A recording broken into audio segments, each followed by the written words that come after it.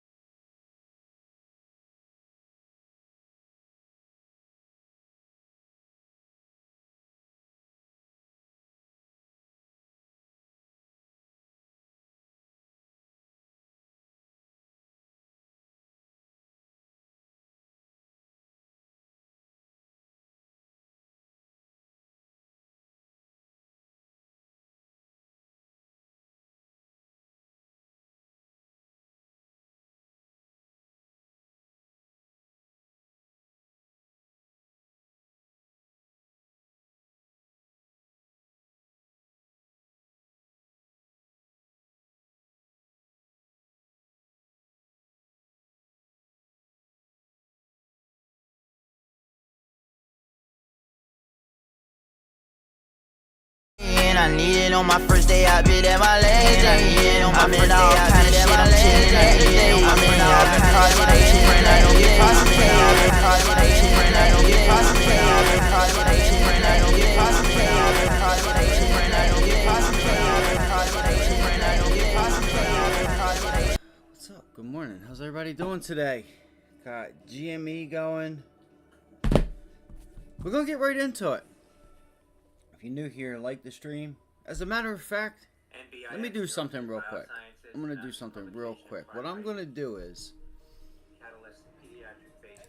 I'm gonna go pour some coffee in this cup. So this is weird, alright? Because the desktop audio was off. So I don't understand if the desktop audio is off, how that just came through.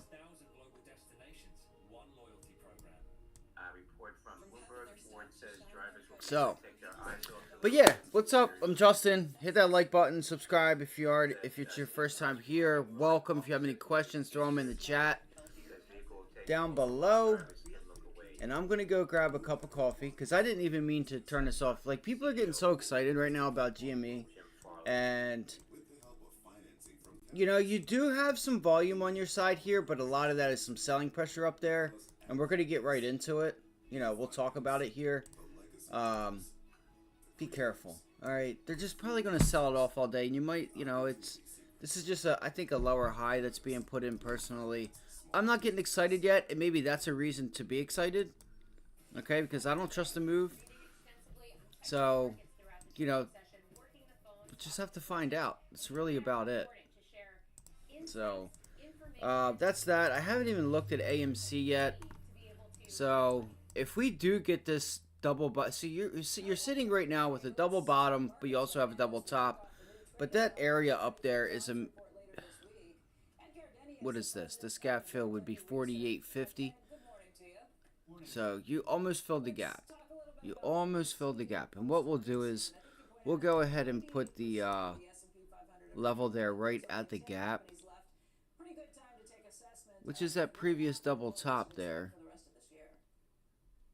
See, I deleted some of this. Yeah, 47.50. Yeah, we'll just go ahead, and what I'll do is I'm gonna just put this, I'm gonna move this down. Let's go here. I want to go get a cup of coffee before we start this stream. I do. I just want to go fill it up real quick. Like, again, I did not mean to fill it up. I did not mean to even start the stream. This is why that line's there, because you do have a prior gap up there, but here's the thing, is that this gap here is in front of that. Right? This gap here is in front of that. So we're going to worry about that gap instead of that one right there. So this is what we're going to do. I'm just going to move that right there. All right? And give me 2 seconds. I can put on some music if you'd like. And then I'll be right back. I'm just going to go grab a... I'm just going to go fill this coffee up so I can get it out of the way. Again, I do apologize. I did not even mean to start the stream. But it is what it is, right? I hope you guys had a wonderful weekend. I had a good weekend. I tried to make a video yesterday. I wasn't really feeling too well. I was exhausted yesterday, like towards the afternoon, and I was just looking and looking and looking, and I'm like, man, like there's a lot of setups out there, which I'll be covering, but there's a sector that I really wanted to focus on that nobody is talking about right now. Nobody's talking about this sector, and it's blasting off, and you're seeing it this morning. So we'll throw the vid here. You know what? I'll worry about a coffee later. How about that? We'll just worry about the coffee later. Okay, SMMT. So this stock here, Friday, there was news and it got halted. I forget what it was about. Yeah, these guys are going to be in trouble. It's a Chinese stock. You'll just have to look it up. We can look at it up here. I don't know. There's something going on with it. I don't know exactly to what is going on with it, but SMMT, is that what that is? SMMT, yes, SMMT. So SMMT, this happened Friday afternoon. They halted the price. Okay, we go up and down like yo-yo. That's why I scoot more into Lolo. See, SMMT. I don't know anything about this company. Summit Therapeutics price target raised to $14 from $8 at Stifle. Okay, I don't know. See, here's the thing. When you guys see upgrades and downgrades, look to see who they are and how relevant they are. Right? There's a difference between some little guy in his office and Bank of America and Goldman Sachs, right? We'll load at market open. Expect. See, this is just your. These people saying this shit is the same reason why GME is gonna go. It's just awful. It's just awful, man. Like.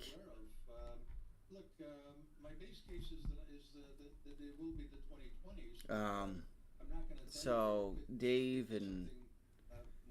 Portnoy and crew were. These people are fucking idiots, guys. I'm sorry. Look, I'm just gonna show you guys right now. So if you guys have money, like I don't know what he said. Let's listen into this. Gonna be sitting on your ass on the sofa in October, watching Davey Day Trader land on the moon. Gonna be sitting on your ass. All right. So it's go time.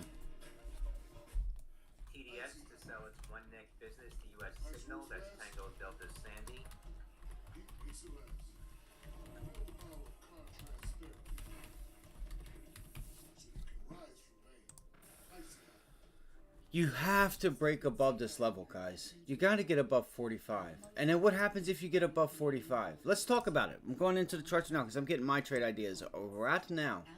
Look at this. You're at 45. I'm sorry, you're at 40 right now. You're at 40 right now. Why did I think you were there? Hold on. Is that... Damn, so we're moving in $5 increments just like that.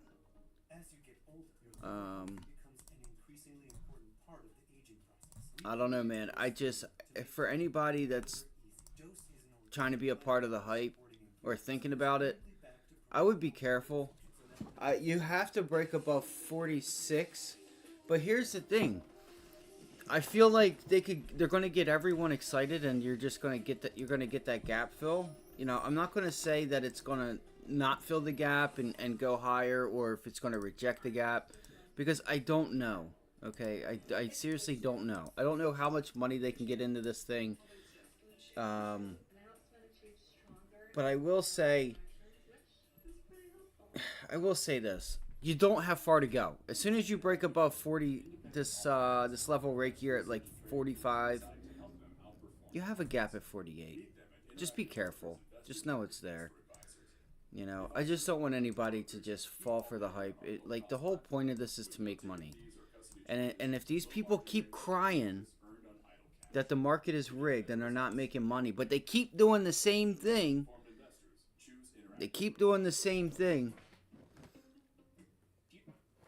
I mean, there's a saying, right? Do the same thing over and over and expect the same result. It's probably not going to end well for you, right? You keep doing the same thing over and over, you're probably going to get the same exact result, you know. It's borderline crazy if you keep doing the same thing over and over and you're expecting a different result. Okay, was trying to put it lightly or politely.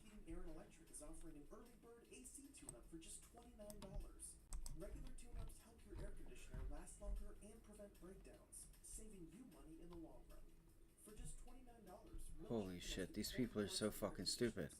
Can I ask you guys a question? Where is the moon? I mean, like, do they not see this? Do they not see this? Like, can they not read a chart? This is an honest question here, right? You have a nice double top, little, you know, you do have a little bit of a pennant here at $40, right? But either way, 46. We're going to say $46. Let's go to the daily chart. $46. Even if you break above 46, which is right here, we're in this gap. We're pretty much in this gap. Bro, you're going to get snuffed at 49.50 anyway. If you don't, that's when you become a buyer. When you see this area right here, when you see this little area right here start to become a support level, and you see buyers step in there and they hold that level, then it's a wrap. Because you know why? You ain't got nothing stopping you, really, to get to 65. That's just what it is. This is the same person who 2 days ago was crying that the market's rigged when he can't even get sports right. He does. He fucking blows at sports. He's hit a couple of the big hitters that were pretty obvious. But regular season, he's trash. He's fucking horrible. You don't even watch him, and it's okay because he's got money. He'd rather just watch horses, and that's cool, right? I like Dave. I love Barstool. I like Dave. I'm just saying, it's just like, I get, you know, you just have to understand what he's doing, right? And that is being a part of the hype. Like, talk about me, and hopefully I'm going to funnel all of y'all into Barstool, right? Y'all are gonna watch our podcast, and it'll give us something to talk about, and we'll be in the light, right? Like, just see it for really what it is, guys. Even if he threw all of his money at this thing, that still does not allow this thing to get, you know, bidded up, right? Because you need someone to buy higher. Unless Dave is just going to keep buying higher every time, he can only buy so many times, right? There's a lot that they can sell, though, because they can also short on top of it, right?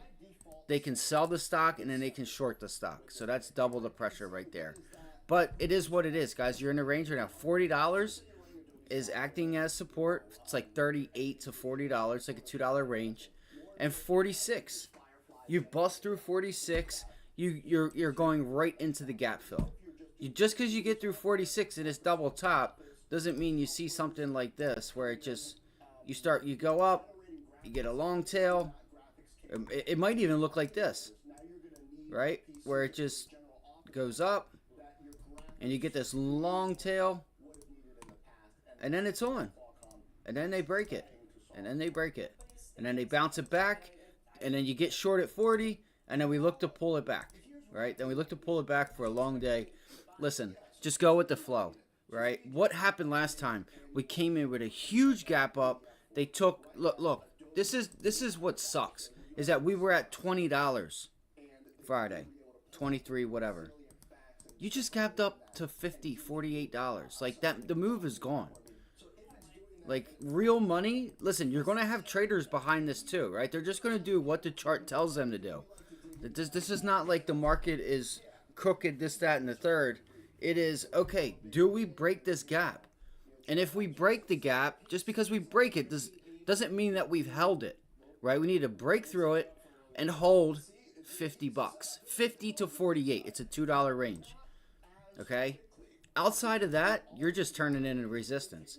And just like last time, what did you do? You came in with the big gap up, and then it just sold off every day. Every day it just sold off. You know, I don't know. I'm just going to let the chart tell me what it's going to do. But to sit here and just be a part of the party and assume that this thing's going to go higher and it's to the moon and it's party time. Dave has the money to party, and Dave has the money to... Here's the thing. Dave can use this as a write-off, right? Dave can say, I bought this stock and posted and did all this. He probably, you know, it's up to him whether he can write it or not. But at the end of the day, it is a business expense. He is spending money on GameStop to own it, to put it out there in public that he is a part of it and he is buying it. And it's to hopefully funnel some people into Barstool to watch their podcasts and stuff like that. It's really a business expense. You know what I'm saying? At the end of the day, just see it for what it is. That's all, guys. Don't get played. You know what I'm saying? Don't get played. Warren Kitty did, you know, he found something that was really awesome.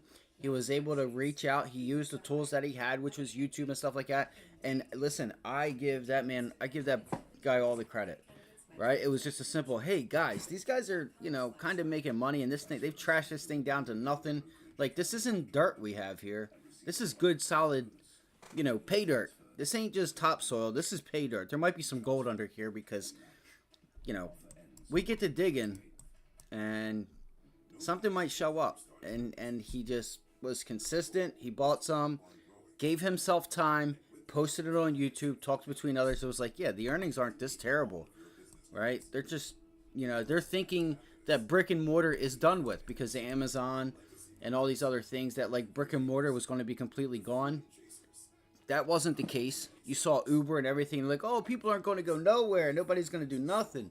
Yo, video games are popping off right now. Yes, you know, more so on the computer side and Grand Theft Auto. Like, there's a ton of people that play Grand Theft Auto. So, you know, that's all, guys. That's what I'm going to just say right now. I'm going to get my watch list together if you want to join me. If you have questions, you can post them below. But I would just watch. I would urge you guys to watch this gap. Watch that gap back from the 14th. Okay, you have to get through it. You have to hold it. Like, this is like, you need buyers at 48 to 50. It's like 49, but it's going to be like an area because you can break through it and then kind of just like fall back down and not hold it. So we need buyers. We need 48 to turn into buyers and not sellers. Okay. That's going to be my plan. All right. That's my plan. That's going to be $50 that I'm looking at. And then, you know, we see the break because they're going to, like, the thing is like, it's real easy to get fooled. And then they're going to get mad and claim that it's a scam because they're seeing this double top and they're like, oh, look, we're holding. And then it goes to break, right? It goes to break. But then they're not paying attention to what the hell's right in front of them, which is the gap fill. You're shy of the gap right now. So that's what I'm watching. For anybody that comes on later on in the day, they'll just, you know, I'll put it in the chat right now. You gotta hold the gap at 40 or $50. It's like 48. We'll call it 49 to 50. All right. For right now, sellers are in control. It's just exactly like last time, for the most part. I'm gonna get I have a few ideas today. I have a few ideas. I have a sector that nobody's talking about, which is actually funny. It's popping off right now. All right. If you don't use this, which I do sometimes to like get, The reason I went to it this weekend is because it was the end of the month, and I wanted to see how we did this month and this week and stuff like that. But look at last week, right? Look at last week. This is a 1 week performance. And look at consumer cyclical. Look at consumer cyclical. It went nuts. Okay? That is like specialty retail. Look at this. Not Bed Bath and Beyond, but Best Buy. Okay? There's I feel like there's Petco, right? The thing about this, there's a few things that are going on here. Five Below. You hear this. You're hearing this a lot now. They're like, oh, where's a good deal? What stocks are on the low? Where is the money going to go to when it comes out of, like, not necessarily NVIDIA, but like Apple, Microsoft, or, you know, like when things get overextended and profits are taking, where are they going to put that money? Watch Consumer Cyclical for this summer, guys. You heard it right here first. If you could, hit the like button, please. Subscribe. If you guys make any money with me, please, you can donate down below. Cash App, PayPal, whatever. It goes to the stream. It just shows that you guys appreciate some of the work and stuff that we do here. Well, we as in me. You know, I always say that. So keep an eye on this sector for like the next. Watch it this month. Thursday and Friday, you had value. Like today, Best Buy had a double upgrade. Let's go to the daily chart. What do you guys notice? Yep, it kind of looks like the IWM, but the bigger parts of this is like, this is all showing everyone, low key, a healthy market. Leaders led, laggards are lagging. Apple, Microsoft, mega cap tech. It was, you know, after 2022, we pulled back. We went to highs. We tested highs, and we broke through highs and made new highs. What happened next? We had energy. Then we had, you know, semiconductors. And then it was healthcare. Well, healthcare is kind of hanging out. Financials, right? Large cap financials. JP Morgan, Bank of America, Goldman Sachs. We traded Goldman Sachs and JP Morgan. We have been long them. They're making new highs. They're making new highs. So you have healthcare, tech, semi, financials. Where's the good deal? Like, and you even saw like Spotify, some of those, like, you know, some of those other names, right? Look at them. They are up at highs. Okay, so where is this money going to go? Okay, where is this money going to go? You got a flat top resistance here. Look at that 50-day moving average acting as support there. You had some biotechs kind of start to break out. This, we're going to talk about Moderna because Friday, you could have changed your account. These contracts Friday, and we were on this when this news came out, $40 a contract. You could have went for a daily and bought the $40 puts and had anywhere from $40 to $20. That's right, $20 from 40 cents. 40 cents to $20 on this big down move. For anybody that doesn't have much but a few $100s, you could have honestly spent $20, $30 and came out with anywhere from, you know, 40, 50 bucks, 100, 300, 400. If you can just let it go, you know, and take your profits. I'm just saying, this was a big trade. I'm going to start when I get stuff like this because I've been waiting for this on Moderna. When I start getting this next time, I put in limit orders and I just didn't get filled. I tried to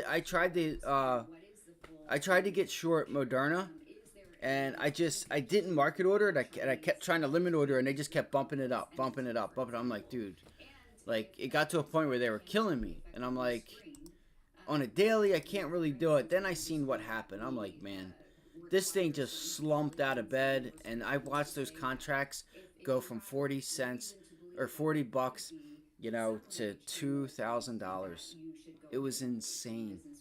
It was insane. It really was.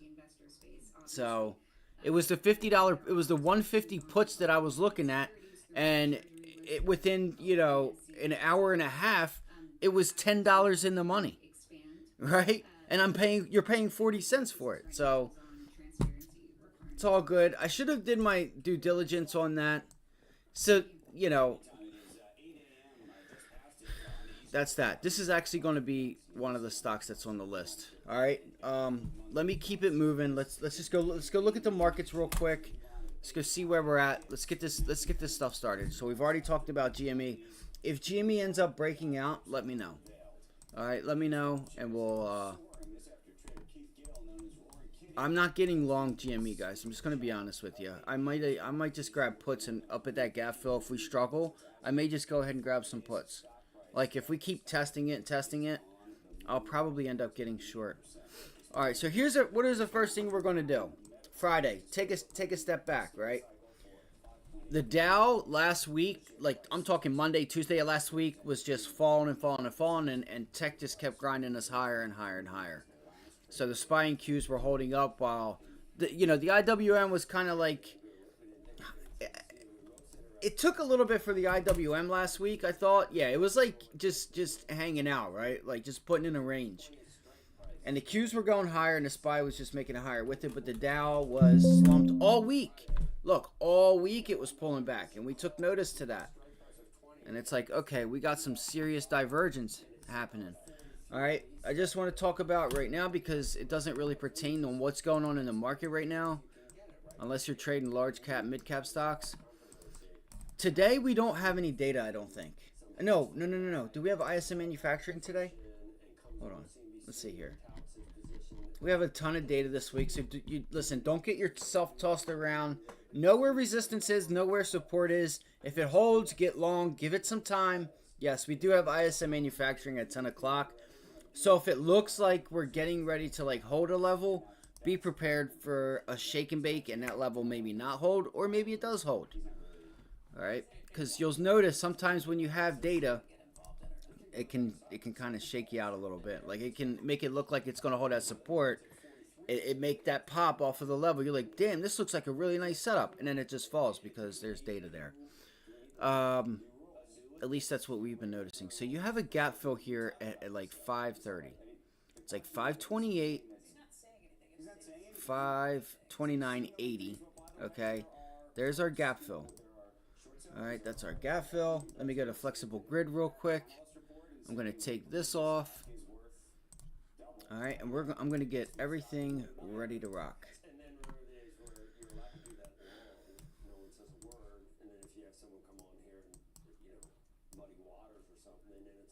Okay. We got above 527. Is 527 holding this morning? Well, when you look at that, guys, that's the wick below. That's the wick low. This is just how you read a chart. Look, it's not ironic that 527 is that support level. Here's why. You see back, it was Friday, Thursday, Wednesday, Tuesday's low. You see Tuesday's wick low? You see how I'm looking at the bottom left of the screen? You see this green candle right here? I'm going to put this level right here. I should just go back to this chart. Let me just go to this chart right here. All right. I'm just going to make it easy and keep it going. Thursday's wick low. You guys can see this right here. And you broke above it. Or Tuesday's wick low. I'm sorry. I'm thinking of Thursday and Friday of 2 weeks ago. But this previous level right there at 527, you get pullbacks into it. We're back above it. Look for that to possibly hold.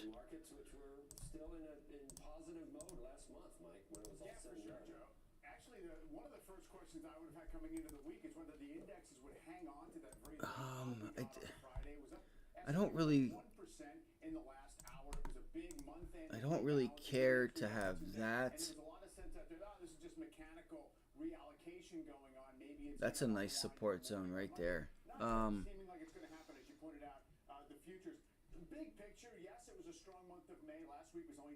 just want to know why I have that level there. Sorry.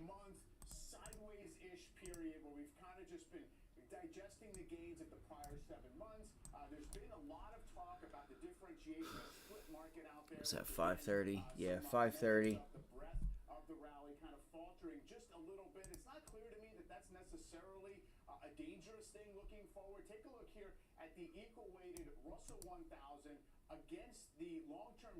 All right, that's what I'm gonna do. That's what I'm gonna do. It seems to hit the breadth of the market, not necessarily the headline. All right, so I'm gonna remove this. Okay, I'm gonna remove that. Is that the 20-day? No, we don't have any moving average except for the 50-day. So pretty wild that we held that. It's pretty wild because we opened up below it Friday. So you have to watch that test in the 530 to 531. All right, this is the area that I'm going to watch for, and I feel like you have a ton of data this week, and if you listen, see if you break above 530, I feel like you have, man, even this level right there. You guys see that right there? Look at this. If you break above 530, you have about $1. It's just tough. I probably may not trade the indexes, but that is your prior resistance zone up here. It's like 530 to 531. All right, and then this little area right there. You guys see that? It's like right here. It's at like 529. Pivot low, you broke it, reclaimed it, then it just sold off resistance. So you're reclaiming levels. So watch for the break of 530.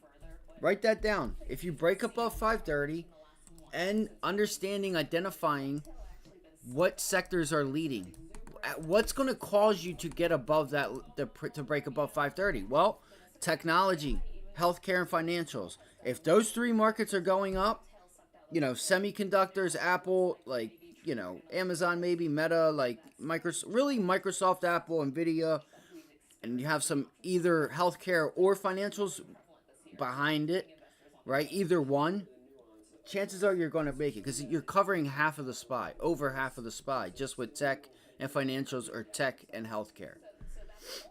So, let's look at the Qs real quick and see where they're at right now. Oh no. All right, so that don't look good.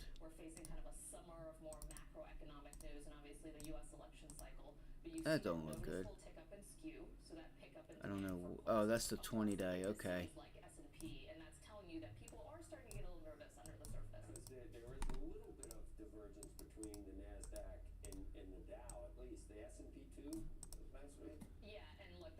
So you have a pretty serious level that you still held on the Qs. Watch the 20-day moving average. All right, that level is going to be 450. All right, 450, and we're at 454. So, and look at that. So we can start to turn this level right there. We can turn that green. We can go back and turn that level right there green because it was resistance. Now it's acting as support. Let's go here. 15-minute chart. We got to get above 5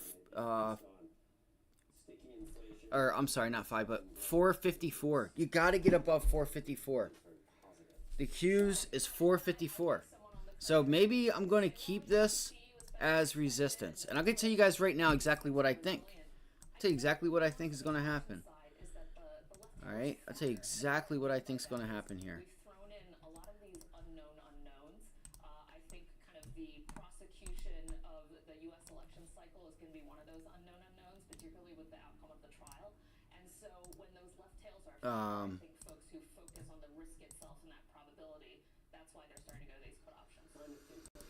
I think we're gonna get a pullback, and I'm gonna buy the dip. I'll probably buy the dip, guys, and look for the break at that level. I think you go a little bit further higher, where it hangs out here, but I think you go a little bit further. I think you might test like maybe you test 454, 43-ish or something like that. You can see the candles right now are getting really small for a reason. I think you get this little pop, and then you break it back down.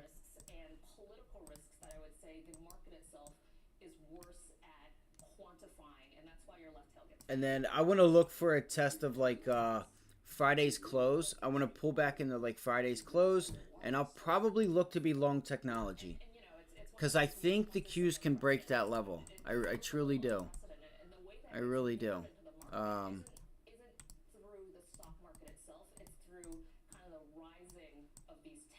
you can see here, this close, this is a major support level. So I'm going to look for 452 on the Qs to be a buyer to see if that level can hold. I'm not just going to assume it holds. I'm just going to wait for it and watch it. So I'm writing it down right now.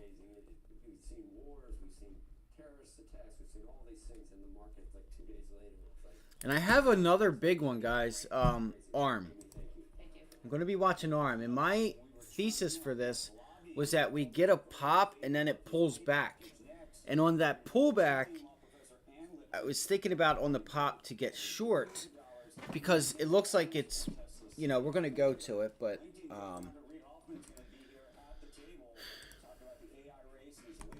let's see here.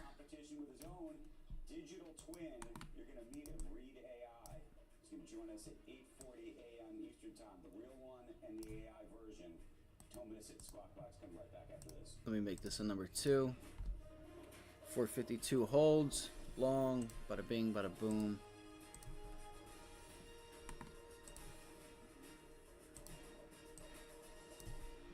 I think it's going to be a nice day. We could also watch out for a range today, which would be crappy. But you have ISM manufacturing, and I think we could have a nice day today. I do. I think today's going to be a nice day.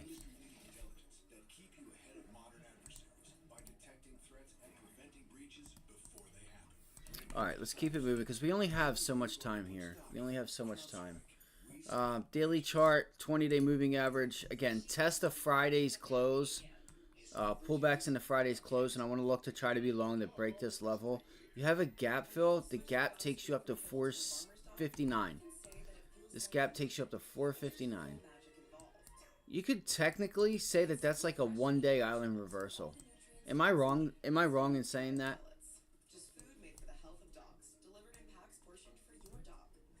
No, yes, maybe. Right there, you bounce. Right, you gap up to gap down. You rally back up to test it, reject it.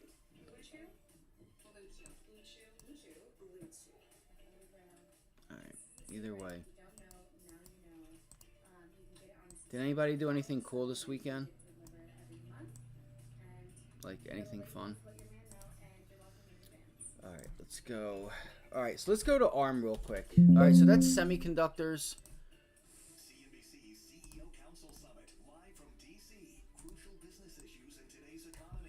Yeah, you see what I mean? You see how how I said it was gonna, like, that I thought it would pop, and it popped, and I do expect it to try to like pull back. And if it pulls back off the bell, that's cool. I'm with it. Dude, why does this thing do this? I'm sorry if you guys commented on the chat.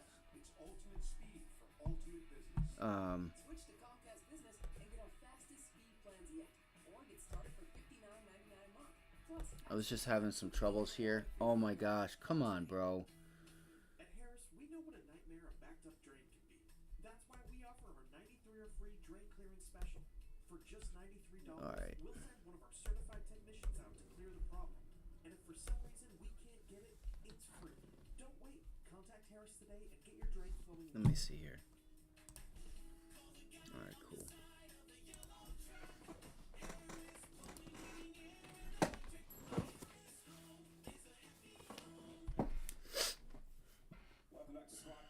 Tesla's highly anticipated shareholder meeting. It is happening next week. Among the items on the agenda, the shareholder vote on Elon Musk's PayPal transfer now is someone who's been very outspoken about all of this. And the number of debates, I imagine we're going to continue that right now. Ann Lipton, associate professor in business law and entrepreneurship at Tulane. And it's nice to see you this morning. You have some supporters in Glass Lewis, ISS to some degree. I'm gonna go grab. I'll probably grab some coffee real quick. I haven't watched Tesla in a little while. Let's start with the daily chart. It's just hanging out, stagnant. There's a few stocks that are stagnant. I actually want to get rid of all this stuff. I don't want to, but I do want to. I do, but I don't. I'm done. I want to simple things down. I'll leave that level right there at, what is that, 180? You can leave that. So I told you guys that we need to look for what is working. What is it holding? What is it rejecting? What is showing itself to act as like what like the price action acts off of? I don't know how else to say it. Okay, outside of the 100-day moving average, and we called this out a long time ago when we tapped it up here. We tapped it again that second time, and it was a no-brainer to get short. And here you go. You actually have a nice little wedge here. There's a nice little wedge, right? Nice wedge, and that's actually the 100-day coming down right there. So you're just like sitting in this wedge, and it looks like, as far as the daily chart's concerned, you know, you have some pretty solid volume to the buy side, but then again, the sell side is pretty good too. Some pretty solid selling pressure there as well. As far as what kind of pay package you should get, I mean, I'm not a compensation expert. All I can say is he has, and this is one of the points that's being made by Glass Lewis, is that he has. This is ridiculous. 13% of the company right now. He has lots and lots of incentives to bring the stock price up without additional pay package, and also, this is not a pay package going forward, and there's every reason to think that there will be a new pay package going forward, and that one will be done, you know, in accordance with this Tesla pay package shit is just getting old. It really is.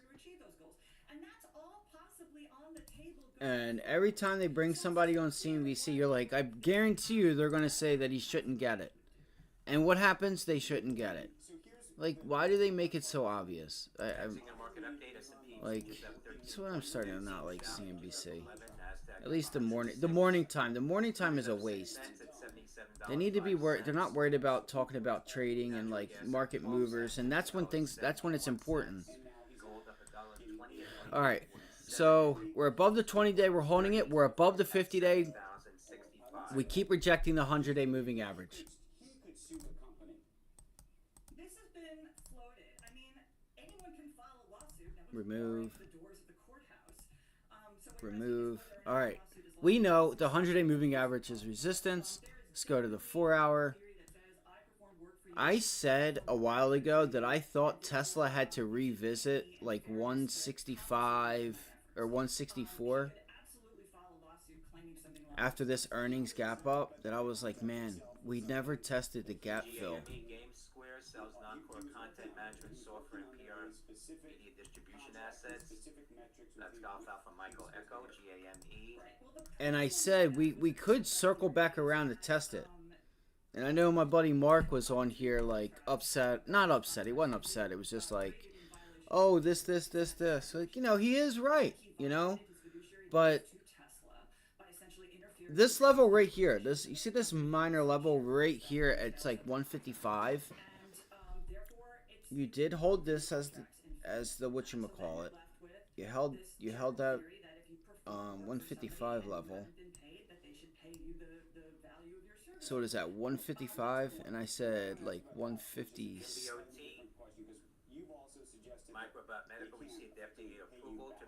Sorry. 158. Yeah, and I said 155.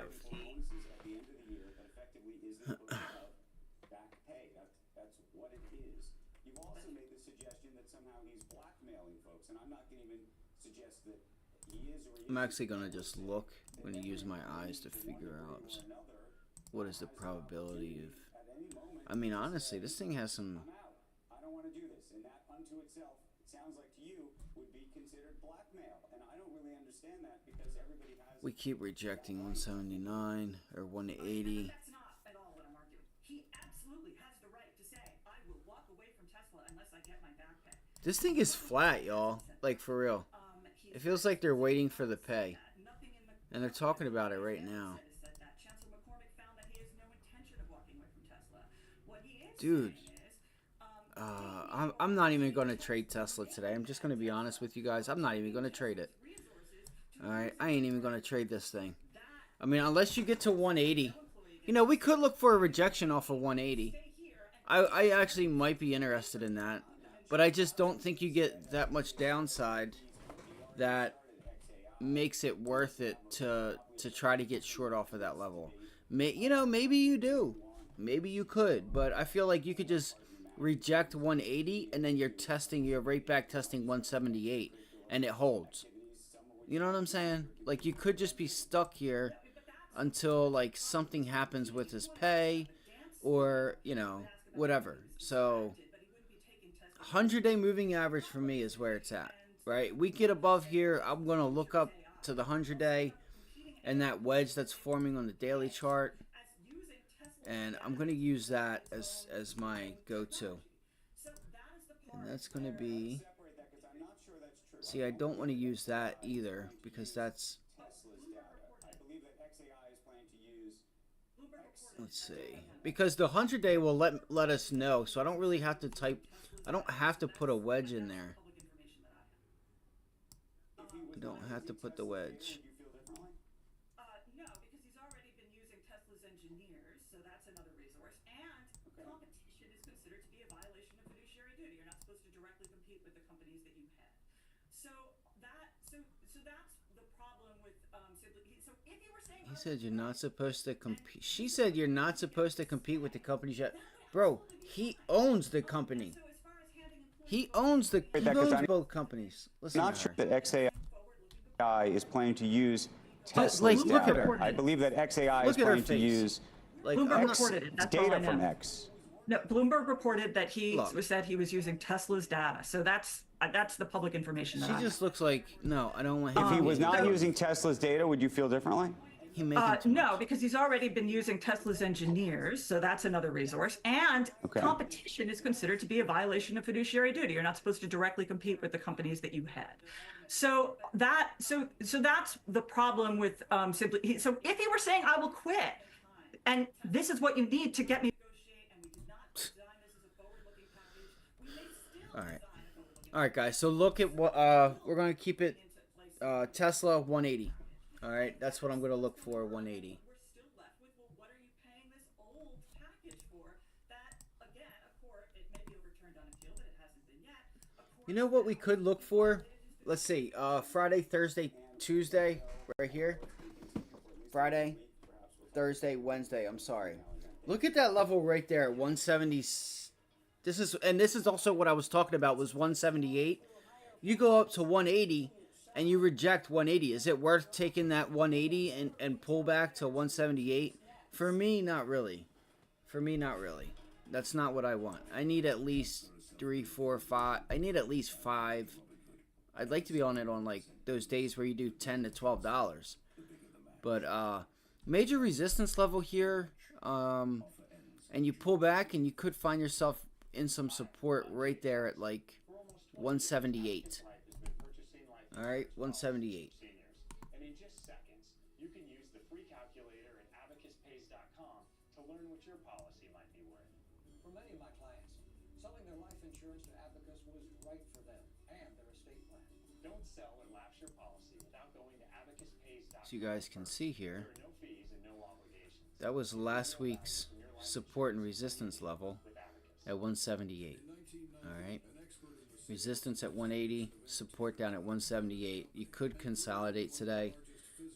It all depends. Okay? Let me get all this stuff down. I'm not sure what happened there. CDs, movies, video games, collectibles, consumer electronics, and retro arcades. 2023 revenue over $1 billion. Alliance Entertainment. We bring entertainment to you. Sorry that was so loud, guys. If you could... Oh, shoot. Here we go. We have a lot of people here. Awesome. Not a lot, but... Sorry, guys. I did not see the chat. There was something going on with my... But good morning, everybody. Thanks, guys. There was something going on with the internet connection. And I, you know, the stuff just popped up at once, so I do apologize for not seeing it. I want to move on here. Just let me save this, and I want to get into some of my ideas. So I need to hurry up. Time axis, and we covered GME. Just we're watching that gap fill up at 50, or that break of 48. Because if you break 48, you have the gap fill right into 50, so you're you're kind of having trouble there. All right, so that's Tesla for anybody that wants to write it down. You know, you get up to 180, you reject it. You do have a $2 move. That's up to you if you want to use your right to get short it for a $2 move. That's all up to you. I wouldn't do it. It's not worth it unless you get up to the 100-day at like 182.50. Then maybe your risk to reward there is a little bit better. And maybe you could think about it. But again, you break 180, and if you break it on an increase in volume, chances are that 180 is going to hold. All right, let's go to. All right, this was one of my top. So last week, a few of my ideas, pretty much all of them worked out. Meta short.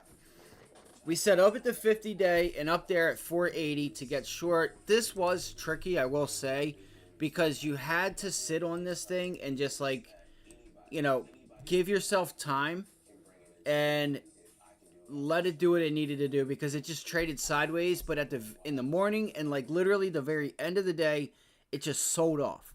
So it was like they were slick with it. All right, they were real slick with this meta trade, because I said last week, yo, if we get up here to 480, we have a really solid chance that 480 continues to act as resistance. And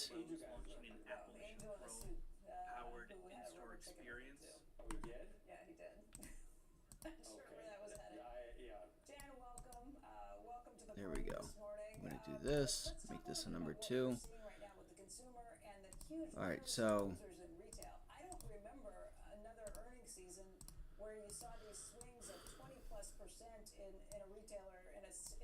yes, retail is going crazy. That was one that I was just talking about. Okay, so you have the 50-day, just like Tesla. You're seeing a lot of this, right? The 100-day and 50-day just coming in and squeezing. What's up, Anmo? How you doing, buddy? You know, play the range, guys. You get pullbacks into this 460 to 4. That's a $5. It's kind of tough there.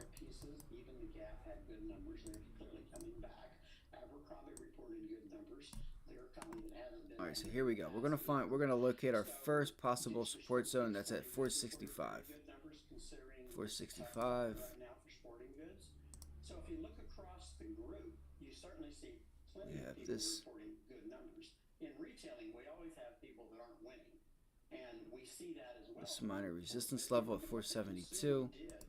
The consumer did exactly what they've been telling us. They're keeping the spending going. You can only stop them by scaring them really badly, and we haven't managed to yet, by shutting off their credit, and even at 21% short-term borrowing rates instead of 14.25, which is what they had pre-COVID. We haven't stopped them there. And you can destroy their jobs. And very clearly, the job market's still pretty good, and people are still getting raises that stay on the job, and people that change jobs are getting better raises. Till some of I think, changes, this consumer, you know, Meta's not going to be a play for me, if I got to be honest with you guys. I just don't like.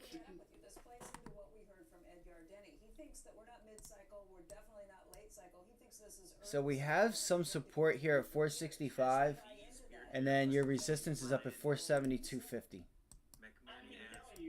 472.50 to 475, but I would worry about 472.50. So, you know, the roaring 20s were post-war and post a huge pandemic.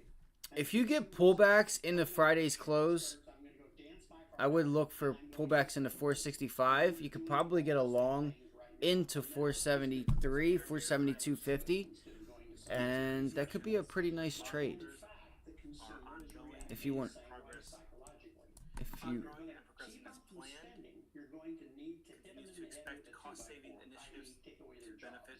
And so 2024 by over despite $75 what million. the Fed's done with Sandy crushing Alpha the Victor supply, Echo and SAVE. despite what they've done, quite high interest rates relative to pre-COVID, Let's move the this consumer has just kept going. right here.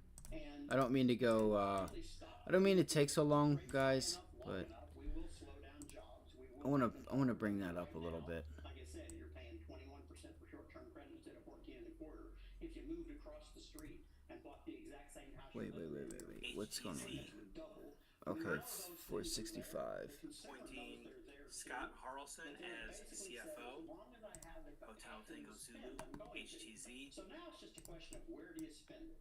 And people like Walmart have said, spend it with me, I'm going to lower prices to you. Oh, that's why. This 20% higher That's cost why. facing versus pre-COVID. We don't have a lot of time, but you think Walmart is basically the best retailer out there right now. You want to explain why?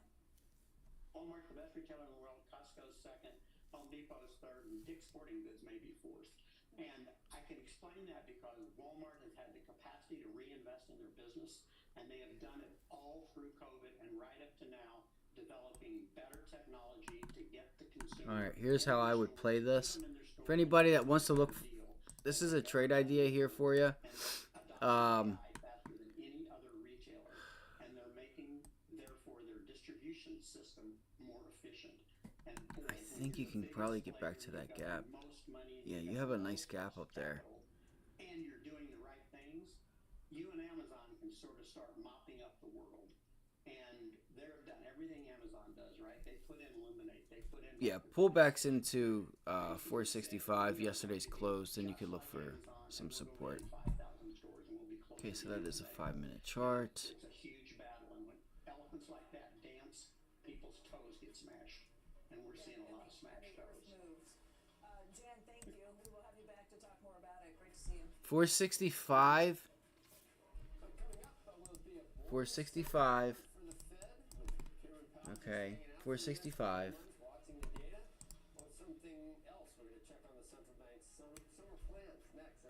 If you get pullbacks into 465, what is that? See, that's so weird. All right, it's like, yeah, okay. So here's why I keep getting messed up and stuttering. I've been doing good. Oh, Malik, what's up, bro? It's been a while. I've been doing good, man. I've been doing really good.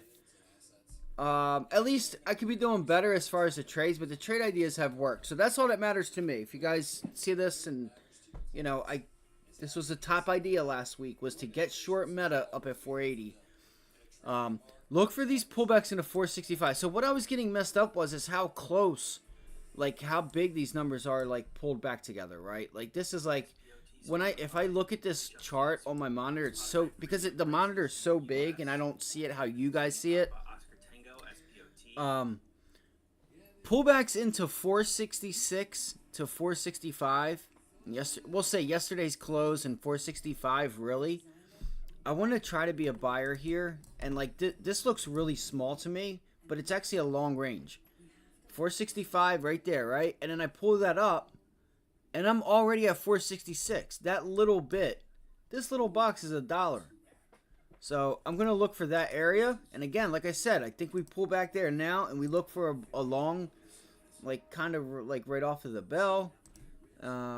At least that's what I'm going to look for. I may not trade Meta, so I don't want to spend a bunch of time on Meta so much. But 466, 465 longs into 474, 475. The top end of the range, though, is 480. Okay, it's 480. Tesla, I think Tesla needs a little bit. It needs to, like, either have volume and break out, because it's only got, like, $2. It's got a $2 range on it. Both ways. Like, as soon as if it were to break through resistance, okay, then you're going to get to, like, 182 off of 180. But if you reject 180, where are you going to go? You're going to go to 178. So it's like, I'm not going to try to, like, look for $2 out of Tesla right now. But you can see here this range. Play it as it is, guys. The 100-day right now so far is acting as support on Meta. And you could look to, you have a gap fill, by the way, up here at 474. So that's that. 474 would be your gap fill. If you look to get long, you fill the gap at 472, and then the gap, you close the gap at 474.20. All right, let me keep it moving. Let's keep it moving. What is that? 474. It's Jobs Week, and join us now to discuss. Yeah, that's right in the middle of the gap. Friday's government report, the Fed's fight against inflation. Nick Timmeros, the Wall Street Journal's chief economics.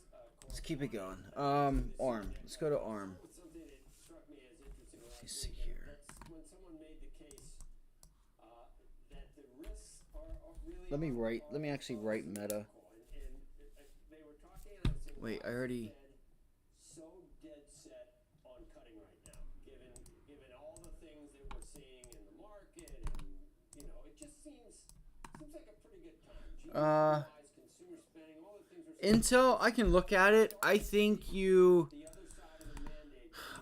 stay out of the way until it because it's going to come to a point where it's going to be a decent deal. I don't know. It's selling off for a reason. You know what I'm saying? We'll go look at it though. I'll go let you know. Like as far as for an investment or a trade, Malik. So here we go. We are starting to turn around. 465. 465. Meta 460. 465 hold.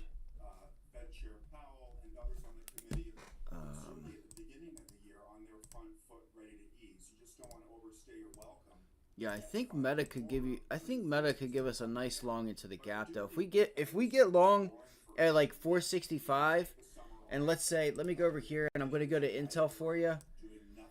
If we get long at 465, we give it from like 465 to like 464. We give it $1 or so.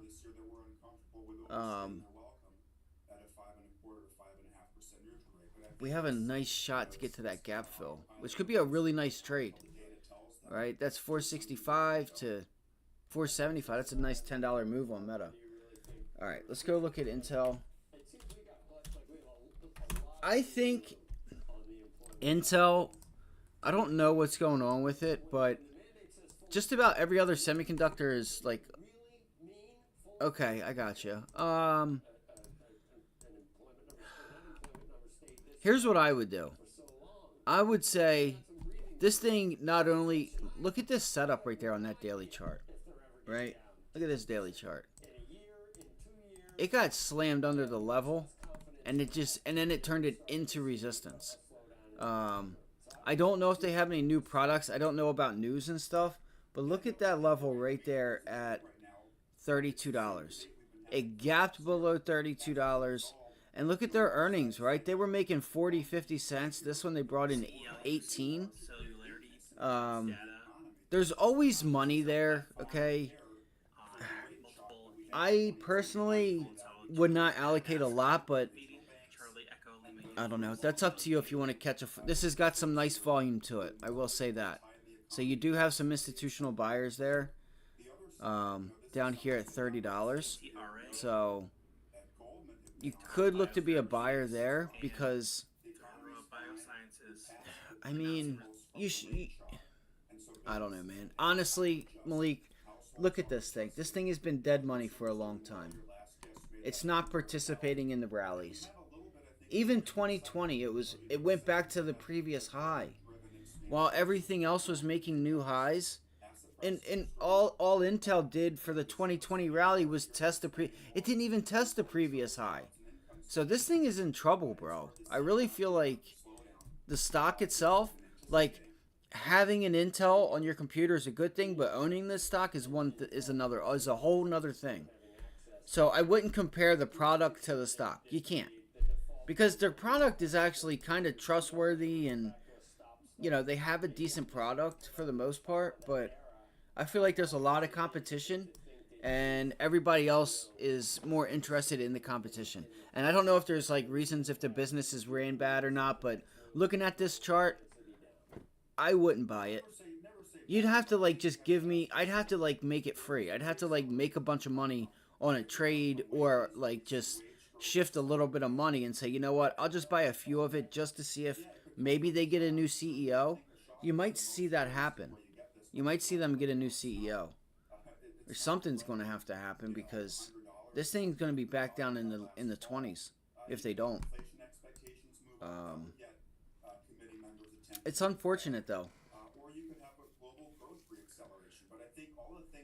You have some nice volume here. I mean, you could look for like a nice like summer trade and maybe you get back, you're a buyer down there at like 30s, low 30s, and maybe you fill the gap and get a, like a $5 move on a $30 stock, and you know, like I wouldn't say end of the month, but like maybe July and August, you're at like 35 or 37 or something, and you take some profits off and you just get some money there. You got some nice volume. I couldn't do it.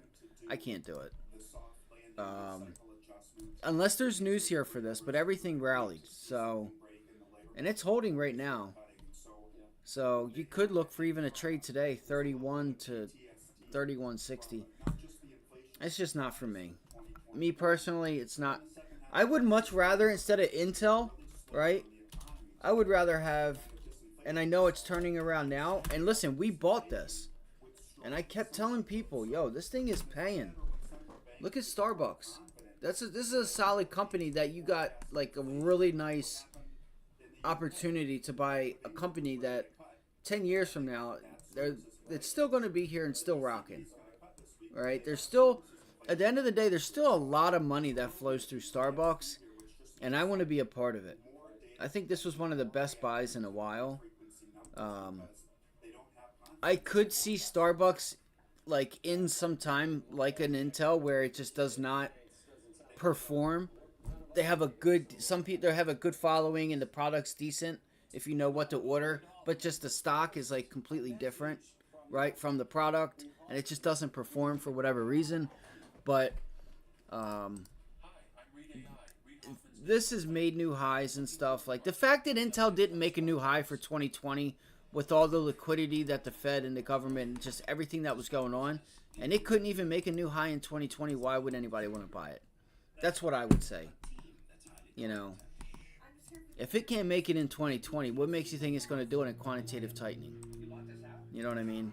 But hey, it is for the most part could be some safe money down at this area. Just I wouldn't load the boat personally. I just wouldn't go crazy unless it showed me.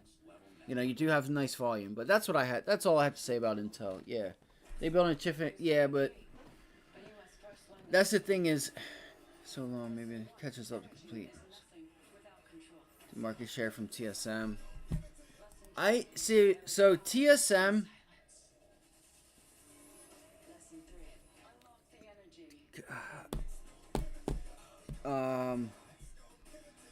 Technically, like Intel.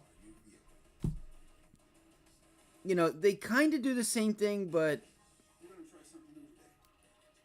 I don't know. I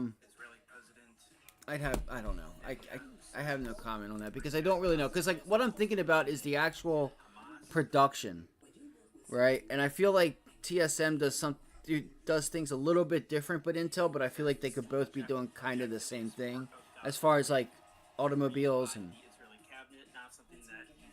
so. But yeah, you know, it's an you know,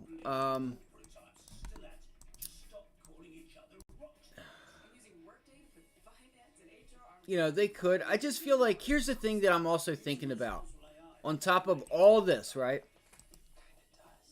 I'm still thinking about demand, okay? We are subsiding in demand. That's the whole point of interest rates. We have to remember that. China's opened up. Things are a little bit, you know, things are a little bit easier to get now, right? Because China's opened back up. But we have higher gas prices, higher interest rates. People are paying a lot more. They don't have as much money to, you know, spend on some things. But that's not just here. That's the entire world. Outside of just like China, which is kind of reopening. So I don't know why. I thought I heard my cat. I'm sorry. So I have that in the back of my mind that, you know, there's going to be a need for AI and stuff, but not necessarily. I feel like it'll be more so like the big. I don't know. I don't know. I can't explain it, but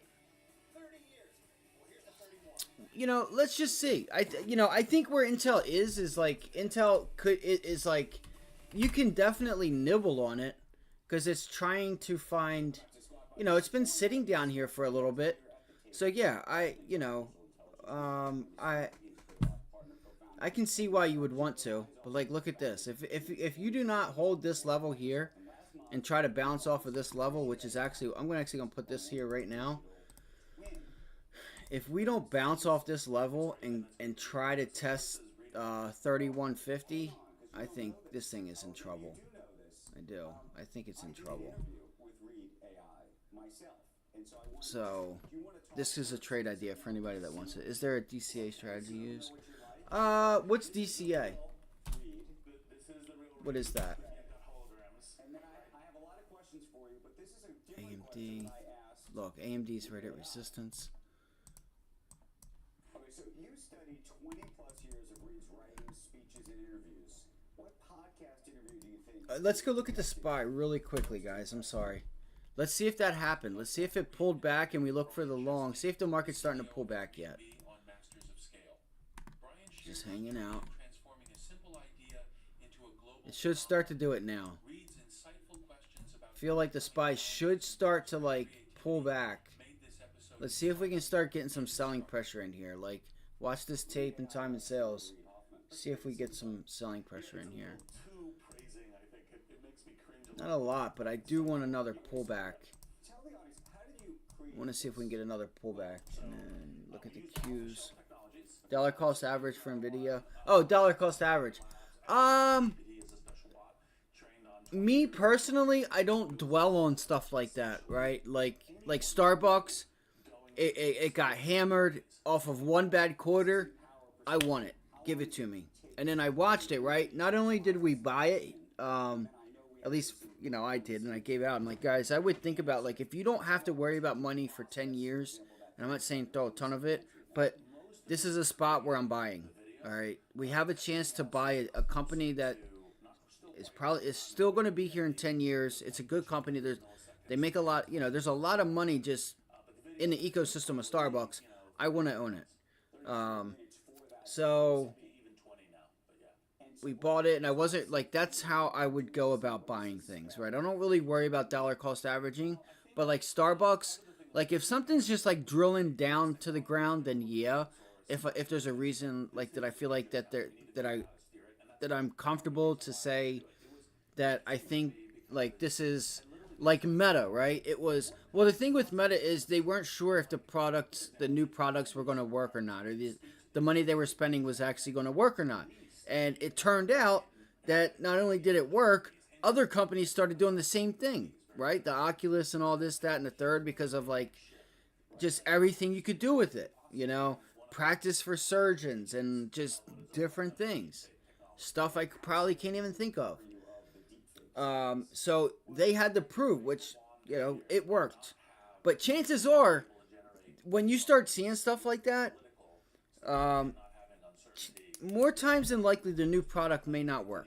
Especially for like the mega cap company like Meta it was. It was like one of those things where it just sold off so bad because it was like, man, if this doesn't work, that means there's a fundamental shift in the market, and that Meta is no longer a mega cap stock because it's like Facebook just isn't enough to keep it where it's at. Even though they had Instagram and some other things, but I always like to think of like for some of these companies, there's always like if there's a decent amount of income and they have a product that I see that's being used, I want it. I want to own it. You know what I'm saying? So, but I will also not fight like I don't really want to own any Chinese stocks because I don't want to have to worry about the middle of the night, Xi Jinping either invading Taiwan or changing laws around like he does, and I'm not comfortable because of one person can have a fundamental shift in in the stock. So like this is drilling. Like if something's just drilling to the ground, you know, I normally won't buy it until it bottoms and I want to like get a rally. Or if it's a stock that I want to buy because I think it's going to be here, right? This thing, I have been waiting for so long for NVIDIA to get hammered and they just keep going up. Well, the thing is it's, I know, it's a little expensive, but it's not really that expensive. I think here's how I would look at NVIDIA is, I know a lot of people that haven't bought, whether they're new to the markets, whatever, you could think about it like this. NVIDIA is not going anywhere. All right, they fundamentally changed the game. They are the top of their class. I think NVIDIA still has a long ways to go, and owning it in front of the stock split just sets you up for like a 5-10 year game plan for, like, you know, holding it 5-10 years. You know, it climbs again, it goes, you know, it does the stock split, it climbs again, then it splits again, right? And you're already in it, and that's why people buy before splits on good companies, because they're like, you know, I want to get in here because NVIDIA is still going to be a decent performer, and there's just always going to be, you know, between Microsoft and like what the countries are doing, even worldwide, like a state and federal level, the avionics for like airliners and this, that, and the third, and there's just a lot of research going into it. You know, if you don't own it, I think you just have to put a stop loss somewhere to like not get crushed. But then again, you don't want to fight the stock saying, oh, I just sold it, then I got to get back in it, then I got to sell it again and get back in. You don't want to play around with it. You want to say, you know what, NVIDIA's here, it's here to stay, it's the leader, just I'm going to buy it and I can expect it to pull back.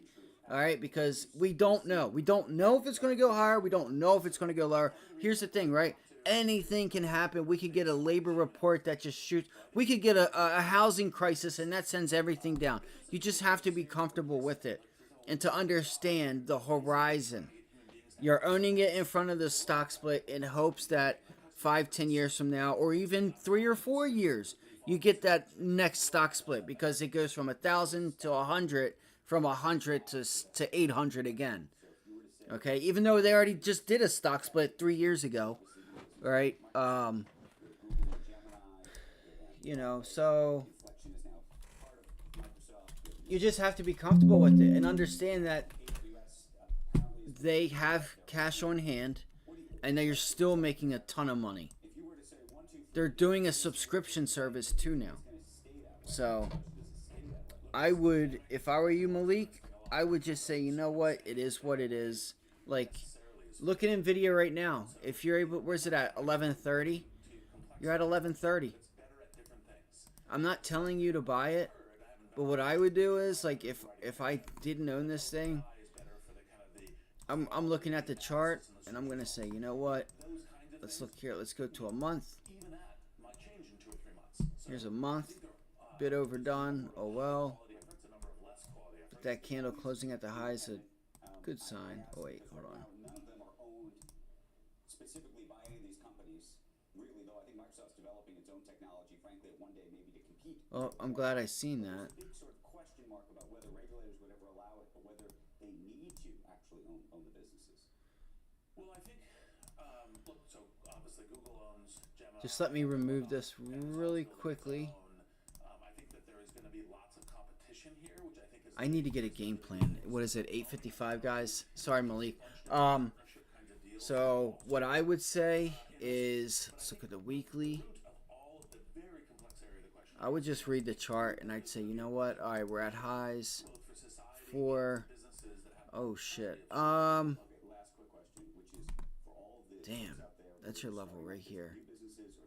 It's like, I wonder if, I think semis can pull back today, guys. Oddly enough, I think we could get a pullback on semis today, because AMD and Intel are doing the same thing. I mean, I'm not, I'm not basing it just off the two of them, but let me go to, so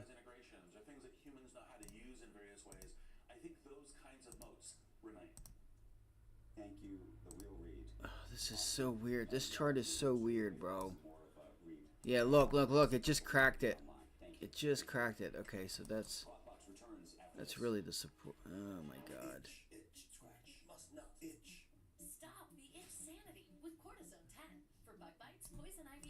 What I would do is, honestly, I know you've been waiting. Here's the thing: we never know. I think you could start to get a pullback. When is this? When do you have to own it by?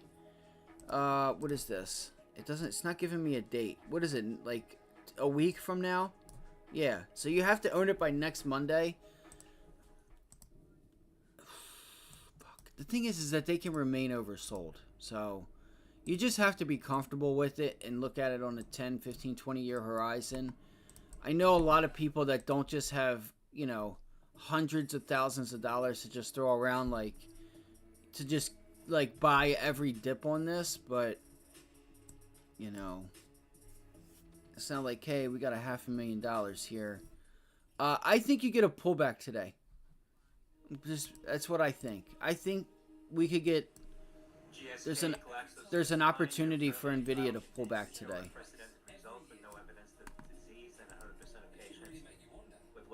So here's the 4-hour.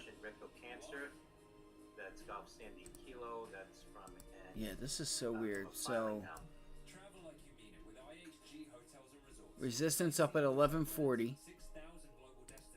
Well, that's the first level it comes into.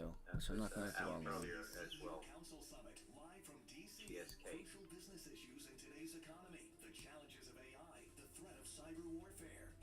Alright, so this would be the level I would watch for. Would be right there at like 1100. And if you get that, I don't know, man. You know, I get it, Malik. I get the frustration. I do. I really do. You know, it's just something you would have had to have owned. And, you know, really the only way to get fundamental pull... I should hop on before the split, especially with NVIDIA at these prices, fundamentally fair valued. And that's the thing too, right? Exactly. It is fair valued. You just have to accept that, you know, here's the thing, is you can always set a trailed stop or like a stop loss to not lose your ass. Here and the thing is like, something is going to cause these things to come down. They're not going to come down on their own. Right, so unless we have something that happens, whether in the industry of semis or we start having hedge funds or some banks start to go down again, and the Fed isn't quick to step in, then maybe that's some scarcity that's brought in the market. A big pop in labor, like where you get the scare of a recession, those are things that are going to help bring the markets down. So it's like, you know, people just have to understand that. They're like, for the most part, in times like we're in right now, stocks aren't just really going to pull back. And here's the thing I want you guys to know, and Liz, and I got this from Liz. We are in a late cycle, okay? We could be in a late bull cycle. What do I mean by that? Unemployment on the low, the Fed wanting it to go higher, okay? This is where you start to see large caps extend, energy and all that stuff extending. Like, it's all like a cycle for the most part. You have interest rates at 0, or were at 0, so, and they got raised, okay? Now they're on the holding part. Unemployment's very low, going higher. Rates lower, going higher, right? These are not things going from, like, you have like a high labor market or like a high initial jobless claims or high rates and you're cutting rates, right? And the rates have just been cut. It's, you know, this is like late cycle type of stuff. So keep that in the back of your guys' minds. We could still have a soft landing. It doesn't mean anything, right? Because nothing is for certain.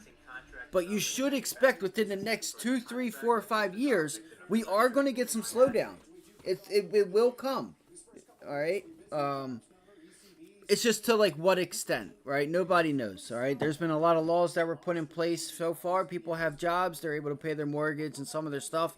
Yes, spending has been curtailed because of higher rates, higher energy prices, all that fun stuff. But the thing is 2020 opened up a lot of opportunity with Uber, sports betting, all these other things. Like, people just have access to make money if they want to. They might have to work 2-3 jobs and do a whole bunch of different little things to come up with a little extra money to go out to eat or buy clothes or do what it is that they want to do. So it's like, you know, so there is that part of it which I think people forget. 2020 fundamentally changed stuff. All right, let's get going with this. We just have to be comfortable and understand that we can only do what we can do. I want to see if we can get a pullback here. I think you get, like, from now, like, I think you could go a little bit higher, but it feels like you're gonna, like, here's what I'm expecting out of, like, NVIDIA, right? I want to see if you could get a pullback. All right, I want to see if we can get a pullback, like, from now until the bell. Look for like a pullback, and then another, and then like a bounce, like a pullback off of the bell, and then we bounce back into like 1140. Call it like 1140. It's really like 1150. Okay, that's what I would look for. But if you see us pull back, and we pull back a little bit and then bounce right back into Friday's pre-market high, Friday's high, and pre-market highs, and we reject up there, we have a chance that we could fill the gap.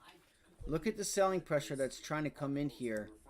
You know, that's just my thoughts. I think you get a pullback to this level, and maybe you get a bounce, and maybe you get a little rejection, and then maybe you test this level, and then you look to get long and to get back up there. You know, I don't know. Here's the thing. This thing is funky because of the stock split that's coming up. And the chart and all the indicators that are telling us something, it's like, it says that NVIDIA has a little bit higher to go, but in the near term, it looks like there's a pullback. Like, from like the bell till like 11 o'clock, it looks like there could be like a nice pullback, and we could probably buy that pullback. It's just, is that pullback going to like actually like pull back for like, you know, an hour and a half, right? Not just like pull back for 15-20 minutes and then bounce to all-time highs. We could.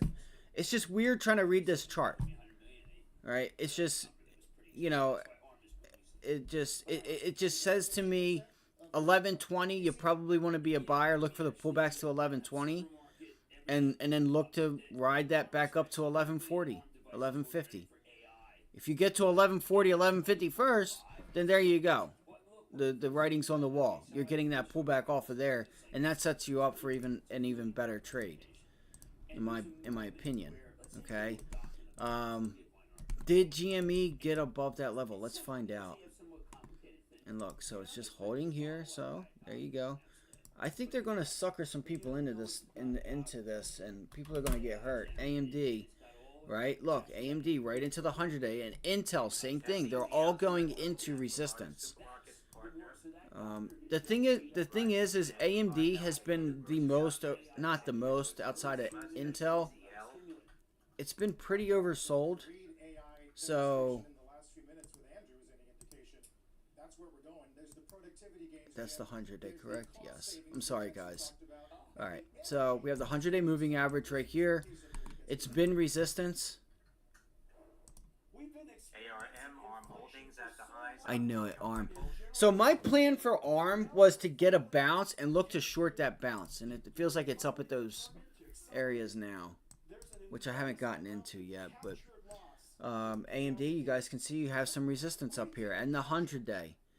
4-hour chart. So I would like to buy pullbacks. Like right now. Here, like, this is exactly what AMD looks like it wants to do, is pull back to this level. It wants to reject the 100-day. It might go a little bit further. It might go to like don't quote me on it, but like 171, 170, 90, 170, 50.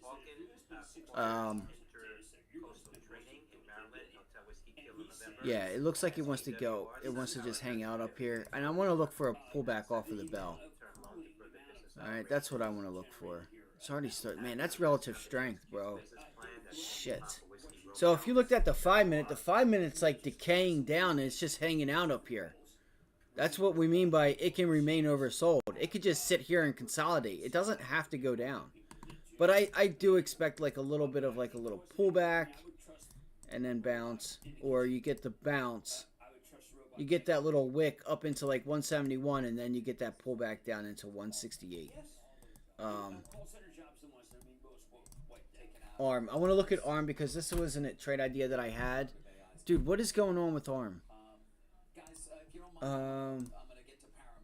So ARM, after the broader sector sell-off.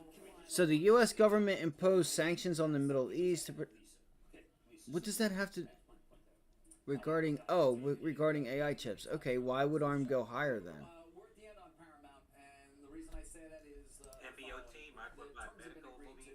Alright, so when I came into this week, let's go look at ARM real quick.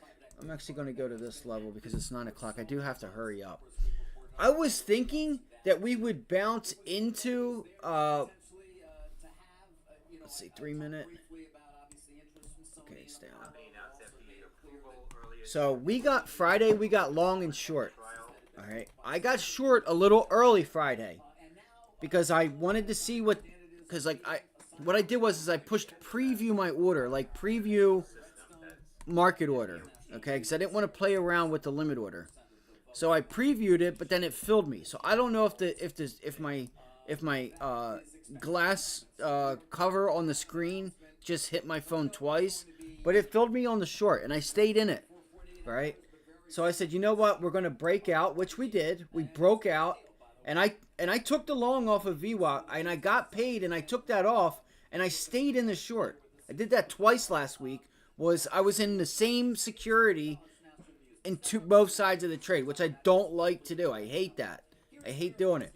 ARM, I had to because I knew it was about to break out, and I knew that I could make enough money to at least pay for the trade on the long side.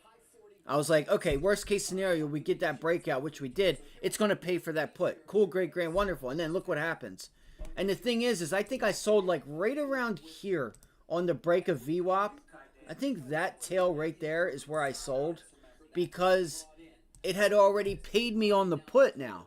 So, you know, I was like, because I had accidentally, I got messed up. But this was the other big trade Friday. This thing went from... This was another over 1,000% trade just on that little bit of a sell-off there on the dailies on ARM. But that's neither here nor there.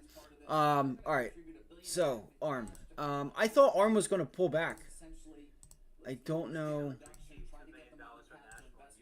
Sorry. Okay, so here we go. I was looking for a bounce to this previous high up here, like 124, but it's 125.30 now. Okay, never mind. It's pulling back. Let's see, 4 hour. So you guys can see. So she's just climbing up here to these previous highs. And this is a nice break and retest. You know, this is a really nice pullback, break, retest, go long. I still think you struggle up here, guys. I do. I think you need to pull back and then get long and look for the breakout. And if we can break out, we have room to 130. I'm telling you guys right now. I do like this. I do like this.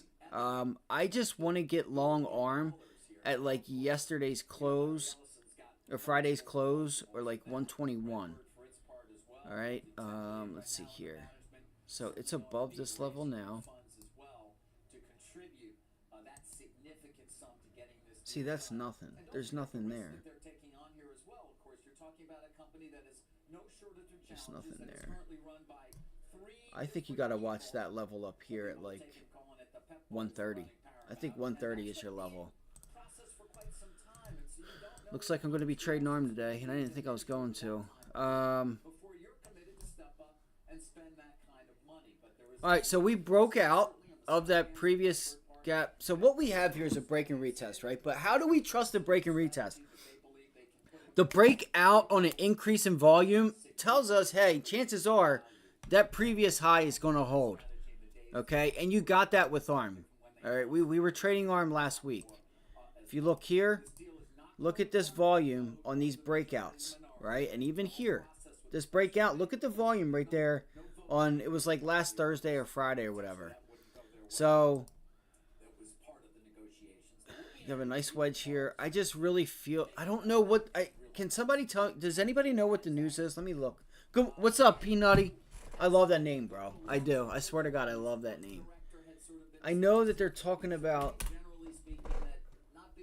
the Middle East, but I just don't see how that is enough to just above 35. Extremely bullish today.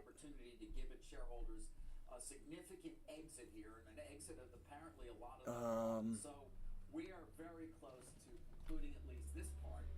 But Jim and Carl, what that means for the future of Paramount as you wait for a close. By the way, who knows how long that could be? You got FCC's got to Let's see sign here. off, Hold on. CBS Hold on. is Hold up on. here. You know, Here we go. It did for a long time. Hurry. It should be a $3 billion cash. But now it's way more. Way more. They went up a lot. A lot. Yeah, they increased their contribution enormously. It was $3 billion originally. Now it's $4.5.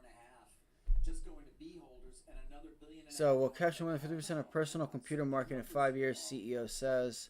Quite large. All right. See, it's not that I don't like for a breakout, because I do like it for a breakout. It's just we need to look for a pullback, and I think we can get the pullback. So there's not really any news on this. It doesn't seem like there's something that's gapping this thing up. Other industries, crazy Monday morning from NVIDIA to Paramount to some Could require shit. the world continues today in Chicago. All right. Either way, we're just gonna play the chart. I'm just going to have to play the chart. Bank of 8 top corporate MSTR is down. Pre-market movers, Gapdell, GameStop. Let's see. Do they have ARM on here? NVDA AMD. Groups with announcements. All right. So we'll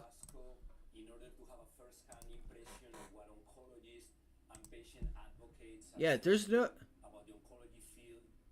become the hottest clubs in New York. Here's why.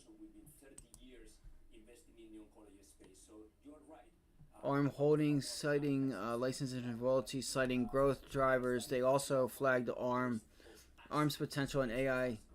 So there's a lot. There's a lot going on here. Like, you have upgrades, you have the Middle East. It doesn't seem like there's one specific thing. Like a double upgrade or like here possible foray. Sorry, I know I'm reading this. So Aaron, 2.9%. So there's nothing really here this morning at 8:38. So it says stock is trading higher on Monday after broader sector sell-off on Friday when the U.S. government imposed sanctions in the Middle East. The British chip designer CEO Rain expects artificial intelligence readiness of 100 billion ARM devices globally by 2025. Reuters cited Haas as the Computex for forum. I don't even know what the hell that is.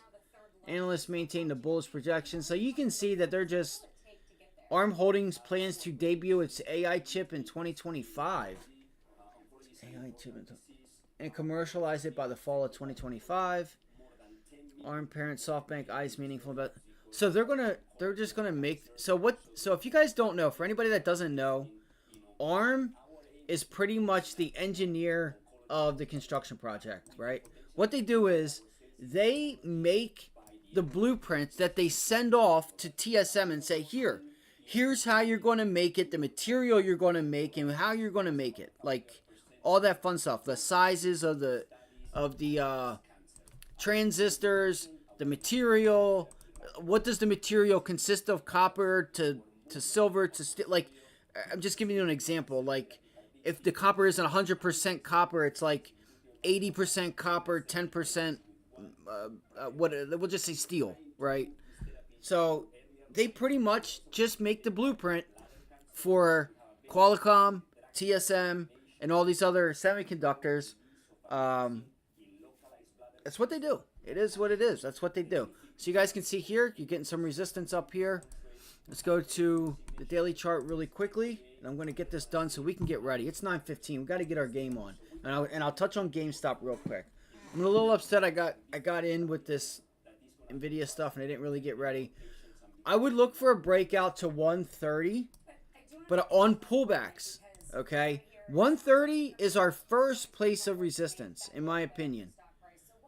Yeah, you have like 126. I feel like 130 is the zone. I feel like 130 is the zone. All right, you can see here, right? Let me make it. I'm going to show you guys. We've got to be quicker than that. All right, 130. Let me make it bigger. So you guys can see up here, resistance. You break a ball that hold it. Support, support, support, resistance. Break a ball, break a resistance. You kind of just play around. But this is your area. Now what I'm going to do is I'm going to put this right here. Because it's an area. That'll tell me that, like, that closed from the next day prior. That this would be the area that I would look for pullbacks off of. Alright. We'll look for pullbacks off of that area.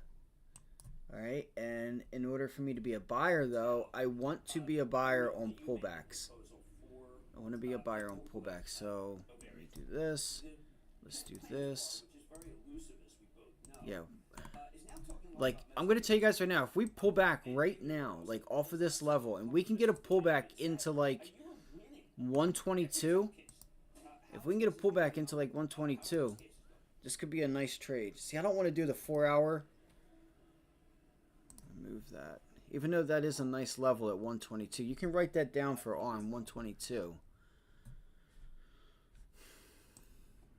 I don't know what happened there on CNBC. Yeah, we're going to pull back, guys. I feel like.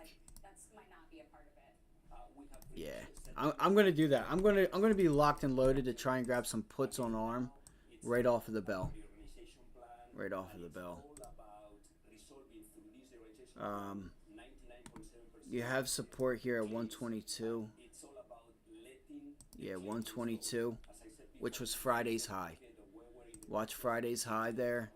And this was my whole game plan coming into the weekend. I'm like, yo, let's see if we get ARM to bounce a little bit higher. I was thinking ARM was going to go to 122 and then pull back to like Friday's close and then we get long.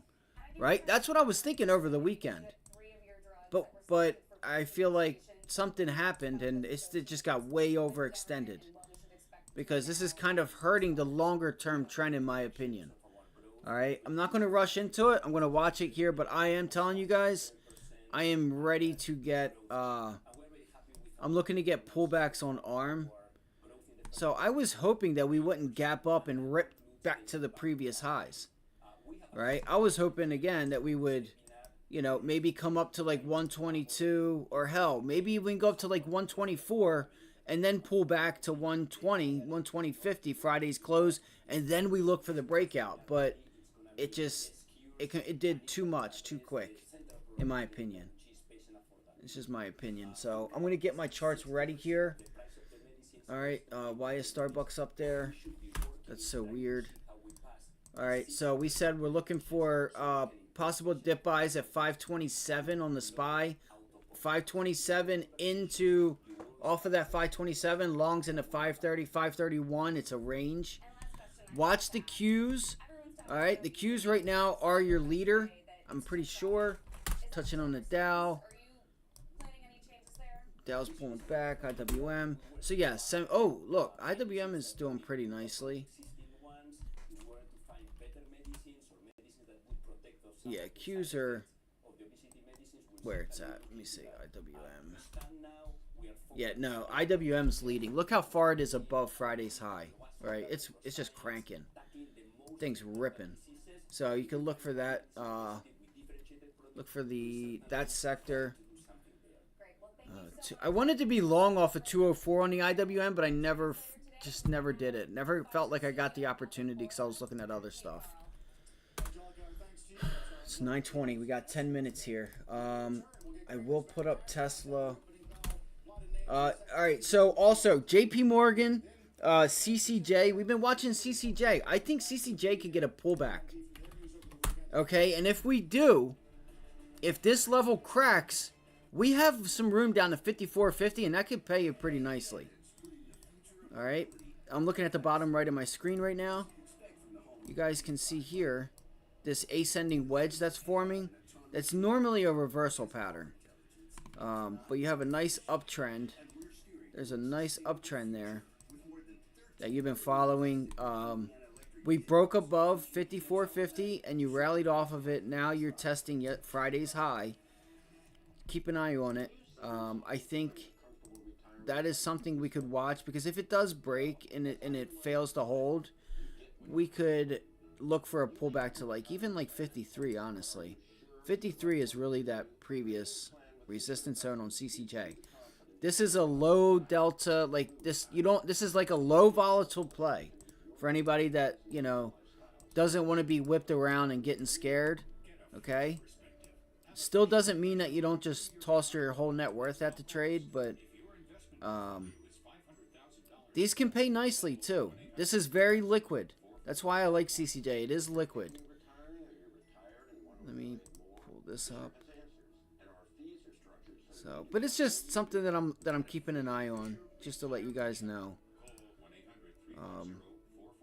So if we break 54.75 or that like 50, you start turning 56 into resistance, and you see like energy, gold, silver, and stuff start to pull back, chances are uranium's going to pull back as well. All right, and then you look for that like 54.50 area. NVIDIA, we have NVIDIA. NVIDIA's holding pre-market highs.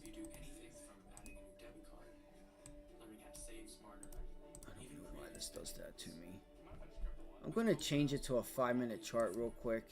I know I don't. I used to not like them. Because there's nothing as powerful as the power of us. We empower those who act. Those who see the correlation between. Damn, she's still just cranking higher. That's got to be it. Those who manage risk by anticipating So weird. flawless execution. Just give me 1 second. Bear with me. I'm sorry. Just bear with me. Identify the goal. Match power with precision. Reach new heights. This is insane, man. The market's going really strong, guys. Wait, maybe she's just going to go ahead and go test 530 and just get it over with. Maybe you could watch for that, but I'm not getting sucked into it. I'm just going to be patient. I'll wait for the 530 rejection. I spent a lot of time just talking, so...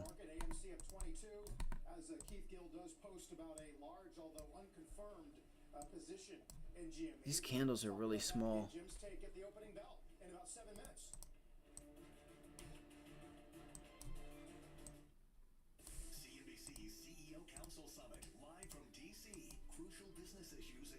Alright, let me leave it alone.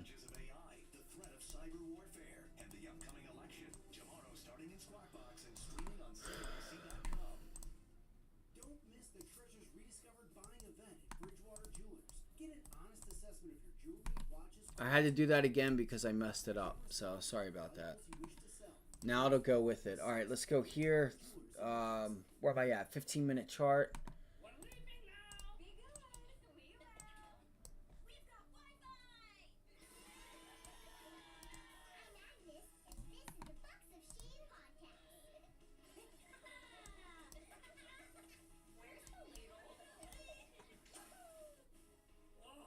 Seriously? It's been 15 seconds. Let them have their fun. 24.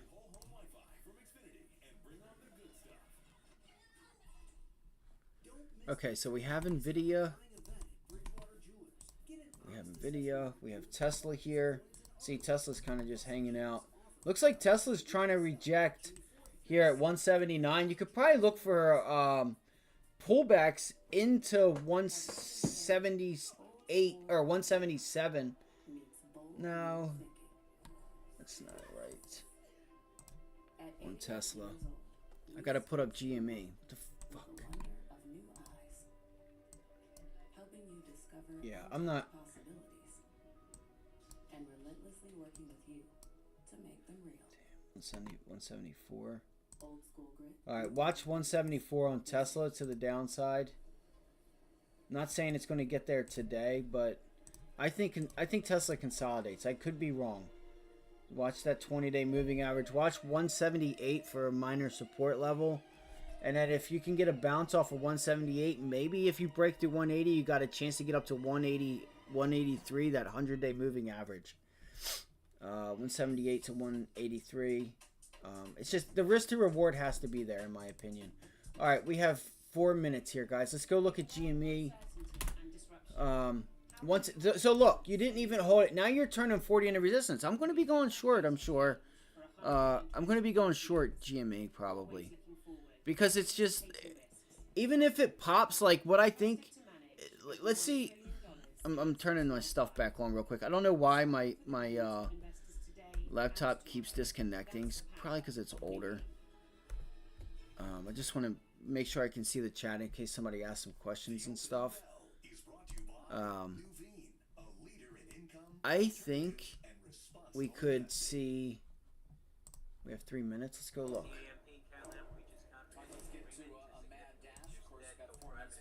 Alright, pulling back.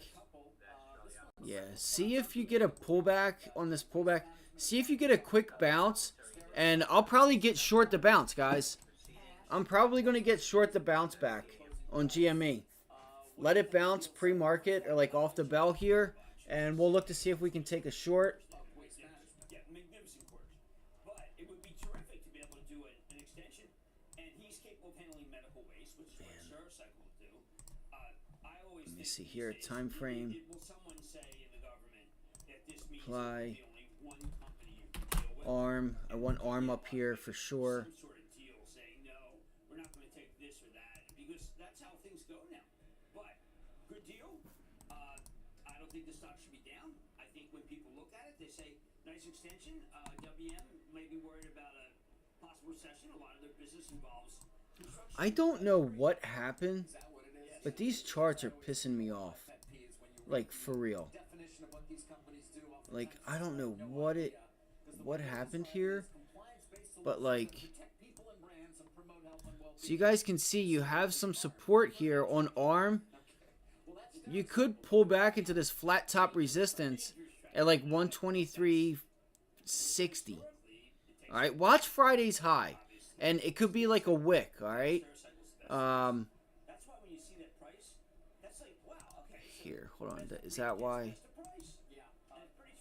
They're talking about net debt to EBITDA ratio of about 3.4 times at Waste Management after the deal.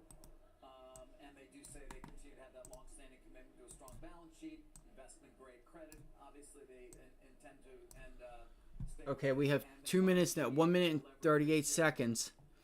All right, so this level right here at 123 is your gap fill.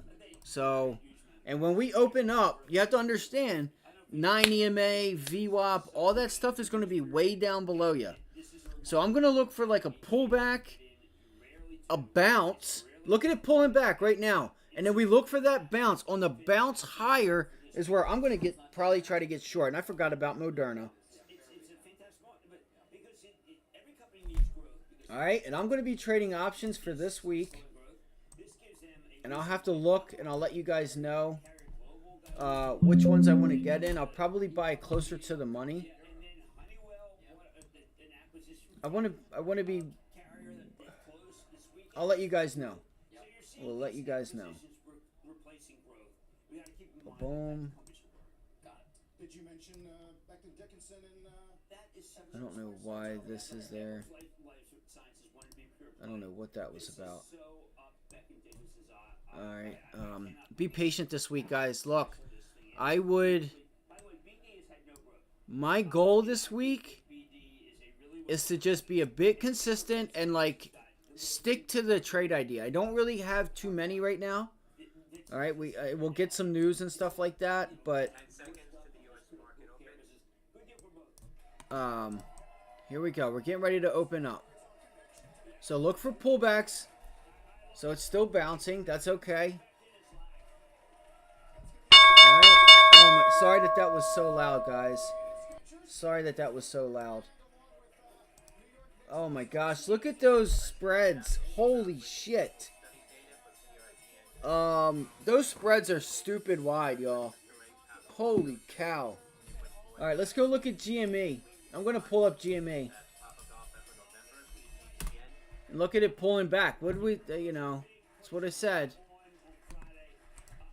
Holy, how is anybody supposed to trade that? Yo, those spreads are $2 wide. Look at that. 200 to 400, 250 to 500. Let it calm down. You have a lot of uncertainty right now. I can't even take a chance on trying to limit order into that. Look, somebody got filled at $6.27.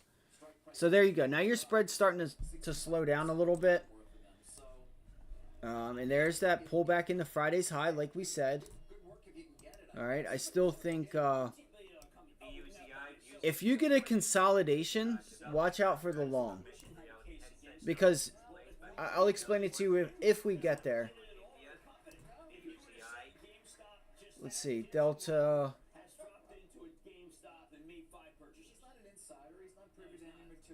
Oh yeah, watch that level to hold. That's funny. Okay. To sell those options with a strike price of 20, fine. God bless. Remember, Brian Cohen did that to. Let's go to GME real quick. And the government didn't investigate it. I mean, Okay, time and sales is on the top right for anybody that's curious. And then. All right, so here goes GME. I'm gonna have to let my cat in. Watch 3740. 3740. Please don't get hurt, guys. Don't get hurt. It's legal. We don't like it, but it's legal. 3368.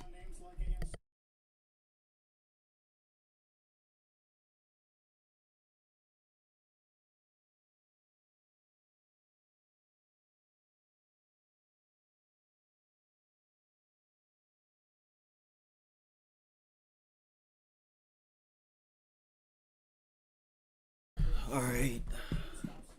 Did it just... Yo, did it, Did GameStop... halt? GameStop halted, didn't it?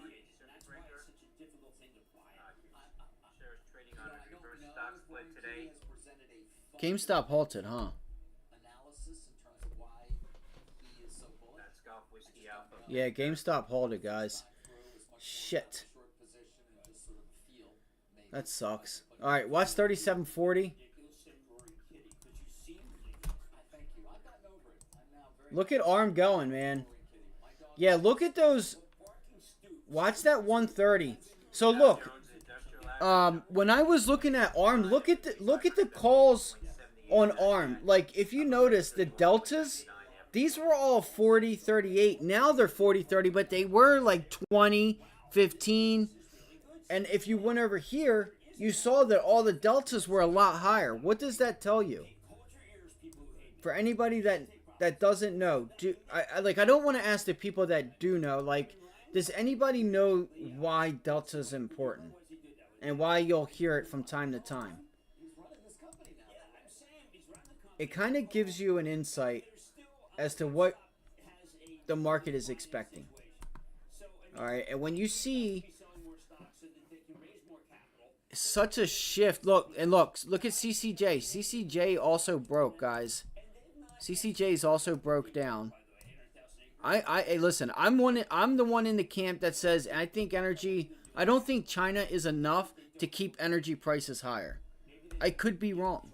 I think it kind of stays where it's at, but a little bit on the higher end, whether it's like $65, $75 a barrel, maybe 80. I don't see, unless we have a major war, going back to 180. Or not 180, but like $100, 140, or not 140, I'm sorry, like $100 to $120 a barrel. I just don't see it personally.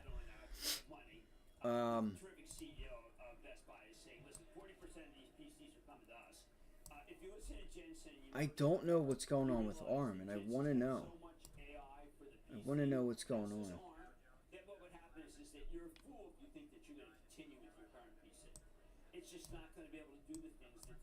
Okay, so Meta as well. Let's look at Meta. There's the... So you're getting a pullback on Meta, which is what we were looking for. This is not where I want to be. I want to be in semiconductors.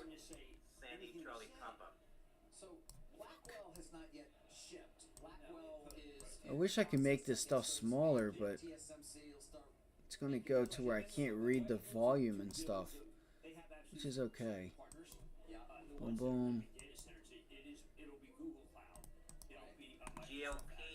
global partners halted on a circuit breaker. And they make the servers that go into the data Checking on center. that. This was the first time to say a double bad day for Dell. It wasn't featured. It just wasn't featured. Oracle was featured, by the way. But Dell did not get the kind of plaudits that you wanted, on top of what was a obviously difficult quarter. Stuff's starting to go a lot slower right now. Margin there on the high-end servers, on the AI-related servers. That's a massive rejection right there at that level.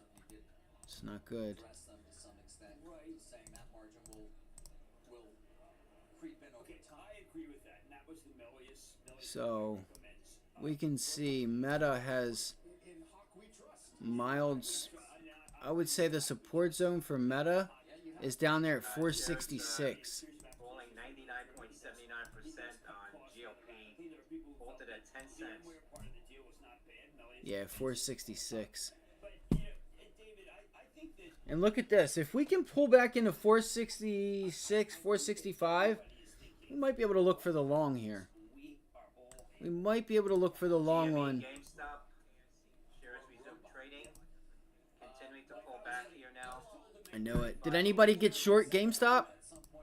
Anybody get short on that opening? I don't know if anybody's watching it.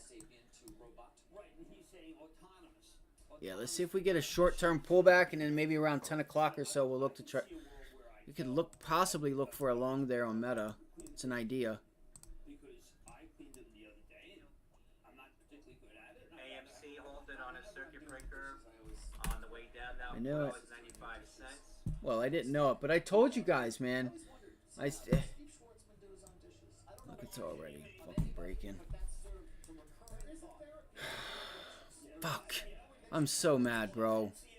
I'm not even going to be able to get... It's all. I feel like GameStop's already taken from me because I was watching ARM. When I'm sitting there doing that, some man, I don't know what's going on in my house, but they are making eggs that just do not come out of the pan. Oh, no, they don't, but only for women. My wife, I'm sorry, I didn't mean to be sexist, but my wife can take, we had scrambled eggs, and I knew that was going to be just hell. It's hell on wheels. You can't, just give it to me. Just give it to me. I love that they're talking about women on CNBC. Kramer and what's his name. It's actually kind of funny. They're talking about how they can't make eggs. Alright, so you just broke that level there, that gap fill on GameStop at 34.89. It just broke. Your next support zone is pretty much that previous high down at 26.30. You're looking at like 26.30 for that previous, that previous top. Let me go here and here. Let me do this real quick. Let me do this real quick. Some of the deal points here. I mean, what's amazing to me to a certain extent is just how much the special committee. COH and Cohen and Company naming a new. I'm not going to be able to get on this. Fuck. Charlie Oscar Hotel November. COHN. Jim made that point when he asked me about it. They are now going to be. Yo, they want $800 for a $35 stock. Are you crazy, bro? Should we ask Dave when they're going to stop acting like retards and getting played?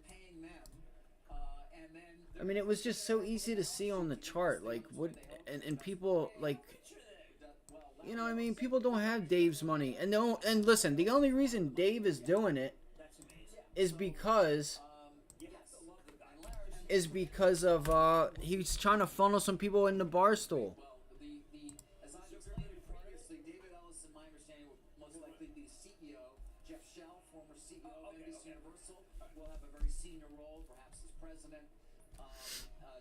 Is at Redbird. He's associated with them, but is there a possibility at some point down the road that they would spin or sell CBS and Zucker could run that? Who knows? But that's speculation from some time down the road. If you take Larry Ellison money, there may also be.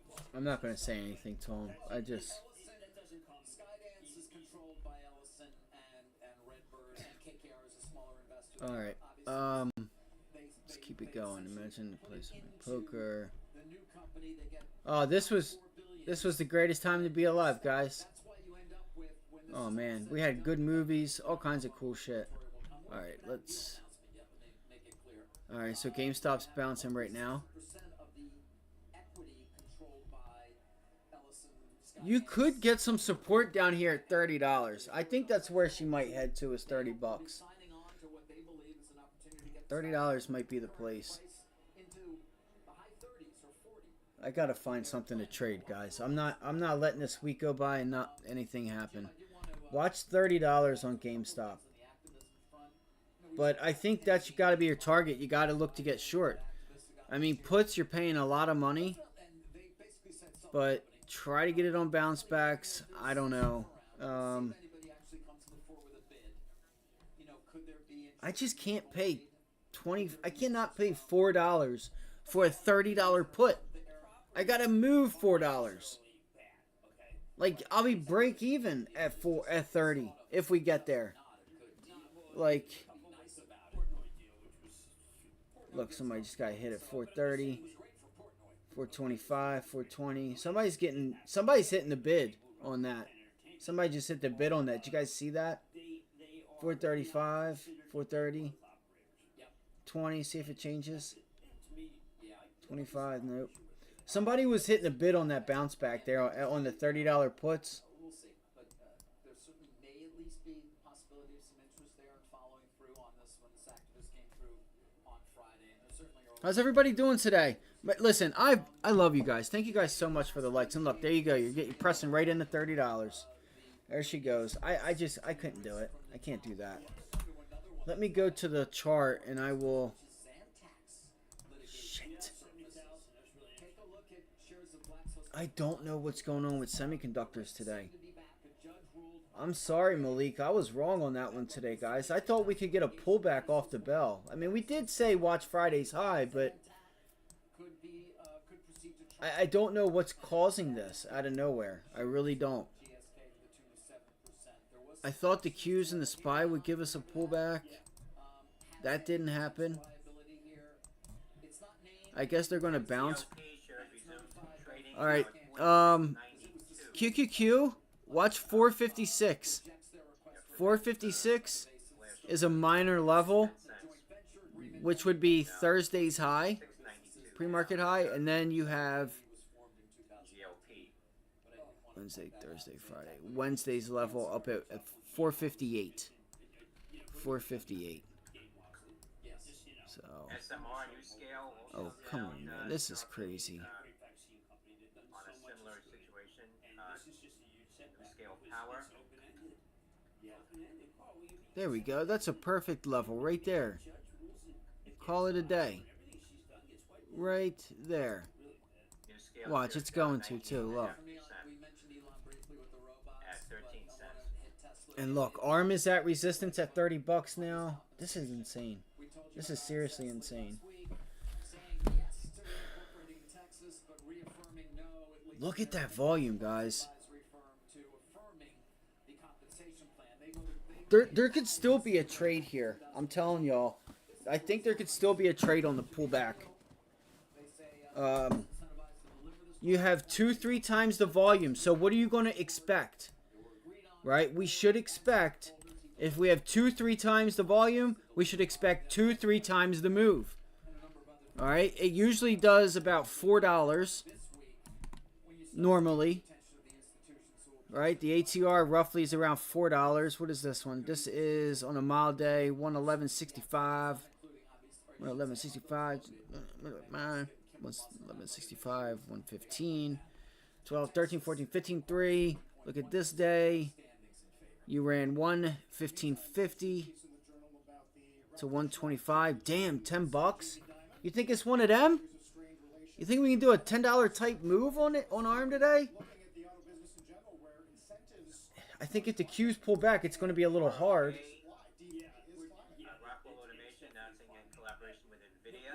All right, there's news out now with the collaboration with NVIDIA. I just forgot who it was.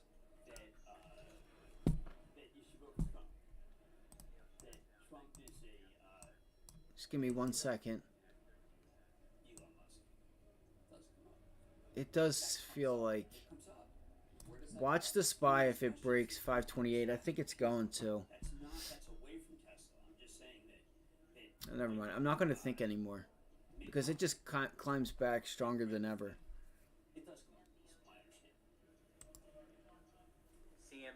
holding Mexican grill shares halted 30.91.58. Why is CMG halted? Good release this morning about on Raw about the billionaires who are voting for Trump. Yeah.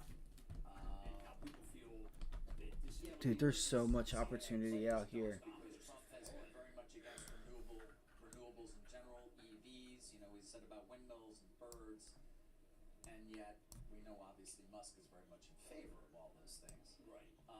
And they put on this Give me fuel, give me fire, give me that what y'all desire. about energy and fossil fuel. At the same time, we know Musk. I mean, Come they on, okay. ostracized Musk almost immediately in the Biden administration when they held a meeting That's early weird. on about EVs, and they didn't include Yeah, Elon Musk. that was unfortunate. That may have been Well, because it's remember he's the union, but he's not a union, right? He doesn't have president, not a union shop. But well, and I look. I think that I still believe. Look, the contract's a contract, but if Denholm has to make the Okay, nice. The spreads have tightened up a little bit.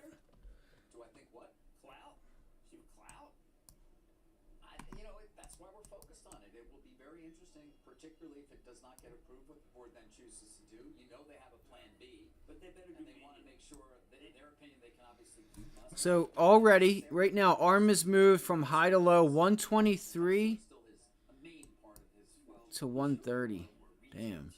So it's already moved like $8, $7. Stock is owned by individuals. 123 to 129.85. Call it 130. We didn't cover a lot of news from Friday. One was just that close. That Dow's So yeah, she's moved $7, leaving Starbucks pour. and we have a range up here. I have to tell you that Friday 8, 9, 10. You have to ask yourself, is it worth it to try and trade it on like a $3 move, like whatever's left for like a $3 move? You know, it's not something I would do, but every one of these enterprise I also don't want to front run a pullback off of that level because of this volume. This thing has so much volume this morning. on Friday. Absurd. I mean, I could easily see this thing going to 133. They drive people away. I don't know what it's going to do. You could do that on the I don't know what it's going to do. If I had to guess, I think you get a nice pullback off of this level, though. Consensus was 50.9. Coming up, the ISM. Oh, that's right. Remember what I said, guys? We have data.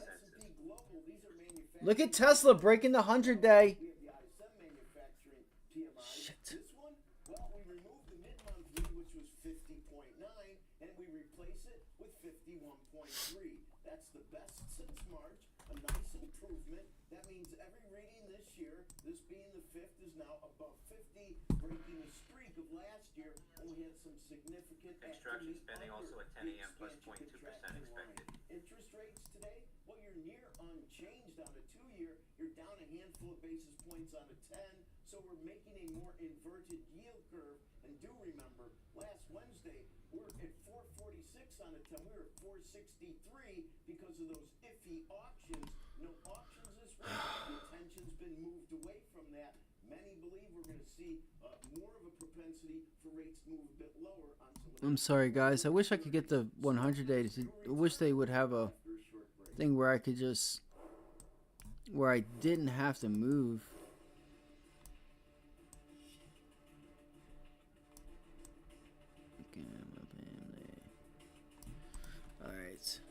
All right. So there's a nice rejection off of the 100-day. You have some pretty serious volume there too on Tesla. The Bond Report is brought to you by PIMCO, a global leader in active fixed income. Is your shower trying to tell you something? Is getting Man, I want to play some music so bad. a safety concern? Are you worried about the cost of a bathroom remodel that could go on for weeks and weeks?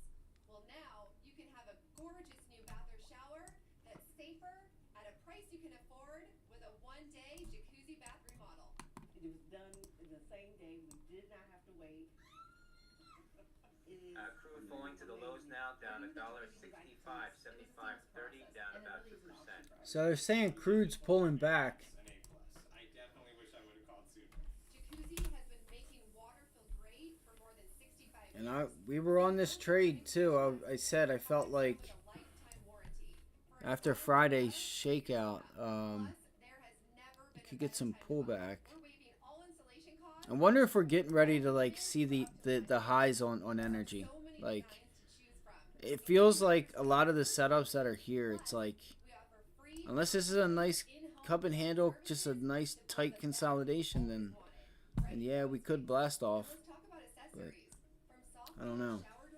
I just seen a post over the weekend. Some people, you know, that's okay that they can be bullish, but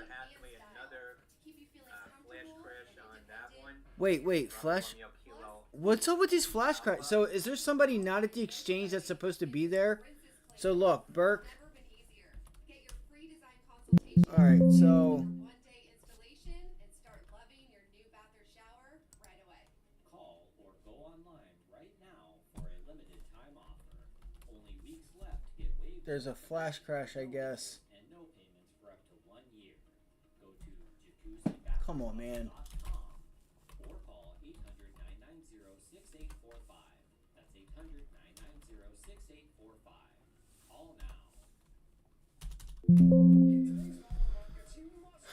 What the fuck is the ticker?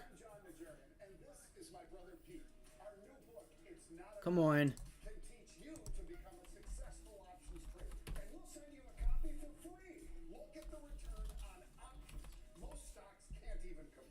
Dude, nobody wants to, doesn't want to give me the stock.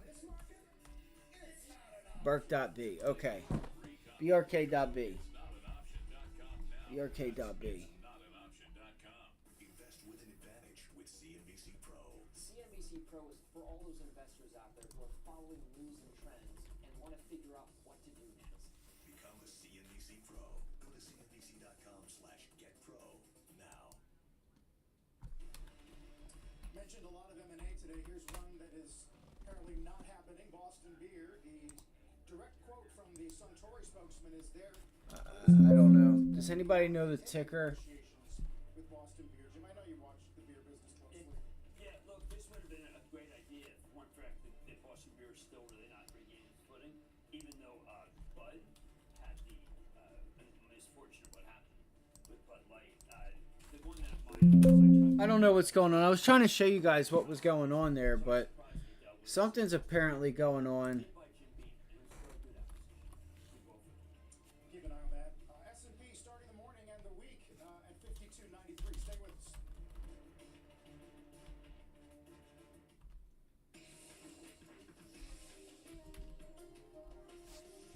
Where is the damn BRKA? Yeah, look at this, guys. Look at that. Something's going on. And then BRKB didn't really have, it did happen on it. So BRKB, why can I not get it up on here? Black B.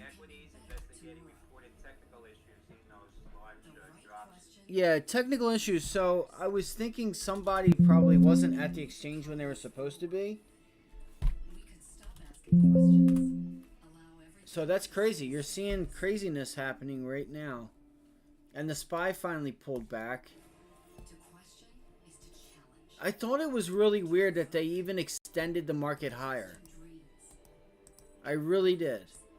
I was like, wait a second. We should be pulling back off of that level. We did just consolidate a little bit. That's so weird. Like, look at those candles. Like, usually you don't have this many candles in like the beginning of the week. Maybe on like a boring type of consolidate, you know, a day where we're gonna consolidate, but The future is now open for investment. yeah, she's cranking now. Okay, so where am I going with this? Where am I going with this?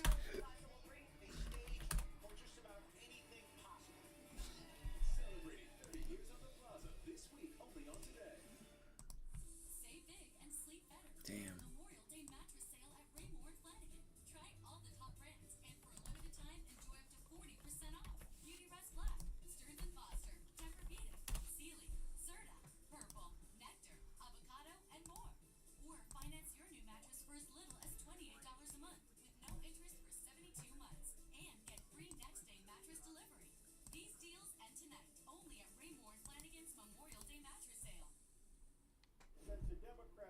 That's so weird. The longer it stays up here. have invaded our southern border. Who's going to pay for their food, their housing, their medical costs? We are. We're going to pay with our taxes, with high crime, with overcrowded hospitals, and in some cases, paying with our jobs. Only one leader will reinstate the Trump AI-powered stock prediction, bruh. again. Yo, let my AI predict for you. Alright, Tesla's up 2%. Semis are going nuts. Meta, communication services. We know we heard some breakthrough drugs, but the winner was AstraZeneca. They had a couple plenary. I know I'm going a little too fast. I do apologize. Look, is that our pullback, guys? Should we buy? Oh no! Look! Look! So there goes the Q. So we were right, man. It just took a little bit. Took a little time. There we go. Let's get it. Let's get it. All right. So there's the vid. Look at CCJ cranking, guys. CCJ is cranking to the downside right now. Fudge. I gotta take something. It's 10 o'clock. I gotta take something. I gotta take something. Important conference week on a number of fronts. Tech, healthcare, and more. Jim, we'll see you tonight. Thank you. Meantime, the CEOs of Pfizer and Hilton coming up as we are just a handful of points away from 5,300. Stay with us.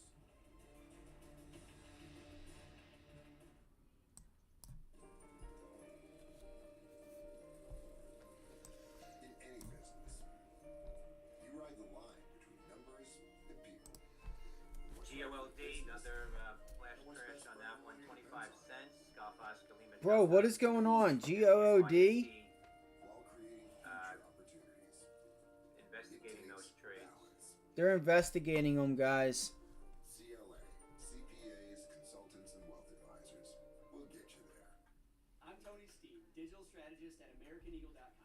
Our clients have complex website and digital marketing needs. Badgley Mishka, a high-end fashion brand, needed to Somebody just paid 89 cents for those. Wow, that sucks. We solve digital challenges like this all the time. We implemented a digital marketing strategy that more than doubled their online sales through management of email marketing, paid search, SEO, and social media. What's Intel doing? Has anybody looked at Intel yet? It had a nice setup. I'm just letting CCJ hold up, and I'm looking at that. Yeah, look. See, look. Intel rejected. That should have been a no-brainer to short Intel right there at that level. No-brainer.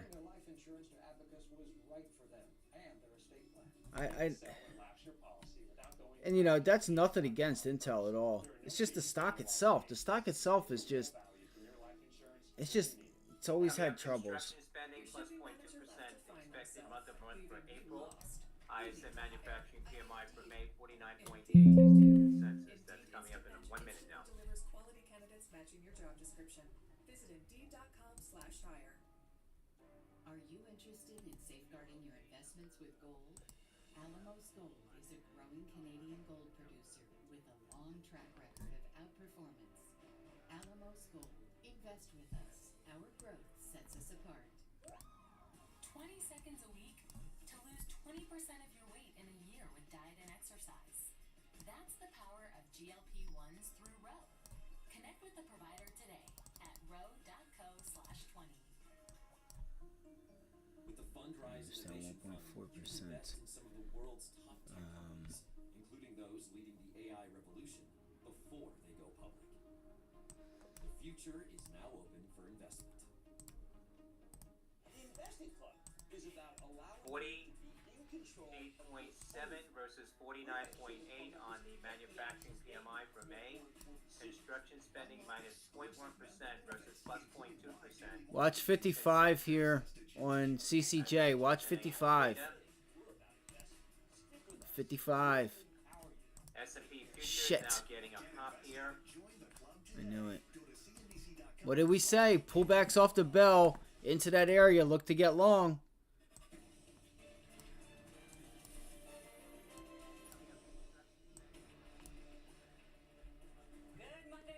I think you got to watch CCJ here and look for another pullback in the 54.50.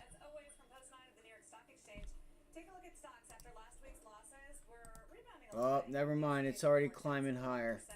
The Dow's under a little more pressure, and that's thanks in part to Home Depot dragging Looks like 25 points off Travelers, 55.75. Looks like a Chevron, 50, Goldman Sachs. 75-cent move there that could be happening. Thanks to NVIDIA and some of the other All right. So what are we gonna do here? Let me put Tesla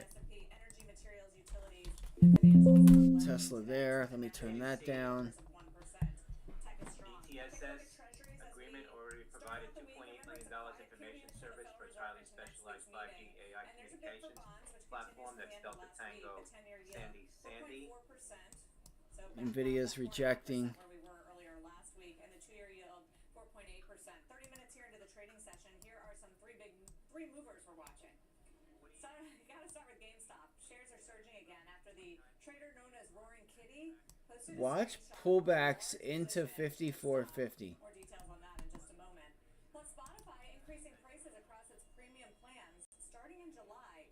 Their individual subscription will cost $1 more a month, $11.99 a month. The Duo plan will cost $2 more, and their family plan will cost $3 more, jumping to nearly $20 a month.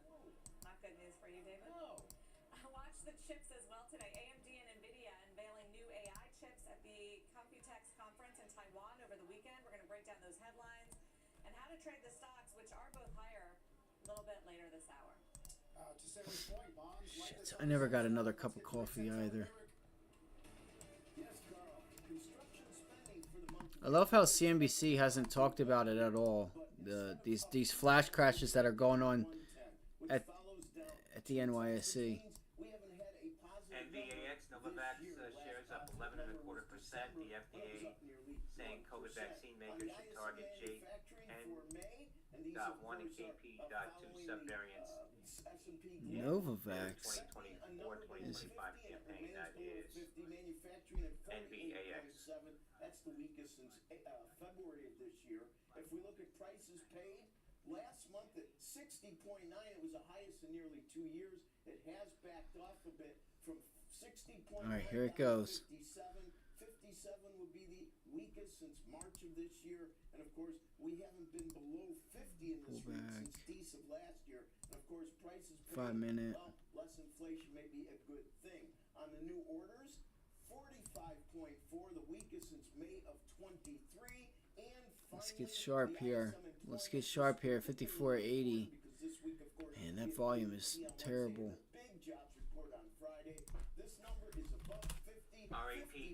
What time is it? It's 10:03.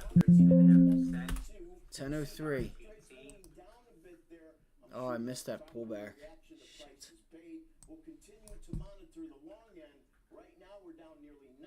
SCPX continued heavy volume. Sandy Charlie. I keep hitting auto range and I hate doing that. Announced a trailblazing partnership to utilize autonomous AI-powered humanoid robots for American biomanufacturing. That's SCPX. It's a penny stock. Getting some heavy volume. Report, which is the job openings, which we know they're paying close attention to as a sign of tightness in the labor market. The ADP private sector read, and then the big May jobs report on Friday. A few consumer earnings that we'll be paying attention to.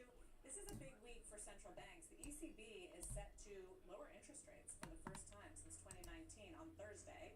Question is how they frame what to do next, because they've made a lot of progress on inflation, but there's some signs that it's sticky. Last week's number was a little bit hotter than expected.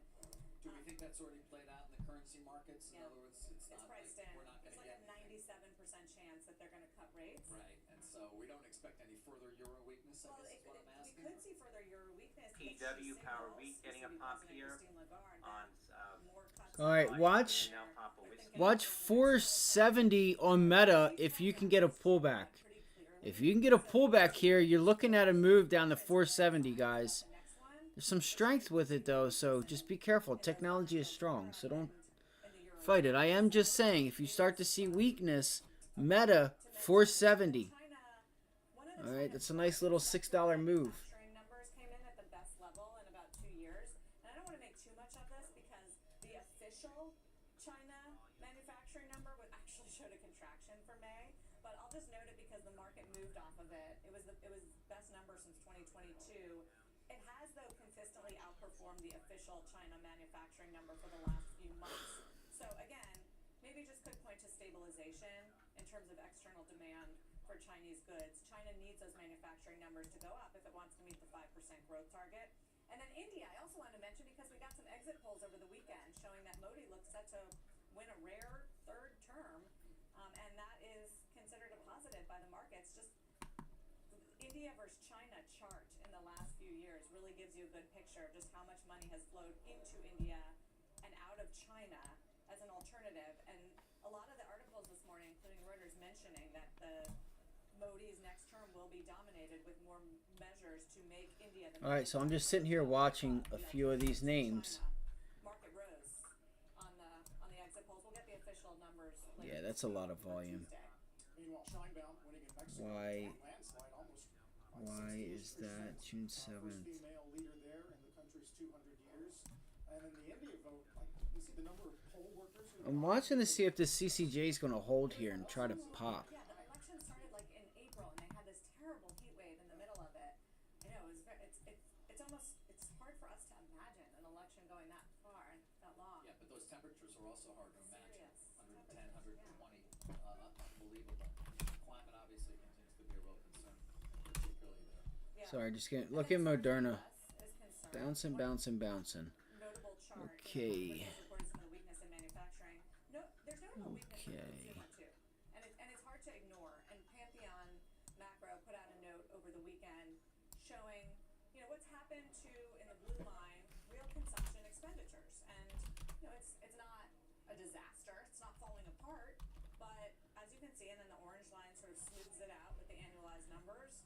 It's weakening, and their bet is that you should bet on consumer spending undershooting in the coming months because they say first of all, the savings rate is low, 3.6%, so they've dipped into their savings. The excess cash from pandemic has dwindled, and wage growth isn't rising quite to the extent. The real income growth after taxes for the first 3 months of this year was something like 1%.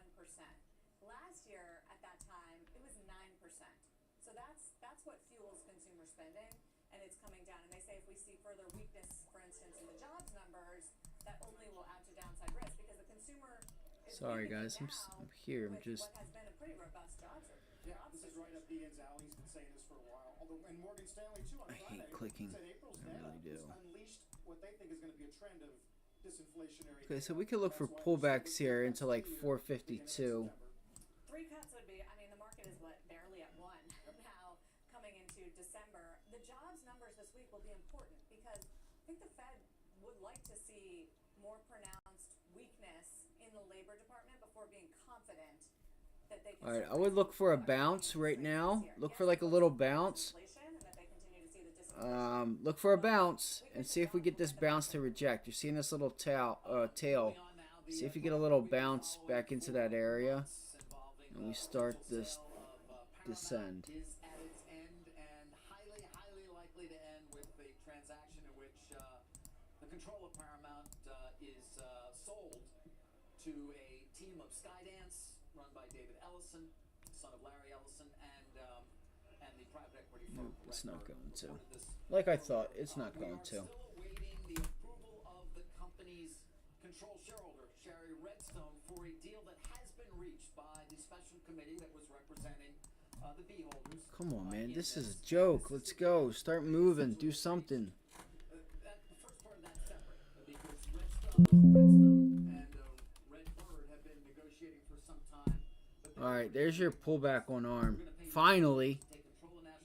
Finally, you're getting that pullback. It's just way overdone. That has been reached and is now being presented overall to Sherry Redstone.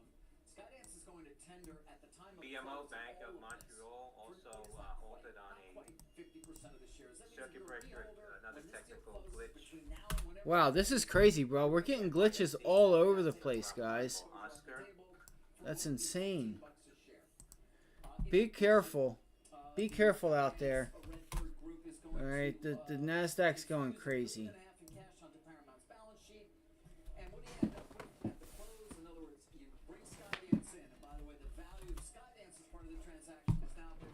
All right, so the SPY's pulling back. You can see here prior resistance. We broke above it. And when you close, you end up with essentially, Is that 452 we said, right? 452 on the Qs. QQQ. 67% of the outstanding shares, in addition to obviously having the control vote shares as well. So really, you have a stub of a public equity. They are going to take control. They are then going to implement the plan. NBOT Microbot medical shares moving back towards the highs again. $2.03, up 100%. NBOT. Is why they're willing to spend, get this, $8 billion in cash. That's what the number is. That had not been the number earlier. There's the bounce. So we broke 452. No, we're looking for 452 to be a buyer. It's $4.5 billion for that roughly 50% of Paramount shares. So you give the opportunity to exit to a lot of shareholders, because they'll tender for almost, not quite 50%. And then you also put in $1.5 billion. Add those numbers up. That's $8 billion in new money coming in. That will be provided by both Larry Ellison and Redbird and their fund holders, obviously, those who they go to raise additional funds for the transaction. And again, it could take quite some time to close. And so there's a lot of risk here when you agree to a deal at this price. Because damn, we know how challenged this business is. You've got a three-headed CEO. AFMD, Alphabet shares at the highs now, $5.98, up 38%. Alpha Foxtrot Michael Delta Company over the weekend. Dude, come on. Announcing data. Then I've gotten this question. I see it on Twitter as well. What about that Sony deal? And what about go it alone? Non-small cell lung cancer trial that is Alpha Foxtrot Michael Delta. That really they felt could create significant value, in part because access to cash, getting the company to investment grade, which is a plan, of course, of Skydance and Redbird, with the addition of that $1.5 billion, that'll help. Simply no path, at least, that they felt like that was the prevailing feeling amongst those who comprised the special committee. And then the Sony, that was a number, but it was a number in a letter with Apollo, and it was subject to due diligence, and they took weeks to just sign an NDA, and it never was real. I reported a few weeks ago, Sony was rethinking, and so those who say, why didn't they take what would have been this big number from Sony? Because it never got there. It's one thing to write a letter and say, we have interest at this level. It's another thing to make said bid. That didn't happen. And so here we are. We're waiting. It could still be a few more days, sir, before we actually get that press release. But it does appear very close. They're planning an annual meeting tomorrow, still at Paramount. Not sure what BMY, Bristol Myers Squibb announcing 3-year follow-up results from Transform showing ongoing event-free survival and durable responses with Breyanzi versus standard of care. Seemingly doing a very good job getting this one bidder to come up a lot. But that's a big deal, what you just reported. Yeah, it's done. Big deal, yes. It would appear to be done, unless very much unexpectedly Sherry Redstone. Looks like video's going to 11:20. Thinking about it. But it is Paramount, so who knows? Meantime, guys, watching the meme trades today, GameStop was up 100% pre-market. Has come off the pre-market boil, but still up almost. What was I just watching? Kate Rooney with that story. Morning, Kate. Good morning. So no fundamental news really driving this when the latest GameStop rally was led and sparked by an online post from the account of Keith Gill. You might remember that name. He also goes by Roaring Kitty and famously led this army of retail traders into the GameStop short squeeze a few years ago. Oh my god, people are so stupid. Not you guys, not anybody here. You guys aren't stupid. I don't know if anybody's here or not. No, we don't have anybody here right now. Shit. What was I gonna say?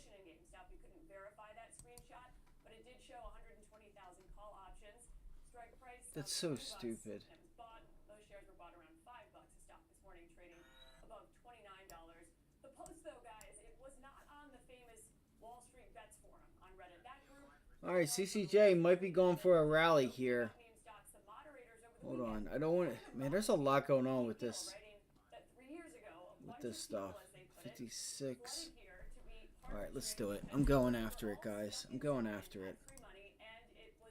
Going after it. AFMD, Alphabet, more highs now up 44%. Alpha Foxtrot Michael Delta. I'm going after it. Elsewhere, they say, good luck, Roaring Kitty, but your whole shtick and disappearance really retail up, and it would be nice if you didn't leave them on a cliffhanger this time. So sort of a shift there, maybe some worried factions on Reddit, guys. Back with you. What is the reverse Uno card? That's what he posted, right? Yeah, the accompanying tweet was a reverse. Exactly. I mean, we could spend all show analyzing this one. It's the same thing. It's sort of, if you looked at it on its face, you know, this wouldn't, it has nothing to do with GameStop. These are, you know, sort of memes, and the same thing. His first post was a video game player leaning forward in the chair. So I won't even attempt to take a stab at it. But any All right, so I'm going to look at 456. See if you hold this level here at 454 on the Qs. I think you still got to wait for 456. It's not a good look.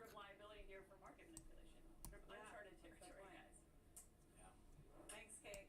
Kate Rooney, as we continue to watch the surge in GameStop. As we head to break, here's our roadmap for the rest of the hour, including the CEO of Hilton, live right here at Post 9, on the company's growth strategy and the strength of the consumer this summer season. Plus, NVIDIA and AMD both unveiling new AI products over the weekend. We're going to talk with one of the street's top analysts on how to play those names. And we'll take you back out to the world's biggest cancer research conference in Chicago for an exclusive with Pfizer's chief. I think I got to take it now. This big squawk on the street continues. Stay with us. Alright, resistance.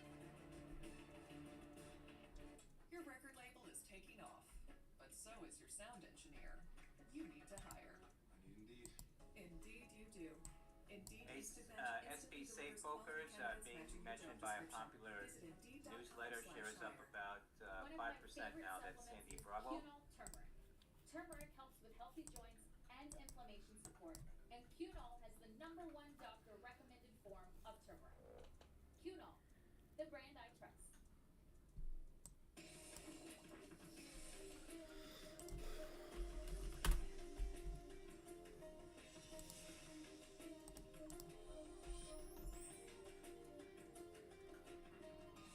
DOGZ, Dogness, shares making new highs now of about 50%. Delta, Oscar, Golf, and Zulu. A great logo and a beautiful website. Just start with a domain, a few clicks, and you're in business. Make now the feature at godaddy.com/arrow. Ambition is in my DNA. My grandparents came over from China to give their children a better life. They opened up a laundry in Buffalo, New York. They raised 5 kids, and they sent all 5 children to college. They achieved their American dream, so I can have mine. It's a privilege to be able to have the platform to help viewers out there make better investment choices so that they can have a better life, so they can achieve their American dream. That's what ambition is all about. Don't miss the Treasures Rediscovered Buying event at Bridgewater Jewelers. Get an honest assessment of your jewelry, watches, coins, and other rarities, plus a generous offer for valuables you wish to sell. June 4th through the 6th at Bridgewater Jewelers in Newcastle. Norman, bad news. I never graduated from that school. But the good news is, Xfinity Mobile just got even. Oh, it's not. Now, you can automatically connect to Wi-Fi speeds up to a gig on the go. Plus, buy one unlimited line and get one free for a year. I gotta get this deal. I know. Faster Wi-Fi and savings? I don't want to miss that. Alright, whatever. I'm not even going to worry about that. I'm sorry, guys. No, I was just doing a little work right there. I don't know. These markets are just... Don't miss the Treasures Rediscovered Buying event at Bridgewater Jewelers. Get an honest assessment of your jewelry, watches, coins, and other rarities, plus a generous offer for valuables you wish to sell. June 4th through the 6th at Bridgewater Jewelers in Newcastle. Welcome back to Squawk on the Street. It is the first trading day of June. The Nasdaq's coming off its best month since 23. Tech did lead the rally in May. The broader tech sector also seen its best month since 2023. Here with more on what comes next is our senior markets commentator Mike Santilli, having digested a bit of this ISM here. Yes, as the market is showed you, it's kind of sensitive to this slowdown evidence at this Okay, so that is really low volume. I kind of thought for a minute that there was a lot of volume, but there is not. There in fact isn't. So where do we go from here? Let's see. Let's go see where we go. Why does this keep doing that? I don't want that AI stupid shit. I don't want that shit, bro. Alright, semiconductors. Healthcare. Eli Lilly, J&J. PFE's doing really well. Look, Berk A is down 100%. That's wild.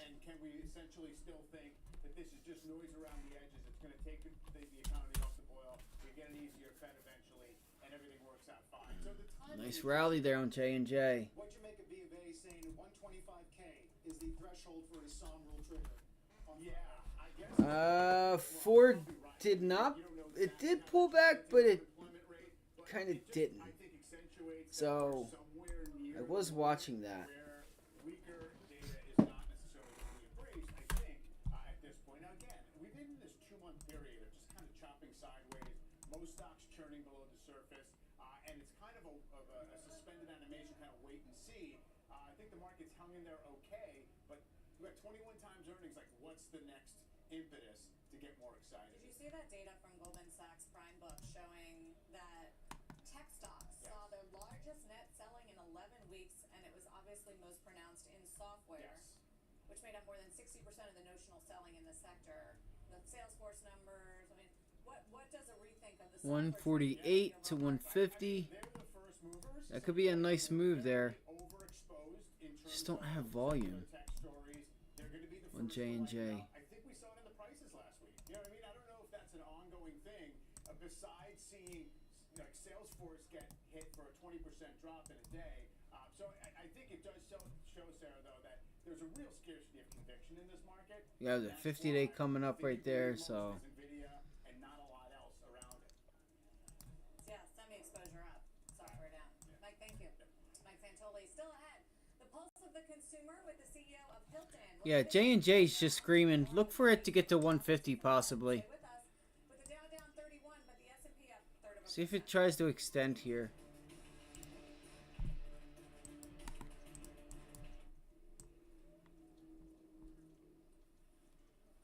I wish it would pull back, but it's not going to.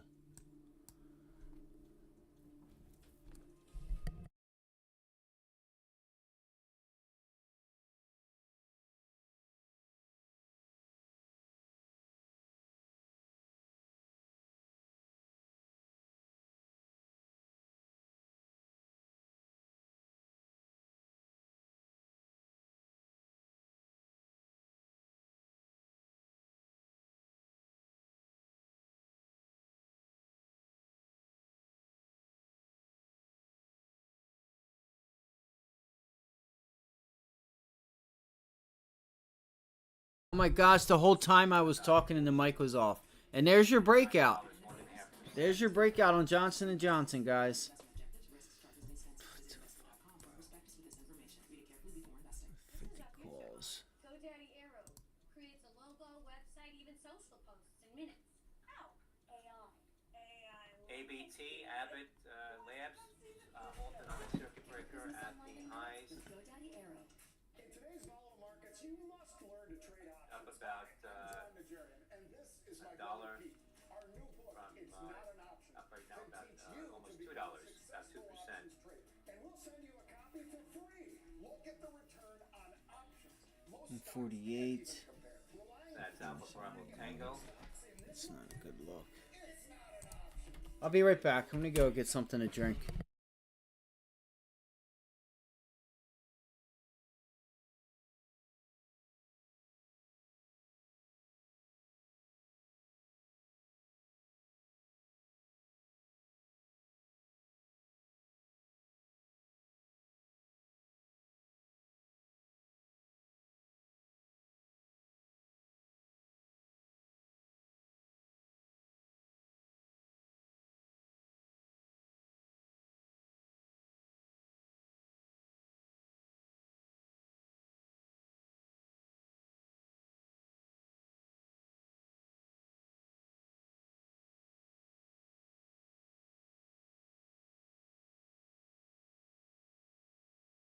I mean, this is just the weirdest price action I've seen, guys.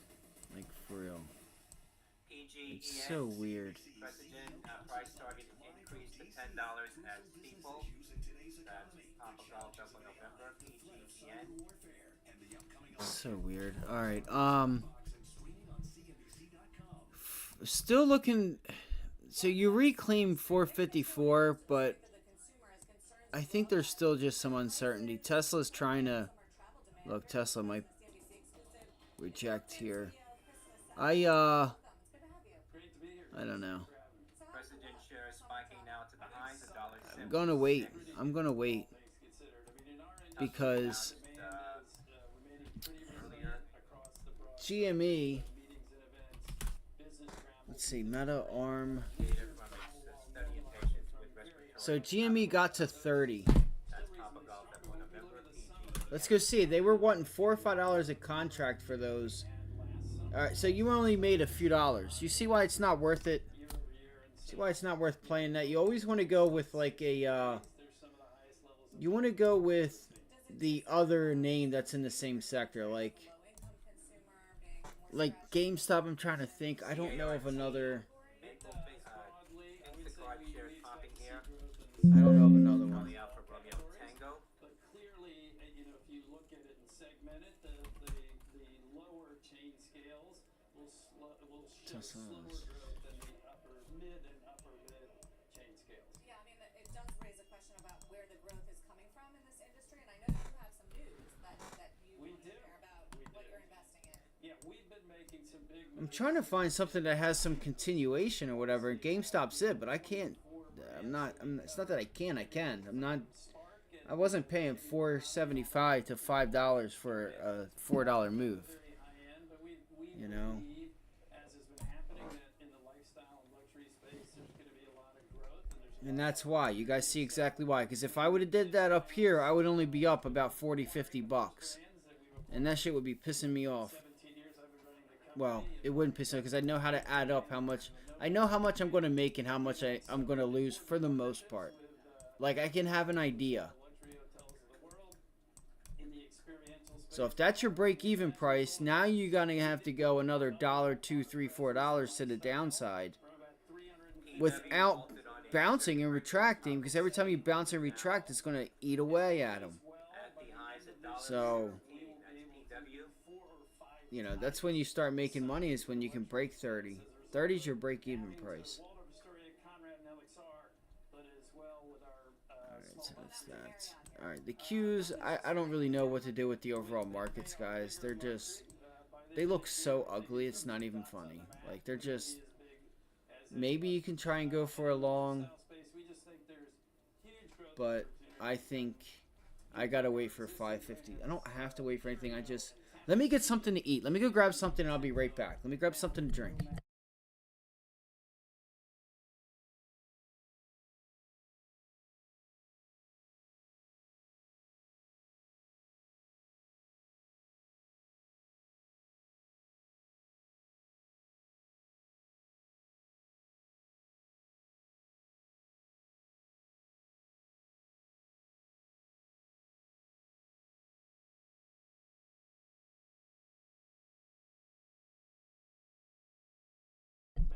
I might try for a short on ARM. Wait, it's going to hold, isn't it? ARM's going to hold. That's bullshit. See if you can get a bounce back on ARM and then try a short, if that's what you like. I don't know what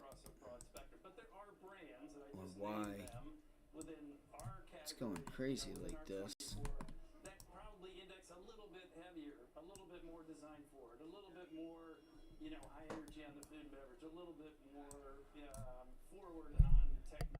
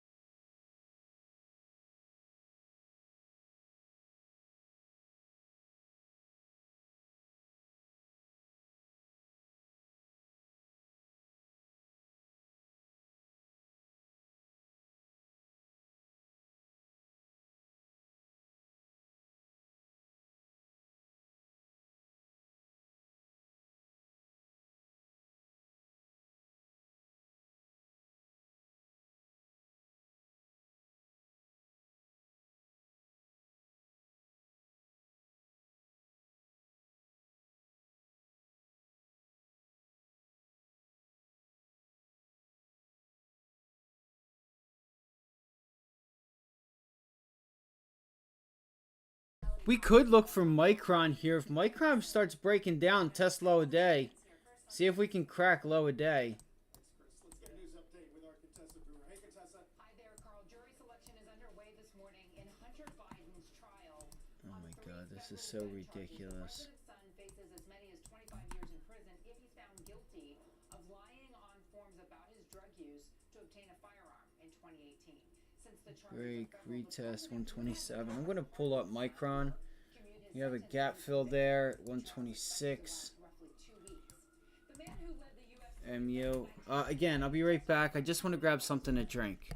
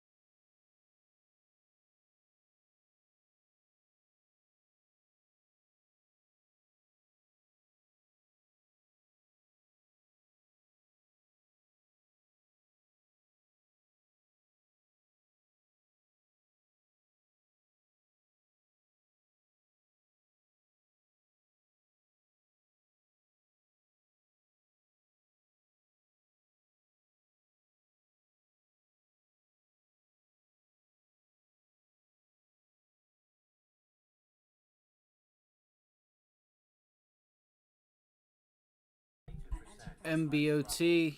Oscar Tango. Volume is really light. I don't know why. It looked interesting because there's a gap here and it feels like you could get down to 125 and just take a quick trade. Yeah, short term. Feels like it here. Look at the 15 minutes going to be important. Yeah, it's already starting that slight downtrend, but it's the price is not giving up. So I don't know, maybe you test it here, but no, it's gonna bounce. It's just gonna suck people short. I don't know. Good luck. If you take it, you know, longer term, it looks like you have a little bit of room. I just feel like you need a short-term bounce, and then you could probably. I would feel more comfortable on that. I'd feel more comfortable on the break there to fill this gap down to 125.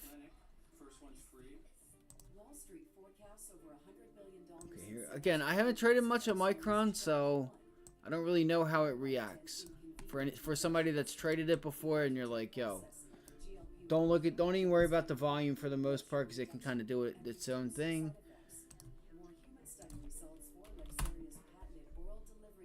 Okay, Ford's selling off here.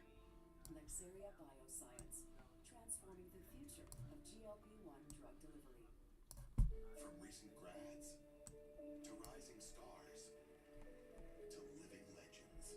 You got this. Vanguard Retirement Solutions can help your employees be well on their way to their financial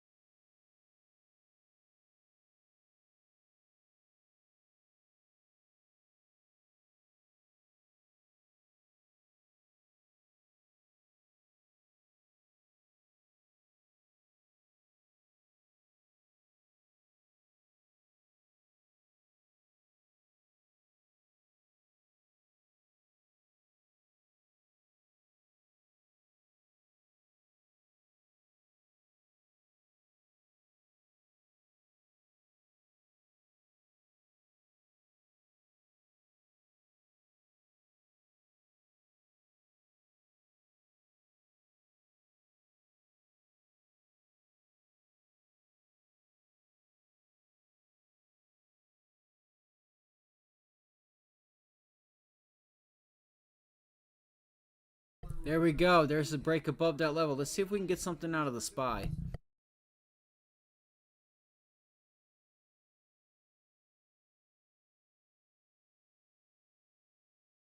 I'm thinking about a long on the SPY. Fuck, they got ahead of it, man. Fuck. You can tell the way that candle left there that was a nice... You saw some people sitting there waiting for that move. $2.5 billion investment from Elliott, espousing this idea of dynamic capex spending, for lack of a better term. You had the CEO at your conference last week. I know he wouldn't address it head on, but give me your take on the Elliott point of view and what you heard from the company. I mean, he kind of did address it, right? He said, like, look, we haven't engaged. AVPT at a point getting a pop here on some volume, small volume, Alpha Victor, Papa Tango, AVPT. All that different. TI has kind of said when we get to 27, when we're through this large slug of initial capex, we will be dynamic in 27. They've got particular growth targets and long-term capex trends that are based on those growth targets. 2027 and beyond, if those growth targets are not where they think that they are right now, they will bring that capex down. Although I do think they will continue to spend the $5 billion a year at least through 2026. Yeah, but you downgraded them last summer because you didn't like them. I mean, you said 15 years is a long time. SMR shares resumed trading. Shares moving higher now, $9.20. I'll be right back.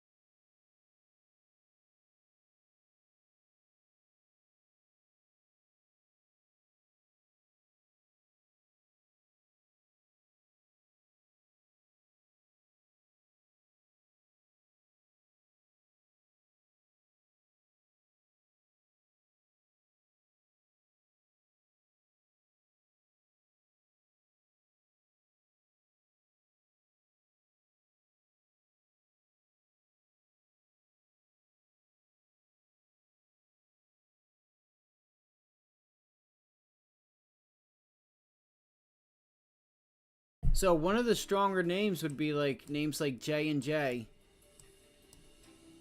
What? And I'm gonna watch. I'm watching this level here on the SPY. I'm watching 527. And if 527 breaks, shit, what did I say? Fuck. Shares up about 6% now. Oh, Johnson & Johnson, that's right. Tesla. Look at Tesla. Okay, Johnson & Johnson pulled back. Damn, it feels like everything might just start going red. I gotta get a snack or something.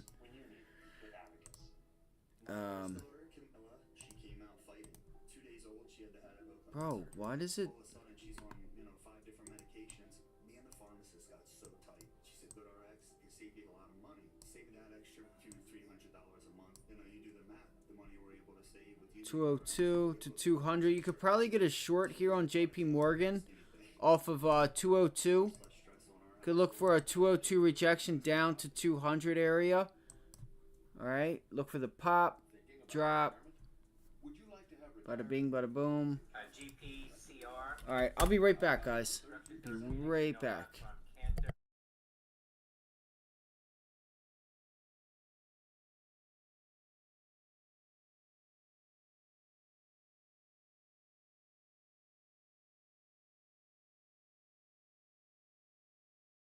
Qs are breaking down.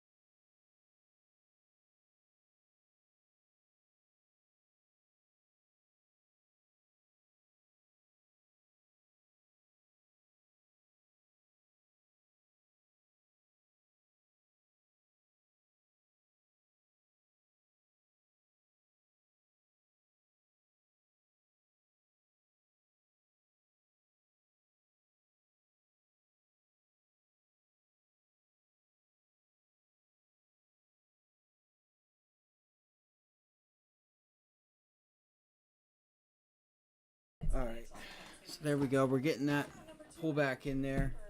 Let's go look at the charts. Put up the SPY.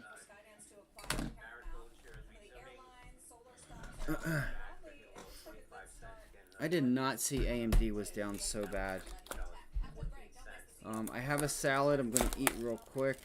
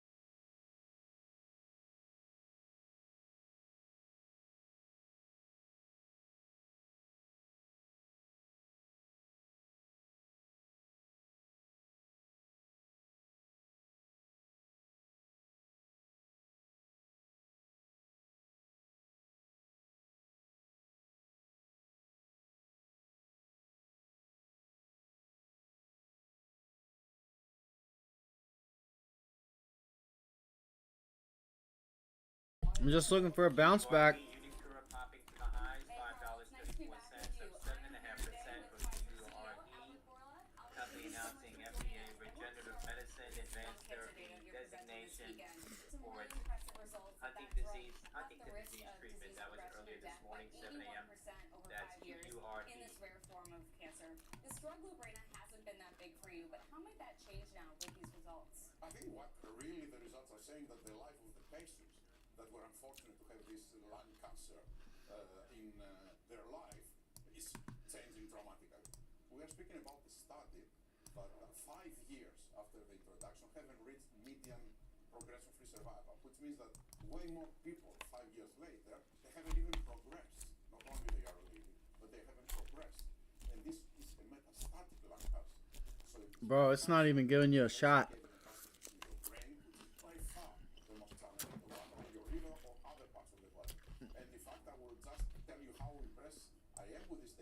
There is one patient which I had the honor to meet myself, that he is in this study since 2015, 9 years ago, with a brain tumor metastasis.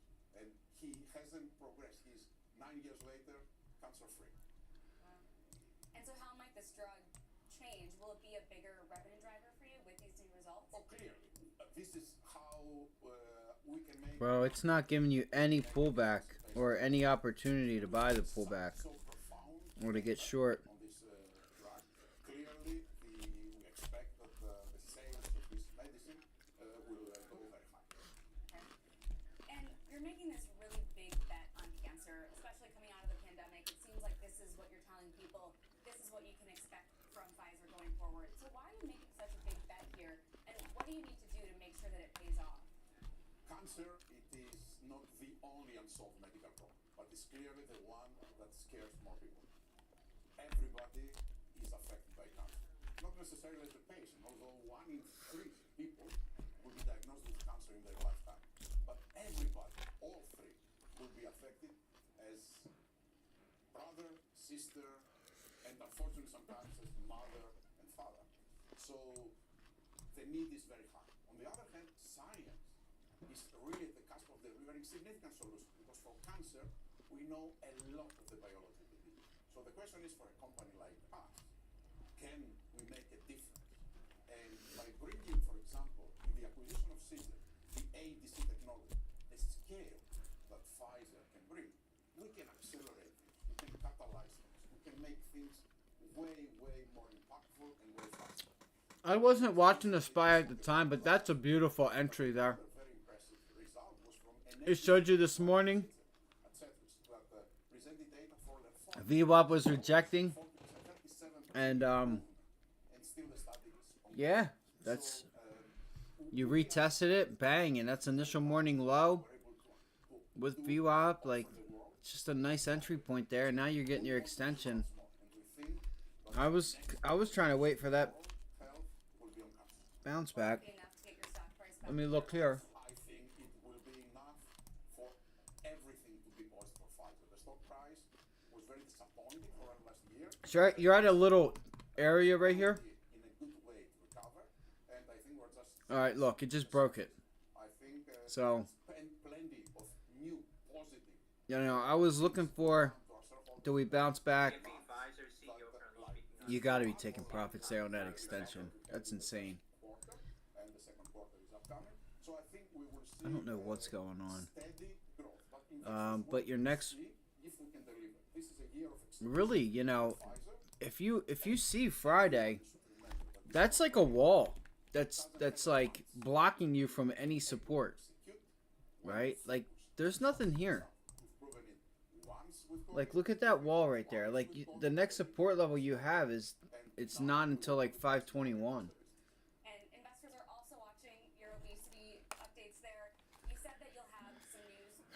Oh, you do have the 20-day at 524, so you can look for the daily moving averages to help you there. For anybody watching the overall markets, that's good. That's it's a good trade for you. That was a nice setup. But I mean, the markets have been starting and ending the weeks pretty good. Like Mondays.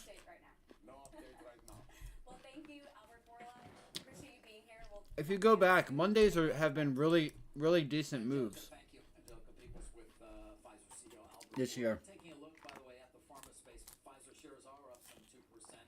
Merck also having a good day and a good year so far as well. Important to point out, up some 17+%. There's a look at Pfizer, of course, reversing at least what have been some losses in that stock. Of course, we've talked so often about the 20-year chart, which does not look good. As I said, Merck, though, up some 17+% for the year and having a nice morning as well. Any number of reactions this morning. Bristol Myers up also 3% to many of the presentations taking place at that conference where Angelica brought those interviews from. We got a lot more live market coverage for you right after this.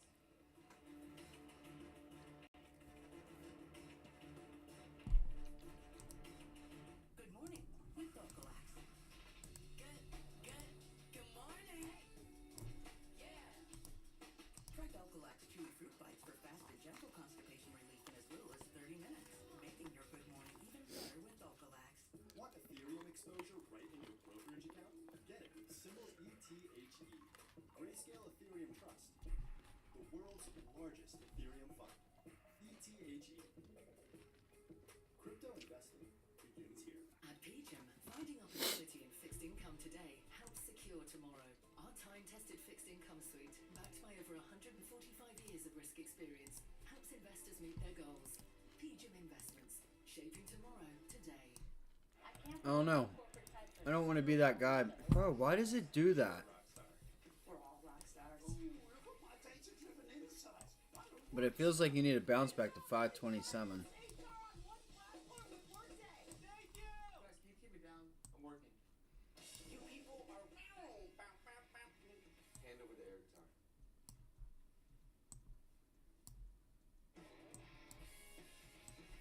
What you mean, you people?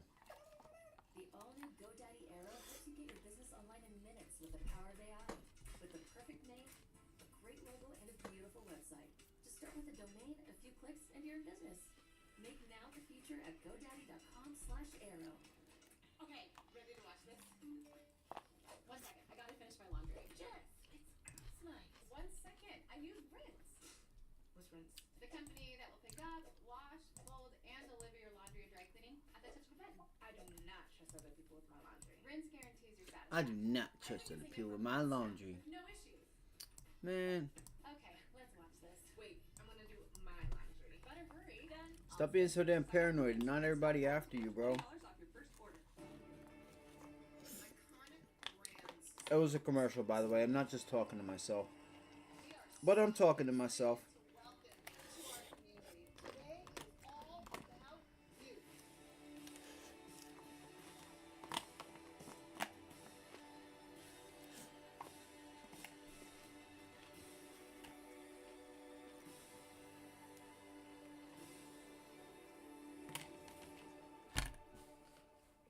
CNBC's CEO Council Summit, live from DC. Crucial business issues in today's economy, the challenges of AI, the threat of cyber warfare, and the upcoming election. Tomorrow starting in Squawk Box and streaming on CNBC.com.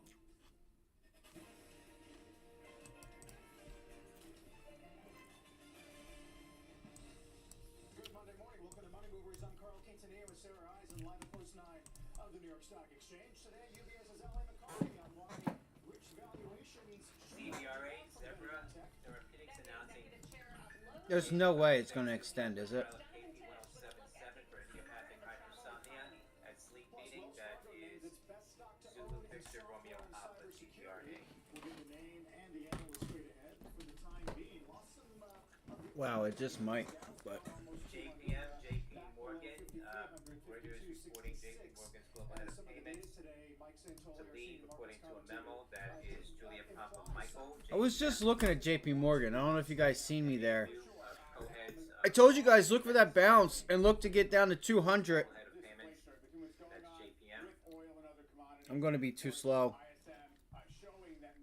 I told you guys that 200 might be a nice little short. waiting for the Fed to maybe reinforce the idea of more than one rate cut next week. On the other hand, it does seem as if you can make the case that growth is sputtering a little bit in certain parts of this economy. The other piece of it this morning, has been mentioning that we had this weird 1% melt up in the indexes at the the end of Friday in the S&P 500. It was a lot of month-end I'm mechanical trying. index rebalanced stuff. Presumably, it wouldn't be surprising if nothing else, if the S&P wanted to go back down to where that started and test things. That's like 5,200 to 5,250. So, you know, down 0.5% from here. Wouldn't be too surprising to see if that was real.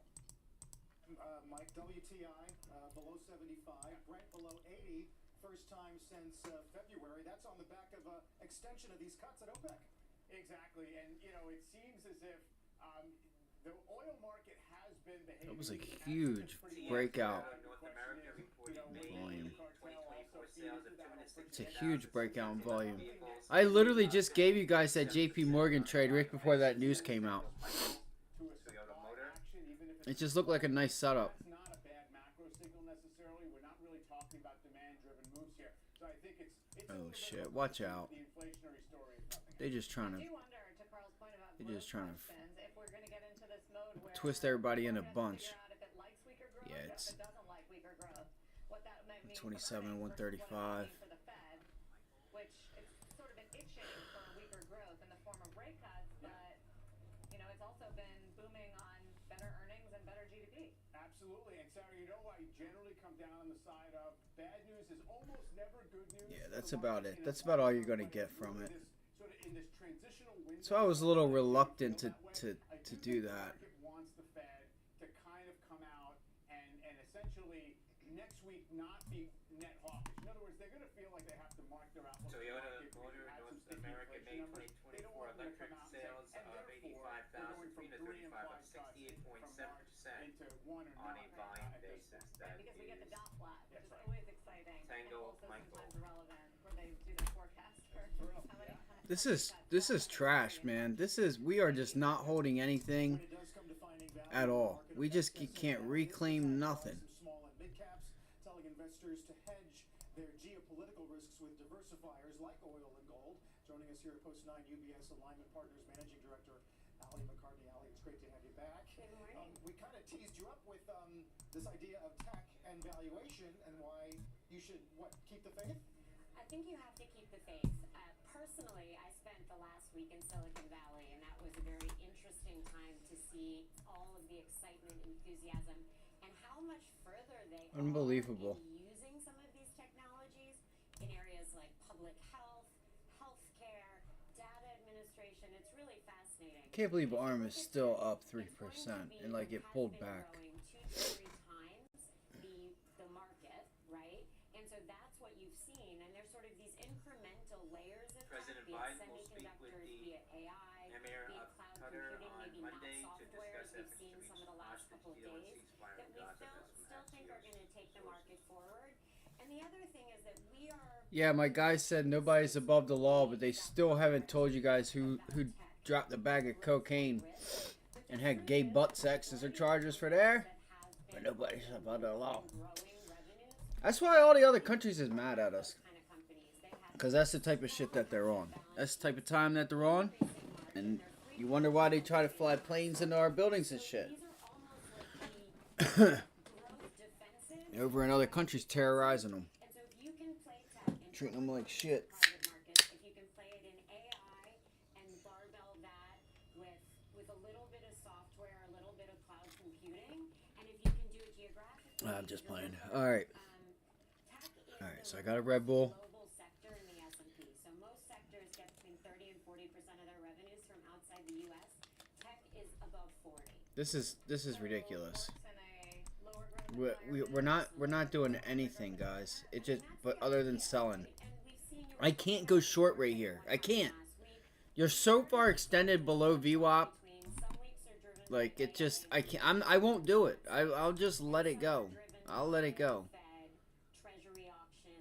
Now the Qs. Last week, it's not surprising that what happened last week happened in terms The of Qs kind of did give you a little. down post Memorial Day. People aren't in the office trading as much. May rebalancing. May was up 5.8%. So you started to see people take some gains off the table. And to what I think your next question will be, we are getting some questions about that. Is it time? Should I be taking money off the table? But of course, the issue is, where do you put it? People are comfortable putting it in cash, which is where we're trying to get people off of from the short to medium You know, there are some, as we get No, into the there's summer, some stuff out there that's on sale. You're seeing some of these value names, guys. Keep an eye on them, right? Like Johnson Johnson, Ford. All right, I feel like you're going to start seeing some of these names here start to get a lift. Look at this. It's got relative. Look at the volume today. Look at this. It's a nice break retest. I think this is the I think for the next month you could start to see these type of names really do well. I really do. Like you're going to see some if we see profit taking, it should go into some of these other names. coming down, you know, it's eclipsed levels you've seen in the last generation, and that's meaningful to people. They are absolutely feeling that, and they felt their tax payments and their continuing tax payments.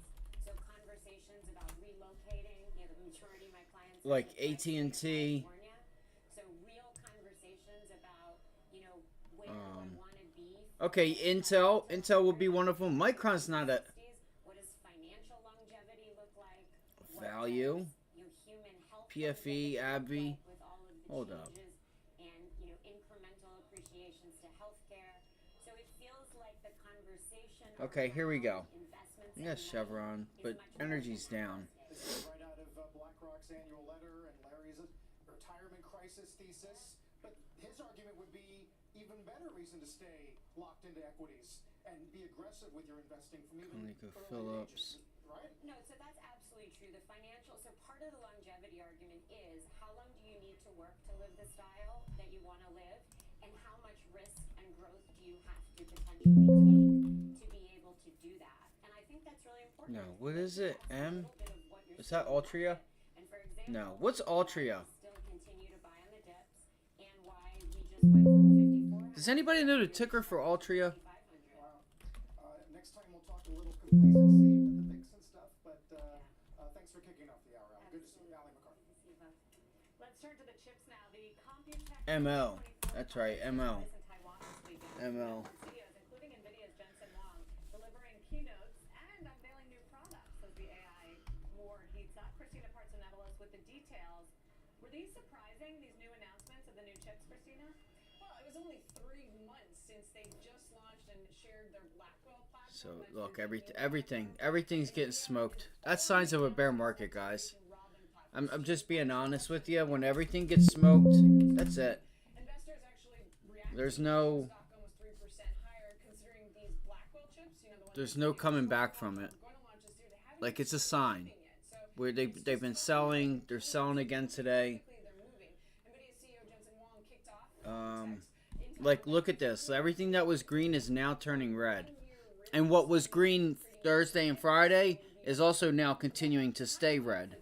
So that's a bear market for you. Everything, gold, energy, healthcare, banks, tech, all down. Boeing's up 3%. You still have some of your drug manufacturers like some biotechs here. Maybe you XBI, I think is the ticker. You have some regionals, KRE, KBR, or no, not KBR. There's only a couple. A lot of your banks are red. Says price bands issue has been resolved. Technical issue with price bands from CTA SIP caused the halt. Okay, CTA positioning helped cause the halt. So you have to remember that too. Like, look at Burke. It's down 100%. It looks like it is, at least. So we'll see if that starts to change, and see if we get like if we start to get money getting put back in the markets, or get like, if we get the positioning that you know, people that the institutions. Let's see what they want to do. Let's see how they do this. So let's look at AMD specifically, they also really talked up their AI PC chip that's going on sale this July, which will compete directly with Intel and Qualcomm. I wonder if it'd be cool as shit if you could get this to move real time. Intel and AMD's chips will only be coming out later on this year and into next year. Meanwhile, Christina, I know it's a little far afield from your actual beat, but Citi today did double upgrade best SPY, they go to 100 on this notion that we're going to start to see this work its way into the PC replacement cycle. And with these AI computers, that average selling price would be elevated. Are we beginning to see... REIT's starting to turn around. GPCR hitting $50.84. J&J. Two reasons for that is you have Windows expiring, or the support for Windows 10 expiring in October coming up. So that means it's another reason for companies to buy a lot of these AI PCs. I'd like to see a bounce here, but you have the 20-day up there. I'd like to try and get Justin Johnson at 150. Do you really know the difference between Lunar Lake's chips, Qualcomm's, Snapdragon X Elite? No, the answer is no. But the selling point for a lot of these companies is we're going to care about our battery life, and that's what I'm constantly hearing from these chip companies is battery life, and maybe that will propel us to spend $1,000 on a Lenovo laptop with this AI PC. I don't know, but it's slower on the consumer side. Enterprise just makes sense with the refresh cycle, which happens every 4 to 5 years, and we're hitting it now. Good summary. Thank you, Christina. Christina Partsinevelos with another jump in NVIDIA stock. The executive chair of Lowe's Hotels, owner of New York Giants, coming up next. Jonathan Tisch. Let's see what this does to the overall markets. See if we can hang on. All right, look, there we go. The SPY, the Qs. So I think you just had a lot of selling pressure because of that. So here's NVIDIA. They're being tough today, man. It's been tough to figure this direction out. It hasn't helped when the markets are on like a limit down and you can't trust whatever you're in. So so we gave you guys my top idea was short GameStop, but I wasn't just going to short the name. I didn't even look for a borrow. I looked at the puts and they were 500, just under 500 bucks, 400. It's like 475. So you're about $1 or $2 in the money. You might have made like 100 bucks a contract, 50, 60 bucks a contract. Well, you made more than 50 because you're at 50 bucks at $30 and you're at 28. So, oh, that's NVIDIA anyway. Never mind. What the fuck?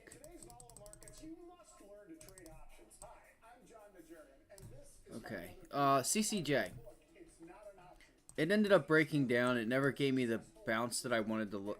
That I wanted. Let me do this. So now it's back underneath this 154 or 54.50 level. I think CCJ, you got to look for it to get down to 53. I think this could be a nice possible entry point. You just got to watch 55. Like, it wouldn't surprise me if it pops up to 55 for CCJ.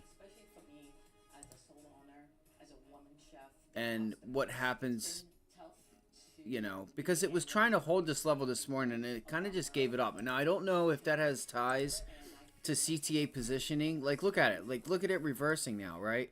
Because of the halts and everything that's going on in the NASDAQ, like the effect that plays on what, you know, what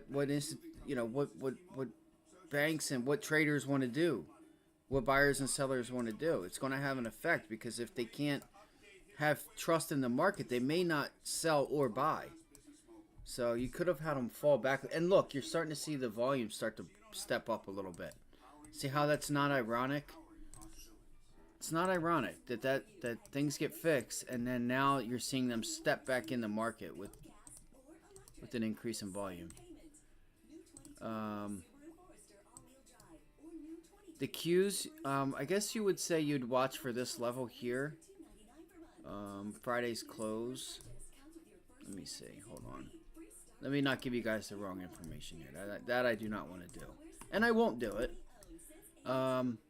Yeah, this 452 here, if you keep rejecting there at 452, you bounce up to it, you know, and you're noticing that you're bouncing on low volume.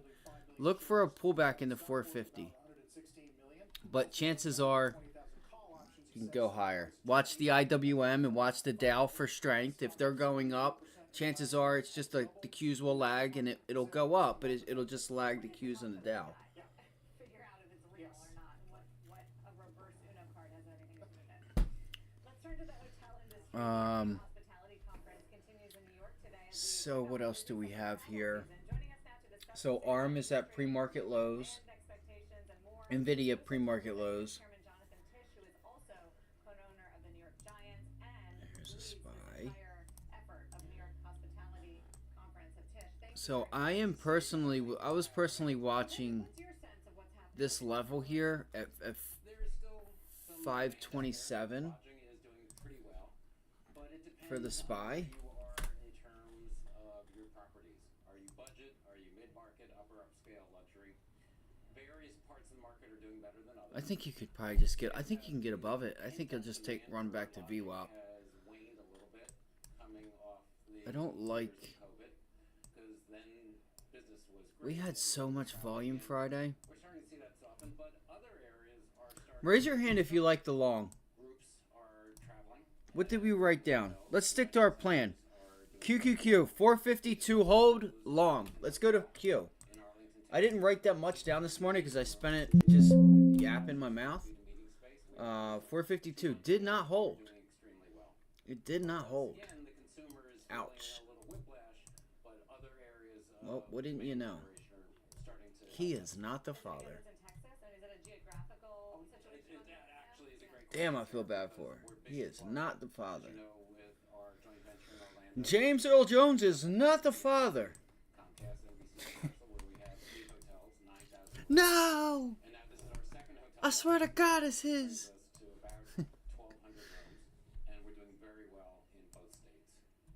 Where's corporate? Where's the trend on corporate? Corporate travel is starting to pick up, and companies are feeling more comfortable about Alright, sending so women and men on the road. if we look, Everybody wants to meet in person. They're tired of looking at a screen. pivot low, pivot low. We're back under that pivot low. Do we look for the Qs to get back down to 450? I could assume so. Why not? I'm with it. Where's the growth in the industry?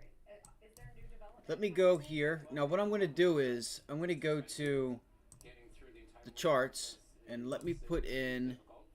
I'm going to stop clicking around because I know it's a lot for you guys to watch, or like your eyes and stuff like that. Let's go look at the Dow. Let's go take a look at the Dow. And our target's going to be like 450 to 456, correct? 450 to 456. 450. We're finding some opportunities here and there, but we're also so No, 446 I meant. 440, 446. Let's do it. Epic Universe opens about It's time. I mean, your risk to reward. as part of the expansion. Right there. $1 billion.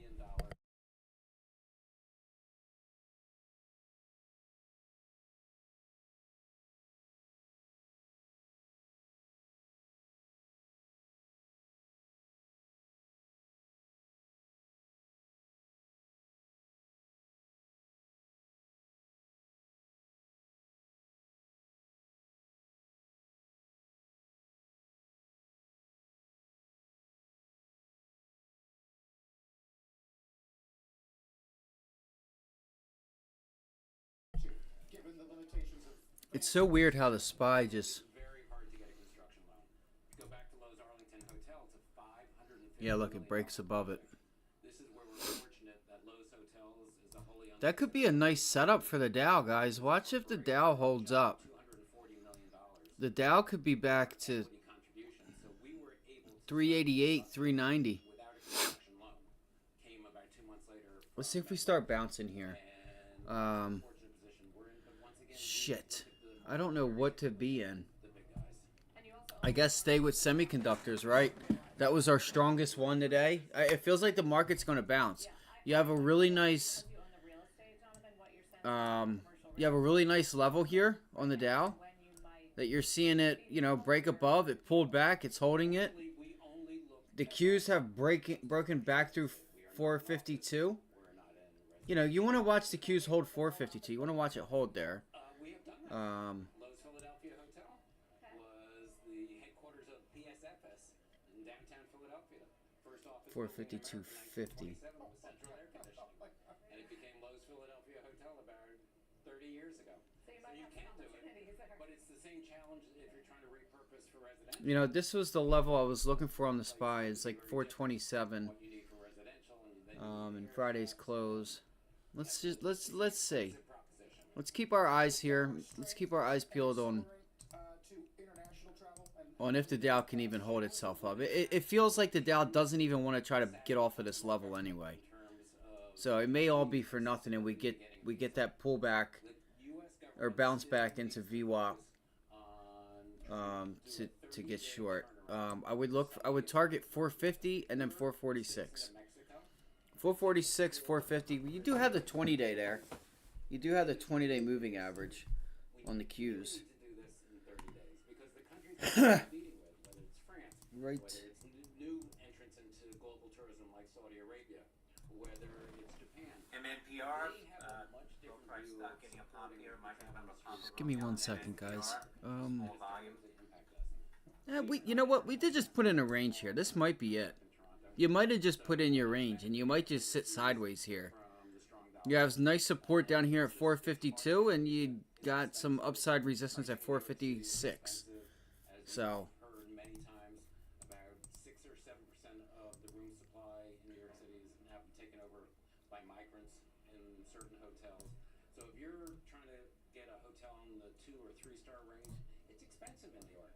The upper upscale, the luxury has always been expensive, but now it's hard to find the rooms.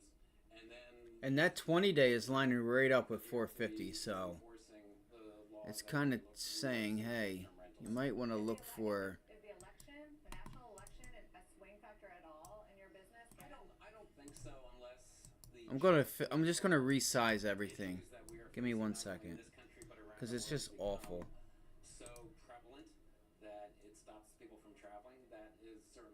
Concern if things get out of control, but the election itself is not. So if you guys notice, right, look at this, right?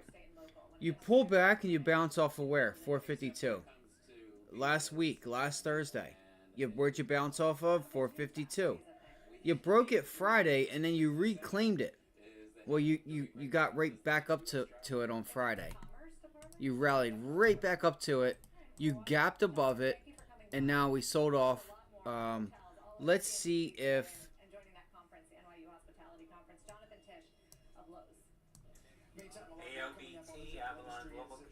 See if there's more downside here. I don't know, guys. I think right now you might get stuck between the trade line and VWAP.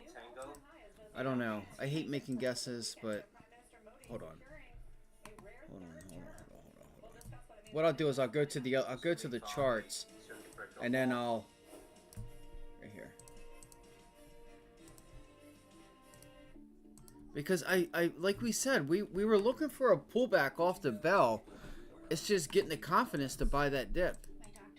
It's just, you know, I'm trying to figure out, are we going to make that prior support resistance now? You know, you slightly break above it, which, you know, it's an area, it's a range, yes. I just think you would have confidently stayed under 452. Let's see. 2, 1. Yeah, I don't know. I think we could be range bound, honestly. Yeah, it's going. You got some solid upside potential.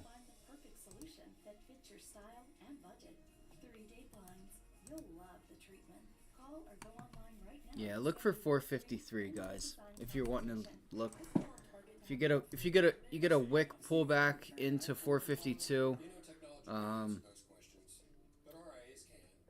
look for 453. I would look for that 453 level. And I think you'll get it. I think you'll get 453. Well, it was $1 when I was talking about it. All right. And see what I'm saying is like the Dow is just, it ain't doing shit.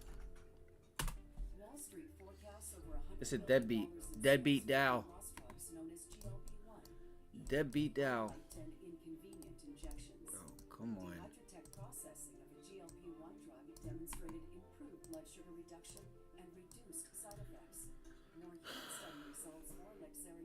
Okay. Oh no, that's the Qs. Coming soon. Lexaria Bioscience, transforming the future of GLP-1 drug delivery. Maybe the market wants to wait, see what we get with this data. Small caps, you bet on the jockey. Meet Ted Carcass, CEO of Prophase Labs, symbol PRPH. Man, I'm upset that I missed CCJ. I'm upset that I missed that one. I wanted that. We've been watching it for the past couple of weeks. ALBT up 167. What did Meta end up doing? Looking in the middle. Look, man. It's Blue Chew. Did anyone take a look at that and take that trade? It was a nice trade idea there. What did we say? Pullbacks? Oh, you never really did get the pullback anyway. Right here, 472. Every day, I'm reading extensively, I'm checking the markets throughout the trading session, working the phones, talking to sources, and doing my own reporting to share insights, information, and all of the details that you need to be able to make money. Take the bull by the horns every morning with Jim's Top 10. The biggest headlines, earnings reports, J&J. hot stocks. I mean, it's either going to break down or you got a nice rally on your hands. Get ready to happen. Look for the... You got to look for 150. Markets, European stocks mostly higher as investors look ahead to the ECB meeting later this week. Today, manufacturing activities in focus showing signs of a recovery across the globe. Eurozone PMI. And you have the 50-day sitting up here too. It's like right around here. So now that you pulled back, see if you can't get it. Oh, I forgot about Palantir. Damn, I appreciate that. I forgot about it. That's crazy. We are getting some news out of the UK right now. Nigel Farage, ARM's going back to 130. Meta's just ripping, guys. he's known as the politician who helped champion Britain's departure. You guys can see that this is a decent resistance level. Factory activity expanding to its fastest pace in nearly 2 years, 51.7. That's according to a private survey. The official survey on Friday actually showed a contraction in May. And Japan also showed expansion for the first time in a year. We're also watching the market in India. So last week, our top idea for the whole week was a 180 short or 480 short. If we can break through this level of 480 and start turning it into resistance, I'm telling you guys right now, this could be a really nice $20 move to the upside. And you know what? I might end up getting into it. I might try this. Because if you notice, come on, bro. That's Golf Papa Charlie Romeo. Tariffs on key U.S. goods. Now, in recent weeks, investors from DoubleLine Capital, Jeffrey Gundlach to JP Morgan. So yeah, last week it continued to just do it at the end of the day, right? Early in the morning it would rip, and then it would just like consolidate. That's nearly 2 times the previous high, according to data from Jefferies. However, I would point out that discontent is rising too. We gotta. I don't want to buy. I'm not gonna buy it right in front of this level, but I do. I really want to try and go. Even if I gotta buy it out of the money. Sorry, my nose is stuffed up because it's like because of the you know, that green stuff that's on trees and stuff.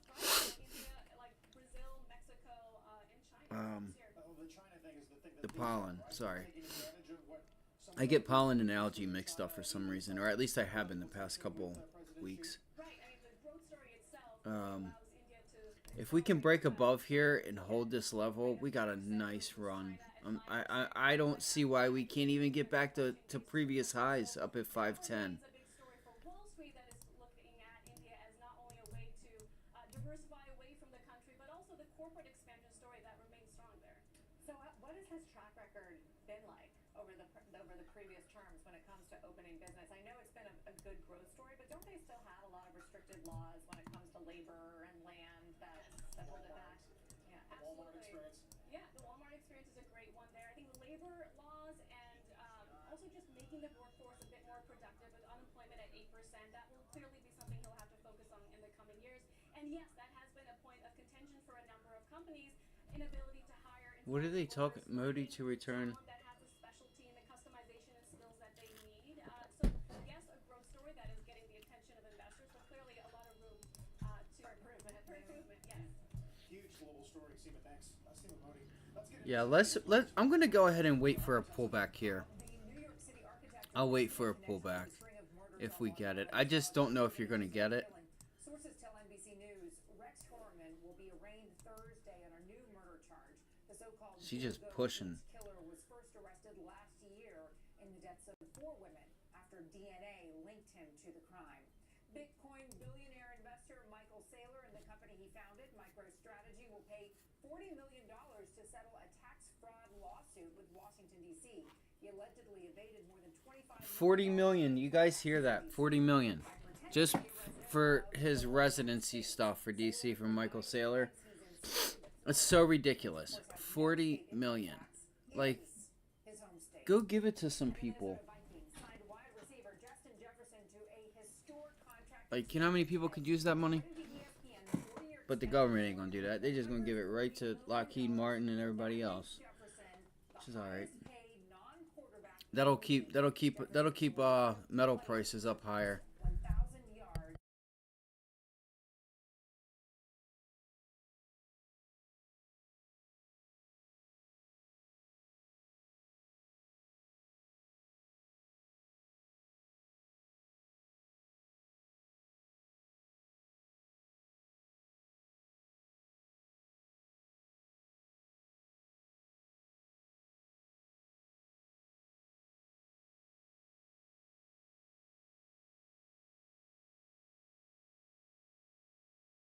Sorry, my cat was wanting to get up in the window.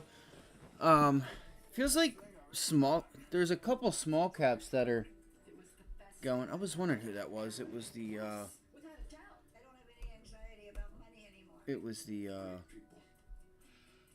whatchamacallit, the not Terminex, but like people that spray. Bank TD, fresh allegations of TD Bank are accepting bribes to fuel DOJ This was in the news a little while ago. Hold on. Alright, so here's TD Bank. This was just in the news a little bit ago. Above $1 now. 239%.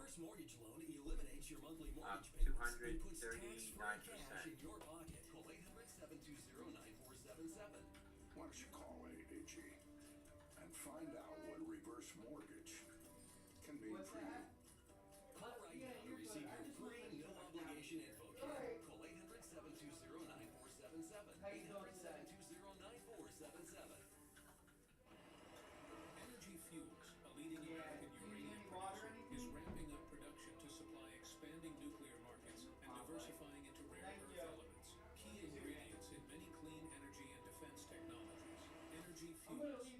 Are you interested in safeguarding your investments with gold? Thanks, man. Alamos Gold is a growing Canadian gold producer with a long track record of outperformance. Alamos Gold. Invest with us. Our growth sets us apart. When your business needs fast, quality printing delivered on time. When a project needs to be double-checked, even checked 33 times. Whenever the size, material, and even the color density has to be perfect. I want to get me a trade here. Did anybody take the 200 puts? Anybody? When it has to be right the first time. Start today. Hi, I'm Jay Jackson. For almost 20 years, Abacus Life has been purchasing life insurance. I mean, that's a nice trade for anybody that... You can use the free calculator in Abacus. Nobody took that? Nobody took that JP Morgan 200 short? Let's see. I hate when I do that because then it messes up my bid and ask. Well, yeah, those spreads did... Damn. Because... Weren't they like... What were they? Were they a buck? Hold on. Hold on a second.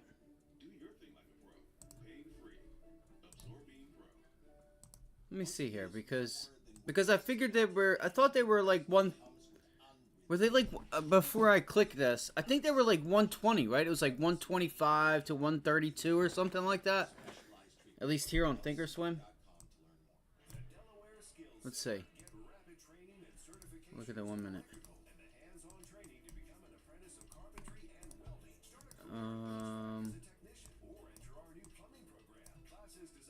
Okay, yeah. So they were like a $1.20. So what is that? 20-30%?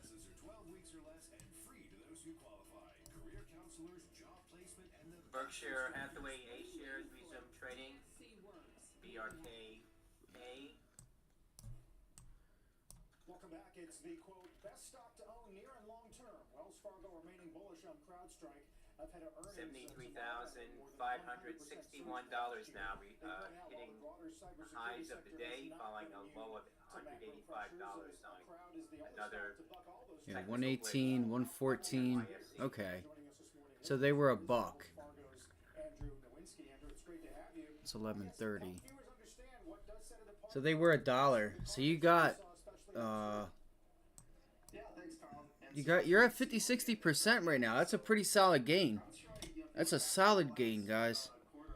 So I noticed this rejection up here. This bounce back VWAP rejection and market pulling back. I mentioned it 2 different occasions. And then you get, and then like 5 minutes later, like 3 minutes after I said, look at JP Morgan for a possible test of 200. You could look at some 200 puts. And then news came out and got the bounce back and rejection of what's his name that's leaving. And now you're in the money. That's a 70% trade. And I almost took it. I almost took it myself. I was just looking to see what the market, where the market was and stuff. So that sucks. Are they a share gainer at this point? And if so, who are the donors? They're certainly a share gainer, Carl. So they're gaining share across a lot of different segments. Certainly. I just wish I could get one, like a few people are like just. I would love to, like when I say that, yo, did anybody take it? I want somebody to be like, oh hell yeah, I'm up 30, 40, 50%. Like, you know, Bing, yup. So it's all good. It's all good. I know it's hard to sit and listen to market commentary all day long and stuff, especially when my mouse is in front of the mic clicking. So there you go. That's the trade. That was the idea right there. Was just take that $1.50 that it was giving you, and that $1.50 gave you right now 60-70%. You'll probably get filled right in the middle at like 164 or so. Let's see if they pull back to like 164 if they step up. Let's see. I feel like there's, oh shit, 181. If you crack 120, hit that 20-day, 176. Damn, son, where'd you find that one? Look, 164 on the bid. I figured that's where it was going to go. Damn, son, where'd you find that one? That's a nice trade. Really easy. You know, low volatility, 60% gain in just a few minutes. Right there. Boop, boop. That was the call out right there. Get that 202 rejection. Look for the 202 puts. And you're probably going for, look, you're I was going to say, you're going to get 200, you're going to get 100%. Especially with that, with it starting to get volatile right now. Look at the spread starting to widen, and look at them $2 starting to show up. I knew it. I knew it. I knew that those things were going to pop 30-40% just on that wick. That's why I started to say it like I did. I was going to say I won't be surprised if you're able to get 100% out of that. Because I feel like even if you just get that 199.75, I feel like people are going to sell. Look how far you are below VWAP in the 90 MA. I would take it. I would market order out, but I don't think any of you guys took that. You called it out 3 times, 3 separate occasions. Oh shit, they are going to. Oh wow, 220s exactly. 220s, are they lining up? It's too much though. That was a big wick. So what happens is like what you're seeing right now. When you get these extensions, and look how when it pulls back, notice the spread on the options. When it pulls back, it should tighten up a little bit. The spreads get really wide as it extends because they're trying, like, you have limit orders that are out there, and you're having people kind of like pile on each other on limit orders where they're like hoping to get someone or a few people to fill that order on the extension and like try to market order or whatever and get the best price. And that's when you start to see those spreads widen.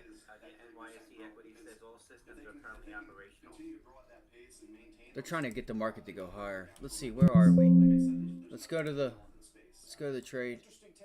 Is there anybody that's new here or the first time that they've been here on this channel? Okay, so JP's down. Fuck, I'm actually really upset that I didn't take that. I was just trying to figure out what the market was going to do. And it's kind of, I was like, I had a few things on my plate there. Let's see, I have it pulled up too. I have my options chain up right now for JP Morgan. That's so funny. That's so funny. So I like Meta for pullbacks.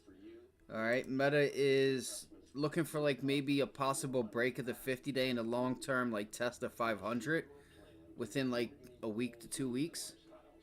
That could be a nice swing trade. It's starting the week off with relative strength. I can't believe that, man. I should have just taken that put. I love trading JP Morgan. You don't need much to get a big payday. Like, that's $1, $1.50, and you're getting damn near 100%. You're, you know, have your pick, 75 to 90%. But anyway, so Meta. Meta. What I'm going to do is, I'm going to go here, and we're going to look at, and for anybody that traded GME today, even to the downside, even though, you know, our top idea was GME to the downside, if it stayed and could not break that gap, you didn't even hardly get paid. They were charging $470 to $440, $450 to $475 for $30 puts. So as it got there, as it got to $30 from 5 or 6, wherever it was at, you know, well, that's from where we called it out at, from the entry. You only made $50 a contract. Like, that's too much work. And that's why I always say, when you have, like, see, the thing is that for most people, it takes a long time, as in like a year or two, if not 3 or 4, okay, to really understand options, like to really understand them. There's a reason. How do you think, without even looking at the deltas and everything for JP Morgan, how did you think there's a reason why I can sense the 100%, the $2 ask, right? And what was it? The 164? Remember, I was like, let's see if they go to like 164 or whatever. Like, because I can naturally, like, just from doing it for so long, it just wouldn't be surprised as to where that's where the orders would be at. But I don't know how do I say this? I kind of got off track. I forgot what I was saying, but it was important though. It was really important. Oh, to understand that, you know, if we're paying $4.50 for a $4 move, which is what happened. The stock was at $35, and you're buying the $30 put for $4 for $400, you know, $4. You're gonna get that $4, and you still haven't made any money. You're break even. Okay, the only thing that you do have is like 3-4 days left. Okay, but as GME goes into 430, breaks 430, goes to 429, 428, and you're only up $75. It's because you're paying so much for the put. Now, if those puts were like $1.25, you know, so that's why it's important to go say, okay, if GME is doing this, what's AMC doing? If it's following it, or something along the lines of like, see, GME is just one of those cases where there's nothing really that is the same. It's not like you can play Rivian with Tesla, right? So remember 2 months ago, about a month or two ago, when NVIDIA or SMCI, remember when SMCI sold off and then NVIDIA, we went short NVIDIA? We actually played it both ways and said that, you know, we could make money as, you know, because of the price, because it was so cheap that it didn't matter. It would pay for the other side. And everyone else is paying 4 or 5 times the premium on SMCI when we're playing NVIDIA. We're not paying, you know, $1 a move. We're paying 40 cents, 50 cents a move. So that means for every dollar, we're able to collect $50. When we get in the money, we're not like break even, you know, because we still have time. And we didn't pay the, you know, if the stock has to move $2, we're not paying a $2 premium. It's like paying like 40 cents for a $2 move, and it does the $2 move. You're going to be up a whole lot. I don't know. I'm just glad I didn't take GameStop. I would have been pissed if I paid $500 or, well, $475, $450 for those $30 puts, and these things are only, GME was at 28, and this is not counting bounce backs. If it goes to 31, 32, 33, it's going to eat away at those contracts. Like, look at these $30 puts. Look, 530, 530, 550. They were 475, 450 to 475 this morning when I called them out on this bounce back. And I'm like, guys, I don't think it's worth it. I really don't, because you're paying for the move. Well, really, it was on the halt. It was on the halt. So that's why. Because if you're paying for a $4 move and it goes $4, you know, you're pretty much going to collect, depending on how it does it, you know, $1 on the move. So you're going to be, you're not going to make any money, right? Technically, you pay $4 and it moves $4, you're not going to make any money. So just think about that. Now if you pay 50 cents and it moves $4, that's totally different. You made some really good money. But so yeah, let's see if David Day Trade Global is all upset that it's the hedgies against everyone. When we were talking about, hey, as long as GameStop is below that gap fill, we got to be short. We got to be short.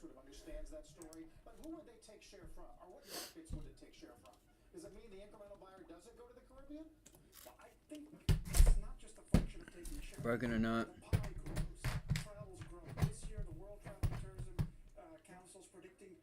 It's chaos. No, you're just down money, bro. Right? No, you're just down money.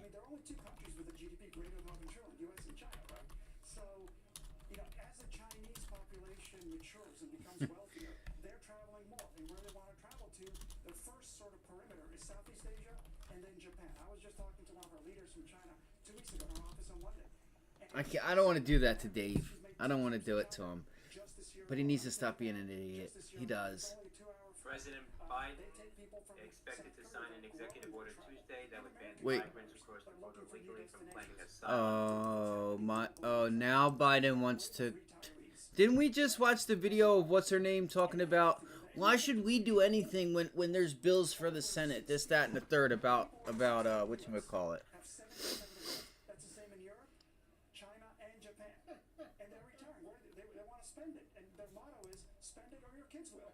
What about geopolitics? How do you get affected by that, whether it's U.S., China, or what's happening in the Middle East right now? Yeah, look, it's tragic that there are conflicts still going on in the world. We hope, you know, for the end of hostilities. It's also true we've been in this business 80 years. We've dealt with a lot of geopolitical issues around the world. Unfortunately, this is no really a different time than other times before. I'm from the Middle East myself.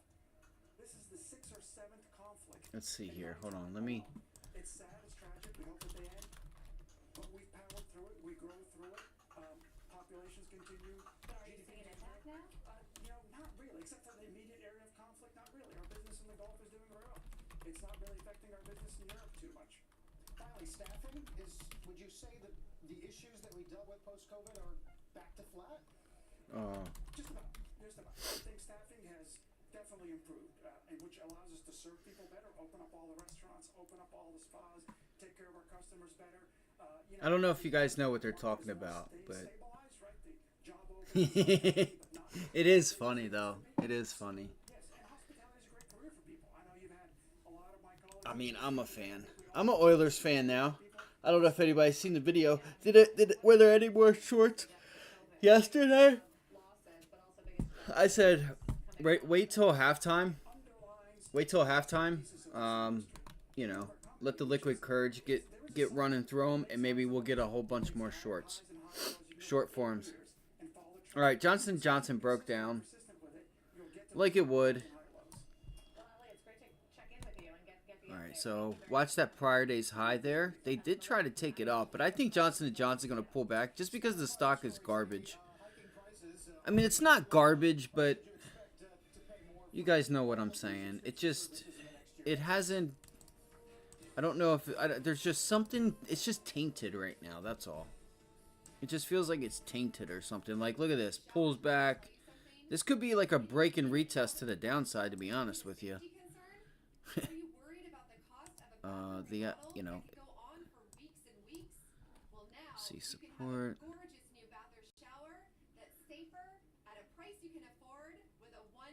Be wild if this thing starts cranking to the downside.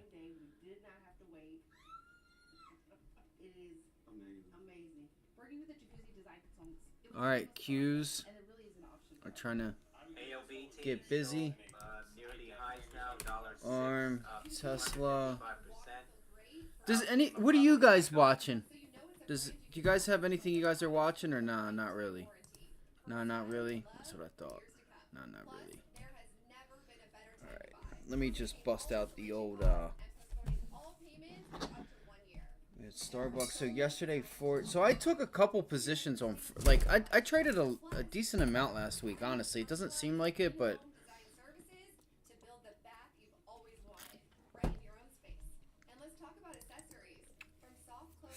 I traded Ford Friday. That's been on, like, since last Thursday and Friday. It's been on a pretty nice run. And there's a move to move there on Ford. Okay, so it did go higher. Nice. Nice. So this move to move actually took it, like, up there. I was talking about that. Remove. I still feel like we can get a pullback down to like $12. That's like a 10-cent move. What are you doing, Mama? ARM. What's NVIDIA doing? Tesla pulling back. NVIDIA's about to make a new high and ARM isn't. MU. Okay, Micron's. Let's see if we can get some strength out of semiconductors now, guys. Let's see here. Oh man, I really think we might be able to start taking Micron back to 129. Let's see. I might go ahead and try and take Micron.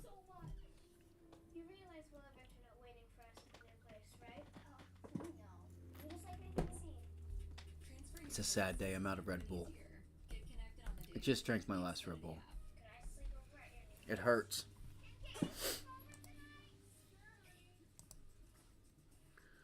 Alright. Alright, so Micron. Let's see here. Nice breakout day Friday.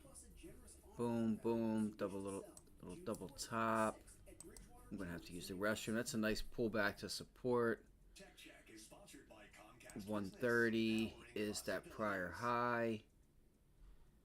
130 is the level. Shares of Spotify jumping about 5% after announcing it will raise prices in the US from $10.99. Yeah, we talked about Spotify. $49 an individual premium plan. That's the second hike in a year. Man, I'm gonna have a I feel like I'm getting ready to have a migraine. This streamflation now in audio, D. Hey, good morning, Carl. It was nice while it lasted. You know, streaming prices, they've been relatively steady. Oh shit. But with Spotify's price hike this morning, Short-term pullback here. See if you get one more pullback and see if you can hold 126. See if you can hold 126 on Micron. users are far less likely to cancel among the biggest video or audio streaming platforms. Look at this data from research firm Antenna. It shows that less than 1.5% of Spotify users canceled subscriptions in April. Video streamers are far more fickle. Data showing that 35% of users who cancel return within 1 year, and the number of serial churners has more than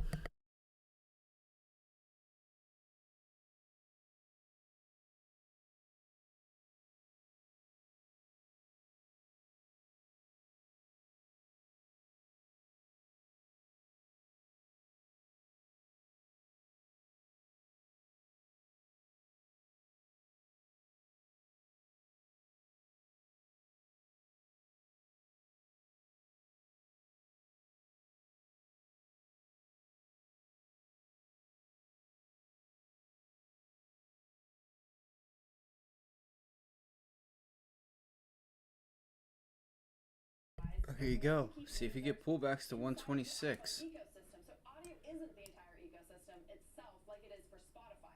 To that point, take a look at this data. Antenna looks at the survival rate.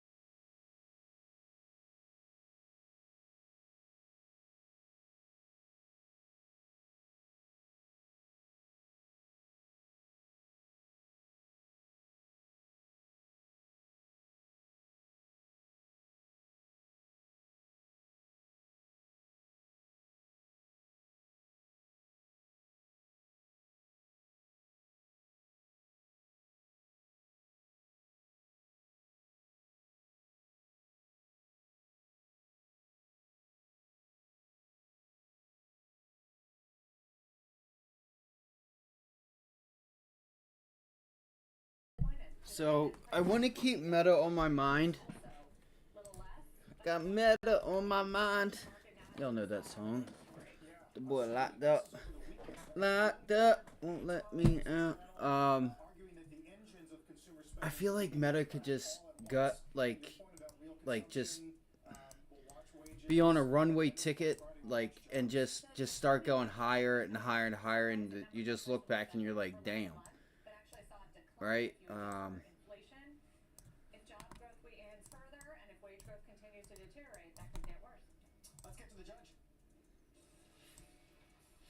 All right, Carl, thanks so much. Welcome to the halftime report. I'm Scott Wapner, front and center this hour. The June playbook stocks coming off yet. All right, so let me save this right here. I'm gonna try. I'm gonna try it. In these markets, we will document all of that. Joining me for the hour, Joe Terranova, Amy Raskin, Brian. And then we'll look to see where the overall markets are. I guess I can't because my cat's got to be fed because she's already got food, but she just.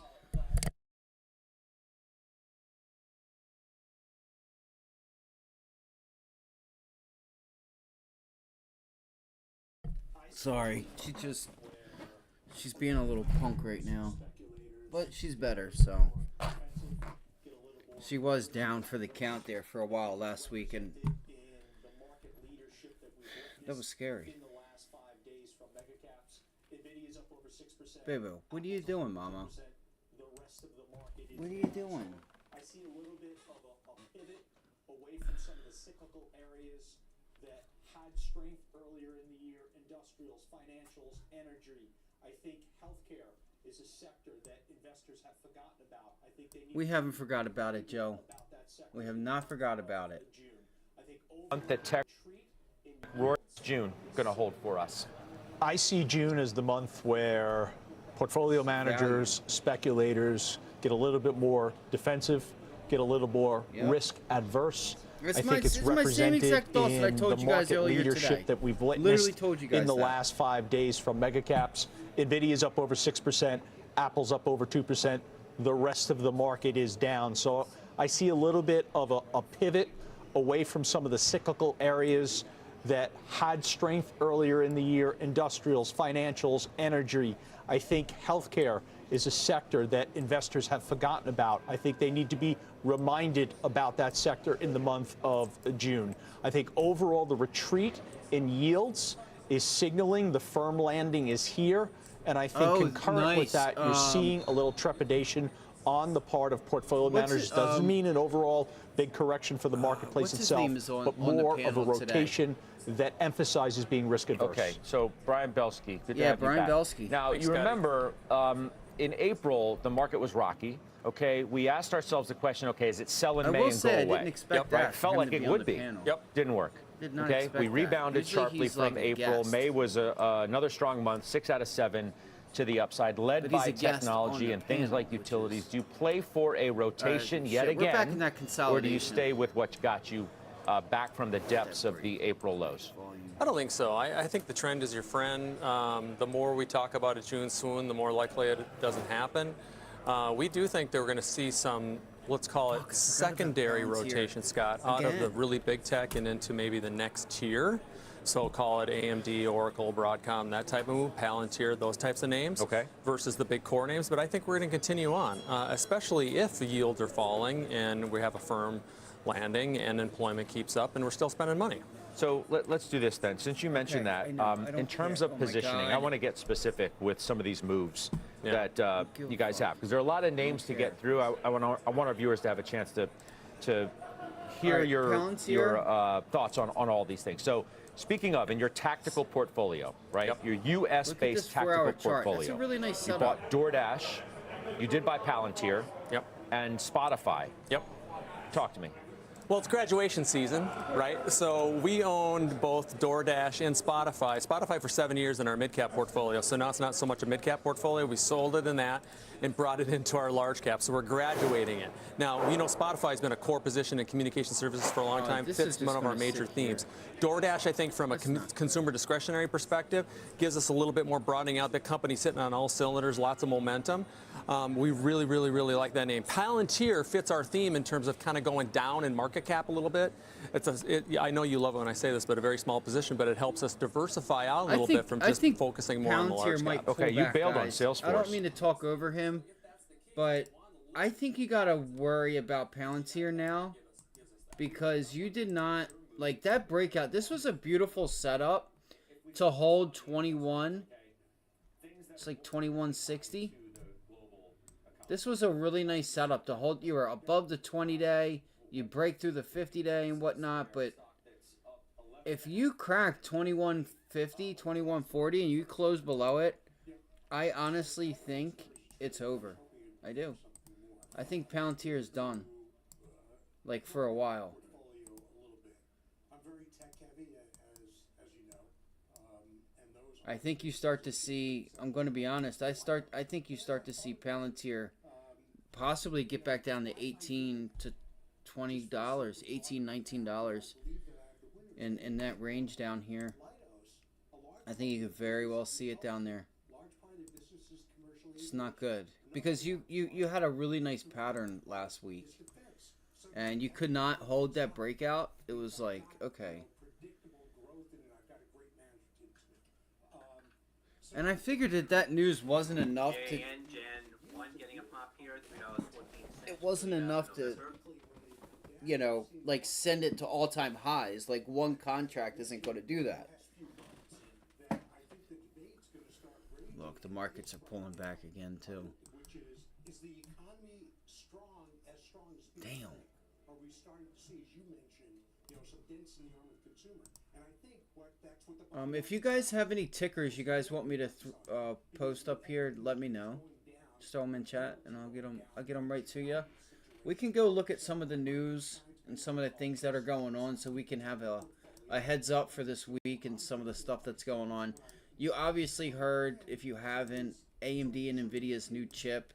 So semiconductors are trying to do something, but every time they attempt to, they just fail. So I'm gonna go feed my cat real quick. I'll turn this back on for you, and yeah, keep an eye on some of these names like Meta. I would like to see if we can hold 475 and then try to break out to a new high. It's doing really well today. This is an area of a consolidation. Come on, baby. I'm going to go feed you. All right, I'll be right back. I'll just put up NVIDIA here.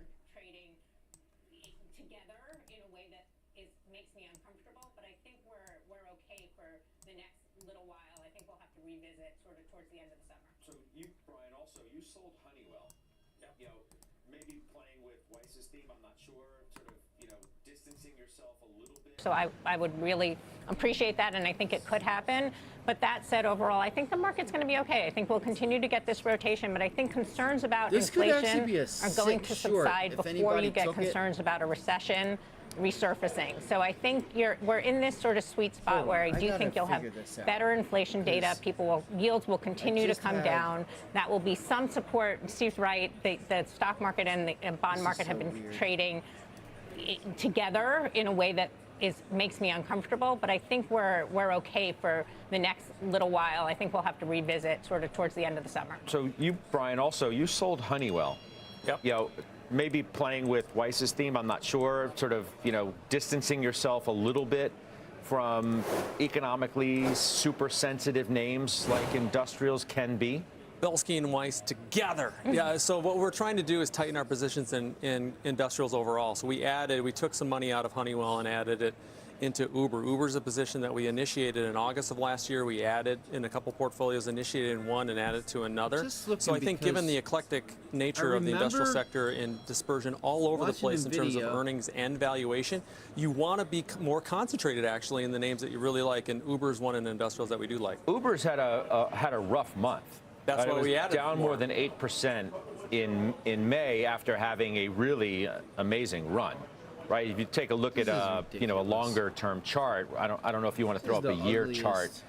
I think that'll tell a pretty good story on Uber of what that stock has done. And there you go, and you see sort of the bit of a pullback at the upper right, and that's reflective of what's happened the last month. But otherwise, it's lower left to upper right. Very much so. I mean, if you are a sector investor, you take a look at what's going on in industrials, and you've seen the weakness in Caterpillar and the strength in other areas. We have the buyout and waste management today. It's all over the place in terms of value versus growth and international versus domestic. And Uber kind of fits that bill. And if you take a look historically the last couple of years, when Uber's down like that, you want to take advantage, and that's why we did. You have a thought on that? You have a position in Uber still, right? No, I sold Uber, if you recall, about, well, I guess 2 weeks ago at this point. I'm with Brian on this one. I own Uber. I think this is the spot that you want to buy Uber. I said this a long time ago. When you look at the industrial sector, where else can you find the type of growth that this company gives you? With pulling back technically to the 200-day moving average, it's been in decline since the 82 high in early March. I think it's a perfect spot to buy it. Could it drop another 5%? Absolutely, it could, but I'd still be about it. My view on Uber is that it's a retail stock, it's retail exposure, not retail ownership, although there's plenty of that there too. And that I'm not that positive on the consumer, number one. I took cab back from, or Uber back from JFK to where I live in New Jersey last night. $250. I mean, the prices have gone. Well, you got off easy. What do you mean? You got off easy. Actually, prices have changed. and an Uber X on the way. Well, yes, but not quite. I've heard. Anyway, I've seen some things on social like JFK to the city is like $350. You went all the way out. Right there, I was late. You went all the way out to the hinterland. My flight got in pretty late, and normally that would be less. But the point is that I don't think there's anybody that could say that Uber prices have done anything but go higher. And plus, I mean, has the company, part of the reason I liked it is I saw it turning profitable. I thought Dara, I still think he's a great CEO. And guess what? It went negative. So that sort of threw me for a loop as well. Do I think they'll recover profitability? Yes. And you can explain away and justifiably why it turned negative. But the point is that I don't want to own, I don't think it's cheap in the least. And I don't want to own such a consumer-focused stock at this point. You sold Vertiv Holdings. I mean, the stock had a massive gain over the last year. Is that why you sold it? Yes. One of the reasons that, look, I bought it in November. It's up like 60% since I bought it. It's crazy. And it's up over 300% in the last year.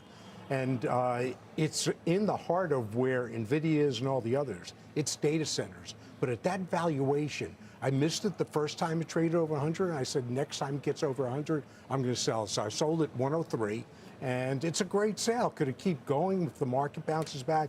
Yes, but at like 45 times this year's earnings, what's a hardware maker, despite really good management, I just couldn't hold it on. Sometimes you got to book the profit. What made you want to buy more GXO, which has been a bad stock? Let's just call it what it is. I mean, flat. This year it's been flat. Well, this year it hasn't been flat. The year it's been down almost 20. Yeah. Well, when I was in London, I met with Malcolm Wilson, who's the CEO, and I have a constant dialogue with the company anyway, as I do with a lot of my holdings. But we spent about an hour and a half, frankly, just going over his view of the future of the company. They made two acquisitions, which are defining acquisitions. One in the U.S., where they're getting to the cosmetic space, because this company they acquired has every major commodity. Well, 452 on the and number two in the UK, in Europe, which is where 2/3 of their business is. They made a sizable acquisition. So both those are great. But the other side of it is, it does give me retail exposure. It gives me the right kind of retail exposure, because as more and more outsourcing goes, like the Levi's, they just did a takeover in place of all their distribution, all their logistics.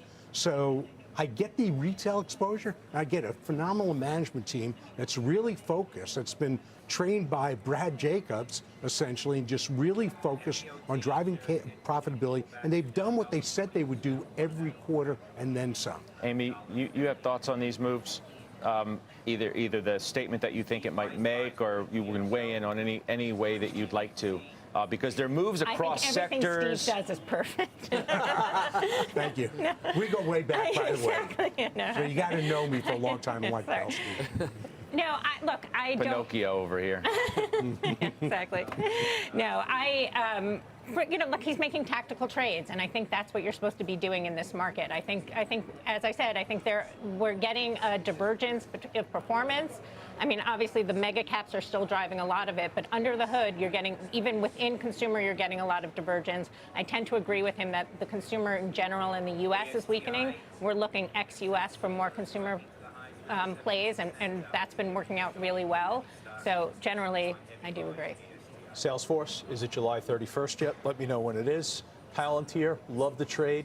That's the secondary technology rotation that absolutely is unfolding, and the company's going to take leadership in AI. By the way, you know what July 31st is. That's the next time. Yes. Palantir's on my watch list. I just haven't gotten around to doing the work on it to buy it. But I want to ask Brian real quickly about Dash. So do you see a cyclical environment that's different than the environment that Steve and I are defining, where we see weakness? Because to buy Dash here, you have to believe that there's more resiliency from the consumer than I perceive there to be. We think Dash is one of those great concepts within retail. And if you look at the consumer discretionary space, Joe, you know that it's really difficult to try to buy a restaurant. It's really difficult to try to buy a retailer, unless we own Ross stores and TJX and Home Depot and some Lulu. But it's really hard to find something that's hitting on all cylinders from an operational perspective and from a thematic perspective. That's why we like Dash. Okay.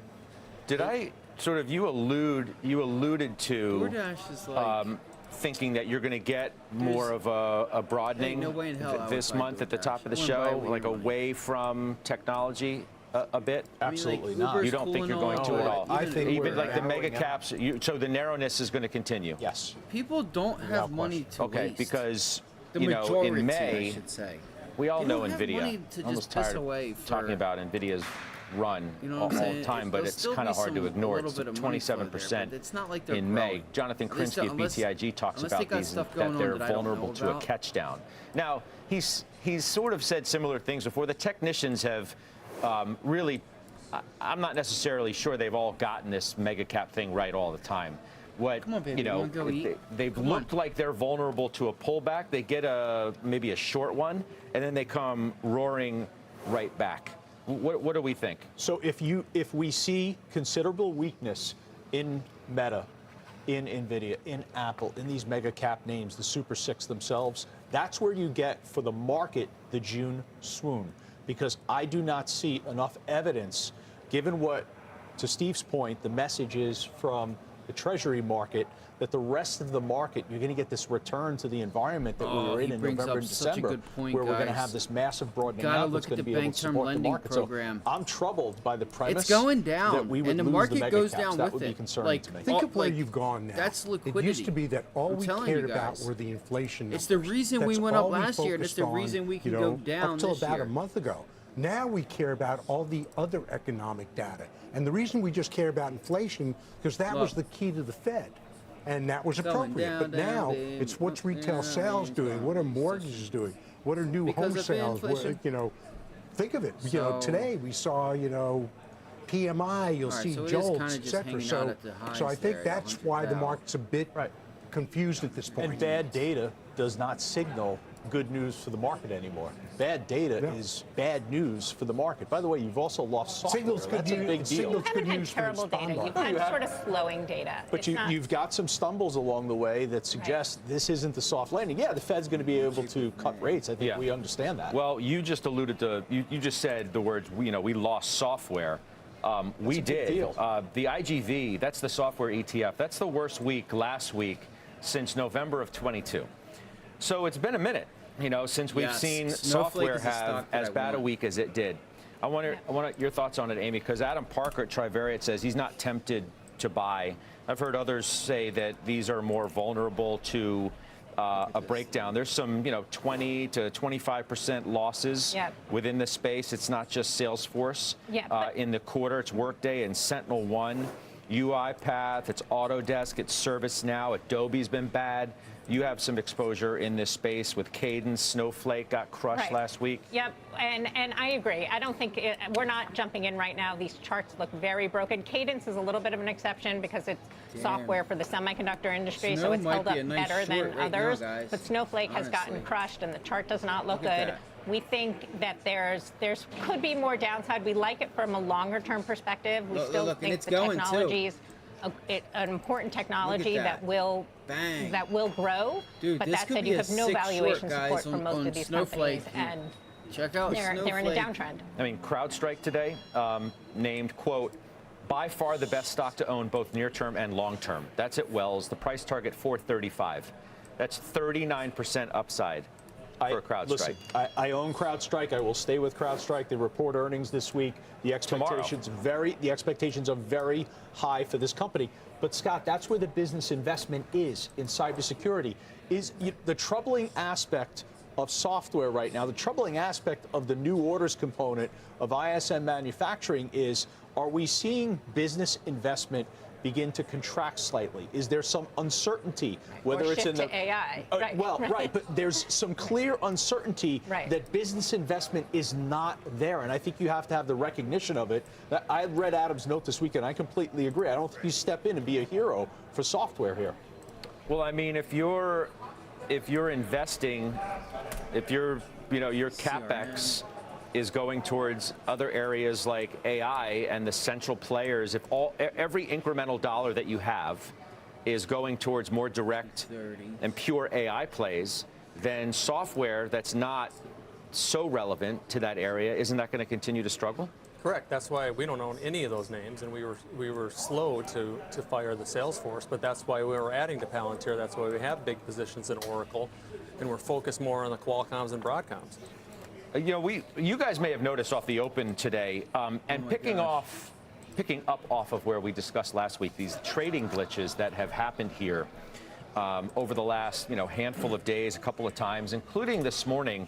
Dom Chu is here with us because there was some interesting trading, Dom, right off the open today. You had things like the A shares of Berkshire showing down like 99%. Chipotle, I saw at one point the bid ask on Chipotle, for example, CMG, the bid was like 1,067. The ask was 3,000. So that doesn't work. What happened? It doesn't work. I mean, there's a list right now. I'm not going to reel off all of them, Scott, because I'm kind of getting updated this, on the fly here. There's 49 names, to your point, that were affected by this trading glitch. I mean, you're talking like Bank of Montreal, BMO is on there, Barrick Gold is on there. You mentioned Berkshire is on there. There's a number of names, again, 49 of them. Even GameStop is one of those tickers that was on there at one point as well. So maybe it's kind of good, Scott, to go through what we do and do not know at this point. What we do know is that things are actually fixed. That's the important thing. They are resolved, and that's coming from the NYSE and the Consolidated Tape Association. I've also got a statement right now coming from the Consolidated Tape Association, which is basically the organization that holds the master ledger, the play-by-play, if you will, for every single stock transaction in the market on any given day. And this is, again, from the Consolidated Tape Association. At today, between 9:30 a.m. and 10:27 a.m., CTA experienced an issue with limit up, limit down price bands that may have been related to a new software release. So again, software release is behind this. To resolve the issue, CTA failed over to the secondary data center, which is operating on the previous version of the software. The following 49 symbols that I'm not going to read off, but you get the idea, that were subject to trading pauses between 9:30 a.m. and 10:27 a.m. were potentially impacted by erroneous price bands due to this software release. I don't know what to do, guys. CTA SIP symbol LULD halt. CTA is restoring the previous version of the software in the primary data center and will be running out of the primary data center on Tuesday, June 4th, tomorrow. In other words, this was a software glitch. And what happened was they went to a backup system that wasn't running the same software. Things got confused, and that's where the issues came from. 49 trades, or 49 tickers, I should say, were impacted by this.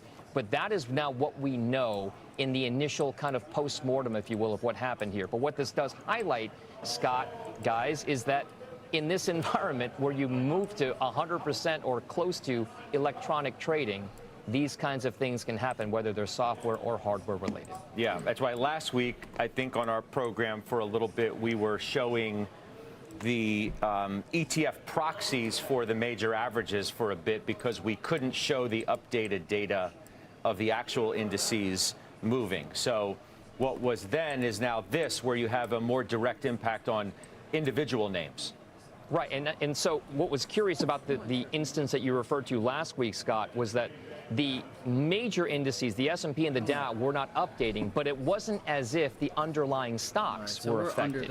In that case, it was just a data connectivity issue where they couldn't update the overall indices value because of a glitch with regard to the connection there. It's not like the stocks themselves that made up the S&P or the Dow were glitchy themselves. It was a kind of communications gap on that front. So there are any number of ways where things can get lost in the electronic shuffle. For today, it was actually the stocks themselves that had these issues, unlike the previous week when it was the indices that just were not updating, even though the stocks were still trading.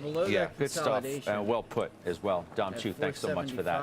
Up next, value hiding in plain sight. That is what one top analyst says about this big bank stock. We do have ownership on the desk. We tell you the name, we give you the trade, and we do all of that next. Are you following the Halftime Report podcast? What are you waiting for? Look for us in your favorite podcasting app. Follow the Halftime Podcast now.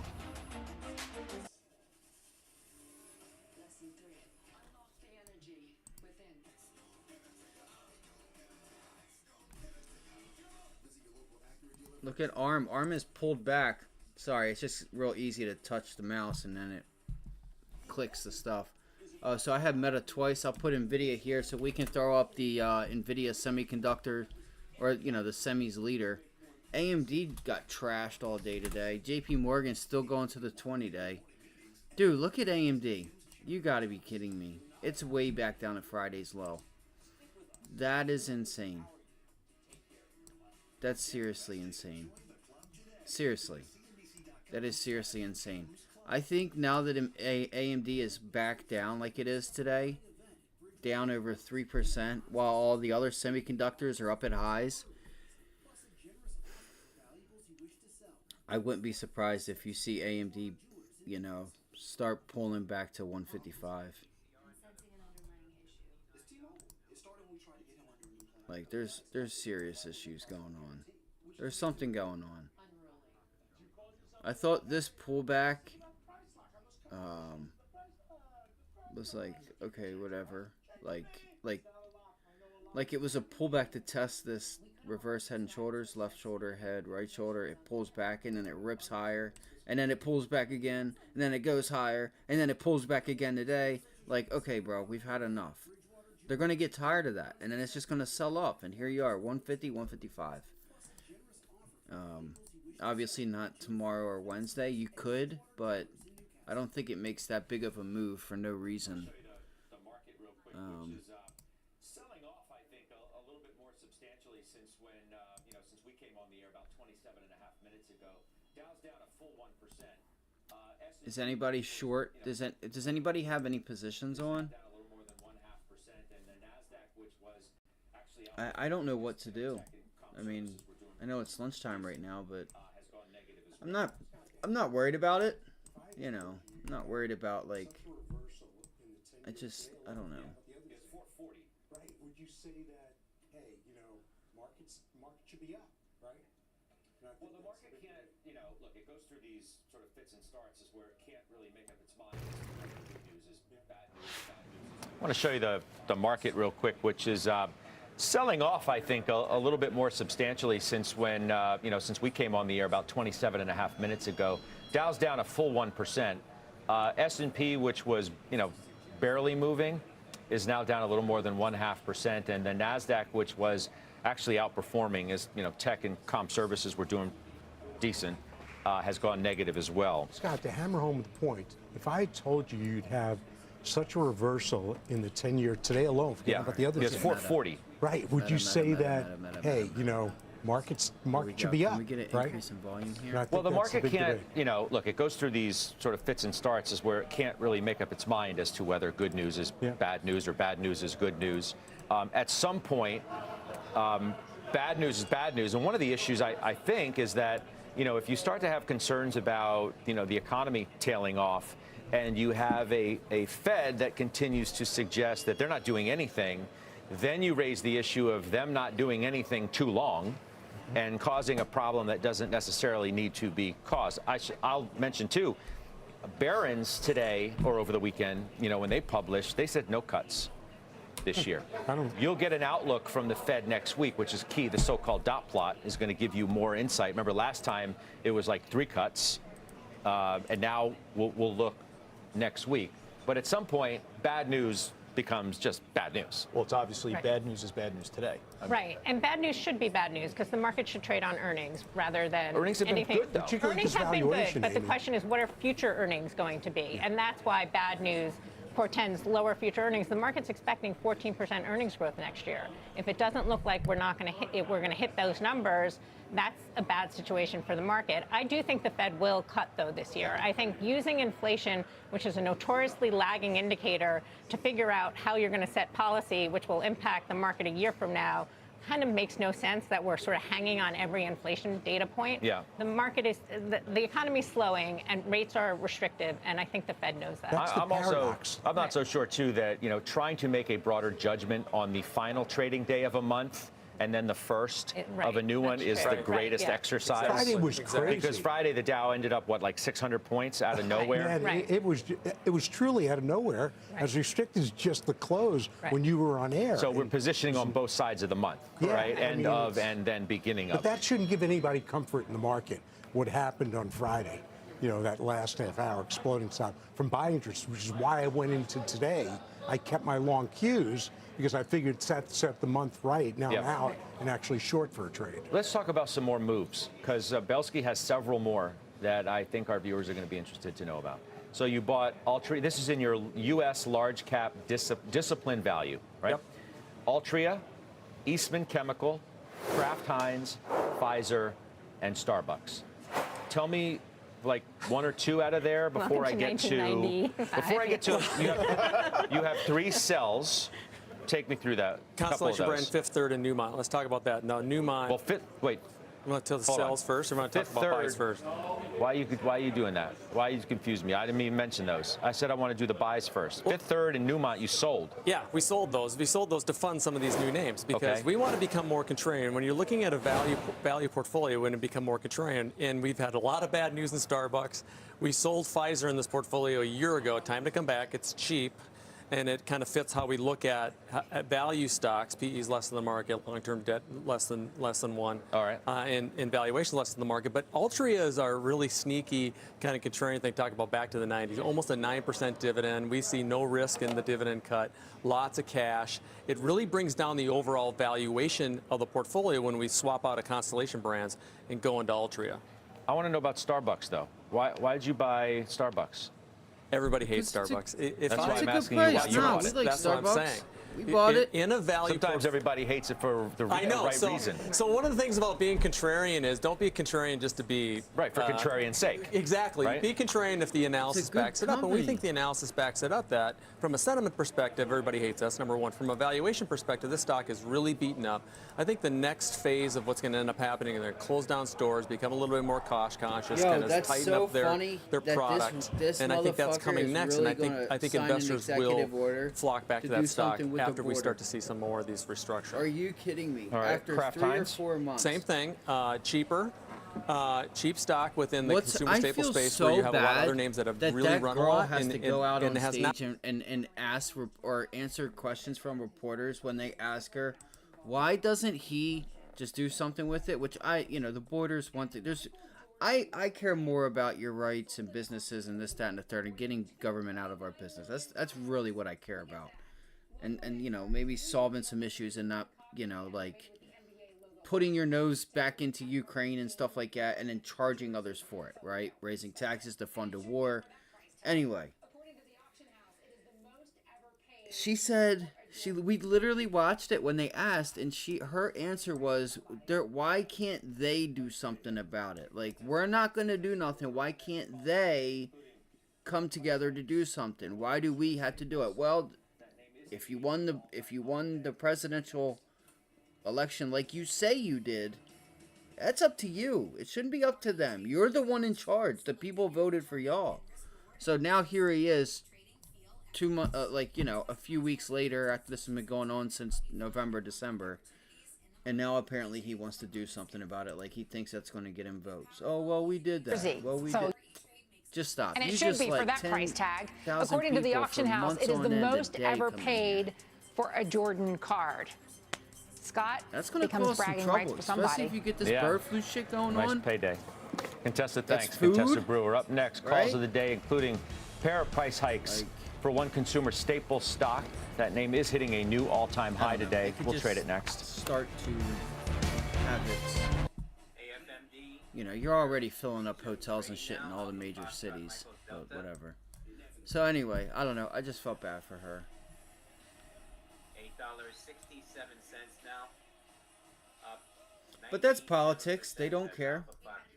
They're not. They're here to be liked. No. Okay, there it is.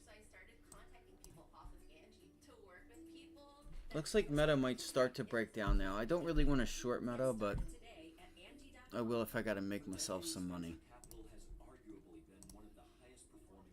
All right, looks like QQQ broke the 20-day.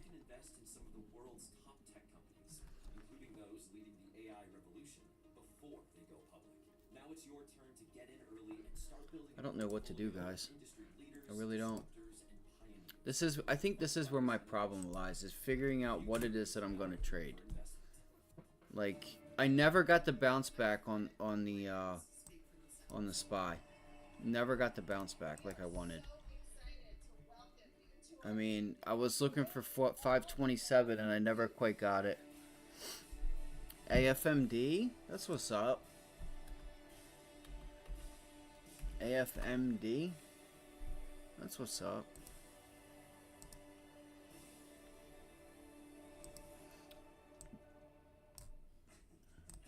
Yeah, that's a nice move.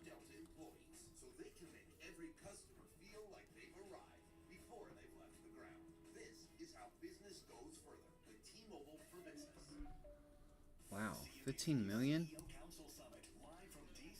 You know what's crazy, bro? This thing, that's the most volume that you've had on this stock.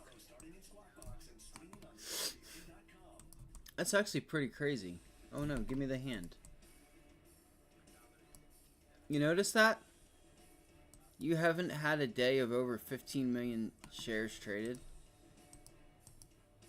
I wonder if you beat the week. You did, look. You even beat the week. Do you know what that means? This thing might not be done. That's what that means. This thing might actually, well, it's well above the 200. I would just be cautious that this thing might give you a little bit more just because of the amount of volume that it has. It's never traded this, and it's only 11 o'clock or 12 o'clock, 12:30. And you have already done the most volume this thing has ever done. So $9.93, like $10. Sure, why not? Why not? Like I said, I'm not telling you how to trade. I'm just saying. Like, that's just one thing I just took notice of there. Basic is this thing has never traded Costco 15 million. It's a new all-time high today. And it's only Bank been of America 3 hours. hikes the price target. So does Loop. Loop goes to 890 from 840. And I wouldn't be surprised jumps a little if bit, it starts to fill the 874 gap from and you got a $865. Amy. Stock on your hands. Yes, by the I end spoke of the about day, Costco going last time into I was on as tomorrow. well. I'd say We like own the end of stock. day. We love it. They have a high-end consumer. look, they this thing's offer just great gonna value go. to their consumers. They're overdue I might buy for this a membership pullback. I'm price gonna be honest hike. with you. I usually don't. Nah, so that's hold in on. front of us. They have Because international I expansion usually that's don't going like really to well. buy The only issue with the breakout, stock like is that lunchtime it's trading breakouts, at but 50 look at this times. It's volume. very It's insane. expensive. So what you're starting to see is this sell-off after earnings a little bit because people sort of always want more, but then it comes right back because there's no place else in retail to really go. Joe. Needs a correction. Amy's right. Yes, it's expensive. It's a great. It's an absolute core holding in the consumer staple sector. They've done such a phenomenal job with their membership model, the fee hike, and being able to pass it through. But it is expensive. I mean, it is far above its critical moving averages. It's 20-something% above the 200-day, 7% above the 50-day, and just on the analyst community raising.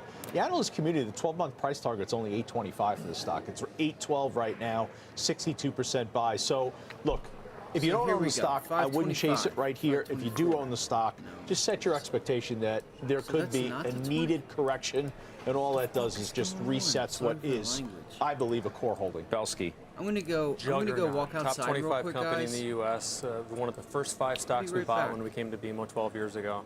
It's a core holding. Buy it on a pullback. We're not necessarily chasing it here, but we would add on a pullback. You're not chasing it here. What's the stock? Let's see a year chart on that, please. It's up like 70%.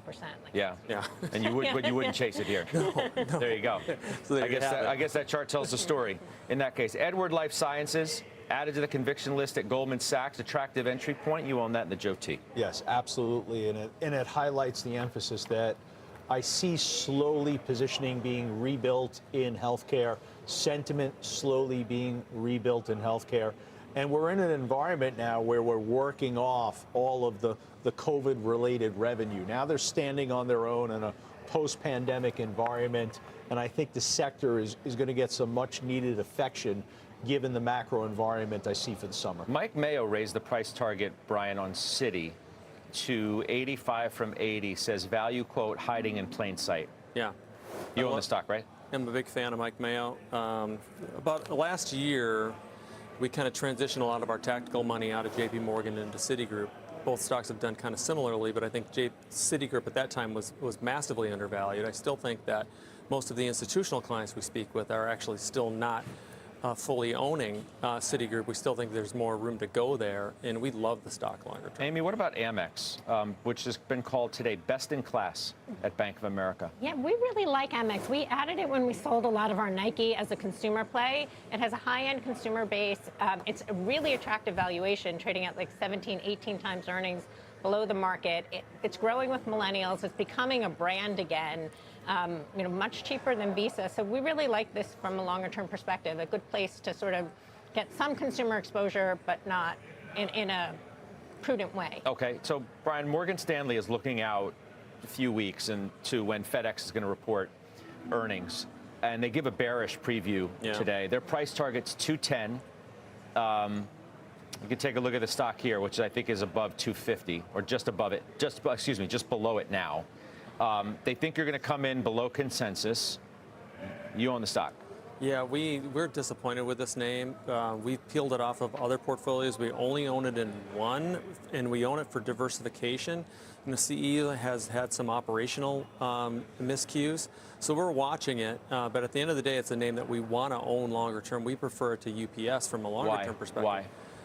Just because I think the growth potential is better, and now given the stock has pulled back, I think from a valuation perspective, it looks more interesting as well. All right, Mike Santoli's coming up with his midday word. We're just off session lows, but Dow's down more than 400 as we speak.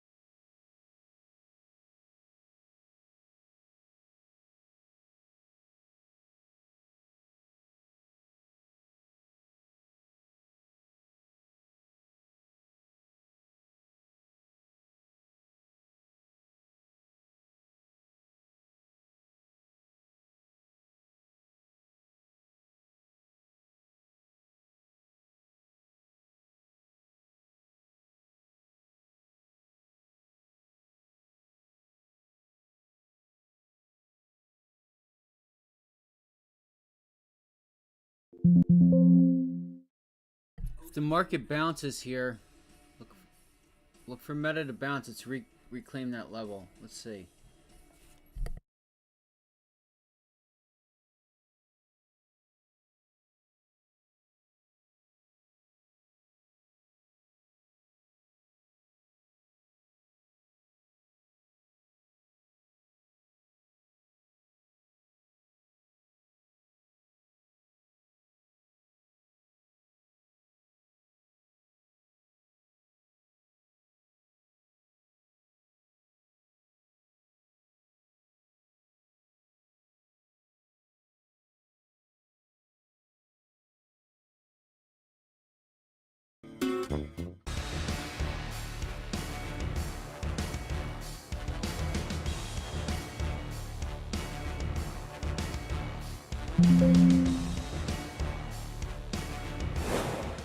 Our senior markets commentator, Mike Santoli, joining us now with his midday word. It's the economically sensitive names and sectors that are being punished today, Mike. Financials down near 1.5%. Industrials down almost 2%. Materials off.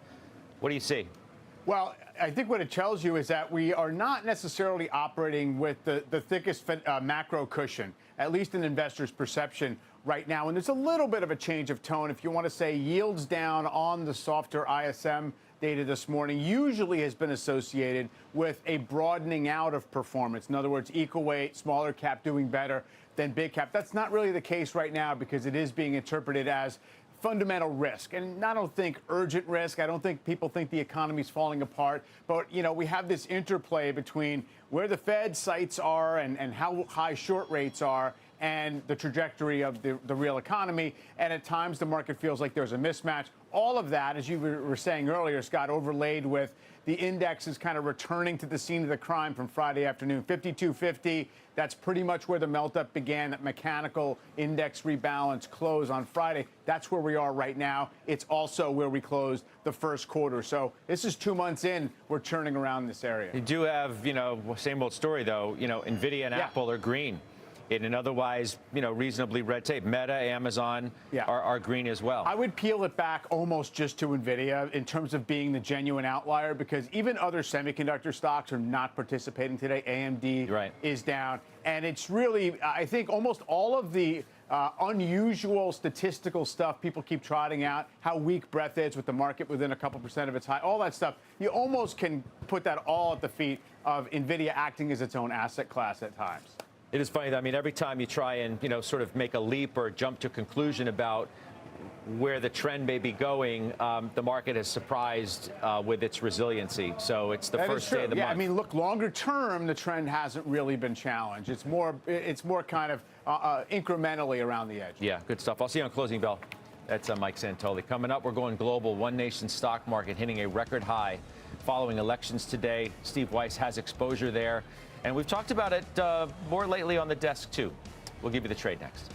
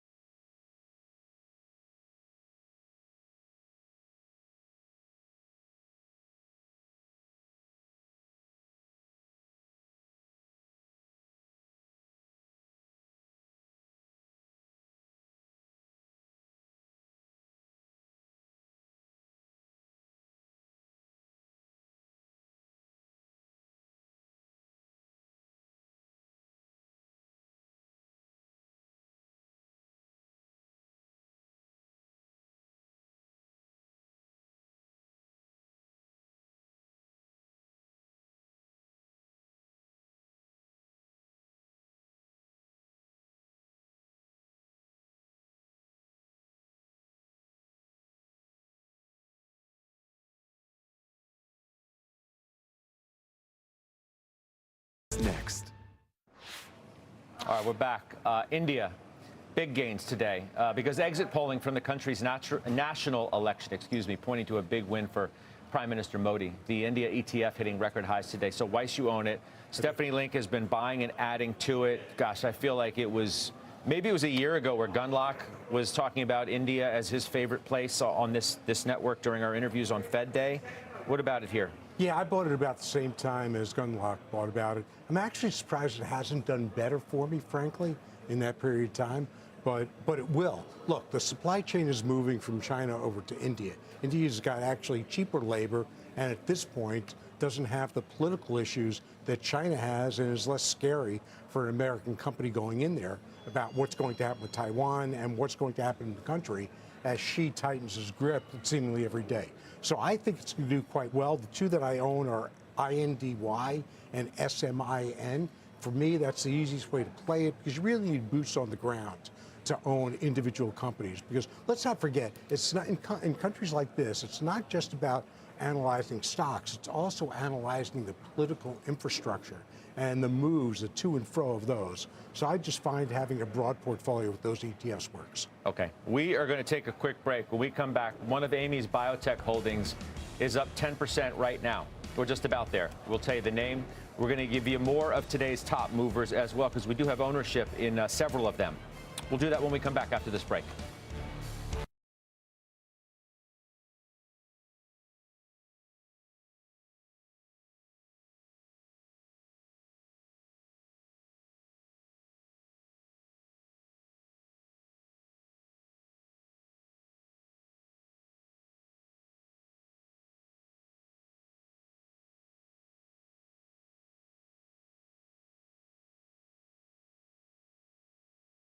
Bro, I probably gave everybody, even like just on Twitter, not here, but like on Twitter, I'm like, everybody that says the market's a scam, this, that, and the third, or the market's, like I said, guys, just fucking are like, and like Nancy Pelosi politics, this, that, the third. I'm like, guys, the playbook is buy good companies on down moves. Good companies.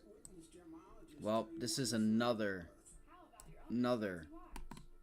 How many times have we had the chance? We traded all these. Huge days. Right?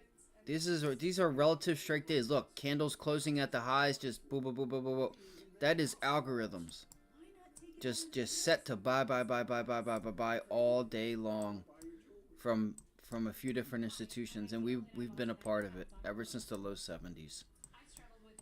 So, and we traded it. We bought it in the long term, and we traded it.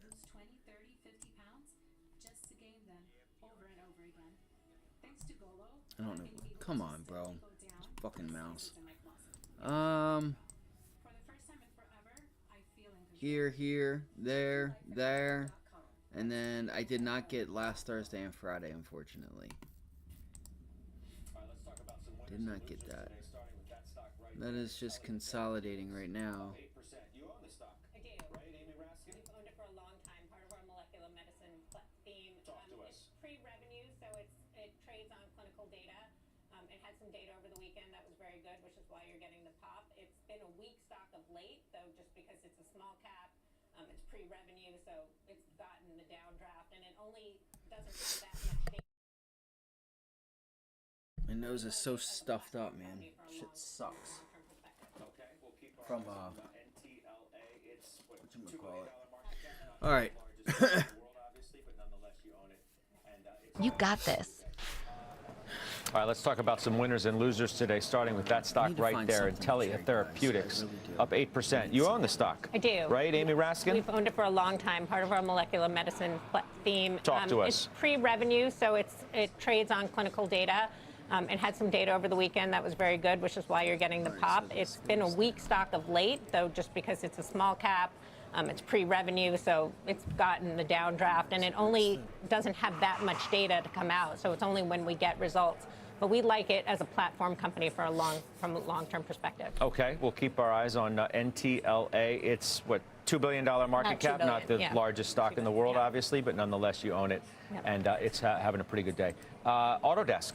You got that software stock, right? We talk a lot about these problems that software is having. This is a winner? Today? Yeah, it's a winner today. There's some news regarding the CFO in the company and the need not to restate financials. I wouldn't get too excited about this. The momentum is clearly lost in this name, and it's part of the software universe. All right, Brian Belsky, Waste Management in the news because they want to do a deal. Does anybody think we're going to get a bounce back today?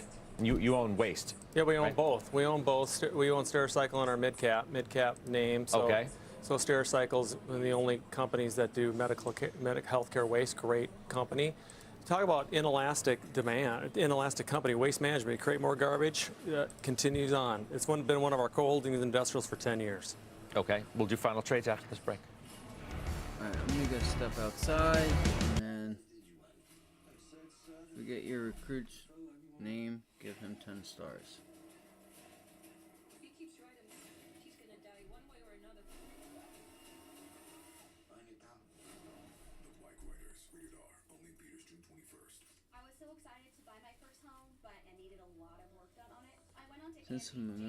Since my middle walk through the gate, I'm still finding it clear.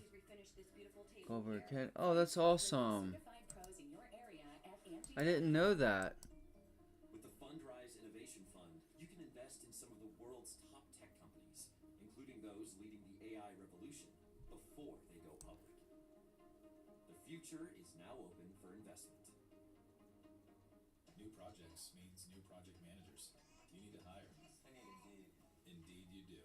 When you sponsor a job, you immediately get your Oh my gosh. quality candidates whose resumes on Indeed match your job criteria. It's a hot, humid day. And get started today. Just let them hang. Needs new equipment fast fine. to keep up with demand. So they're going to OnDeck, the online lender that makes it easy to choose your loan and if approved, get funds as soon as the same day. Your loan is on deck. I knew they were going to talk about her, so I don't know if she's trending yet or not, but I'm an Oilers fan now. Yeah, if you need a reason to root for the Edmonton Oilers, I will give you 2 reasons to root for the Edmonton Oilers. This fan. Oh, I thought you were going to say Draisaitl and... No. This fan. Yeah. Just this fan. The 2 best reasons. Yeah. What fan? Oh, it was the fan that flashed her and they were really nice. You saw her. Nice. You'll probably date her. It was a great video. She's passionate. She's very passionate. I love the passion. She's very passionate. Yeah, we need to introduce her to our boy Kodak. Yeah, down in Florida. Get a little Peas reunion going down there. Isn't it so funny that like this Edmonton Oilers fan that was just flashing her whole section, her upper section, like. The internet is a crazy place. We've made some crazy technological advancements, and you can find porn, nudity, whatever you want at any time. But if you get a pair in the wild, it gets the boys going. It is unlike anything else. It is different. It's all the talk. I think I've seen that video 1,000 times, just put on my timeline, and it will probably be 1,000 more by the time we drop the puck on Saturday night. And I'll watch it every time. Yeah. And it's not like I'm getting horny when I'm watching. I'm just like, that's awesome. Yeah. And maybe a little bit horny. Boobs rock. What do you think? Those are A cups spelled EH? Mm-hmm. Yeah. There you go. Oh, man. All right. Spy. Oh, okay. Here we go. I can see clearly now. Look at that. There you go. I'll see you on Closing Bell, 3 o'clock Eastern Time today. Gabriela Santos, Christina Hooper is going to be with me. Robert Kaplan, he is the former Dallas Fed president, now vice chairman at Goldman Sachs, going to be with me here at Post 9 too. And Alex Kanchowitz, got a lot of chip news today. NVDA, AMD, we'll talk big tech and everything else, and we'll do that in a couple hours from now. Steve Weiss. I'm just staying with the 2-year. All right, I gotta walk outside. It's already treasury. 1 o'clock, guys. It's just time not to take. I just gotta get some sun. I gotta get away from this desk. Look, all right, Mr. so Meta is gonna. Thanks for having me. Trade Desk, TDD, online and audio advertising. It's a new position for us. Okay, thank you. Amy Raskin. I'm going with American Express, above market growth for below market multiple. Joseph Terranova. I'm going to take a small position in the XBI today on the close. Why? Healthcare universe. I want to continue to build positioning there. Interesting. I mean, you got ASCO going on out in Chicago, the annual cancer conference. So you got some interviews on the network, and you'll probably have more throughout that event too. Plus we'll keep our eye. Plus lower rates should help biotech. We will obviously keep our eye on the market. Dow is off the lows, but nonetheless, you're looking at a near 400-point decline there. See where we are in a couple hours. I'll see you then.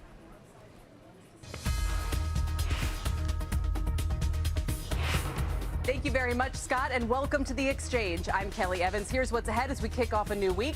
India's stock market is hitting an all-time high, while the EWW Mexico ETF, well, it's dropping to a 4-year low. We'll get you all the news, the trades, and where else there might be opportunity outside of the U.S. right now. Tim Seymour likes the granolas. I just learned what they are. He'll explain that acronym to us. Tweet me if you think you can guess all letters. That's coming up in just a moment. Plus, we're drilling down on the consumer trade. This stock hitting an all-time high on earnings. Oh.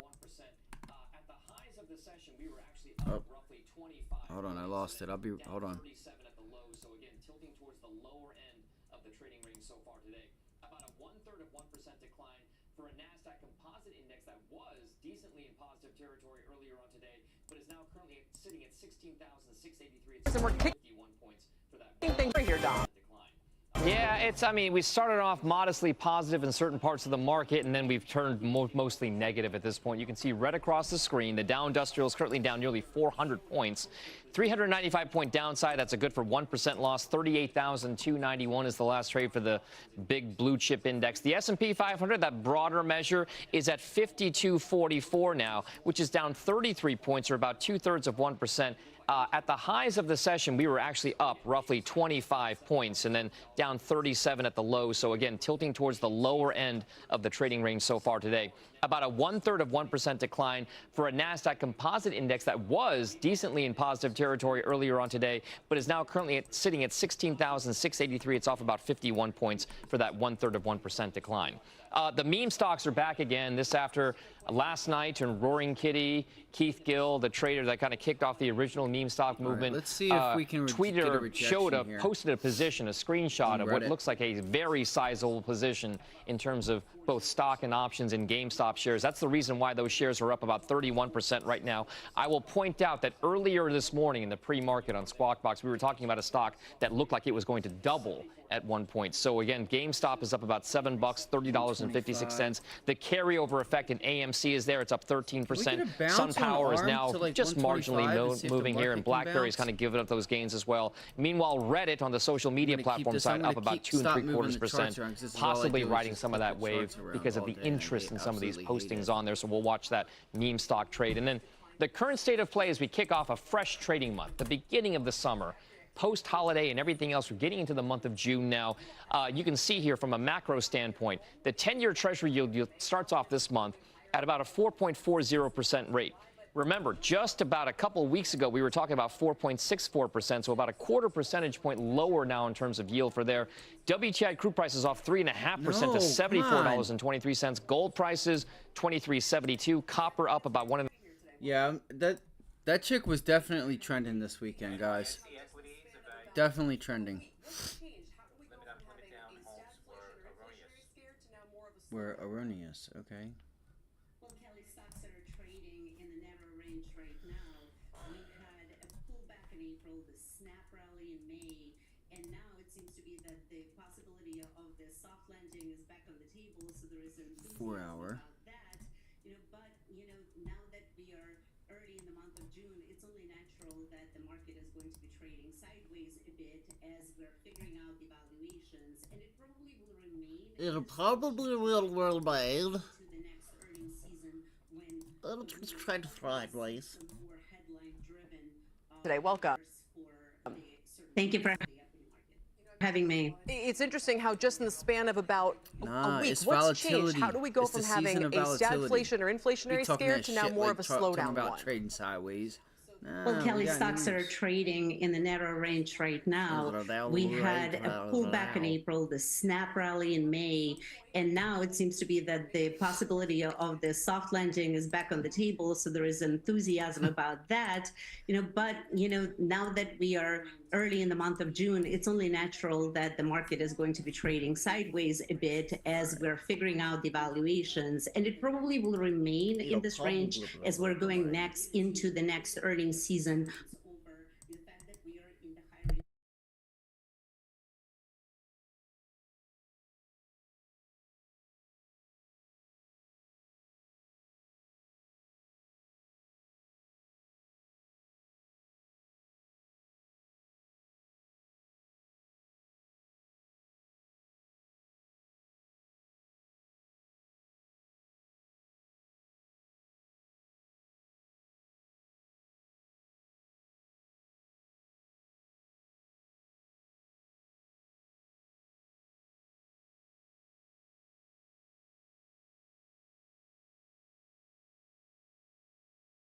That's who we're talking about, by the way. Oh, that's right. You already saw it. Yeah, if you need a reason to root for the Edmonton Oilers, I will give you 2.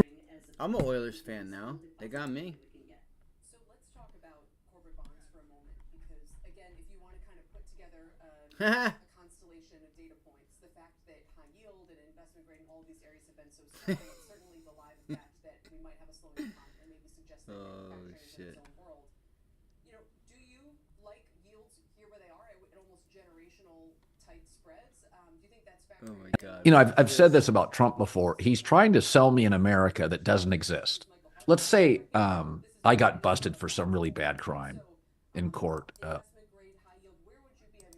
His campaign chairman was a felon. So was his deputy campaign manager. His personal lawyer, his chief slander one another that happen every day that are strategist, his national security advisor, his trade advisor, his foreign policy advisor, his campaign fixer, and his company CFO. They're all felons, judged by the company you keep. It's a cabal of convicts. So it's not that I'm not willing to vote for conservatives. I said I would have voted for Mitt Romney. Seemed like a decent family man. I liked the second Bush, George Bush Sr.'s son. I liked him. I thought he was a decent American, a decent human. I was going to say, I liked his wife, Laura Bush. I thought they were decent people. If everybody in your social circle is a... Oh, we're going to lose viewers. Oh, they're going to get upset. Oh, shit. Absolutely. If you think we're ultimately heading into a lower rate environment, it would seem like a no-brainer. Obviously, there are some out there, at least until this week, who thought that we might still see yet higher yields. Okay, so quickly before we go, what about energy? I mean, you mentioned here some plays like golds and REITs and commodities. We've talked a lot about real assets and so forth in this environment, but if you ultimately think a slowdown might be coming, what do you do with those areas and with energy? We like energy companies. We think they're positioned really well considering limited supply and strong demand. They have been profitable and they are going to, in our view, continue to be profitable. So we very much recommend that they should be part of the portfolio. And also energy companies pay really great dividends. And when it comes to so much uncertainty and the ups and downs of this market, which make investors so nervous, having this strong dividend plays in the portfolio is extremely important. And energy plays an essential role in that. All right, we'll leave it there. Katerina Simonetti finding stuff to like pretty much everywhere. We appreciate your time today. Thank you so much. Joining from Morgan Stanley Private Wealth Management. Elsewhere, India's stock market is hitting record highs on exit polls predicting a decisive election win for Prime Minister Modi, which would make it his third term. For more, let's bring in Seema Modi. Seema, what can you tell us? Well, Kelly, excitement seems to be growing on the prospect of political continuity. If the exit polls are right, the key challenge for Modi will be jobs. Beyond India's growth story is rising unemployment and a low labor participation rate, specifically amongst women. India's workforce issue could potentially slow down U.S. companies' expansion plans. The Council on Foreign Relations India expert Manjari Miller, I spoke to her this morning. She said if in fact the polls are right and Modi wins a third term, his options include reforming the education sector and training talent to better compete with China's manufacturing sector. Now, investors, of course, have been pricing in a Modi win with stocks hitting a record high. And if we look across emerging markets, it remains the most expensive market at 26 times earnings. It's even more expensive than stocks in the U.S. and Europe. Retail participation in India has been growing around $7 billion a month. That's 2 times higher than the average, according to data from Jefferies. And Bernstein analysts write that if we continue to expect high single-digit returns this year in the Indian stock market, with a small upward revision in the case that the results bring out an even further upside surprise. The official results, Kelly, come out tonight. I mean, a lot of people would say, you know, so much has been priced in terms of India's success and outperformance and so forth. So, I mean, we would say there's muted enthusiasm given the market's reaction here, but they expect more of the same, it seems, with him staying at the helm. I think there's a trio of economic reforms, Kelly, that Modi has been campaigning on over the last couple of months: infrastructure, labor, and land. As we discussed, the workforce has some huge issues. It's slowing down major companies from investing in the country and also being able to see their investment plans come to fruition. So that will be a key topic of concern, not just for the Indian government, but foreign companies and investors who have big bets inside the country. All right, from Seema to Seymour, thank you. We appreciate it. Seema Modi. The EWW ETF, which tracks the Mexican stock market.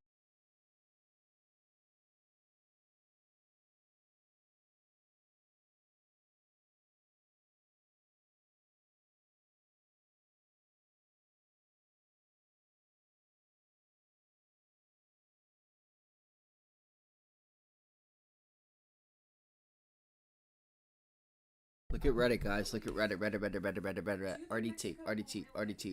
Reddit. Come on, Turkey. You want to go eat? Come on. Danny, we're going to get something to eat. Come on. Shit.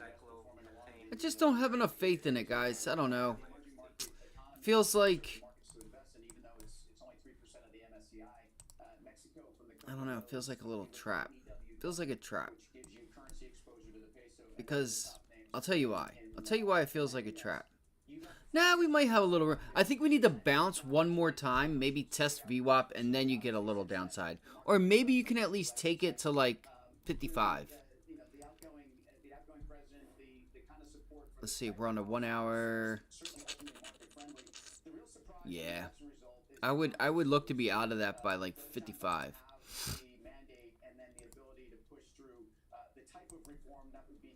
For markets that are looking for market reform type policy.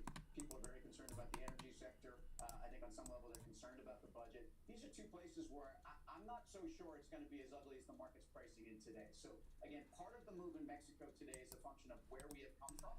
And again, the Mexican peso has been a buy the dip currency because of its positive carry for 3 years now. Well, let's rewind for a second. So you're telling me that Mexico has been a major outperformer since COVID, which is shocking. I mean, we hear obviously stories about all the gang violence that's still plaguing the country. We know the previous president had leftist policies supposed to be market unfriendly.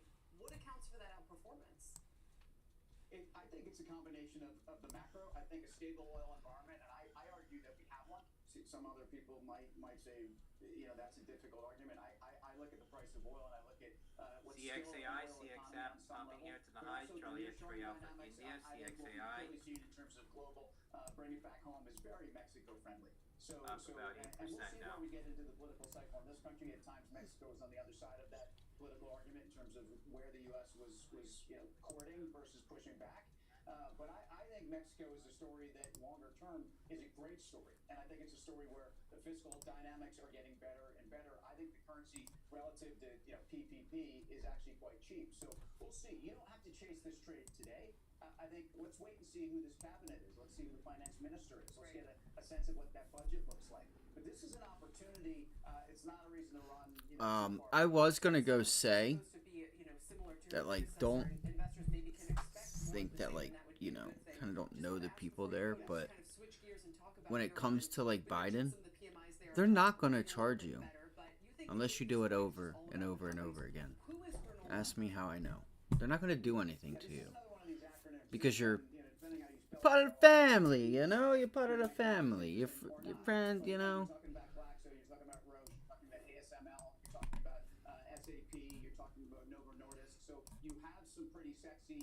Stories within both the pharma space, I think in SAP in terms of software and ASML in terms of the chip land. So you have a chance for Europe. So you see what I'm saying? You see how Reddit bounced back there? All right. I don't know, guys. I'm gonna go step outside. I know I've been saying it for like an hour, but I wish I could find something to trade. I feel like. Companies that are actually somewhat defensive in terms of their cash flow profile, and this is an argument that Europe. Oh, what's his name is on early. Listen to this.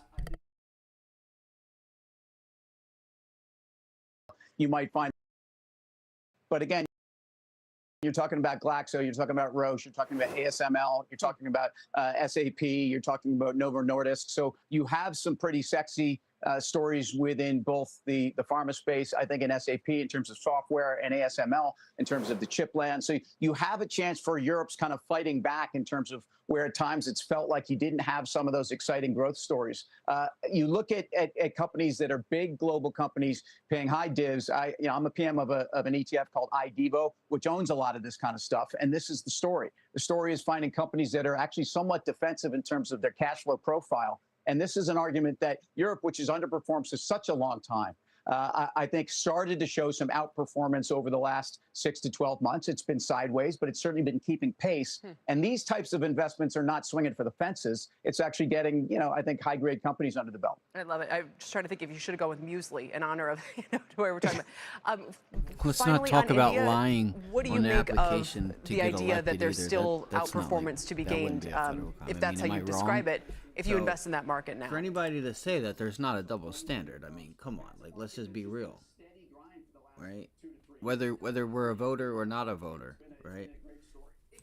It definitely, that picture is definitely painted. Very, very. That's for sure. Very have an opportunity. Because I guarantee you, like anybody else that would have just completely lied, and that's exactly. Wait.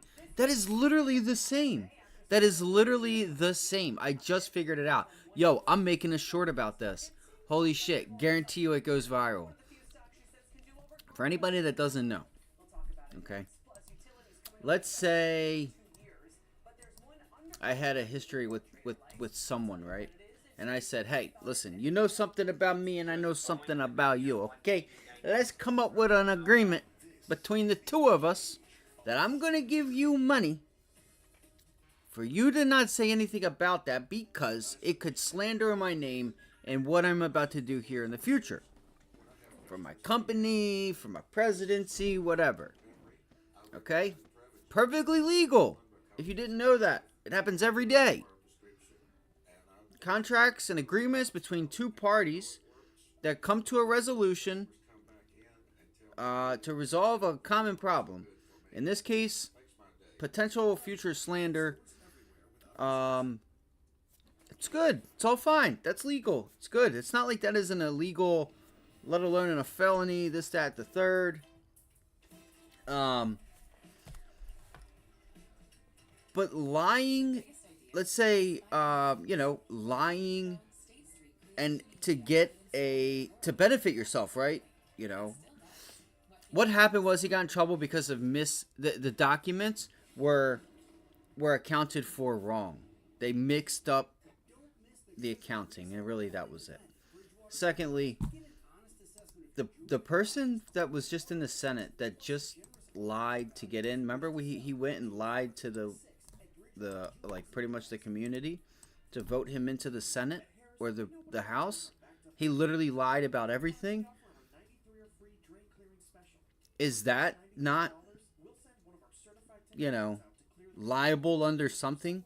I mean, because you literally took it upon yourself to go lie to these people to get an advantage for a job. BA. Boeing. Okay, well, we're late on that. See, that's what I mean. Boeing, or not Boeing, but Benzinga. I know the guy's got to do something, but if you're going to be a squawk box and that's your job is to bring the news first, like, to get it out there, then you need to get it out there. Even if you have to do it, like, automated. But anyway, that's all. So definitely.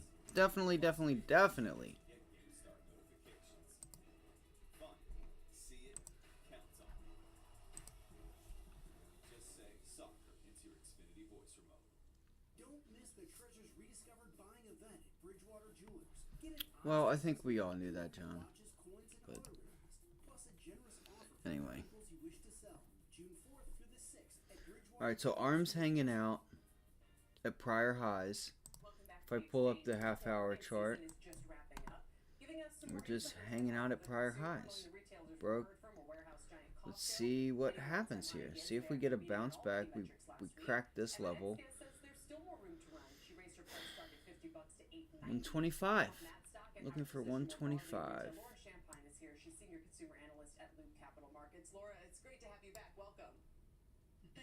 But yeah, that's all. Nothing happened to that guy. There wasn't no cases brought forth on him, and they were saying stuff that on CNBC this morning that someone else actually used campaign money for other like outside things, and nothing ever happened to him. Like a former presidential candidate. And nothing ever happened. Like nothing. He didn't have to pay it back. He didn't have to do nothing. So I don't want to hear that this stuff is one-sided, because it absolutely is. They've been attacking that man for 7 years. But yet they want y'all to start having respect and stop racial discrimination, this, that, and the third. Man, suck my... Ain't nobody even out here discriminating. Except y'all.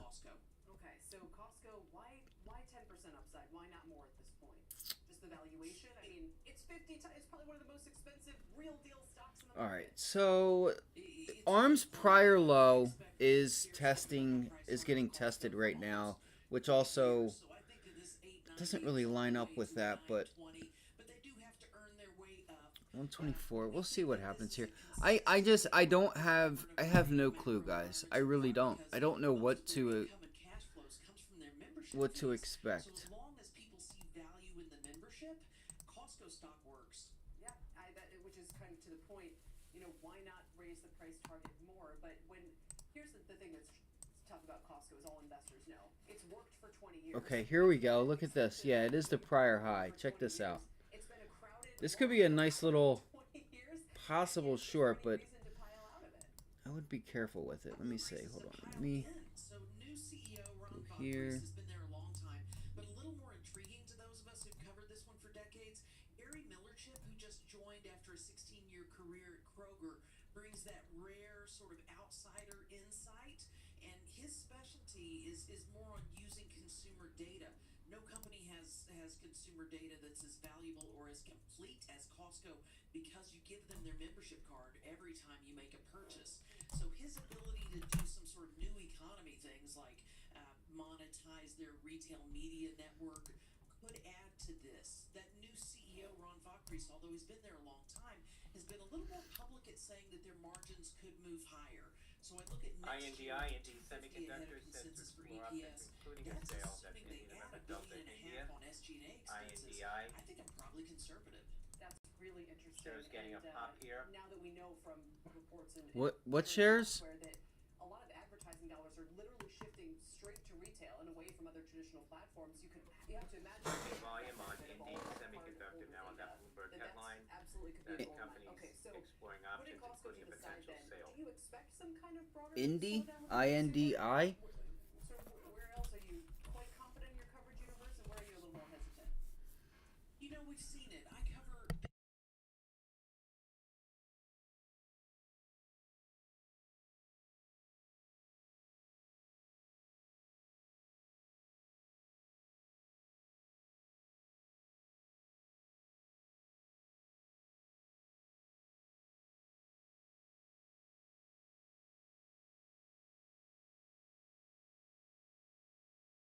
I think what I'm gonna do is I'm gonna like pretty much delete like everything, bro.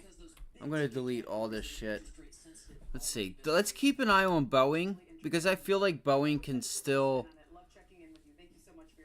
pull back like JP Morgan did. It'll just bounce and then let's see. Another big name on the street says the retailer could gain even more market share. To find out who and get more insights on the stock, just scan that QR code on the screen or go to cnbc.com/propick. Coming up, it's been a roller coaster ride for Paramount investors over the past. That's an inverse head and shoulders. What? Look out for that, y'all. Look at that. You have an inverse head and shoulders there. Possible inverse head and shoulders. Look at that. If you break above there, I don't know. I might have the cops, or if it's the other guy. I thought I heard sirens. Local life and cultural treasures. Because when you experience Europe on a Viking longship, you'll spend less time getting there. I'm getting hungry. I have not ate yet today. I haven't been eating that much lately. We're a society in crisis. But what if we turned our discord into dialogue? What if CEOs, CHROs, and politicos... Alright, so we do have major resistance up there. Civility is, after all, the sweet that takes the bitterness out of toxic disagreements. And Sharon, we know people in business serve their best when they lead with civility. Okay, so... Man, I don't want to fool around with Boeing. To shape a better workplace and a better world. I needed some help. There it is, 183.70. Or something.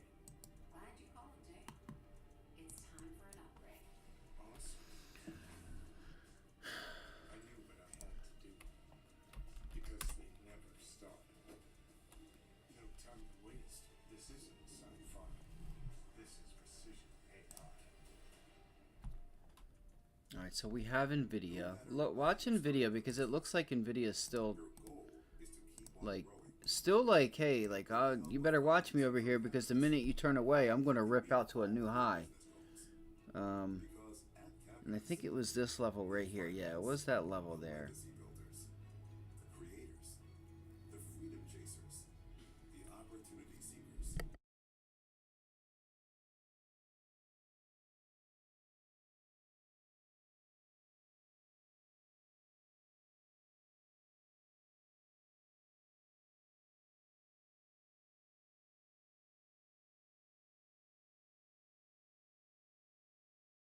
Wow, we're about to turn 200 into resistance. Like, look at that move on Friday, guys. Could you imagine that? Just to, like, the last few hours of the day, at 12 or at lunchtime, you just climb all the way to 204. It's such a huge move. It's wild.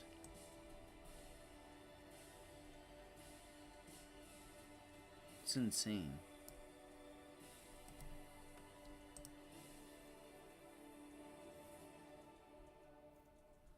NVIDIA is just consolidating up here.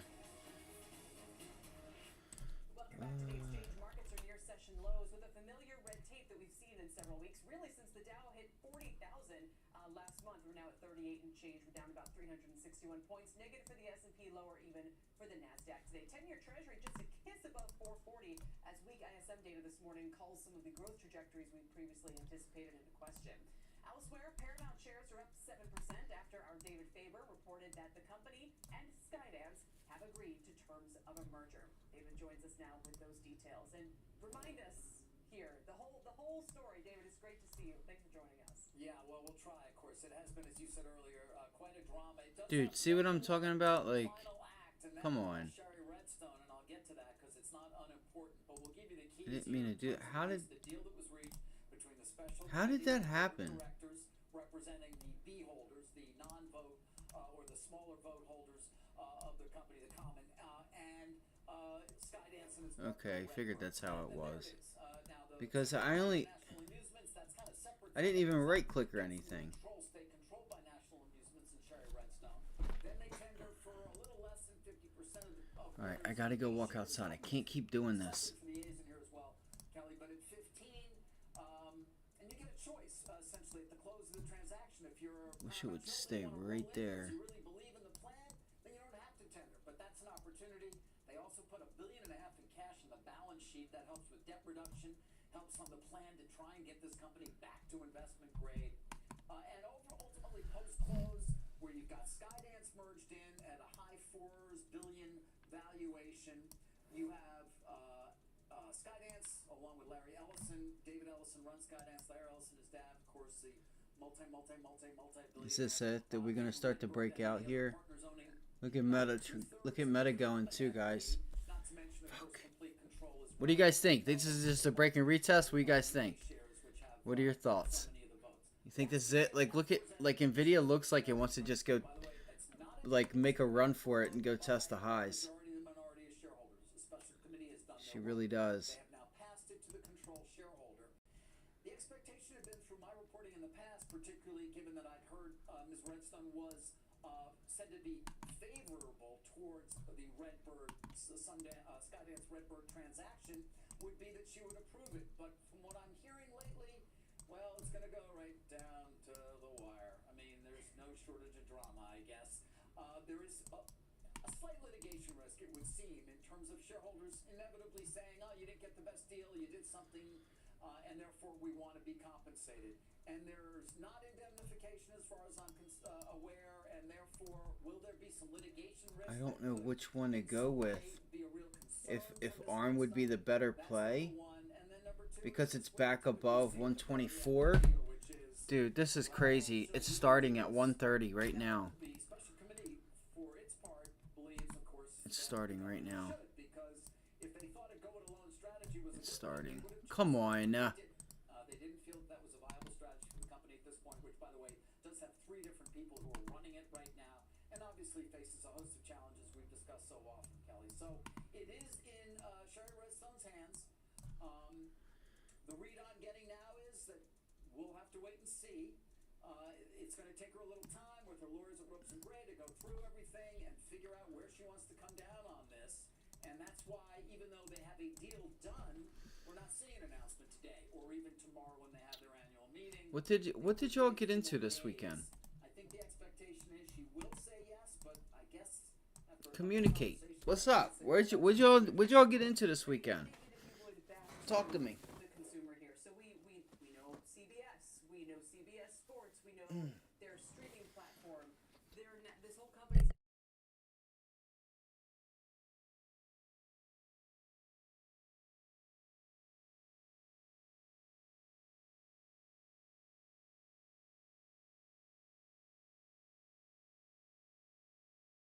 Watch this rejection point up here. May have taken place under Bob Backus. That remains debatable. The former CEO who left a few weeks back. Was that 469, 475 VWAP? Many might say, what?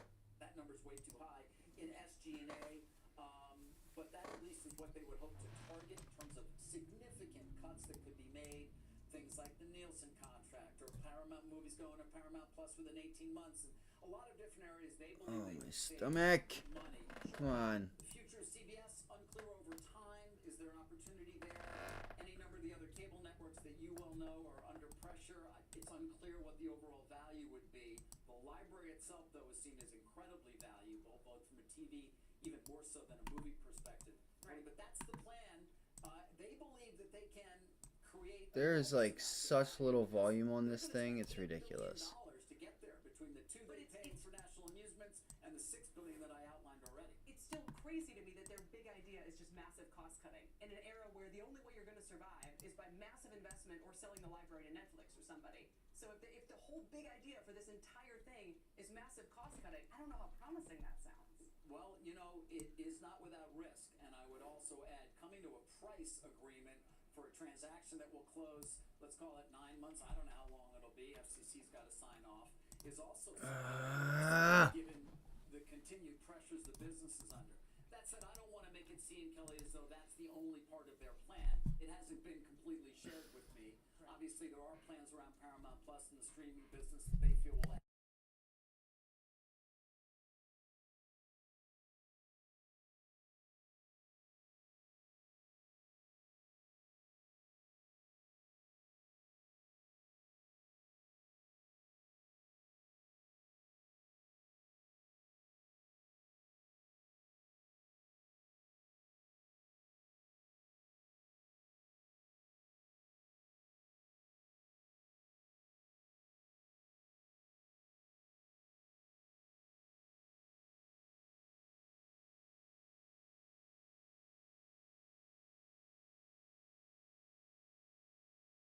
We could see ARM back at 126, guys. You could start to see this thing back at 126. Just be cautious. I don't know who's in this or not in this. There's a reason why. VWAP and that last week's high. I'll be right back.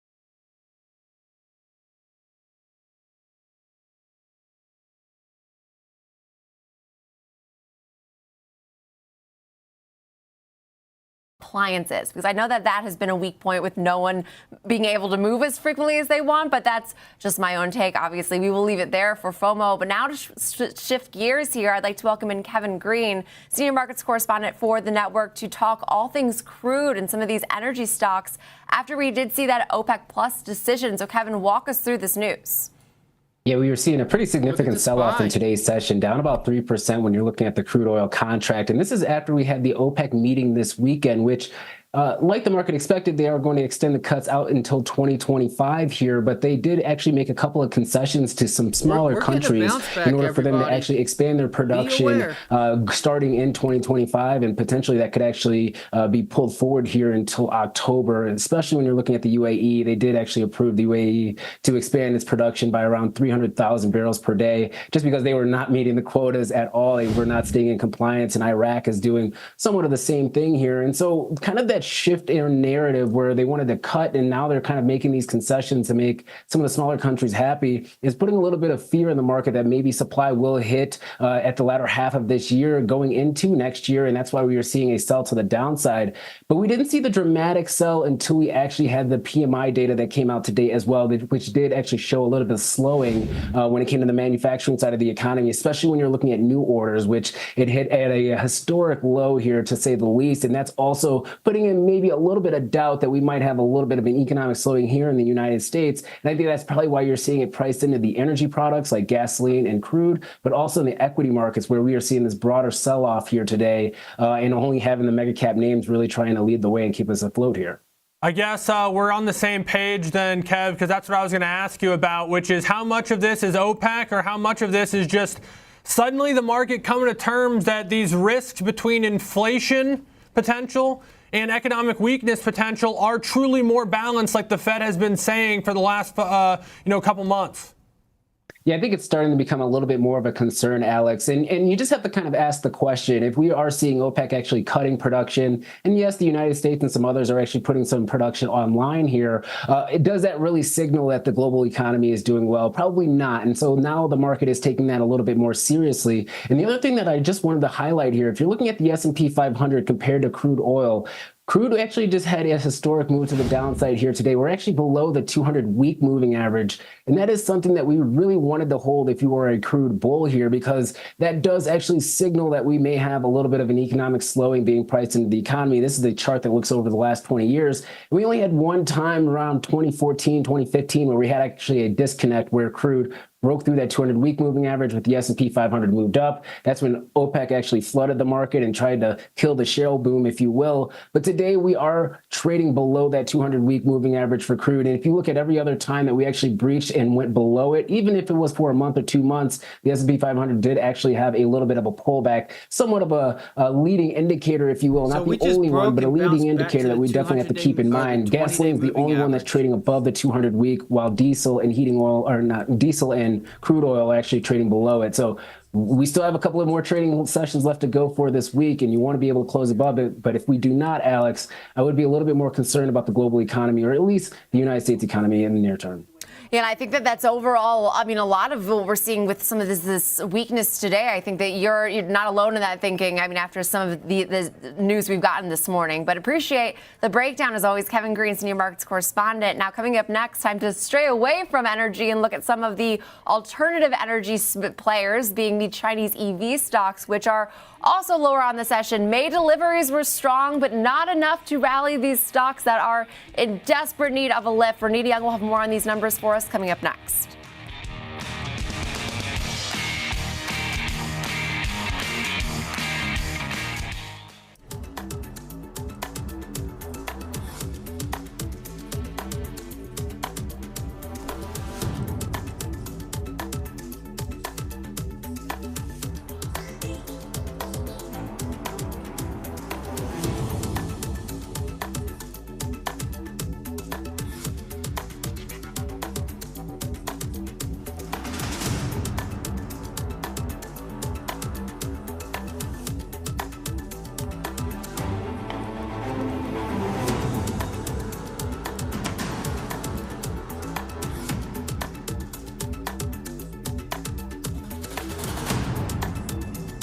Yo, why does this music bug?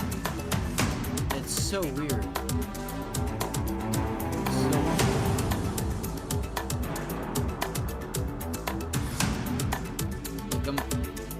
like a picture, like a court, like a. Trading the trending names every day. I'm Tom White, host of Fast Market. Ready for you, ready to go at 12 p.m. Eastern on the Schwab Network. My dad was a hard worker. He used to do side jobs installing windows, charging something like $100 a window when other guys were charging $400 or $500. He just didn't want to do that. He's proud of the price he was. I don't want to buy no clothes. I don't want to buy no shoes. I don't want to make any money because I just want to give it to the niggas for free. I just want to give everything away. I just can't do that. I just want to give it to everybody for free.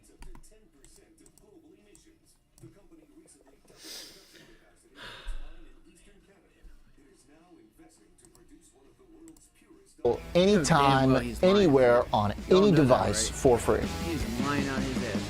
His Schwab dad Network. No Windows. He didn't have no dad. His dad ran away.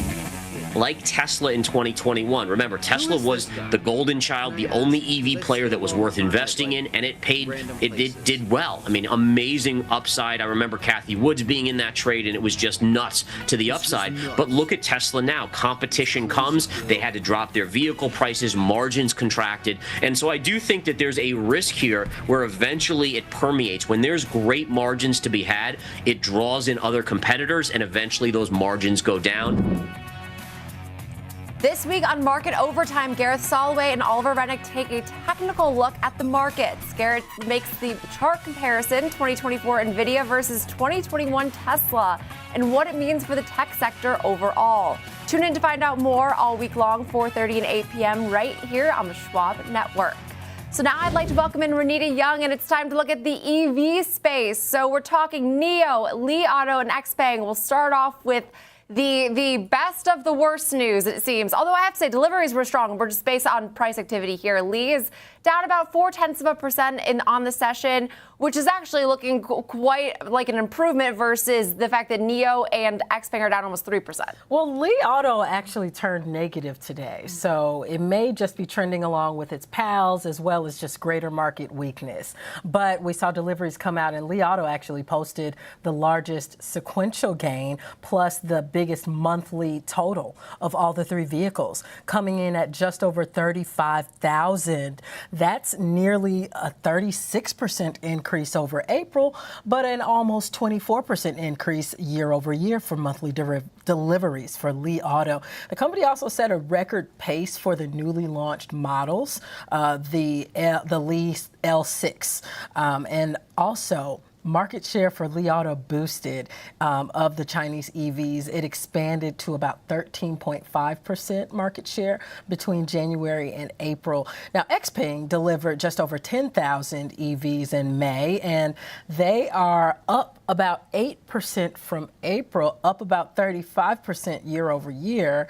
And NIO set a new delivery high this time around as well, beating its last record from July of 2023. They delivered about 20,500 in May. That's up more than 200% year over year and about 31% over the past month. And the majority of those vehicles that they sold were actually SUVs. I guess I'm having trouble. This all sounds good to me, right? What's the disappointment here? Was this all falling short of expectations? Did we see a run up in these stocks beforehand, or just generally? Because I don't see Chinese stocks broadly lower. It's just isolated to these EV stocks, yet those numbers sound like they're growing pretty nicely. They are, and we did have the majority of analysts who expected them to grow a little bit stronger. We have to remember there's a huge EV price war still happening over in China, and there are tons of EV makers, somewhere around 300 smaller EV makers, flooding the markets with cheap vehicles. And very few of them are even profitable right now because of these price cuts that they're making to be able to maintain their competitiveness, right? And analysts say that the constant price cuts are going to erode the profit outlook for Chinese EV makers eventually. It's amazing to me too that like a lot of these names, Lee and then BYD, NIO were initially higher. So that would tell you it was positive, and I guess it's difficult to find the read-through of like then what went wrong. Right. I mean, I think it's pretty much just the whole sentiment around it, the fact that the competition is so high. Well, I think it's interesting too, to your point, which is if they are all undercutting themselves to try to become more competitive, but they're not even profitable yet to begin with. It just seems like a kind of dangerous game of chicken, and they're just trying to outlast the others and then ultimately, I guess, focus on being profitable somewhere down the line, but the market maybe doesn't have that patience. They don't. And see, they can't really act like Tesla. Tesla was able to stomach that for the first few rounds of price cuts, and it's even starting to feel the impact of that right now. But these companies far smaller, making a bigger impact for them to cut prices and, likely seeing it at a deeper level in their margins as well. And I just didn't realize that Lucid is basically bigger than XPeng and NIO combined at this point. I mean, all of them are dwarfs compared to Tesla, but I feel like maybe right now having that scale and just like the overall size of your company makes you a little bit more insulated. In terms of value? Market cap. Okay. Market cap. Yes. Does Lucid deliver cars yet? Or are they on the road? Or no, excuse me, Li Auto. Li Auto. Yeah, no, Li Auto is, they're delivering the most cars too. It sounds like they're the ones scaling up the quickest. They are scaling up the quickest, over 35,000 vehicles just for the month of May alone. So we'll find out if they can keep that pace. But so far right now, analysts were expecting a little bit more from them. Yeah, and I would say Lee to me looked the strongest, but apparently I'm thinking it's Lucid. I'm not even in like the right region of the world at this point. It's okay, come back to us. Yeah, we will leave it there. Great insight as always from Anita Young. Coming up next, it's time to look at GitLab. As we have earnings due out today after the closing bell. Shares are pretty much unchanged on the session, but we'll dive more into market expectations for that name coming up next.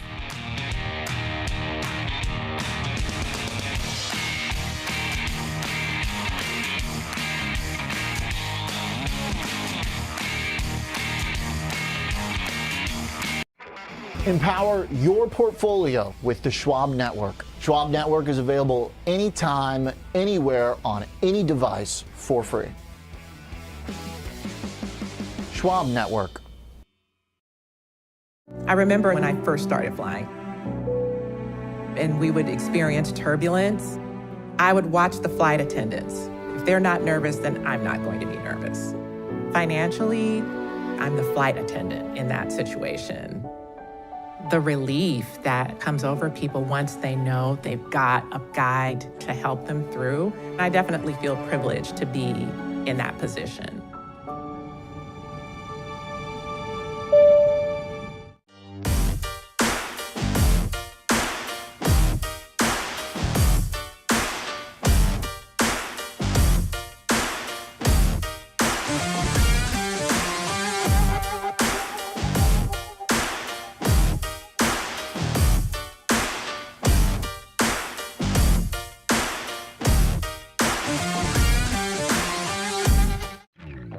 Trading the trending names every day.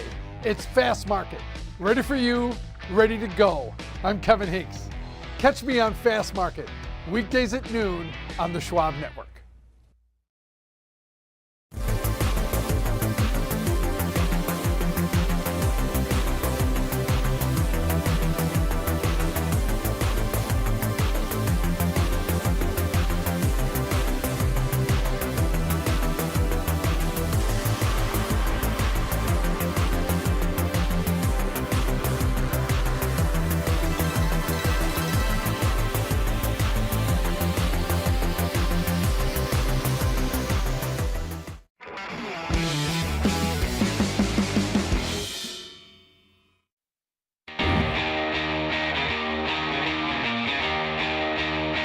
Welcome back to Next Gen Investing. It is time for Under 30 as we take a look at GitLab. Joining us now and welcome back to him is George Tillis, Senior Markets Correspondent for the Schwab Network. George, good to see you. This is a fun company. I can understand the excitement around it in the sense of sort of the space that it operates in and all that's going on from a trend standpoint. What do you make of the price performance, though, kind of losing some steam over the last, let's say, quarter or so? Yeah, the last couple quarters, we'll see what happens today when they report earnings. But yeah, you're right. First off, if you look at it over the last 3 years, GitLab IPO'd back in 2021, late 2021. So it hit around $140 that year. It's down about 54% since then. Year to date, the stock is down about 25%, but it's still higher over the last year. And I think it has to do with, of course, artificial intelligence and integration of AI into our everyday life. And GitLab is actually a pretty neat company. It's basically a cloud-based open source development platform where it continuously integrates and updates software. It's open source, so developers can actually share their codes. And it's utilized across multiple enterprises for software development and security development and patch development for companies like airlines. T-Mobile is actually a customer of GitLab's as well. But I think if you look at it in the past couple of quarters, that's rather telling, considering some of the competition. First off, Microsoft, which bought GitHub, which is a mainstay competitor back in 2018, that stock has performed exceptionally well because it has its ancillary businesses or its core businesses. But if you look across the board, Atlassian or Team, symbol Team, that's a competitor, and Teradata, TDC, is also a competitor. Both those stocks are down in the past 6 months or so. So I think it perhaps has to do with the fact that artificial intelligence is starting to encroach on the needs for open source development, but nonetheless, it's still in its inception, and it needs a lot of work to evolve to be more of a complete substitute for companies and technologies like GitLab. Now, if you look at the earnings estimates, they're expected to lose 4 cents a share. That's better, of course, than 6 cents last year, about 33% increase based upon the comparisons last year. And sales are estimated to be higher by 31% at around $166 million. But I think one of the challenges with this particular company is really valuation, because if you look at 2025's earnings estimates, which they are expecting to become more consistently profitable on an adjusted basis for this fiscal year in 2025, but they are only expected to earn about 24 cents. So that puts the forward multiple at around 195 times the 2025's fiscal year earnings, and it's still trading around 105 times 2026 earnings. So I think that's really the culprit here is, albeit again, sales are still expected to be higher by 31%. Earnings are improving on an adjusted basis, but valuation is still rather rich, and that's what I think is creating some pressure on the stock. Yeah, and I think that's a good point, George. And I know that this falls in like that software realm, which is these names have been getting crushed on earnings. But hey, I guess maybe with a relatively lower bar that we could see things move to the upside. We're down off of highs by almost 40% here in this name. So not getting the AI love as much as they're trying to like tag it on basically every headline I could see just from a quick Google search. But we will leave it there. Great breakdown as always, George Tillis, senior markets correspondent here for the network. And that'll also do it for Alex and myself for Next Gen Investing. Alex, I mean, like we're seeing the markets pretty much looking relatively unchanged from where we started here as we're weaker. Yes, and we're seeing some strength. And I mean, like right now, it seems like gold and Apple and Amazon, Meta, NVIDIA, and that's about it. Yeah, a little bit of an intraday recovery underway, but still weaker on the session. We'll see how we close out. Yeah, it seems like it's a classic Monday day of trading here, but that'll do it for Next Gen Investing. Coming up next, we have the watch list with Nicole Petalides.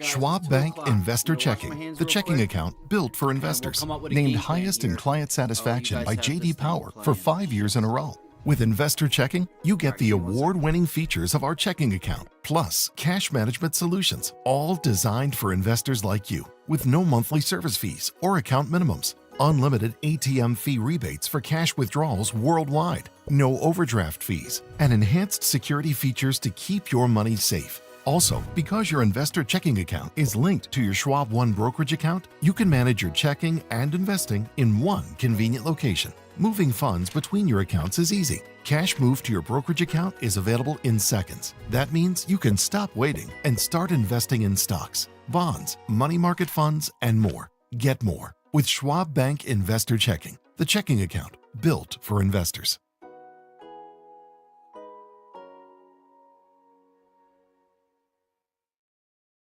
I'm Nicole Petalides, live from the New York Stock Exchange. Catch me on Schwab Network, available anytime, anywhere, any device, for free.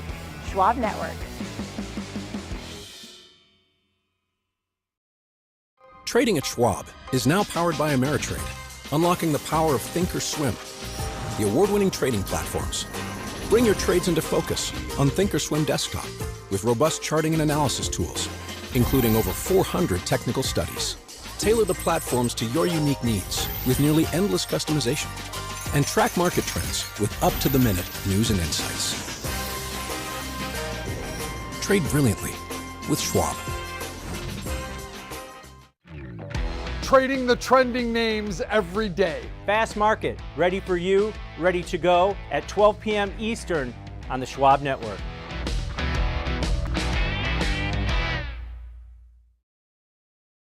Young lady who was mid-30s, a couple of kids, recently went through a divorce. She had a lot of questions, but she...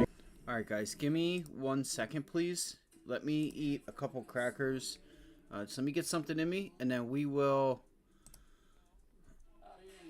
Oh, shit, that's... Today's market call is presented by CME Group, where risk meets opportunity. And FactSet, financial data and analytics powered by tomorrow. Let's get rid of this.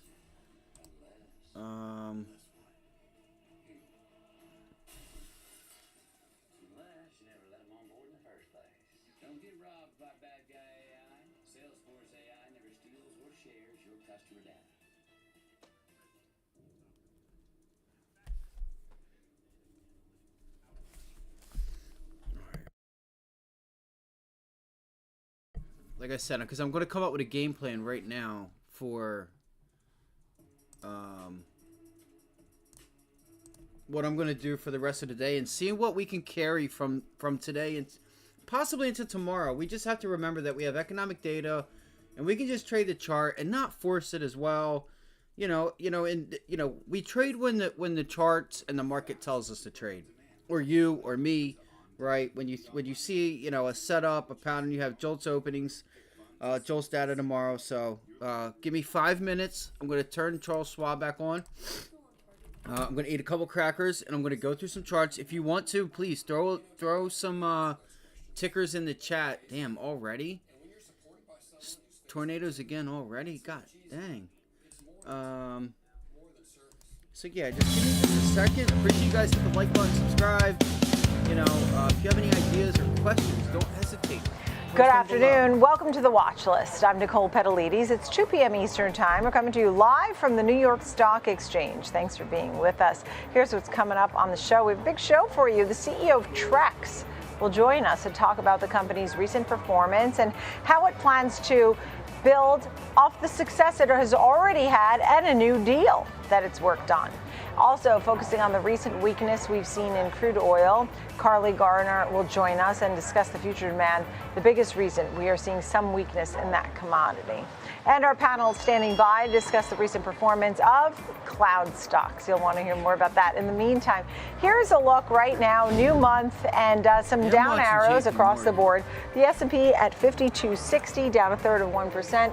The NASDAQ right now, NASDAQ 100 is at 18,515, down 0.1%. The Dow is down 0.75%, as is the Russell. Healthcare and tech do have some up arrows, though. In the meantime, let's look at some of the futures products. Gold is higher by about $23. Oil's pulling back $277. U.S. dollar 104. Bitcoin 69,855.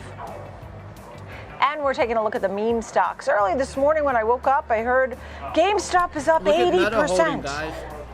You know, another post from Roaring Kitty, and obviously a post that showed a sizable position, and that got everybody going this morning. Roaring Kitty was quiet for about 3 years, and it is back in action for these names. So that's what we've been seeing. That position, we're talking about 116 million. So when you see like a bright green, like this bright green, that's the 20-day moving average. The dark green will be like, you know, which that should be turned red now. That was an area we were looking to be a buyer at if it held. I mean, I guess you could say it was, this was that area, the resistance level. I wonder if we reject this level on the Qs. Watch 452. Watch 452 on the Qs.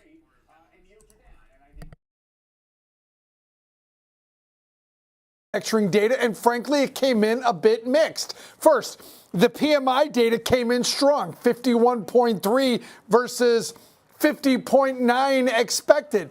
But then the ISM data, the more significant data, came in extremely weak. They were looking for 49.8. It comes in 48.7. Now, when you break down the ISM data, it's 4 parts: new orders, production, employment, supplier deliveries, and inventories. I'm sorry, that's 5 parts. And some of the parts, like prices paid, 57 versus 60. New orders, 45.4 versus 49 expected. Big misses on the ISM. And what it did, for once, weaker data actually weakened the market. So you've got the dollar down, you've got yields down, and this is a rare occurrence. You've got stocks down as well, Nicole. So really interesting the way this day is playing out. It's fascinating, frankly. Right. Obviously, you're waiting on the jobs report on Friday, right? Tell me a little bit about that. Well, the jobs data that we're looking at, if the consensus holds, we're looking for 195,000 jobs versus 175. You're looking for 3.9 unemployment rate. That's unchanged from a month ago. The wages data, the inflation data in the non-farm payrolls, looking from 0.2 to 0.3 on a month-over-month basis, and year-over-year, 3.9%. That's unchanged from a month ago. Remember, last Friday, the PCE data came in unchanged as well. The market wasn't sure how it felt about that. It sold off most of the day, and then a violent rally into the close. So at the end of the day, Nicole, it's mixed data causing the markets to be mixed. We're all trying to figure out what this data means exactly. Yeah, so's the Fed. Yeah. And that's what everybody's waiting on, right? I mean, we're likely to see a cut from the ECB before the Fed. Let's talk about some of those chip stocks, NVIDIA, AMD, some new news there. Yeah, you've got both AMD and NVIDIA coming out with new chips, but interesting, the stock reaction, you've got AMD down about 2.7%, and you've got NVIDIA up 3.7%. So here's the thing. AMD came out with some new chips. They came out with the Ryzen 9000 for desktops. You came out with the Ryzen AI 300 for AI. But then NVIDIA came out with their announcement. And of course, like they've done in the past, they one-upped AMD. Basically, they came out and said the Rubin chip is beginning. Do you guys take notice into these names? ALBT is another one now. Climbing towards high on an increase in volume. I don't understand. You had the other one that you traded basic, AFMD, now ALBT. What's up with all the A's? It's weird, right? It's 70 to 95% of the overall market share in these chips, and again, it looks like they continue to lead in this sector of the economy in AI chips. And as you can see by the stock price, one's up, one's down. Nicole. All right, Kevin Hanks, nice to see you. Thank you so much. A good kickoff on the show there, and obviously people like to see the up arrows on NVIDIA. That's for sure. Kevin Hanks, thank you. Now let's take a look at the bigger picture. We have a big week ahead, and we've gotten in a lot of economic data even last week. Gene Goldman's with us, Chief Investment Officer at Cetera. Thank you so much for being here. Hey, Nicole, thank you so much. Should we rewind to last week? We got the Fed minutes and PCE.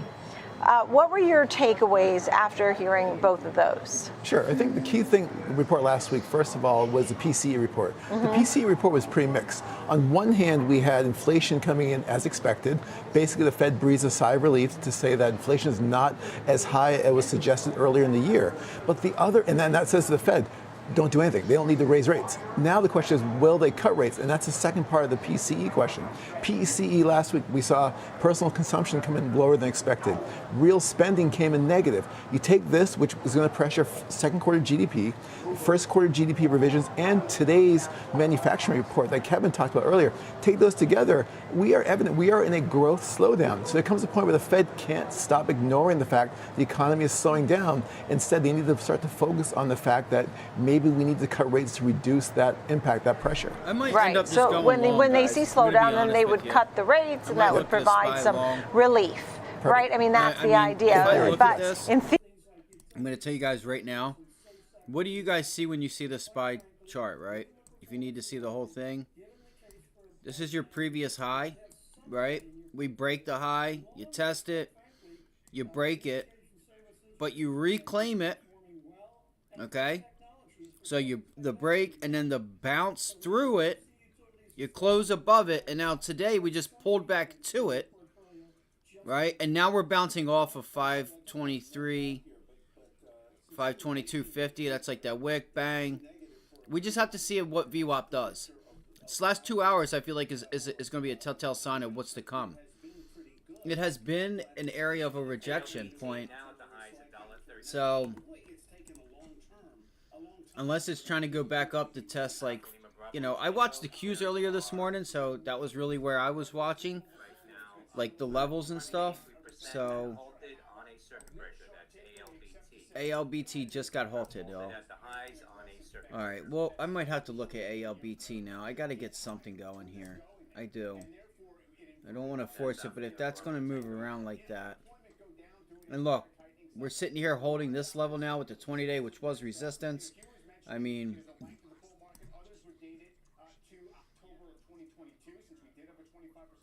had 2 bear markets within 2 years, basically. When does that happen? Yeah, 2022 was a not good year. I mean, we have not tested 528. Transparency of the Fed, and that by virtue of being so clear about what they were going to do, maybe we got to that point of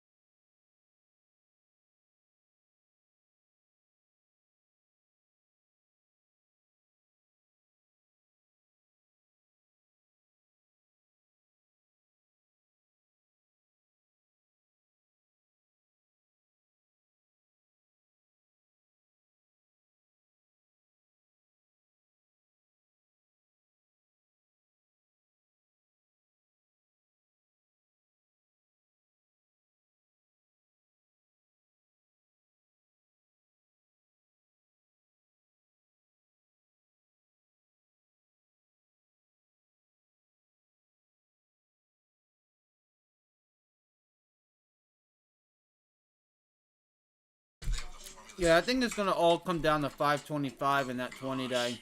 If we can test. We should at least be able to test 527. Maybe even 528, but you have VWAP right here. So I would watch VWAP because VWAP was rejecting all morning. All morning. So I feel like, look, bang, bang. You know, and that was low a day. So let's see what happens at VWAP. Keep an eye on your volume too. If you are going to diversify, I like names that are still profitable and still have sectors. I mentioned Nordstrom the last time GameStop did this little pop. That's a heavily shorted name that's doing well. Some of the marijuana stocks that popped up recently, they are also heavily shorted. Feels like it's really, the volume's really low. Just like anything, I think if you're going to look at a name that's heavily shorted or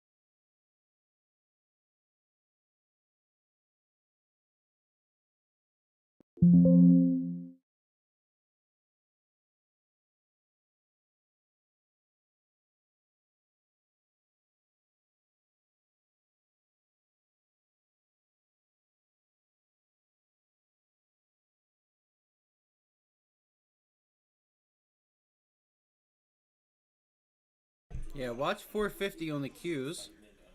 You have a pivot low there. You broke it, but you reclaimed it. So it's hard to say what's going to happen here. I mean, you start reclaiming levels. Just you saw what that buying pressure could do. Look, it's not holding. That's funny. See what I mean by the volume? See how you pay attention to the volume? How that volume was really low.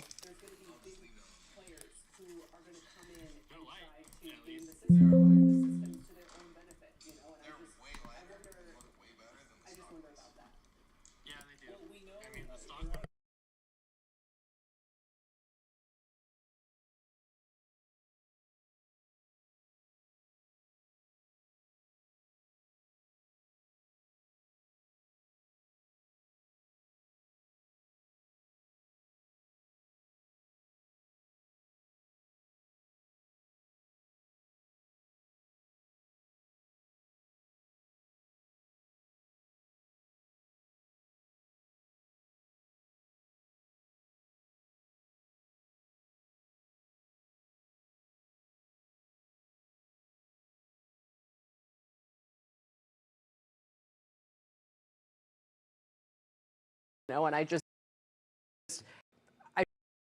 just wonder about that. Well, we know there are some things that are, we could say, unusual with this. And first of all, a lot of the rally started before Roaring Kitty came back. I brought actually a long-term chart of GameStop going back all the way to 2007.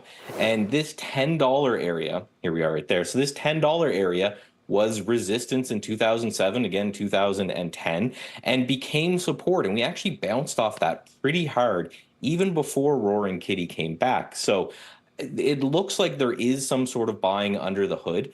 The other question that I kind of had when I was looking at the tweets and the Reddit post last night is his last summary of what occurred in his YOLO update, as he called it. He had about 30 million in his account, and now he has roughly 130 million.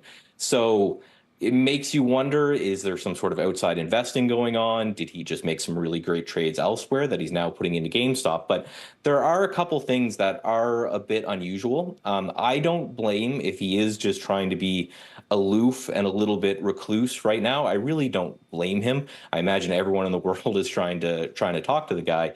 And you have to be a little bit worried about, you know, our regulators going to have a problem with what he's doing and that type of thing. So it doesn't surprise me, but really, when it comes to GameStop, nothing surprises me anymore. Aloof Kitty. Michael Naus, thank you. Appreciate it. Always good to hear from you. Talk to you guys soon. You bet. Coming up, Spotify raising prices. This comes at a time when consumers remain sensitive to price hikes, but the CEO says this is the year of monetization and feels audio has different rules from video platforms. That's in Tech Check when we return.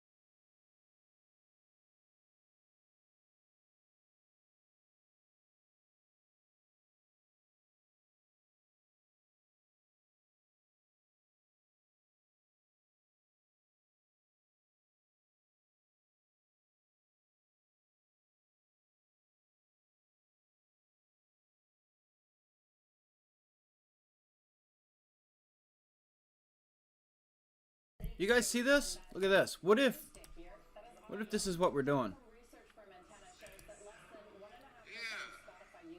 Let's say bounce, reject. Looks pretty nice. Bounce, pull back, yeah.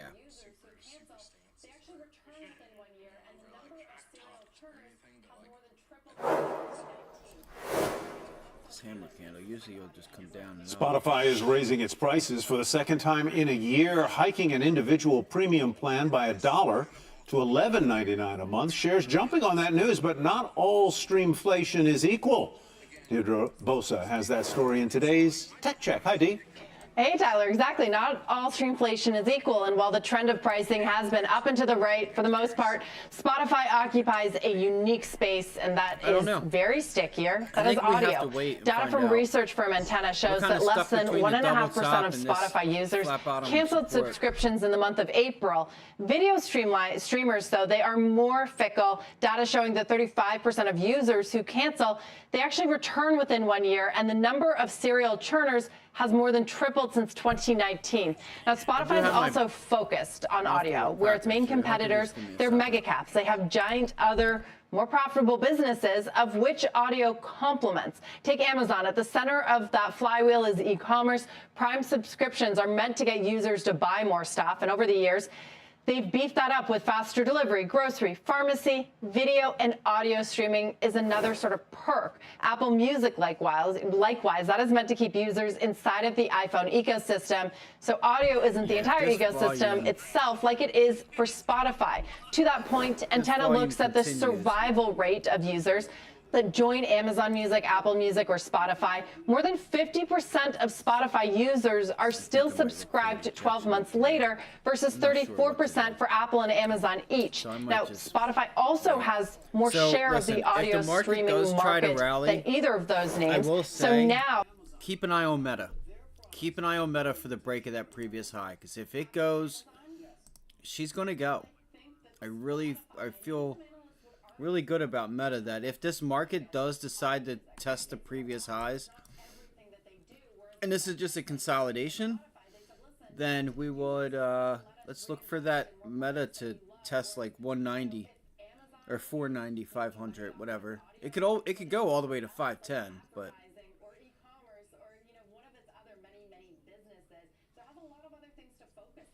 yeah, this looks like a. Now, I am kind of seeing what's going on here. You see his previous high.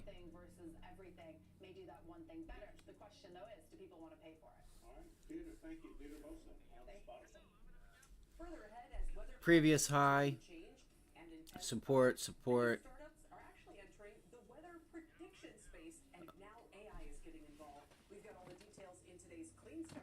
Sorry, I was just listening to my little girl snore. My cat. So anyway, rejection, pull back, rejection, pull back, resistance, all up here. You made it resistance.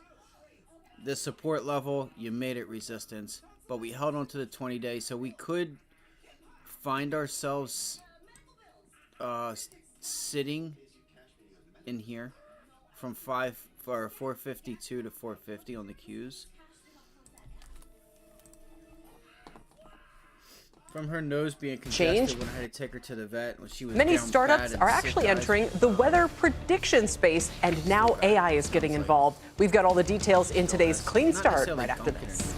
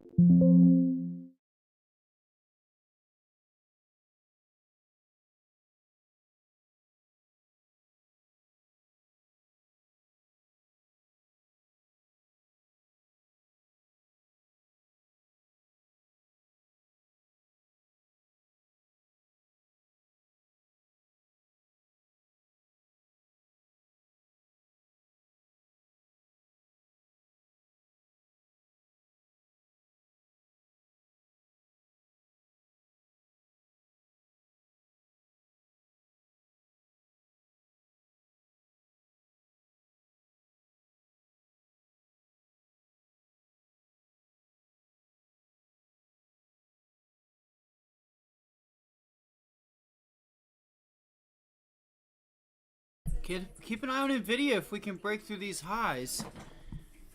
That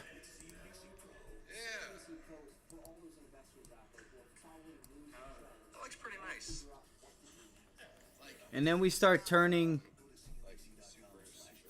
what is that, 1140? Yeah, 1140 into support. If we can break up there. So far it's rejecting.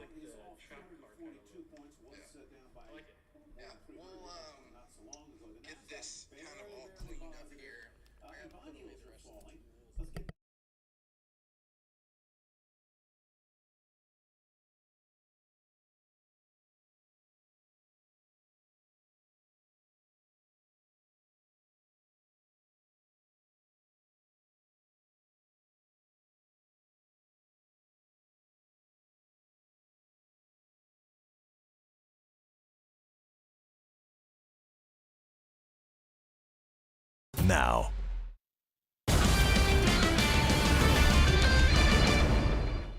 Welcome back to Power Lunch, everybody. The Dow right now is off 242 points, was down by more than 300 at one point not so long ago. The NASDAQ barely positive, and bond yields are falling. Let's get that side of the story from Rick Santelli. Hi, Rick. Hi, Tyler. Indeed, bond yields hovering at some of their lowest yields, highest prices of the session. And it all began, well, this morning around 10 o'clock Eastern. ISM prices paid drops from a nearly 2-year high, as you see on this chart. And what should ring true is that it was a small concession with a big market move.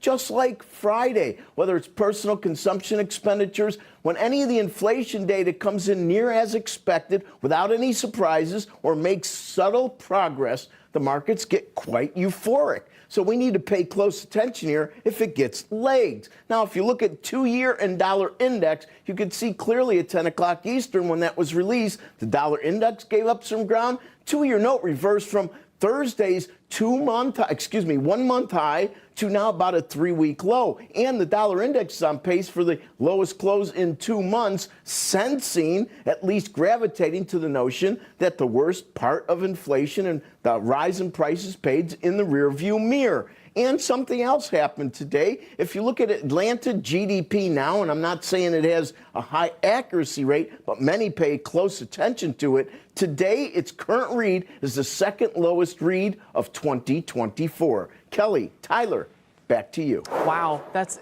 second lowest reading of 20. That explains the market action, Rick. Thank you.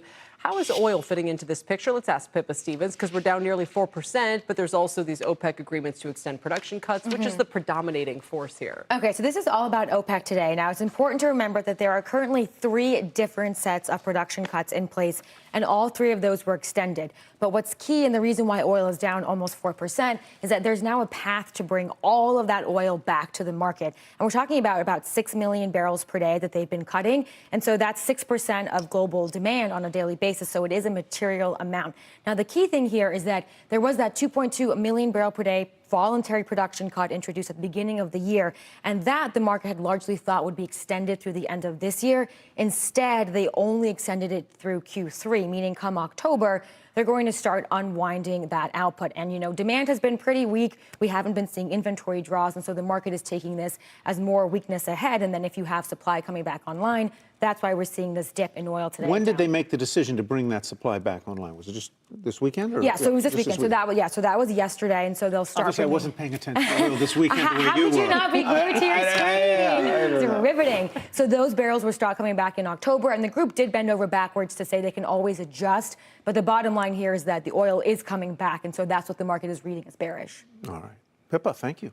We appreciate it. No further questions, Your Honor? Well, I'm thinking, you know, and if the data is going to go that way, too, then we've got a double whammy for crude. Just send it lower. Seema, Pippa, thanks. Yeah. We'll go to Seema Modi now. Let's go to Seema Modi, right. Here we are. Here's the news update at this hour, guys. The State Department says Hamas has not responded yet to a new ceasefire deal. According to U.S. officials, a proposal was submitted Thursday. It would unfold in 3 phases, ending in a withdrawal of Israeli troops from Gaza. The State Department says it is completely confident Israel will agree to the framework, despite Prime Minister Benjamin Netanyahu's describing it as flawed and in need of more work. California's largest wildfire of the year is 75% contained today after scorching 14,000 acres over the weekend. Local officials say the flames destroyed one home and hurt 2 firefighters after leading to the evacuation of thousands of people east of the San Francisco Bay. The cause of the fire still under investigation. And Dallas Cowboys legend Larry Allen died suddenly on Sunday, according to a statement from the team. The Hall of Famer lineman was on a family vacation in Mexico. He spent 12 of 14 seasons in Dallas before retiring in 2009. Larry Allen was just 52 years old. Tyler? Yeah, some people think he is the best offensive lineman in NFL history. Among them, certainly. Seema, thank you very much. Coming up, a major cancer research conference underway today, hearing from CEOs and the latest industry news. We'll trade at least one of the key names in today's 3-stock lunch. We'll be right back.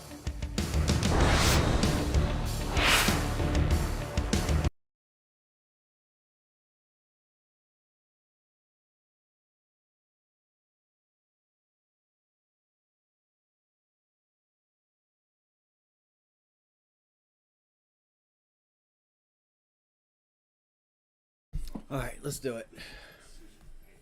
Sorry, I just had like a whole pack of crackers. I just ate the whole pack of crackers. It's all good.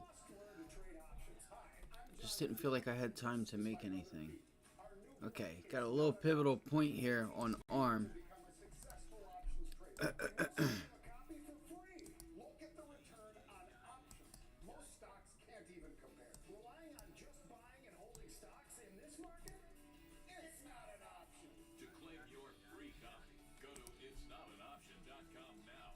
PBYI Puma Biotech announcing presentation of findings from phase 1B study of alicitinib in advanced EGFR mutated lung cancer. That is PBYI. Moments like this, you're faced with an important question. If a ball lands in a cup and no one else sees it, does it count? That's from an ASCO presentation. That's Papa Bravo Yankee India. Somewhere to smile about. NHC to acquire White Oak Senior Living Portfolio. That's November Hotel Charlie, NHC.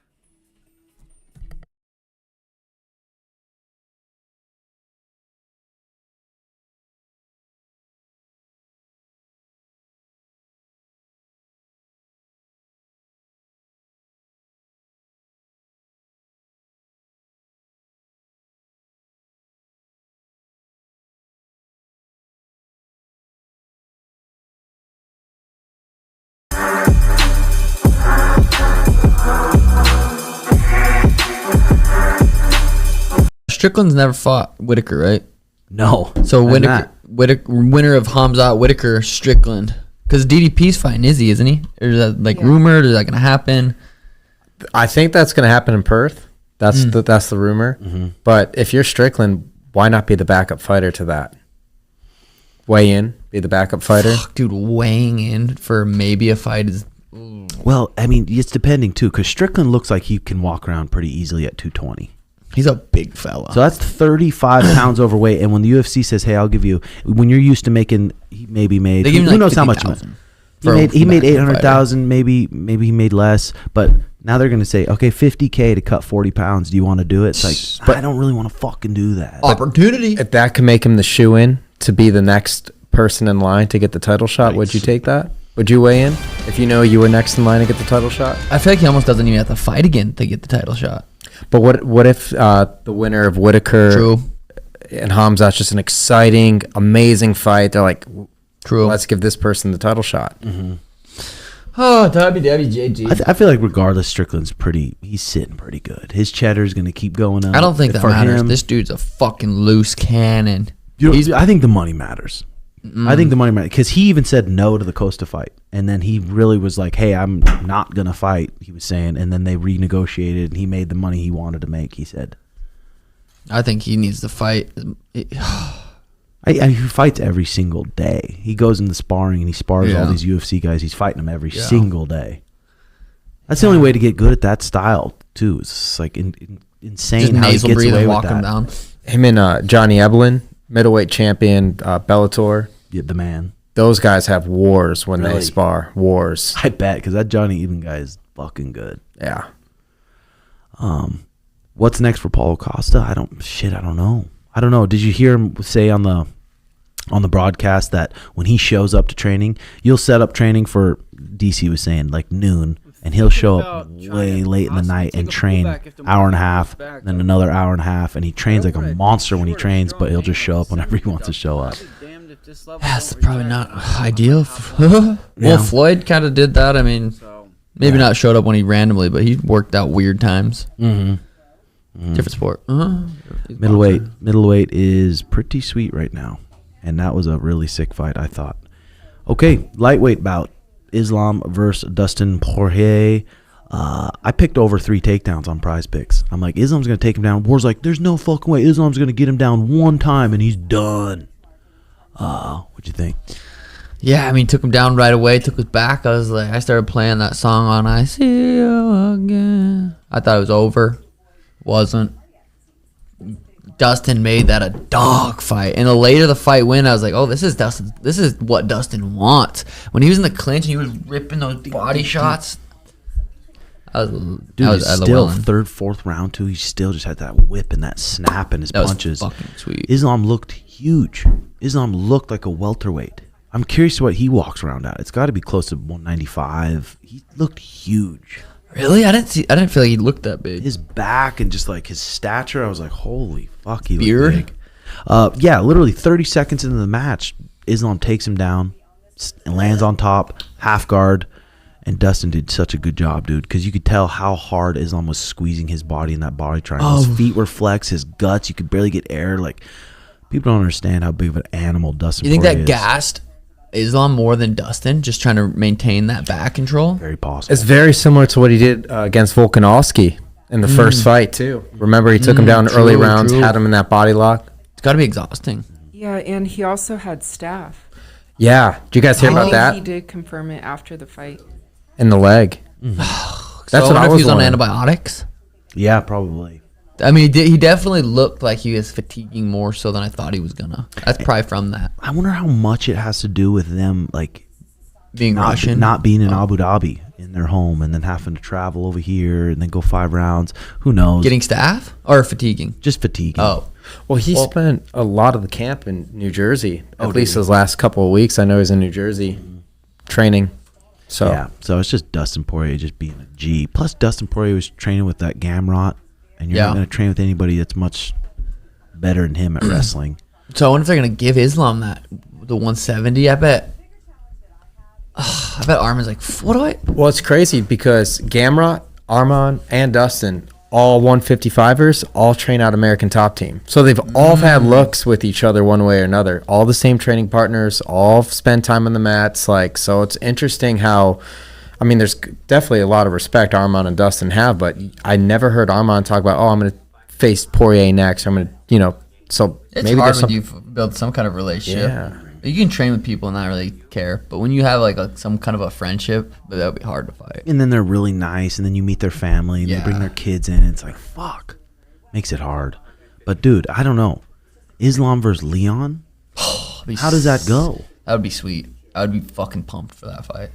I'm so curious to even how that match would go. Or Bilal versus Leon. Bilal versus Islam. Bilal, I feel like, is just a bigger Islam. Maybe not as, I don't know. Bilal's fucking skilled. They train together. He was in that camp. Oh my god. And in training with them in New Jersey, at least for a little bit of the time for this upcoming fight. So they've definitely gone at it to some extent. And heard Islam say, he's like, someone asked him, what if Bilal wins the title? He's like, well, I'll have to talk to my team and kind of decide. But it made it sound like, no, I'll fight him.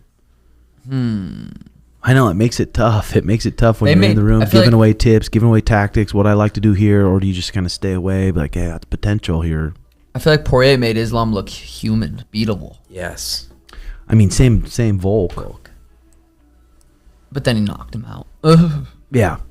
Head kick. Yeah, he did. I mean, for Arman, dude, Arman, Gamrot, I want to see those matches. Do the fans really want to see that?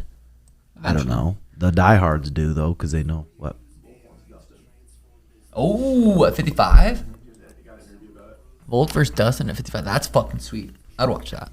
Yeah, I feel like Dustin's probably not going to call it good. Yeah, no, hell no. I was going to ask you that. Like, if you think he's done or not. No shot. I don't think so. I think he's going to have 6 months off, and then just get the itch. What the fuck else are you gonna do? I mean, he's healthy. Yeah, Just look like that. With his family. Yeah, but for 24 hours straight, all day, every day. Yeah. Thinking about it here, guys. Training's part. I mean, he's probably gonna continue to train regardless. Yeah. It's like might as well train for something. That short elbow, that cut open Islam on the forehead, like the longer this fight went, the more he kept it standing, and he was stuffing those takedowns. And obviously, the 5th round when he just put him in that Darce, it was game over. But man, that Darce is so sick. It wasn't even locked up. It was just on his forearm. Just how strong his squeeze was. Didn't even have it fully locked up. Dude, that's Ezra's fucking squeeze. Yeah, for sure. But dude, even Islam in the 3rd, 4th round, gas, still staying sharp with his boxing combos. Boom, boom, boom, boom, boom. Islam's underrated striking. His slip too. He was ripping some sweet combos. Yeah, he's very sharp. Is there a fighter you could think of off the top of your head that's had a better career or just more established that was not an undisputed champion than Dustin Poirier? Yeah, no, Yeah, probably who not. is it? Not even close. I mean, CM Punk. Uriah Faber. Uriah is a good one. Uriah's a good one. Uriah Faber. It's a good one. Mickey Gall. Did he win? No. He had a war though. He fucking fought. He fought hard. Yeah, I don't know what else. I don't know what else on that fight card, but that's props to both those guys, giving us some good entertainment. That's the truth. I got a couple notes. Oh yeah, Wednesday I'm going to. So LeBron has a little pod thing called the Shop or Barber Shop or something like that, and Dana's going on there, and Dana asked if I wanted to go on there Wednesday. Are you That should be kind of nervous? fun. Little nerve. I would be nervous, LeBron, dude. that'd be cool to meet LeBron. Meeting Tom Brady was cool. It's like almost like just legends, Yeah, longevity. We saw you on TV for The roast? Yeah. Bro, I swear the camera sat 2 feet in front of me the whole time. Oh, really? It was kind of awkward. Couldn't pick my nose. Damn. So, but sitting down with LeBron and Dana, and then Sugar Shane. I up know. there. Legendary. Yeah. It's gonna be pretty. Cool. Juan, that was epic. He picked every single fight right on that card. He said the last 28. This is what he said. The last 28 fights, and he said pure guesses. The last 28 fights in a row, he said he's won. What? Yo. You guys went to that Black Rifle coffee joint. Yeah, in Utah. And that looked like a pretty cool trip. Met with the guy named Evan and Matt. Mm-hmm. Yeah, that was fun. We ended up going in not with with those guys, but just randomly went in a Black Hawk and shot fucking guns out of it. It was fucking scary, dude. I didn't really want to go. They talked me into it. They were like, these are active pilots in the military. This is a fucking safe helicopter. You'll be all right. It's like, I got a daughter. And they're like, I got 3. I was like, fuck. What kind of license do you need to buy a Black Hawk? Anyone can. It's on the government website. It's an auction. He bought it for Get one at the like sugar 800, farm. 600. I might throw one on there. Bro, I might Or just a get tank. See, now we're thinking. I like that. I like that. But it was probably cool seeing a company that big, because we've been into coffee for years, and you Yeah. go to see those guys who are probably just black belts Literally. in coffee. We did a thing called cupping. It's where you can try a bunch of different coffees, different flavors and stuff. That's how they pick their flavor or whatever. But it was an interesting what he did. I don't even remember what he did, but to tell you, you put the little spoon on the top after he does a bunch of stuff, and you go, oh god, Snort it. No, you go, oh, to like get it on across your tongue. But there were some interesting flavors. One tasted like this cantaloupe one. That's my fave. You guys do much coffee, Shimon and Helen? Yeah, I love coffee. Yeah. I'm like addicted. Do you just do a Keurig machine? No, Hey, David's not a diss. It's not a I'm diss. looking at David because It's QT. Just fill it up the cup. No. I did the what's that French thing? French press. Do a You like French that? press. Yeah, grind the beans. Do the French press. Yeah, the French presses are good. Yeah, It's pretty- That's what the noise in the background is. I'm moving the coffee shop over. That's it. That's it. But what have you guys been doing? You still been doing your pod and your new show? How's it been going in Vegas? It's been good. So we moved it to a radio show. So we're on ESPN Radio Las Vegas every Tuesday. So we go for an hour. It's live. So it's nice. We don't have to worry about any editing and stuff like that. Oh, nice. It's made us do a lot more mainstream stuff. So we're talking about all these different sports. We checked out Caitlin Clark. We went to an Aces game for the first time in a long time. She has so many freaking fans, dude. Is she athletic as fuck watching? You know, it's funny. We're joking about this yesterday, talking about athletic and stuff. I think it reminds me of Steph Curry when he first came in the NBA. Like, he had a lot of ankle issues, and he wasn't that big. He wasn't as athletic as the other guys. I think she's got time to be more athletic and grow into it, but she's got... What, she 21, 22? Yeah, 22. She's got a huge fan base. Like, so many Iowa jerseys, so many Caitlin Clark fans. It's like a whole What is she, movement. 6 foot? 5'8". Really? Just a Yeah. baller, She's huh? shorter than Oh, me. wait. Who am I getting? No, maybe I'm that's getting Kelsey Plum. Shit. How She tall might- is Caitlin Clark? She might be like 6 foot. 6'5". She's 6 foot? 6'5"? 6 foot. Oh, 6 okay, foot. I was 6'5". like 6. Point guard. Like, she's a good athlete, but I think she's got room to grow into be a better athlete.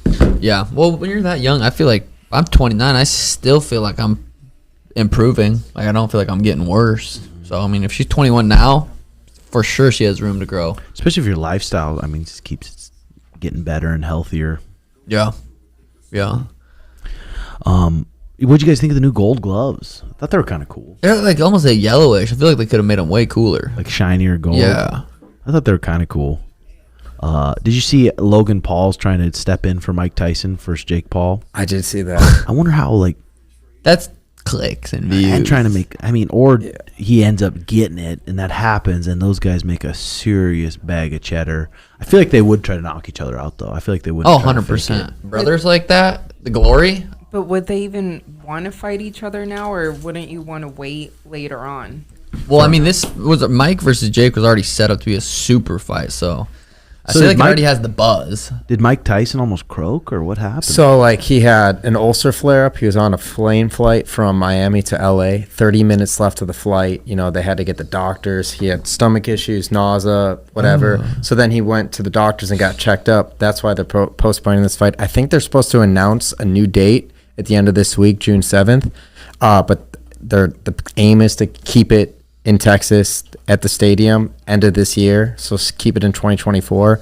I did see after Jake teased the Logan thing, which could ultimately be an exit strategy at the end at the end of all this YouTube boxing, or at the end of the boxing game. I Just think make that the final fight. Make that the final fight. But I also saw him call out KSI again. Ooh. And Logan to fight Deji, so do a brother versus brother card. But I still think the Mike Tyson fight's going to end up happening.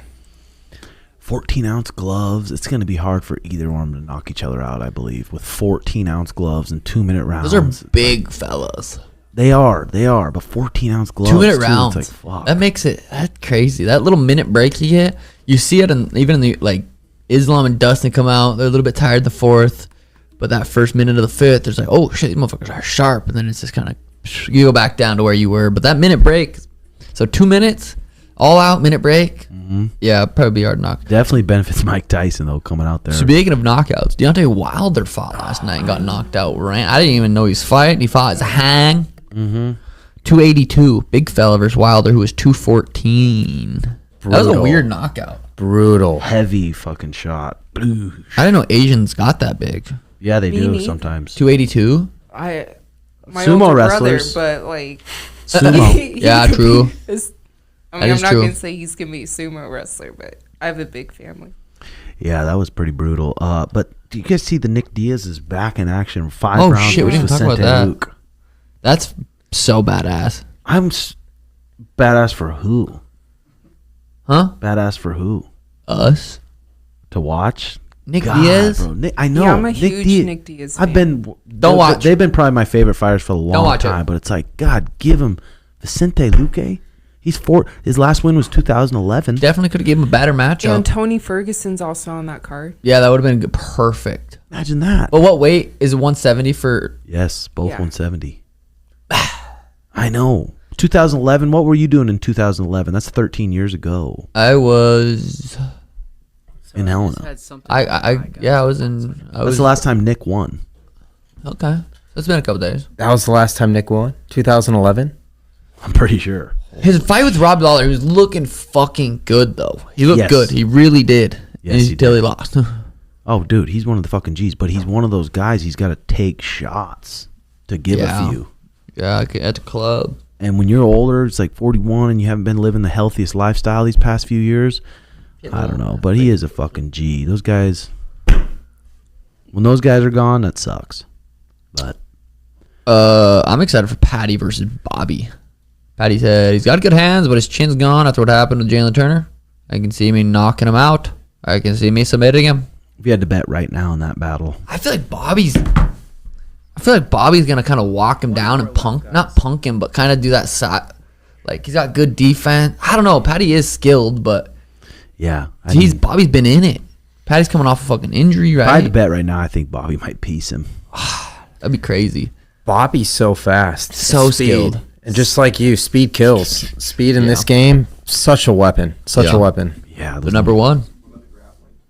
Yeah, didn't you train with Patty for a little Patty bit? choked me out. I think Patty will definitely have the advantage on the ground, but Bobby does have a wrestling base, so can Patty bring him to the ground? Yeah, can you get him there? He can wrestle like a motherfucker. Bobby can. Yeah, you keep that fight standing, it's going to favor Bobby. Longer it goes, probably favors Bobby, but you have the crowd, you got the Patty. You know, he's done he does awkward things. He can make fights awkward. So if he can make it awkward. Yeah, got a good left head kick too, and he does grapple well. Snappy left head kick, and Bobby's hands are down. I forgot too. Why would Costa's camp agree to 5 rounds? Sorry to bring that back, but what the fuck? I don't know if it's much of his. I don't know much of his camp deciding. I think it's him. Why the fuck would he want 5 rounds against Strickland? That is not a business decision. Like, what's the point of that? I mean, I agree too. It's like, come on, 3 rounds.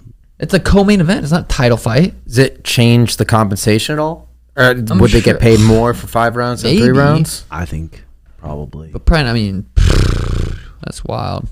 Yeah, I think that was Dana says he wants Islam versus Arman Sarukian rematch next. That's crazy. Look at the size difference of Arman and Islam. Yeah, Arman's so skilled, bro. Oh yeah, That'd be crazy if Arman's champ. Arman's first fight in the UFC was fighting Islam short notice, and he fought him arguably better than anybody's fought him up until Dustin last night. So I would give it to who else? Yeah, who else? Dana White rejects Islam Makhachev as number 1 pound for pound fighter. What do you mean? He's got to be pound for pound. Who? He said John Jones is ahead. He says John Jones number 1 pound for pound right now, 2024. Islam. Well, if Dana said it, he's right. Jokes. Is John fighting Stipe this year? Madison Square Garden? Yeah, it's got to be. Yeah. It's got to be. It's deserving. And did you guys see Trump guilty 32 counts? And then Bullshit. there just having a hoot. It's pretty crazy. Legendary. Pretty fucking 32 crazy. felonies sitting cage side. Yep. That's having far. a hoot. That's goals. Huh. You guys keep up with that much or not really? Politics? Mm-hmm. Just Trump. Yeah, just politics, sports. Keep them a little different. But yeah, I saw that. Yeah, it's wild. New Jersey, that's such a random place for that card, I feel like. Right? I think they're going there like once a year, right? We've been there before. Who fought there last year? Didn't they do a pay-per-view last year? I feel like it was random with Islam and Poirier. What happens here? They've had some big fights there in the past. Did you guys see Connor's the promo? The Connor Chandler promo? That's pretty sweet. Yes. God. Pause.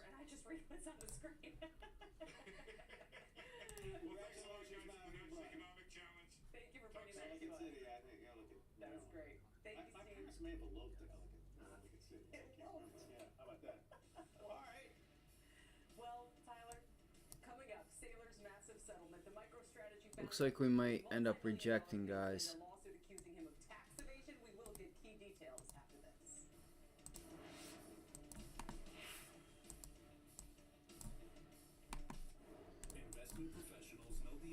NVIDIA still hasn't broken above that level. That's why I think we're going to be pulling back. It sat up there all day. Like, if it was going to break, just might have another opportunity at JP Morgan at that 201 level, but that was the trade there. I should have taken it myself. And what's crazy is that I had the damn options up. Come on, man.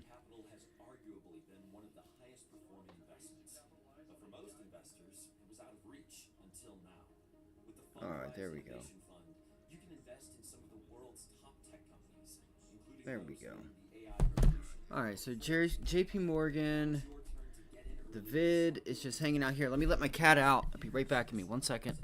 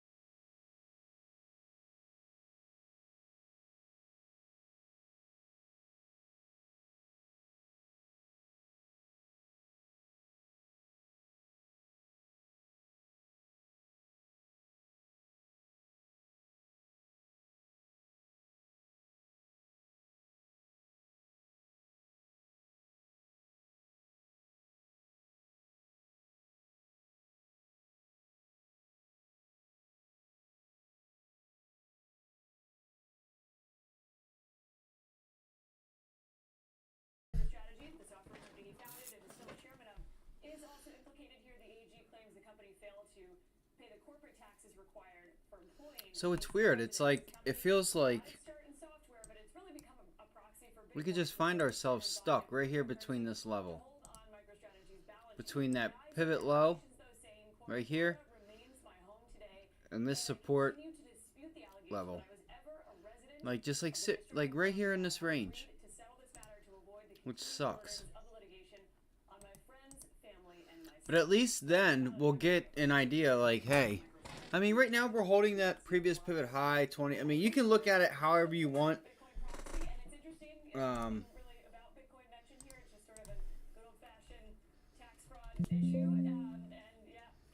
look at this real quick. IWM.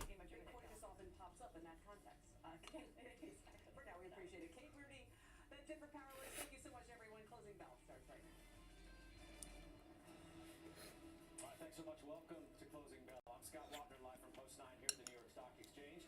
This make or break hour begins with this swoon to begin June and whether it means anything for where stocks might trade as this new month begins. We'll ask our experts over this final stretch. We'll also be joined in just a little bit. Hold on, I just forgot what I was doing. Robert Kaplan, he's now the vice chairman at Goldman Sachs. EARA, National Amusements, say it's reviewing Skydance proposal, but still family. Really about Bitcoin. Good old-fashioned tax fraud issue, and yeah, it seems to be resilient here, not taking much of a hit. Bitcoin just often pops up, and that. Kate, exactly. For now, we appreciate it. Kate, Rudy, that's it for Power Lunch. Thank you so much, everyone. Closing bell starts right now. thanks so much. Welcome to Closing Bell. I'm Scott Wapner, live from Post 9 here at the New York Stock Exchange. This make or breakout begins with this swoon to begin June and whether it means anything for where stocks might trade as this new month begins. We'll ask our experts over this final stretch. We'll also be joined in just a little bit by former Dallas Fed President Robert Kaplan. He's now the Vice Chairman at Goldman Sachs. He'll be at Post 9 shortly. Look forward to that. Let's show you the scorecard with 60 minutes to go in regulation in this first trading session of June. Dow's off the low, still a weekday, was down more than 400. We're still down 2/3%. S&P is about 1/4% loser. The NASDAQ trying to get something going as this last hour begins. Got a little bit of work to do, as you see. Weaker economic data today, sending both stocks and yields lower. That's a big part of the story. Most sectors remaining in the red, although even that's trying to turn just a little bit. I see 3 on my screen that are now green. We'll track it. Financials, industrials, materials among the biggest losers today. So watch that as well. The outlier, what else? NVIDIA. It's higher again. And that's along with Apple and Meta, as you see. Meta having a nice day. They're up near 2%. Does take us to our talk of the tape. The road ahead for your money as stocks start June with a good amount of red on the board today. Let's welcome in Gabriela Santos, Chief Market Strategist for JP Morgan Asset Management, and Christina Hooper, Invesco's Chief Global Strategist, both as you see here joining me at Post 9. Nice to see both of you. Okay, new month. What happens to stocks? So I think what we've been saying this whole year is that asset classes are still extremely sensitive to this back and forth of plane analogies, meaning the cyclical picture. During the month of April, initially in May, it was about concerns about a reacceleration in inflation, about potentially bringing back rate hikes, and that largely calmed down during the month of May. And I think we're really turning now into June into an environment where there's more concern on the other side about real economic growth. And for us, really, this is just a story of a moderation in the overall pace of growth. But anytime you're moving to a lower altitude, you can have some slightly more choppy air and some concern about too much deceleration. And that's what we're seeing today. Okay, you speak to, today, right, the data was not great. I don't know. So, bad news. I don't know if, this morning's, fiasco at the NASDAQ kind of, really screwed with the price action today, but I think it did.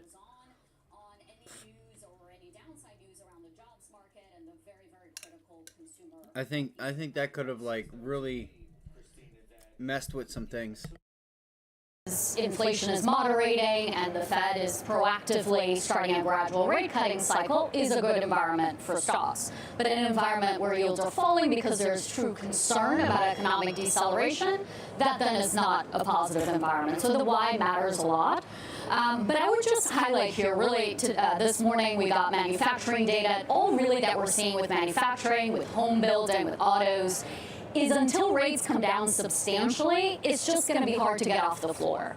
And that's really not new information. I think we would really focus as the week goes on any news or any downside news around the jobs market and the very, very critical consumer piece of the pie here. That says, though, to me, Christina, that if, until rates come down considerably, that's the word that Gabriela used, that the broadening trade remains suspect, that you can't count on it until rates really start coming down. Is that fair? Am I wrong?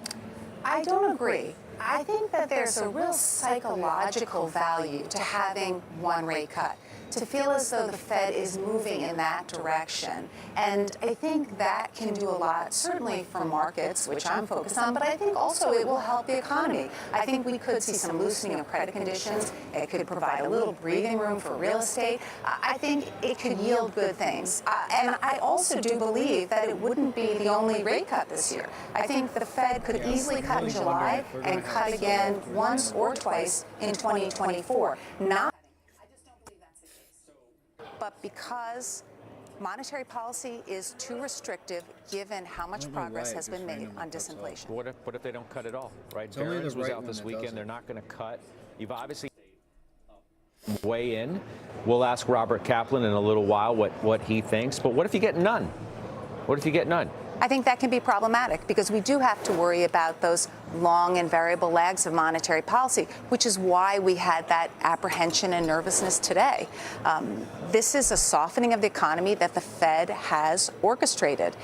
the Fed now needs to start cutting, or else I do think there will be more concerns. Well, there will be more days where bad news is bad news if we think the Fed is resolute in not cutting. I just don't believe that's the case. So, Gabriella, sectors in May, tech-led 10%, utilities sort of the outlier, people thinking, well, it's a derivative AI play up 8.5%.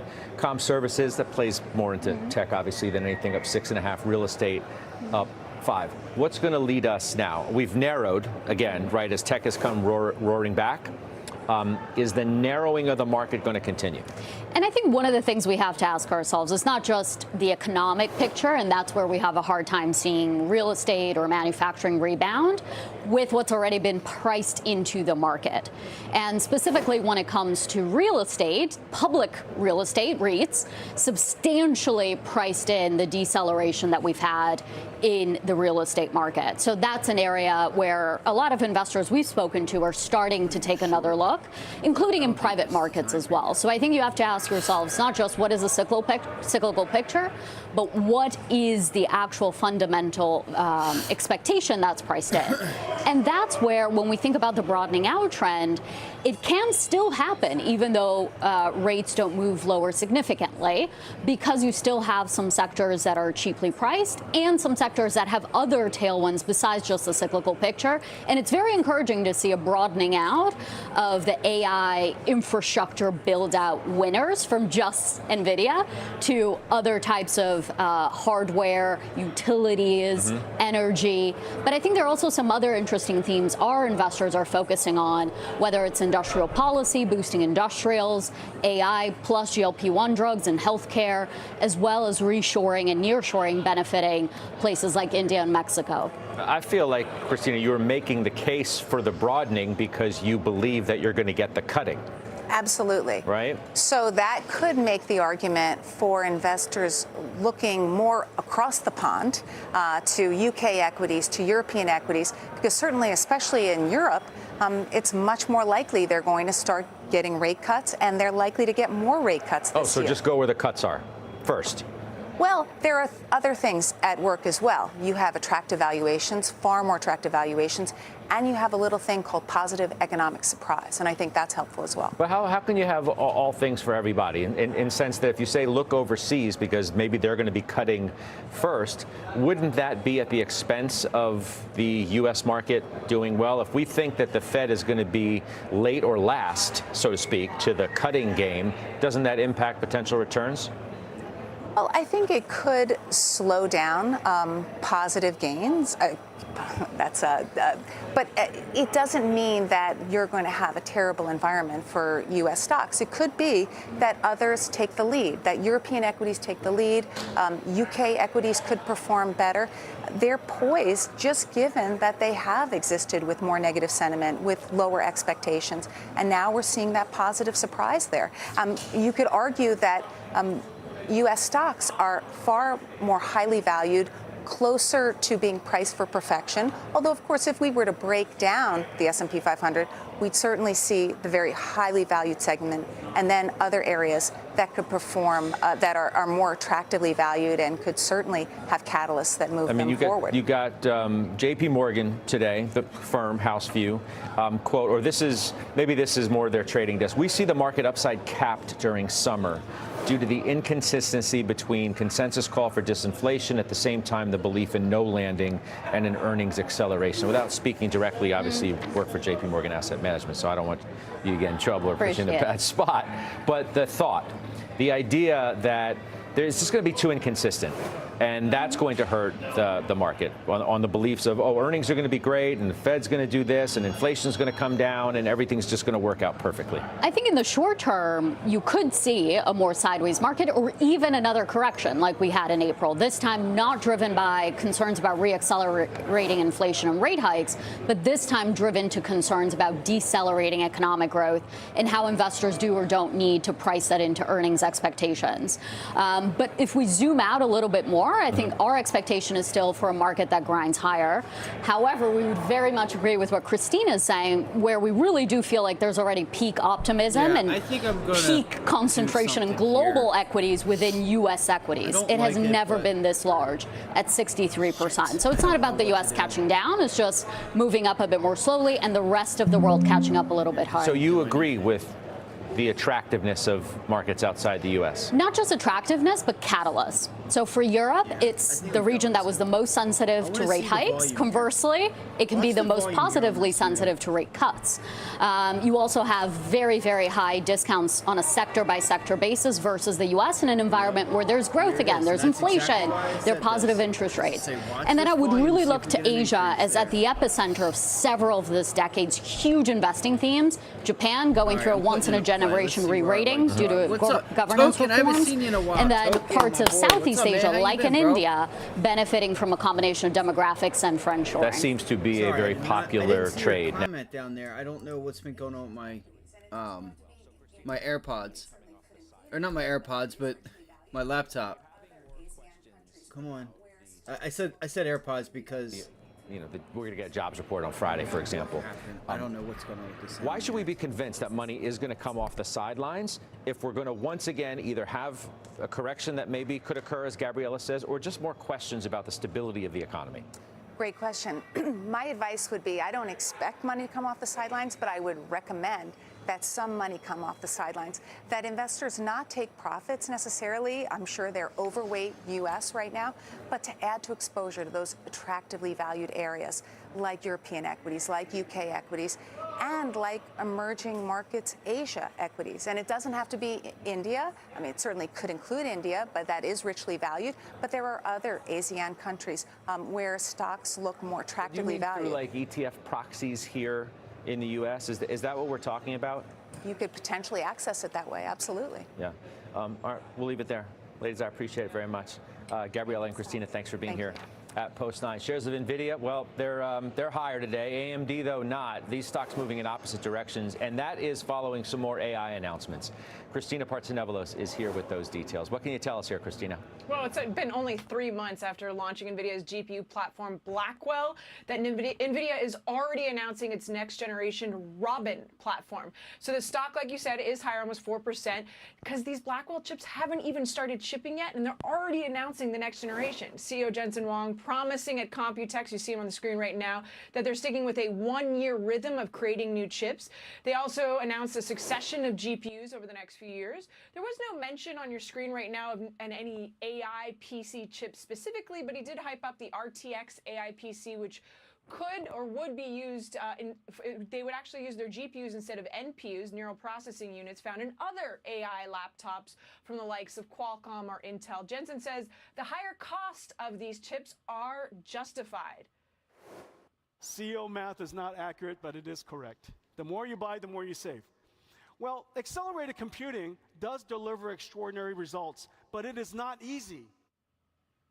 The more you buy, the more you save has been his catchphrase since 2018. They even had a really gimmicky song. Just be careful if any of you guys are going to try to go long here.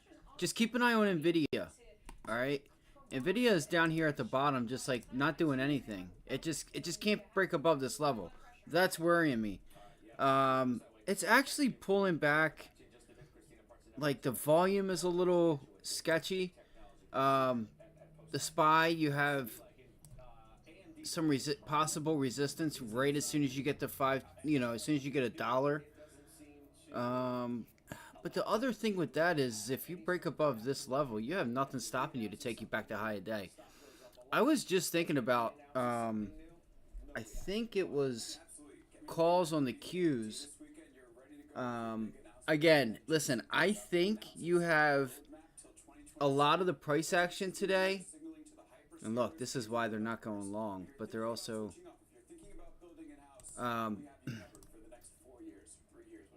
you had the NASDAQ, I don't know how you want, whatever you want to say. Like, there were issues at the NASDAQ, or the New York Stock Exchange. I think that kind of might have messed with price action today, because it's like If you look at the charts, it's like it's telling you to go long, but if you're looking at it from a candle perspective, not the indicators, it's like it's kind of like, you know, it's the candles are setting up like to go long, like, oh, we held today, right? We didn't just stay below the 20-day moving average, even though we still have a few more minutes. But the volume on the buy side was hella low. So, and the indicators are saying we should go higher. But there's no volume. And it's just, there's just a mixed story going on right now. So, I think we have to wait for some data to come out, honestly. I really think so. And I'm really wondering if that's why the charts look like they do. Because it wasn't signaling none of that this morning. I mean, you know, we a lot of the stuff we talked about this morning, like looking for pops on semiconductors on the bell, getting short on the pop, and you would have done well with like ARM. You know, it might have been hard to do it there at 5:30. That could have been a trade there, or the pop off of the bell. I gave you both scenarios with that, which was a pullback right off of that level, and then take the long. But S&Ps, I'm trying to figure something out here. I'm trying to figure out what I'm going to do. Like, part of me was looking and like really wanting to take, hold on one second, let me go to the chart, this one. Part of me was really wanting to take a long into tomorrow, but we have the JOLTS data. I want to see how we close like the last half hour of the day. I want to see if this volume starts to come in. I don't think you're going to get any volume to come in because I feel like it would already start to come in now. Like usually you'll start to see like you would start to see it already start to be coming in. Like you would see this volume already starting to climb. And look, it's just like really if I draw a line right now with the volume, look, it's literally in a downtrend all the way to the close. Look at that. So I wouldn't even try, guys. I'm telling you guys right now. Unless you can break outside of this and you start seeing volume that like looks like this, like you're going to want it to look something like this, right? Where it climbs and then it climbs, right? And then it climbs. So, you know, that's usually you would already start to see that by 2:30, 2 o'clock, like 2, depending on the time, like depending on what's going on, like 2:45 ish, you would have like that U shape. Like if I pan you out over here, what do you have? A U shape, right? A U shape, but we don't have that because because what happened. Like you see how you get this like U shape and like it like pulls back, but then it like extends off the lows. So I think it's going to be a boring close, guys. I'm sorry. I hate to be the bearer of bad news, but I think it's going to be a boring close, unfortunately. Small caps were going off today. I will say that. A lot that started with an A, I think. There was a couple posted in chat, but oh shit. So I just don't know if I'm going to do anything as like within the overall indexes because the volume has really just went to shit. Like there's no volume. So if I do something, I'll let you guys know.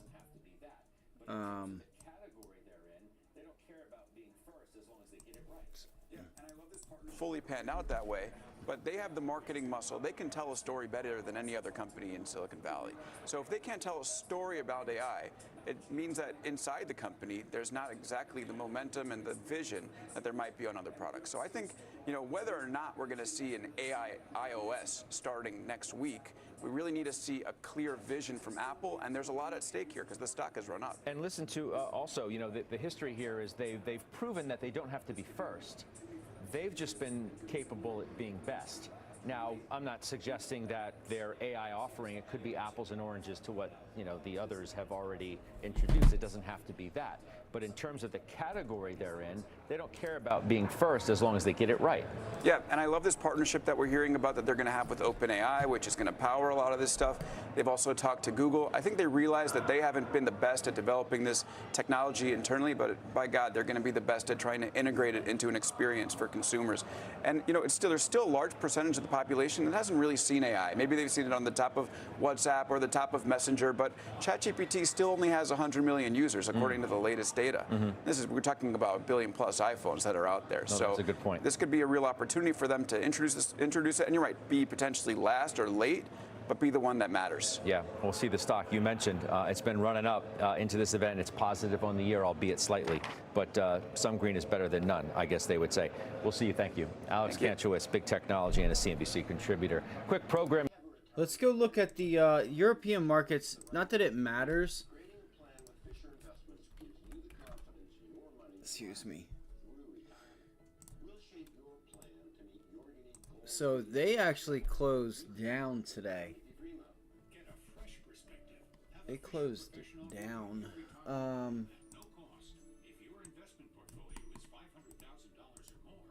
Okay.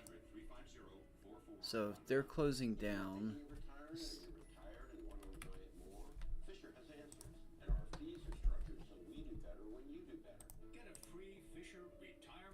Okay, so that could be a 50-day rejection there.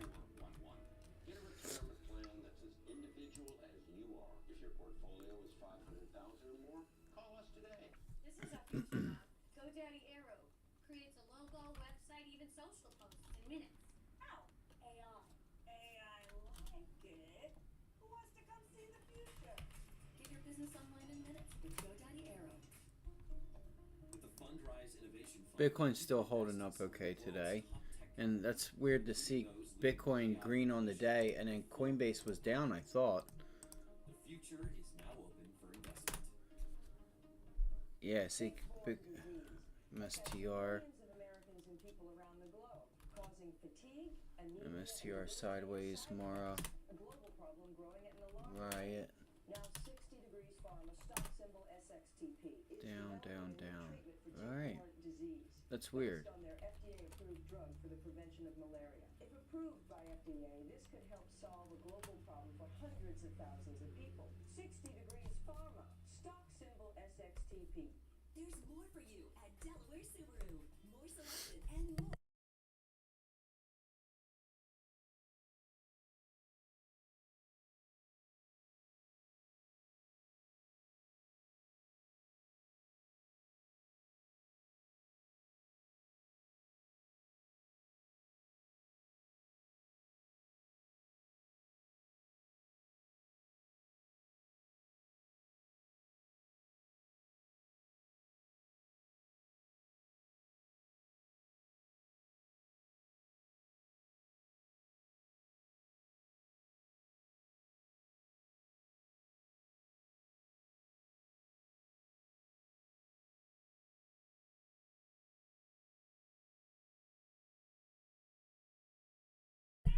Let's do it. Let's do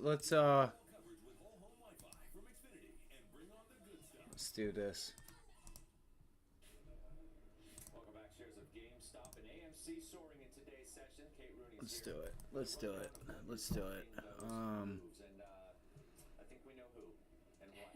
Kate. That's right, Scott. Yeah, exactly. No fundamental drivers we can talk Are we about. gonna get some volume in here or what? In a series of GameStop rallies that have happened in recent weeks, sparked by yet another online post from, you guessed it, Keith Gill and his account, aka I don't know why he keeps. led an army of retail traders into the GameStop short squeeze a few years ago. His return to social media after about a 3-year hiatus has been ginning up excitement. This is so around GameStop stupid. and some other names, despite never Well, at least we tried to warn you here that it was probably just going to go down, because anytime it does the move in pre-market. Welcome back. Shares of GameStop and AMC soaring in today's session. Kate Rooney's here with a rundown of what is driving those moves. And I think we know who. And what, Kate? That's right, Scott. Yeah, exactly. No fundamental drivers we can talk about on this one. It is the latest in a series of GameStop rallies that have happened. I think they just, every time he says something and there's a pop, they just cover. There's just a massive buy-in pre-market before. Look how, never mind, I'm not going to say it. A few years ago, his return to social media after about a 3-year hiatus has been ginning up excitement around GameStop and some other names, despite never mentioning those stocks in any of his tweets or his mentions. Over the weekend, he took to Reddit with a screenshot of what appeared to be a $116 million GameStop position. We could not verify this screenshot, but it does show 120,000 call options with a strike price of about $20, bought for around $5, and the stock is now trading today at least about $30. Famous short seller Andrew Left, meanwhile, placed a new bet on GameStop after all of us, telling Bloomberg in an interview today that he had covered his short from May and then re-shorted GameStop today. Did not disclose the size of that bet, but said it's smaller than his prior position, Scott. All right, Kate, appreciate that. Kate Rooney. Up next, former Dallas Fed President Robert Kaplan is back for his first TV interview since returning to Goldman Sachs. Watch out for VWAP. He's going to tell us what he's... VWAP, watch out. I have some important news for you. Don't buy an annuity until you understand the pros and cons of annuities. Call now for this free book on maximizing your income in retirement. Annuity Do's and Don'ts for Baby Boomers from one of the nation's leading financial firms. That's right, free. All right, is it going to break it? Little known truths about annuities. All right, I'll let you guys know what I do. I'm going to try. I have the cues up. Let me go to the SPY. See if we can't get a little trade going here at the end of the day. Call 800-794-1192. As a bonus, we'll also throw in a free annuity rate report. We researched numerous products and summarized rates and benefits of annuities, all from Silac Insurance Company. Call 800-794-1192. That's 800-794-1192. Call now. Take control of your health by boosting your force field, the immune system. With the Aura Ring, you can listen to your body's signals and raise your defenses. Bro, what just happened? Your temperature is higher than normal. How to improve your sleep, or if your heart rate should. That looks so weird. What just... I hate these charts. I really do. I hate these charts. With the Aura Ring. Like, what the... Am I still on target to have enough for retirement? Am I saving enough? Is the economy turning? Can I afford for college? I guess I gotta click. The one thing I hate to do is just click this mouse over and over and over and over. It's more than tech, more than service. What matters is having a custodial service provider who gets you and treats RIAs like they treat their clients. And that's Trade PMO.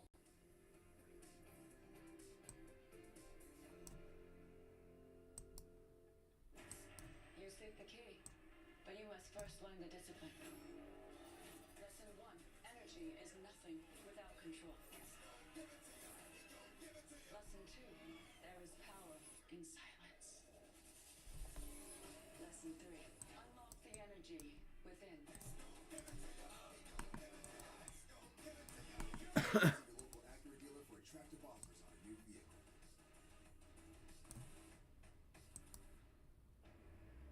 I just want to be able to see the volume. The bell rings. We are ready to go. I can always count on Morgan to get to the core of the issue. We both come super prepared, ready to jump on breaking news. Morgan's got such great energy. Around here we call it Brenergy, right? That unique Morgan Ben energy. John is one of my favorite human beings, and he's one of the smartest people I know. That's nice. I always know we're going to be able to have a really fascinating conversation and deliver really insightful. Oh, that's funny. That was recorded when they did all the headshots. I was talking about what they were just doing here on CNBC. With Morgan. Welcome back. June kicking off with a flood of critical economic data ahead of next week's Fed decision as investors... You guys see this? See how the volume isn't increasing at all? This is just bullshit. Excuse my language. I really think it has to do with the NYSE. Having some hiccups this morning. I think September is the first month where a cut Analysis. but I think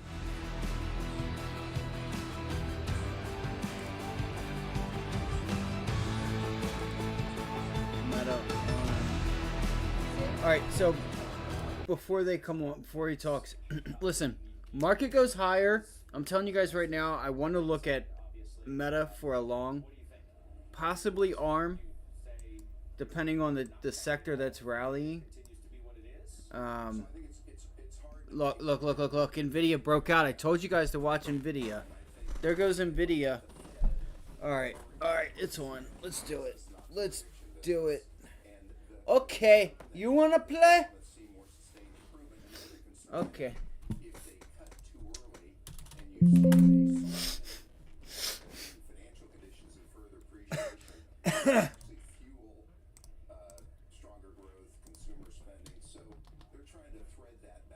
Bro,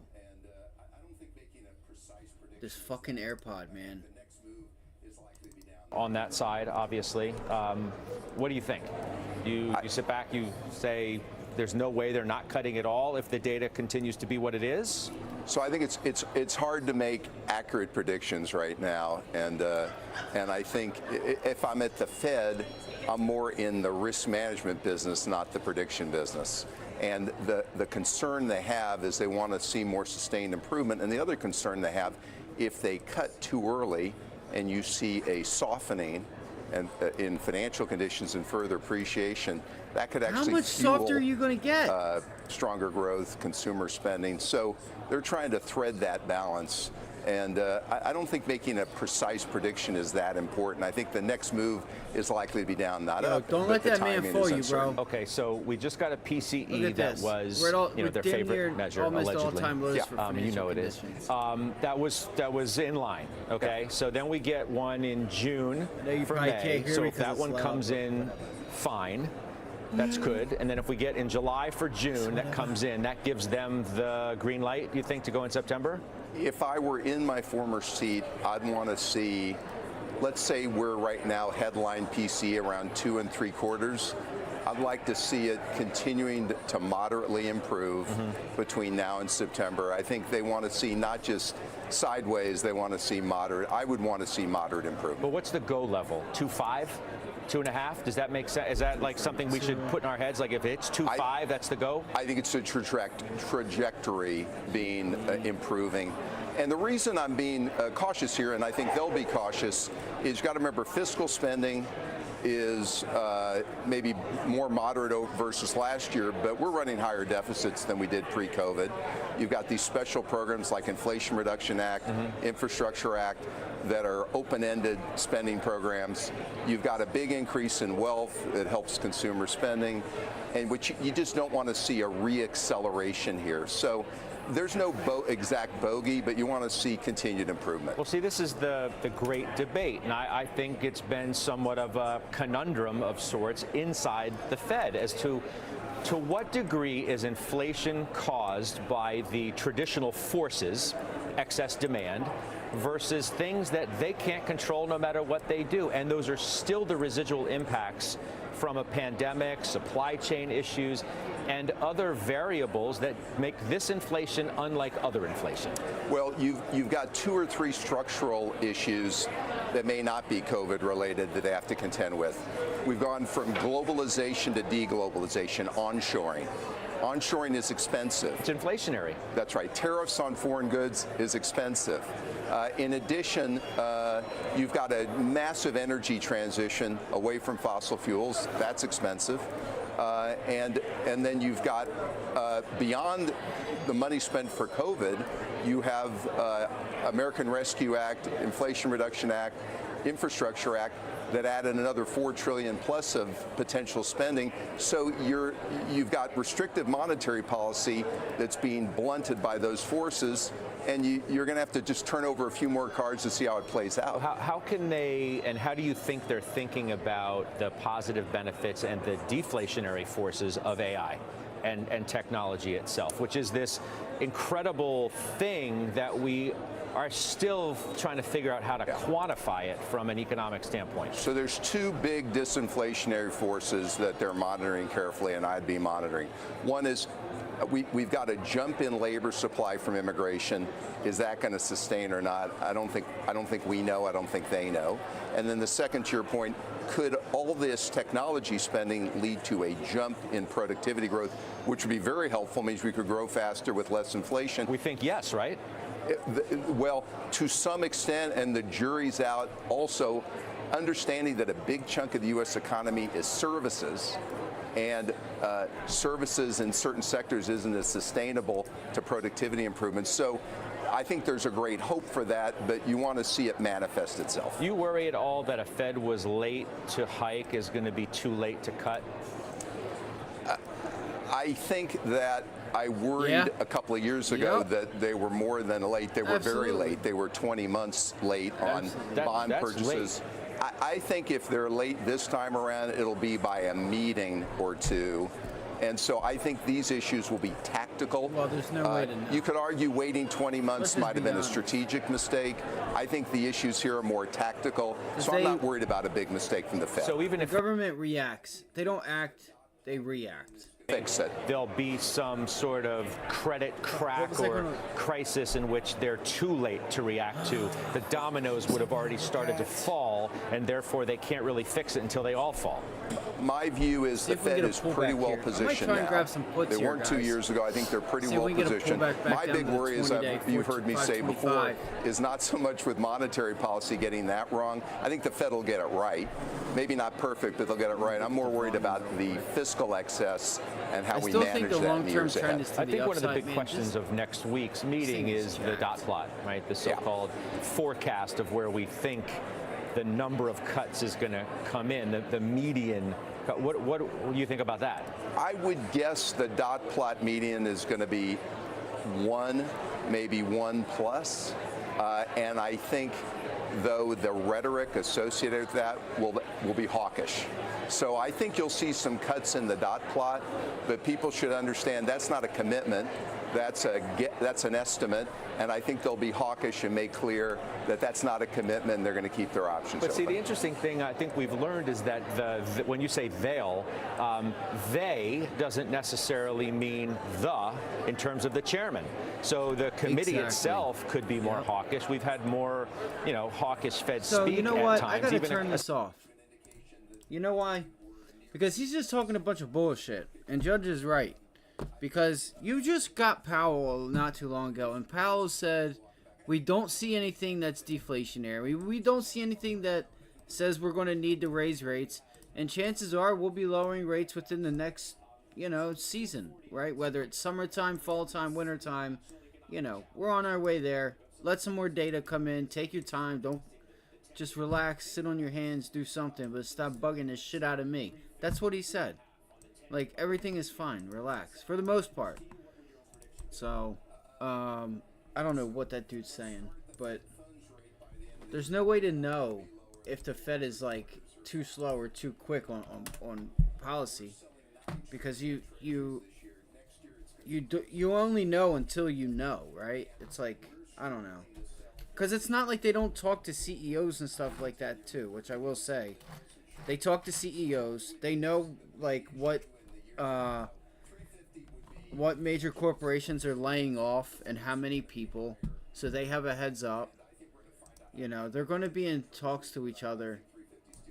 Alright, so here's NVIDIA. Anyway, never mind Powell. I don't even think it's a big deal with Powell. You might as well call it a soft landing. Because ain't nobody, there's not really anybody losing their job. So hopefully by saying that and it feeling like that, maybe it does come. I don't know. I don't want people to lose their jobs. But I think it's just like nature. You don't want to see sometimes what nature has to offer, but sometimes it is what it is. Okay, here we go. Look at JP Morgan and look at ARM. Two completely different sectors getting ready to pull back. Let's see if we can get an increase in volume here. I just don't know if there's going to be any orders at the end of the day. I'm kind of leery on doing something here at the end of the day. I feel like I need to wait another day or two.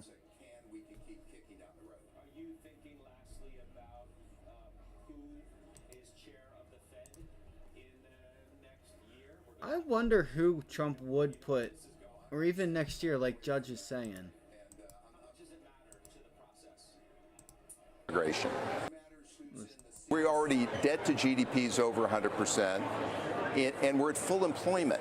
If you're at full employment and you're an aging society, you'd want to be deleveraging right now. And so we're going to have interest expense next year in the neighborhood of $1 trillion, be the largest item in the budget.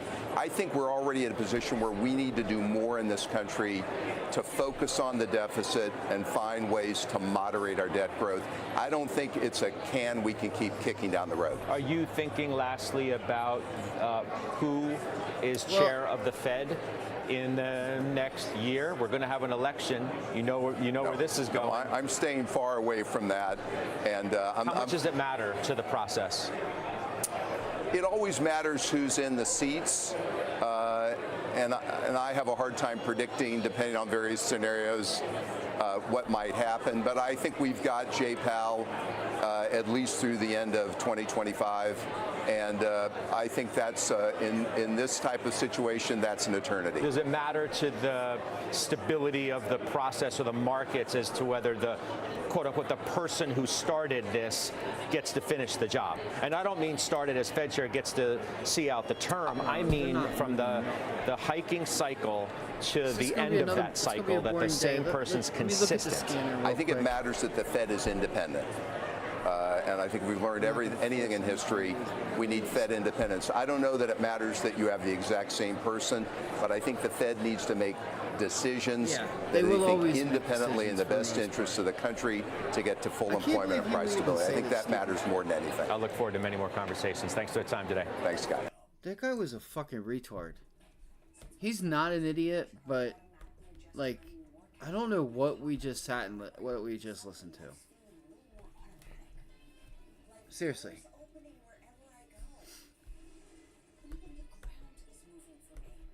Like, I think Judge could have did a better. I don't know. It wasn't Judge's fault because he kept going down these stupid rabbit holes, and that's when I had to cut him off. And I'm like, yeah, Judge is right. Like, yeah, just because these people are saying something doesn't mean that's what Powell's going to do. Because at the end of the day, if you guys don't know, Powell, at the end of the day, they could all vote one way, and he can just do whatever he wants. It's not, it's not like he can do whatever he wants, but he can. If he feels strongly in saying, like if everybody's like, hey, we're voting to cut rates, Powell pretty much has the last say to be like, well, I'm sorry, we're not cutting rates yet. I'm sure there's always some legal stuff that they could take to Congress or take to the House and stuff, but anyway, Powell has the last decision. Even if they vote, it's supposed to be met with, majority. The person votes with the majority, but, so anyway. Yeah, that was a bunch of, just like a whole hour wasted, like for sure. So tomorrow, hopefully tomorrow morning, I'll have a nice watch list. I had a little one today, like I had ARM, GME. The reason I was actually really happy I didn't take GME, I would have been really frustrated if I spent $5 a contract only to get $50 each. You know what I'm saying? That's like betting $500. That's betting $500 to make $50. And I told you guys not to do it because it's not worth it. But if you wanted to, you could have, and you would have made money. It worked out. I'm not doing that. Because the minute, like, something could have happened, and the minute it pops, those options are down. Like, you're fudged. So, Spotify had some news today. CCJ, which was on our list. It's been on our list. So I watched a video on YouTube. It randomly popped up on how they make uranium. And I was like, they pretty much went through like Camco's, however you say it. Yeah, Camco. It went through their factory or whatever. on how they made it, barreled it, shipped it off, and stuff like that. So, I went and checked it out, and like I've always known about CCJ and UUU and that they've been rallying and stuff, but these options are really liquid. So tomorrow, let's see if we can bounce and get that 54 level on CCJ. That's what I'd be looking for. You know, this was a low volume pullback day, so you could look at it a few different ways, but we broke, I feel like we broke this 55 level.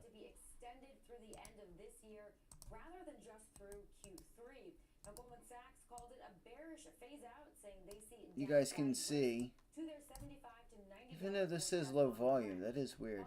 So you guys can see this level right there. That's where I would like to be short.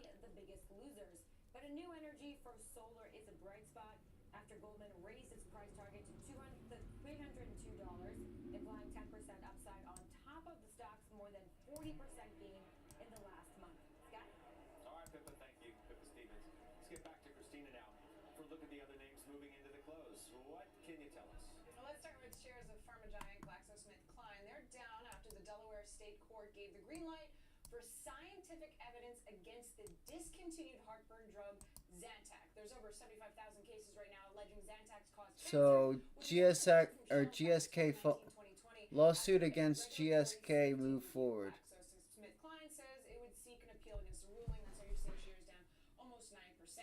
Shares of design firm Autodesk moving the other direction, up almost 4.5% right now after releasing preliminary Q1 earnings results that came in higher than Wall Street estimates. These results were delayed for weeks over an internal accounting investigation. The company announced there would be no restatements necessary of any of their financial audits or financial statements. They also reassigned their CFO to Chief Strategy Officer. I want to thank all of y'all for stopping by Down after today. I do want to keep delivering and make this live stream a lot better, and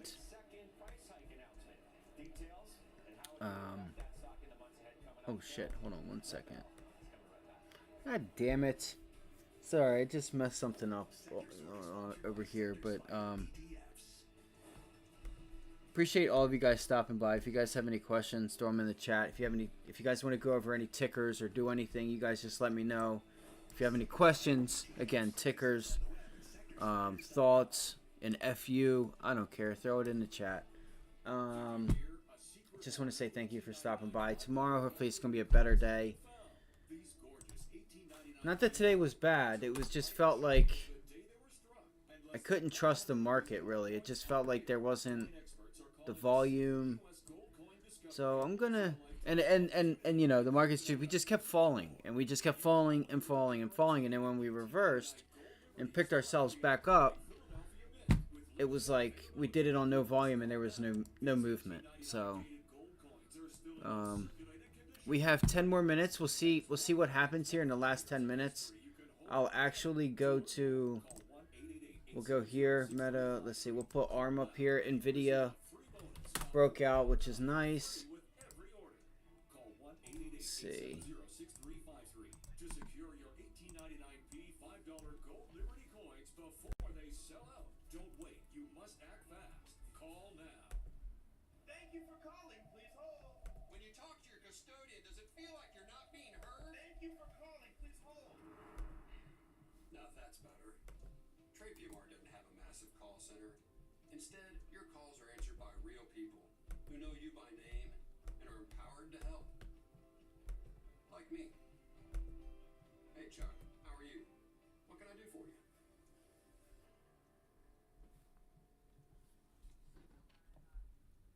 Are you interested in safeguarding your investments with gold? Alamos Gold is a growing Canadian gold producer with a long track record of outperformance. Alamos Gold. Invest with us. Our growth sets us apart. What is Circle? Circle is the fuel you need to take flight. Circle is the energy that gets you to the next level. Circle is what you hope for when life tosses lemons your way. Circle, available at Walmart and DrinkCircle.com. Energy Fuels, a leading American uranium producer, is ramping up production to supply expanding nuclear markets diversifying into rare earth elements, key ingredients in many clean energy and defense technologies. Energy fuels.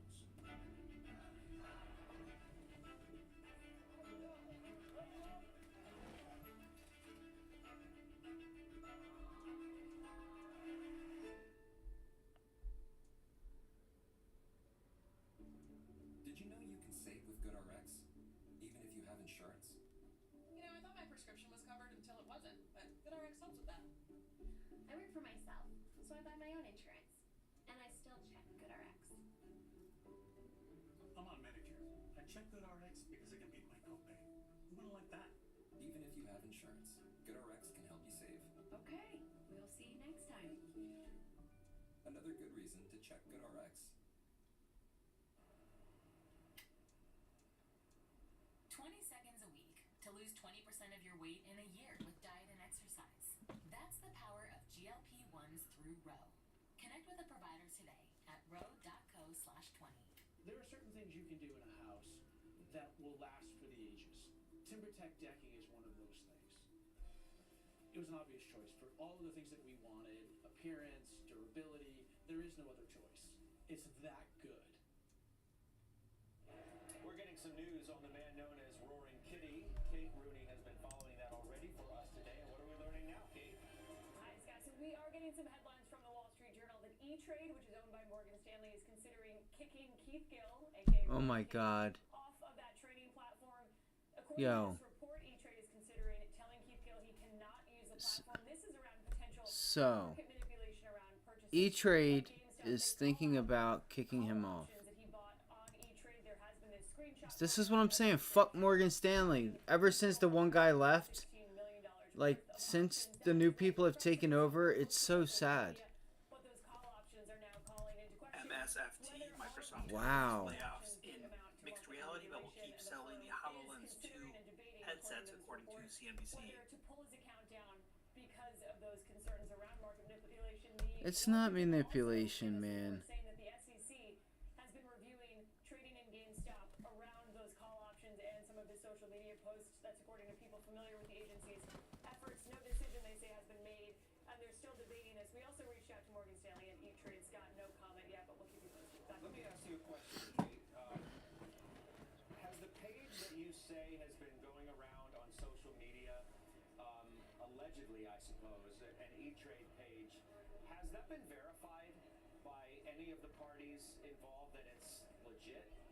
It has not, Scott, but this report does, if true, lend some credibility to the fact that he may indeed have an E-Trade account. If they're able to look him up and say, we are considering pulling his account down. So we have not verified that independently. Other news outlets have not, but it did spark some of the trading we've seen in GameStop and some of the excitement. So newsworthy in that sense, but the actual screenshot was really up for debate. Really interesting that they're calling out here on E-Trade that this screenshot has caught their attention and they're now considering pulling his account. So it seems, based on this, it in some ways confirms that he is an E-Trade client and does maybe have that massive amount of call options and that position at GameStop. Yeah, we'll see. I feel there's more to this story. Kate Rooney, thanks so much. All right, up next, industrial stocks getting slammed today. We'll tell you what's behind that drop when we take you inside the markets up next.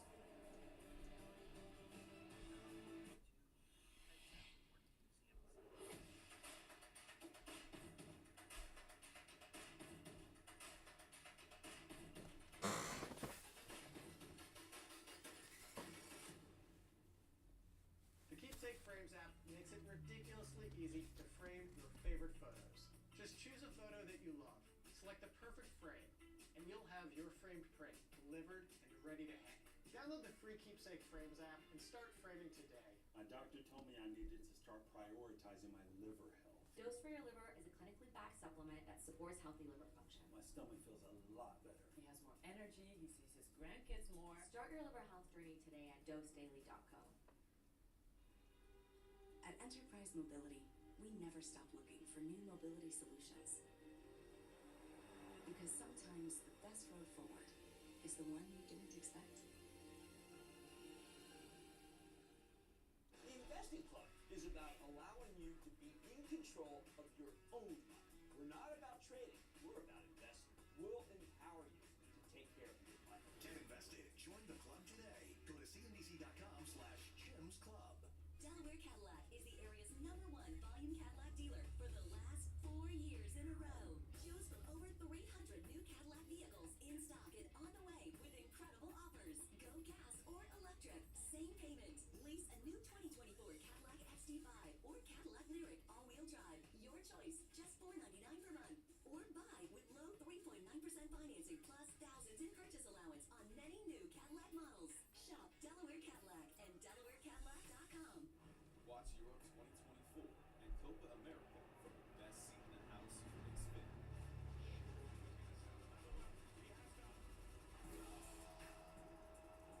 Don't miss a moment with Xfinity Sports Zone and get even closer to the tournaments with interactive brackets.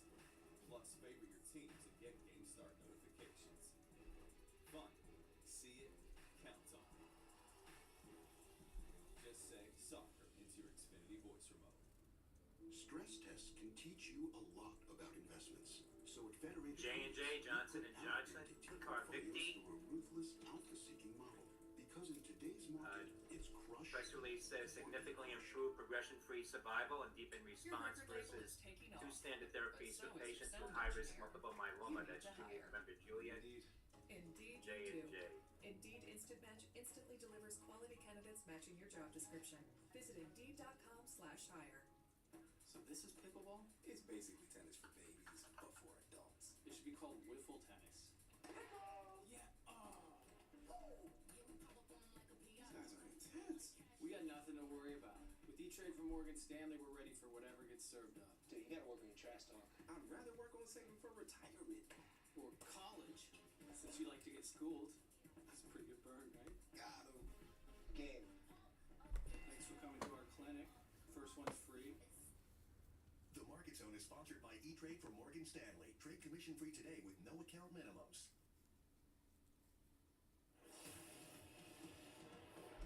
We're now in the closing bell market zone. CNBC senior markets commentator Mike Santoli here to break down these crucial moments of the trading day. Plus, industrials getting wrecked today. Seema Modi has those details. That's where we begin, Seema. Well, Scott, that ISM manufacturing report, that seems to be the catalyst. In May, the ISM number contracted to 48.7, falling below both the estimate of 49.6 and April's read of 49.2. Economists have been more optimistic on manufacturing improving in light of key infrastructure policies providing a boost. We are seeing the construction stocks, Caterpillar, Fastenal, United Rentals among the key laggards today.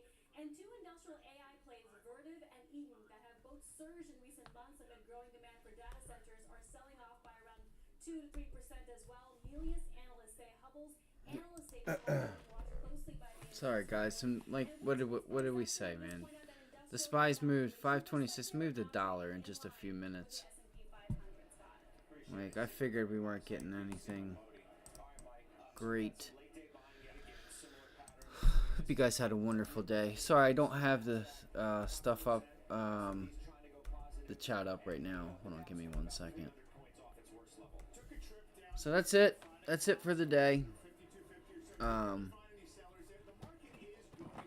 They were just saying that E-Trade was getting ready to try and get rid of Meme Kitty Titty, whatever his name is, the meme guy. So, oh, Roaring Kitty, yes, right here.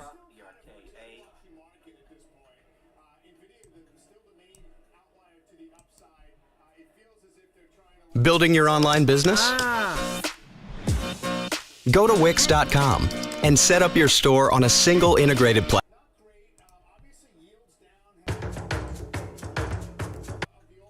Yeah, I do not want Roaring Kitty on all my shit, bro. This is ridiculous. GameStop is one of the most compelling asymmetric opportunities in the market today. Really, I don't understand how you could disagree with that. That's why it's the top position in my portfolio and also Dr. Mike Berry's portfolio. But based on prevailing sentiment, the market, and popular culture, many think it's a foolish investment. But everyone's wrong. It's like the Big Short again. Or more like the Big Short squeeze this time, right? Anyway, let me show you what we're seeing. Still in 2020, GameStop maintains a healthy market share within the gaming industry. It's the only major brick-and-mortar retailer dedicated to... Do not ever play something dumb like that on my computer again. Don't ever play some dumb shit like that on my computer ever again. That's pretty sad that, E-Trade's getting ready to do that. He should have already taken his money to Interactive Brokers.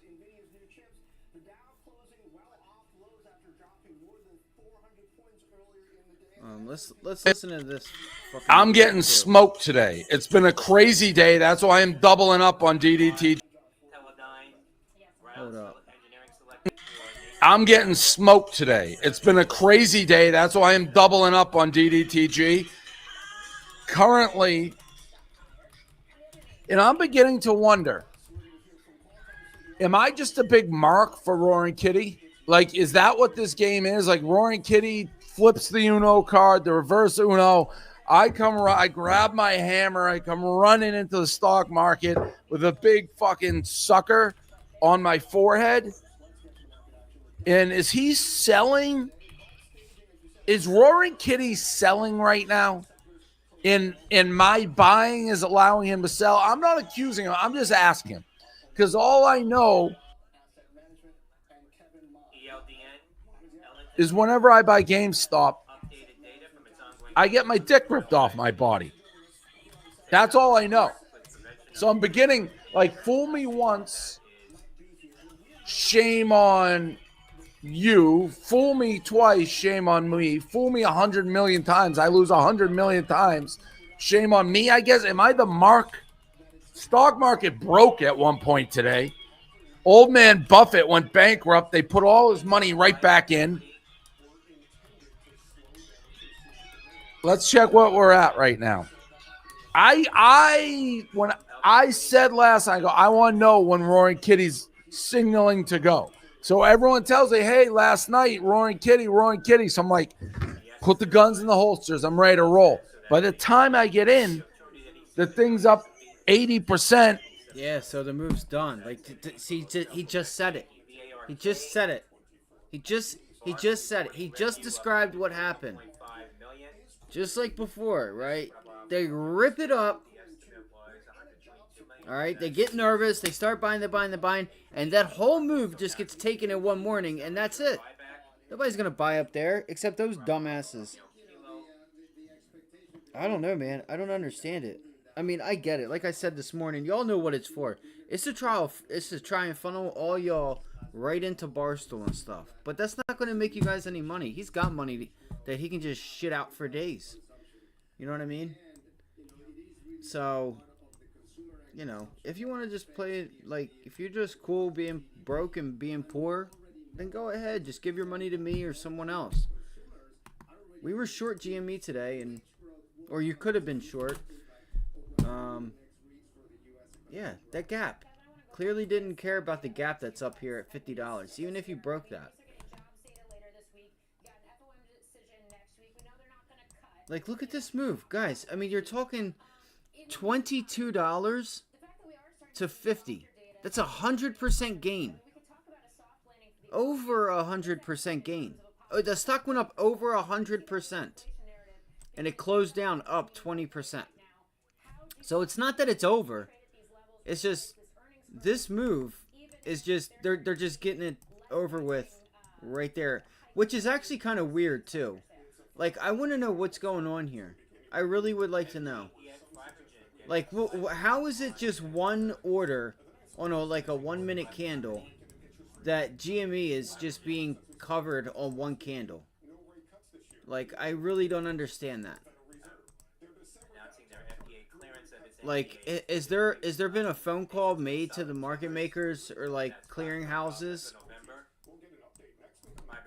Seriously, look at this. No joke. Look at this. 1 minute. Let's look at the 1 minute candle, bro. It doesn't even want. Look how bad it does not want me to show you this stuff, guys. Look how bad. Like, I'm just trying to refresh and get it to the chart, and it doesn't even want to do it. So look at this.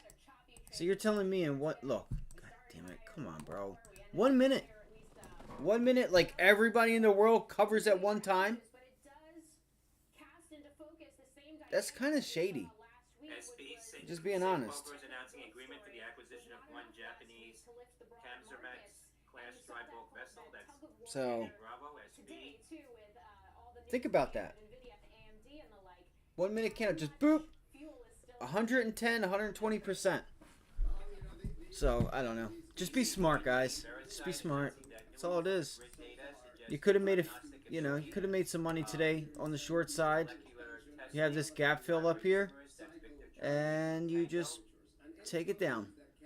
Take it down. This will be your next level down here at $25. All right, $25 is your next level. You could just tell that this morning, it was just a smaller pop. It was a lot lower in volume. There was just a lot to it. Like when you woke up in the morning, compared to like before, it was like, oh shit. Because you held that previous high. It didn't just take the move away on a 1 minute candle. Like, tell me that ain't shady as hell. That's shady. What time did this candle happen? 4 o'clock this morning. So at 4 o'clock this morning, they just opened the market and opened GME up at $40. Like, get out of here. Get out of here. That's crazy. Anyway, I love you guys. You guys have a great rest of your afternoon. Maybe we'll put out a watch list. I'm not sure. You can watch this goofball. Just try to be relevant. This fucking crooks in the game. E-Trade kicked me off the platform like two considers kicking meme stock leader. E-Trade considers kicking meme stock leader. E-Trade already kicked me off the platform. Who cares what E-Trade is? E-Trade. Yeah, E-Trade's trash. E-Trade considers kicking meme stock leader.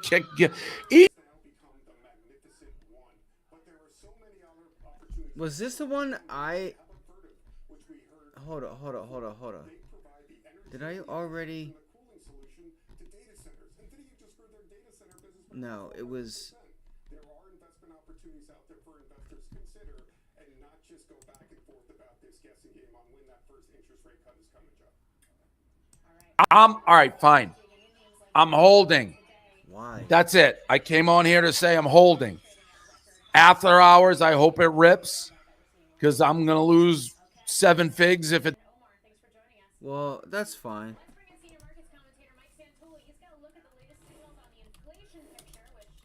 Never mind. I'm not even going to say anything. You know what he's doing. He's just paying. So this is like advertisement, right? All right, fine. I'm holding. In a second. That's it. I came on here to say I'm holding. After hours, I hope it rips because I'm going to lose 7 figs if it doesn't. I'm holding. I'm pot committed. Let's go, Roaring Kid Me. Send me a smoke signal. Send me a smoke signal. No, it's not. Fuck. Bro. All right, fine. I'm holding. That's it. I came on here to say I'm holding. After hours.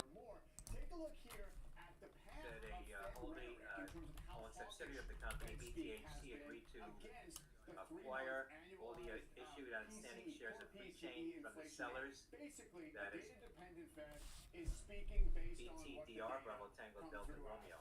So this is from Renaissance Macro, Neil Dutta here. This is crazy. The blue line is basically natural language processing, calculating from Bloomberg exactly how hawkish or dovish Fed speak is. And so it's trailing right around. You see this little curl lower that we got right there. Also, though, ISM prices paid today was on the softer side. Most of what we've gotten since the last Fed meeting, I would argue, pushes in the Oh my God. inflation seems to be resuming, whether it happens quickly. Like, I can't believe this is a thing. Like, I get there's normal people out there. Like, I want to read some of these comments. Considers kicking meme stock leader. E-Trade already kicked me off the platform. Who cares what E-Trade is? E-Trade's the biggest fucking crooks in the game. E-Trade kicked me off the platform like 2 days into DDTG because E-Trade doesn't want to make you make money. Anytime there's volatility, E-Trade fucking crashes, and then there's no one to do it, and they act like E-Trade just wants to work on peasants. E-Trade, every commercial that E-Trade makes, they should go to jail. Every time they advertise for the retail trader, prison.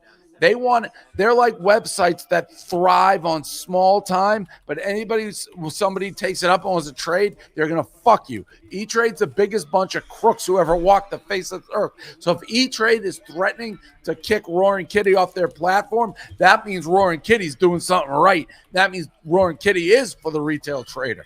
Fuck E-Trade. I learned the hard way. E-Trade is the worst, the woke.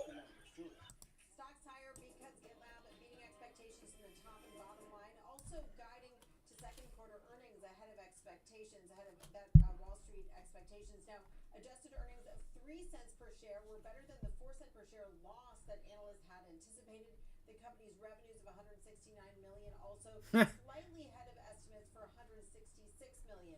Q2 revenue guidance pretty much in line with expectations. The company guiding to between 177 Oh my God. and 177 million in revenue. 177 million is the estimate, and the company is guiding to between 9 and 10 cents in adjusted earnings per share for the second quarter versus the 5-cent per share estimate expectation for Q2. Shares were in the green. Now they've tipped. They're going back and forth, John, between red and green. Now they're up about 1%. We got the flashing green and red happening right next to you as that stock bounces around. That's how we roll. He's not doing anything. Oh my God. I can't do this anymore, guys. I can't do this anymore. This is so stupid. Like, do any of these dumbass motherfuckers look at a chart? Anything? Like, I mean, again, listen, I'm going to just say this one more time. Like, I have to relax and take a breather. He's just trying to funnel some people into Barstool and stay relevant. But look at this double bottom. Okay, you reclaimed it. That's good. That's awesome. But, bro, look at this. You can't tell me a 1-minute candle chart and they just cleared everything out. They said, yeah, don't worry. We got it. We got it handled, boss. Look at this. 25 to 50. Just what? Everybody had orders that were bidding there, and like what is this? So what this is just, we're going to make the move happen pre-market. We'll put everybody's orders there. It's not like everybody's waking up looking at GME at 4 o'clock in the morning. They're still trying to, they're just falling asleep off their, cocaine filled weekend in the Hamptons. So I don't know. I'm just saying. I'm gonna be honest. Dave's just trying to stay relevant and keep some people into, funnel some people into Barstool. You know what I'm saying? It's all good. That's what it's entertainment, right? That's what it's about. But let's be real. Listen, where you guys want this thing to go? You have a gap here. There's a gap here at $50 and 45, bro. Until you fill that gap, this thing ain't doing nothing. I'm telling you. It could maybe, but the way that they're doing it is like, it's gonna be hard to get an intraday trade in. It really is. Like, look at this daily. Look at this daily setup. You're closing at the lows. Like, it's just not a good look. Look, volume's drying up. Look at that look at that decrease in volume there. It's not a good look, guys. Just save your money. He can piss money away. Y'all can't. I don't know. I wish everybody the best of luck. I really do. But when you notice, just like before, when you notice a move that just gets taken in 1 minute at one time, you know what I'm saying? Just don't even fool with it. Like, look at that volume here today. Look at that. Look how big that selling pressure was. We were short. We said the only way we're going long is if we can get through 50. We get through 50 and hold 50, it's on. You got room from 50 to 70. We said we highly don't expect that to happen because I don't think they're going to let it happen. I don't think there's enough money. I don't think there's enough people talking about it like there was before. I mean, guys, you had nurses, lawyers, doctors, mums and priests and neighbors, freaking from India, Australia, Canada. Everybody was talking about this thing. Now it's just like a few people. I just don't know if there's enough money. But they do get scared. They do get scared. I will say that. They do have something going on where every time it just starts to hold a level, like you started to make ground. Look at that. Right there is where you started to make ground. That was the lowest. That was your final low. And then from there, you put in your first higher high. And then what happened? They're like, oh, shit. We're holding pop. So be safe out there. Join us again. If you're just joining us now, join us tomorrow morning. We'll go over the game plan. It's a lot of opportunity out there. You don't even have to trade this. And even on the short side, the premium was up so much, you only made 40, 50 bucks a contract, and you were $2, $3 in the money because you're paying so much in premium. So you're fucked from the jump. I'm just saying. I'm just being honest. Just being honest here. You're better off trading, you know, ARM, Moderna, like something that has some type of news, because if it's up here and it's at $38 and you pay $8 to get for a $30 put, you break even. You might get 25, 30 bucks is what happened today because you got 3-4 days left until Friday, right? You're gonna put up $500, $600, $700, $800 just to make $30, $40. No, you're getting fucking shit on and nutted on, right? So just don't do it. Don't do it. Unless, you know what I mean? You could have made money. I called the short out. I said the only way we're going long, because I thought you could have possibly got a quick run up in the bell and maybe put in a tail at 50 and got people in there, and then it fell. But if it went up and held like 48 to $50 and you broke that 50 level, this is your gap fill. So we never even touched it. So good luck. Just, you know, well, we'll be back in the morning. I'll be on about 7:30, 7 o'clock in the morning, starting the watch list. Be safe out there. Let's see what happens here pre-market.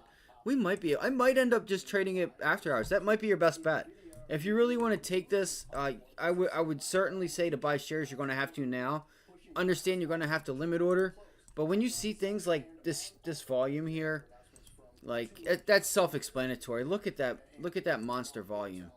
Like that's probably the second to, this is probably, I would actually argue, yeah, it's probably the third or fourth biggest volume day that GME has had since this pop back here.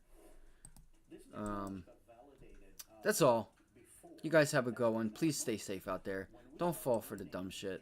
I mean, it is cool to like have something to do, but let's just go, like, what about Hertz? Or, like, you know what I'm saying? Let's find something else besides GME, because they've already scammed the shit out of this thing.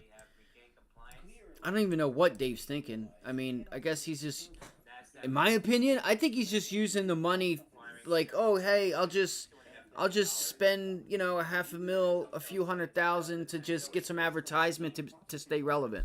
And I could probably even write it off on my taxes as a loss, because I actually spent that money to make content with it for my business, right? So I know y'all are smarter than that. That's what's going on here. All right? Be safe out there, guys. If you guys have any questions or want to reach out, you guys want to learn how to trade professionally, all right? I've been doing this for over 10 years now. I mean, it was a winning day for anybody that was here in chat. I didn't trade anything. I could not trade GME. I didn't even look to short it. I could have done that. I didn't, you know, but I was looking at the 30 puts and I'm like, man, these things are $5 a piece, and it was at 36. So I knew even if we got to 30 that we were only going to be up 50, 60, maybe $100. But then when you get to $30, and then the minute it gets there, it bounces away from it, and then you're back down, you know, now you're down money. It's like, it's just a highway to destruction, especially if you don't know what you're doing, right? If you can't look at that option price and know roughly what you're going to be up or down, or what it is that you're going to need to get to that strike price, because it's not hard. It's not hard.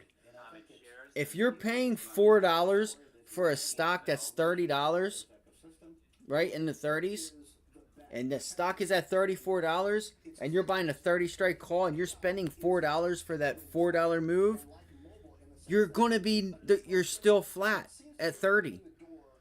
You have a little bit of time on your hands, but they ain't going to pay you that much for time.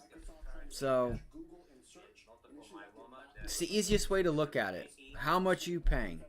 Are you paying 25 cents or $1 for a $4 move, okay, that might actually pay you, especially if you get there. All right, come join us. I could do a whole lesson on it. At least a lesson to make it easier, where you don't have to use a calculator and like and sit there and try to be a doctor and a brain surgeon to figure out how much am I going to lose and how much am I going to make and is this a good deal or not? Because it's very easy. It really is. There's a number that I can give you that you can look at.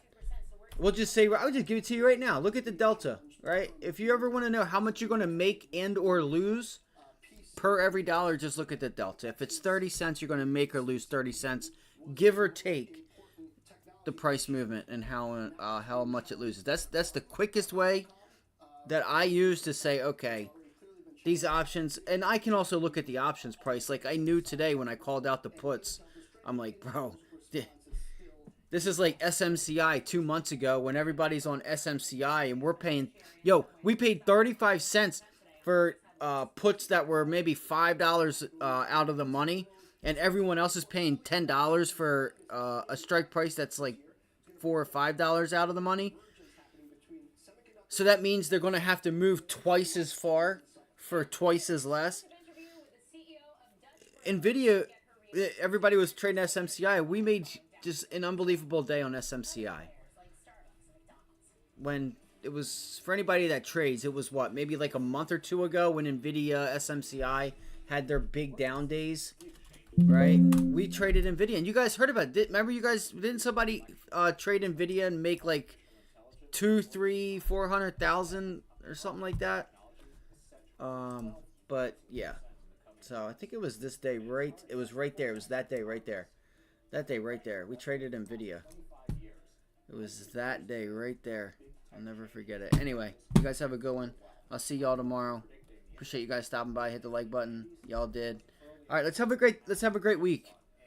We were patient this week. We're gonna line them up, run it again tomorrow, and put some money in our pocket. I'm ready. I want to have like a nice trade this week.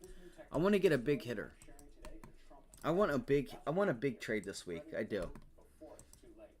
I want a big trade this week. And I'm kind of feeling like I'm there. Like it's weird because it's not that I'm manifesting it. I feel like it's already manifested itself. That I don't even have to manifest it. Like it's this like weird intuition that like it's going to happen. So you guys have a great night. I'll see y'all tomorrow. Have any questions, reach out. Ivy League Trades on Twitter. I'll see y'all tomorrow. Get some rest and don't lose your money.